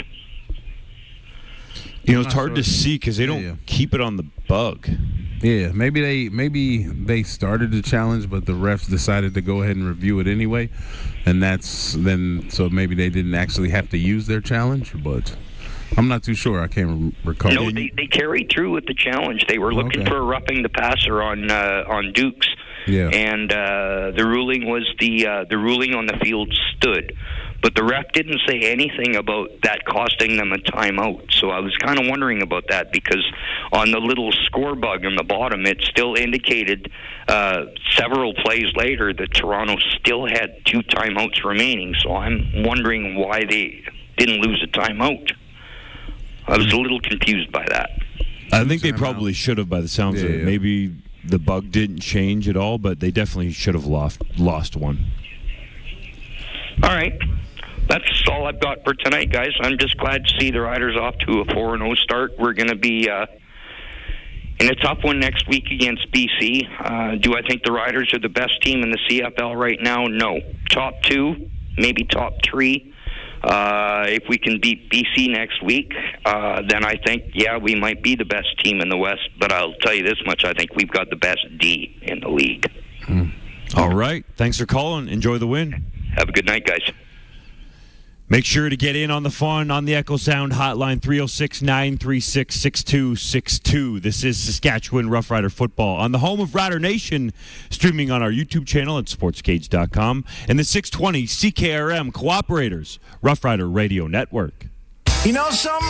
It's like selling a 6-pack with only 5 beers in it. Wood Country Woody here, reminding you that unlike some other places, Wood Country Garage Packages contains everything you need, right from the start, including appearance-grade lumber, all your nails and screws, and walk-in doors with cladded jambs. Building a garage? It's one and done with Wood Country. Your home is your castle. In McLean, Estevan, and Tisdale. Shop online. wood-country.com. Since 1973, RJ Sales and Service in Wadena has been Saskatchewan's short line experts. They sell and service all the brands you want to use, including Morris, Seedmaster, Degelman, Mandaco, Rightway, Lemkin, Kellobuilt, Elmer's, and Salford. Plus, they have pre-owned equipment available from the biggest names in the business. Before you buy anything, do yourself a favor and check for a better deal at RJ Sales and Service in Wadena, rjsales.ca. You don't win championships by accident. The team that wins it all in November will be the team that develops the best game plan. That game plan will be built on solid fundamentals and proven protection techniques that work. Good habits are an absolute must. Any mistakes will be quickly corrected and overcome. And showing up unprepared will not be tolerated. Don't leave your retirement plan to chance. Call Brian Golly at Smart Investing Solutions and build an investment plan you can rely on. 546-2533. Summer is here, and it's the best time to get out on the road, so why not get your vehicle inspected? Landry's Napa Auto Pro specializes in full-service inspections. With certified mechanics on site, they handle everything from minor repairs to major overhauls. When you take your vehicle to Landry Service, your car is in the right hands. And to keep you cool and comfortable this summer, they also service air conditioners. Landry's Napa Auto Pro, located on North Winnipeg Street, serving Regina for over 50 years. Hey, Rider Nation, got a question or a comment on today's game? Text it to us for the Rider Nation Radio Roundtable postgame show. 306-936-6262. Don't miss any of the calls. Catch the podcast at sportscage.com. Let's go out to the Echo Sound hotline. Steve in Saskatoon. What did you think of Shay Patterson's performance in his first career CFL start? Hello? Hello, Steve. Can you hear us? Yeah, I can hear you. Yeah. What did you think of Shay Patterson's performance? Yeah, I guess I was pleasantly surprised. I thought he started out slow, but, he managed the game very well. Are the Rough Riders the best team in the CFL right now? I don't know if I'd go that far, but, quite frankly, I don't think the level of play in the CFL, the teams, I guess what I'm trying to say is that the teams in the CFL aren't really that good right now, I don't think.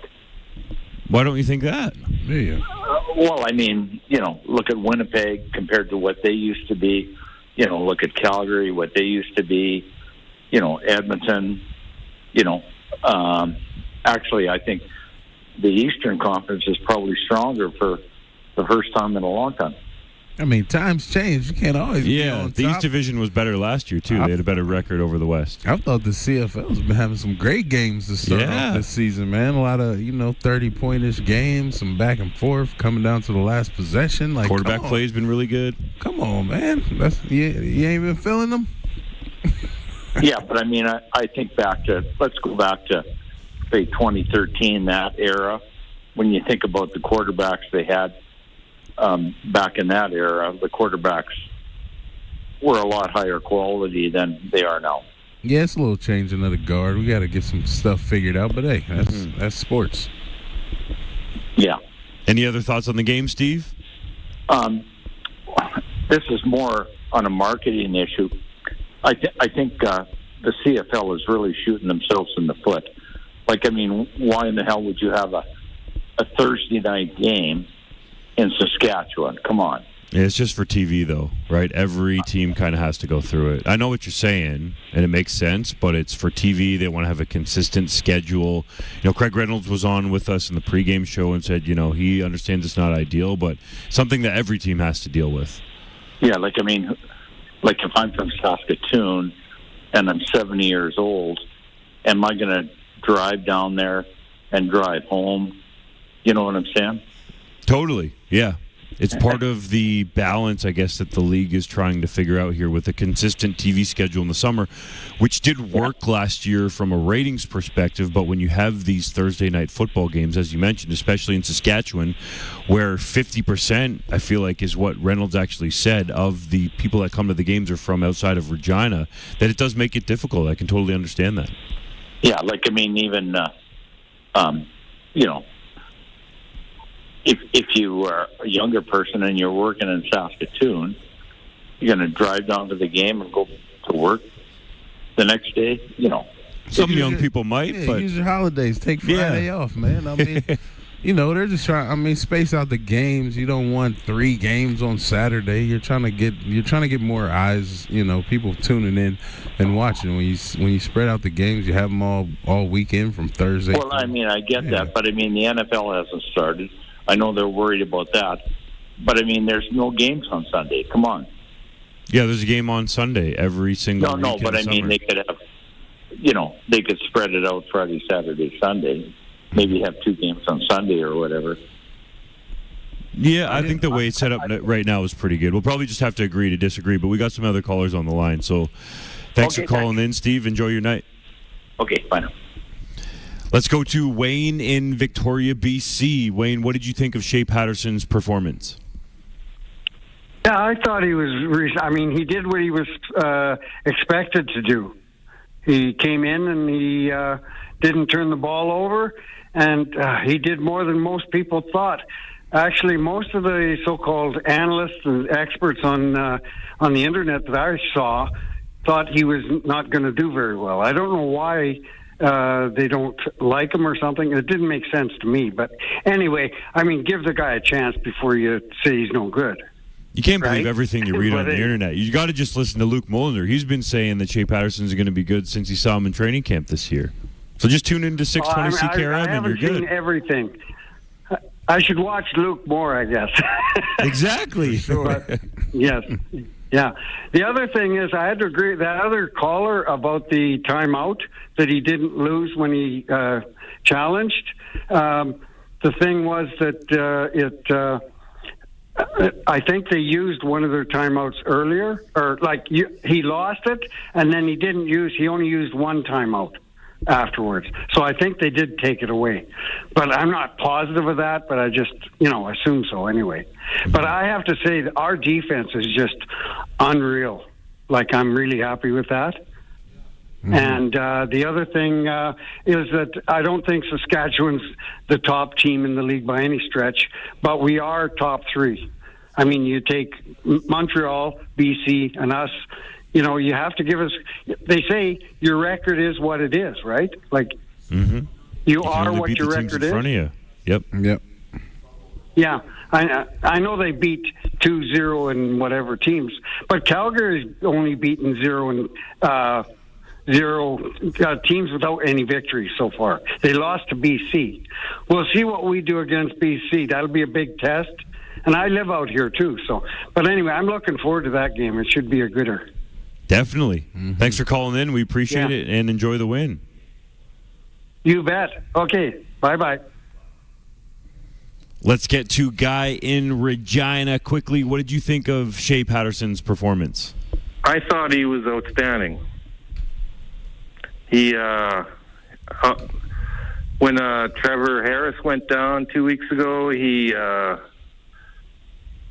all the offensive coordinators gave him his rollout to the right. He only had a half a field to look at. And today, he was in the pocket. And in the second half, he was taking baby steps. He stood up in the pocket and starting to learn the CFL game. He is. He's starting to step up in the pocket and throw the ball. That's what I think. Do you think the Riders are the best team in the CFL right now? That's a hard one. You got to beat the good ones to be the best one, I guess. But we weren't the best last year, so no, I don't think so yet. Not yet. Okay, I'll give you a chance if you want to add one quick point about the game. Fourth quarter defense is outstanding. We're crazy. We're the best in the league for wanting to win the game, and defense is crazy. Oh, another thing I want to add is, does anybody know how his long arm is? Shay Patterson's long arm. Can he throw the long ball or what? That's what I want to know. He was drafted into the major leagues by the Texas Rangers as a third baseman, so I think he's got enough. Yeah. Okay. No, I just want to know that. Can he throw the long ball to our big receivers? For sure he can. You got to get him in an interview. Ask him how many yards he can throw. Yeah, we'll find out. No, I want him to throw the 50-50 ball. I want to see what he can do with that. Well, ideally, you'd want to throw the 50-50 ball when it's 80-20 and he's got separation and made the right read. You can't just be throwing up 50-50 balls for fun. No. But I get what you're saying. And that's it. I just thought he had a great game. Outstanding. All right. Thanks for calling. Enjoy the win. You betcha. This is Saskatchewan Rough Rider football on the home of Rider Nation, streaming on our YouTube channel at sportscage.com and the 620 CKRM Cooperators Rough Rider Radio Network. How many water companies can say they've been at the new innovations and new farm inventions at two of Canada's large farm shows? Farm Fresh Water has achieved that. How do we do it? Well, we live on a farm. Kelly is a journeyman electrician, and Brian has training as a plumber and a refrigeration mechanic. Our goal was to create perfect water from your dugouts or well with the least amount of maintenance and ongoing costs. That's the way we want it on our farm. See us at farmfreshwater.ca. Homes in Regina are selling fast, which makes it tough for buyers. Many buyers are putting in offers on multiple homes and still coming away empty.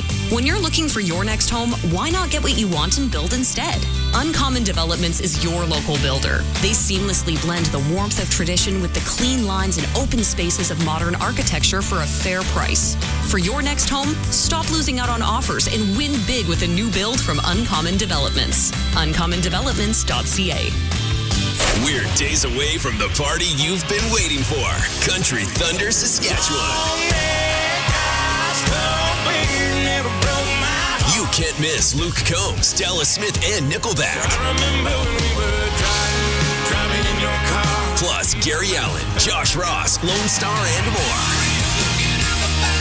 Country Thunder Saskatchewan is July 11th through 14th in Craven. Get your tickets and camping before they're gone at countrythunder.com.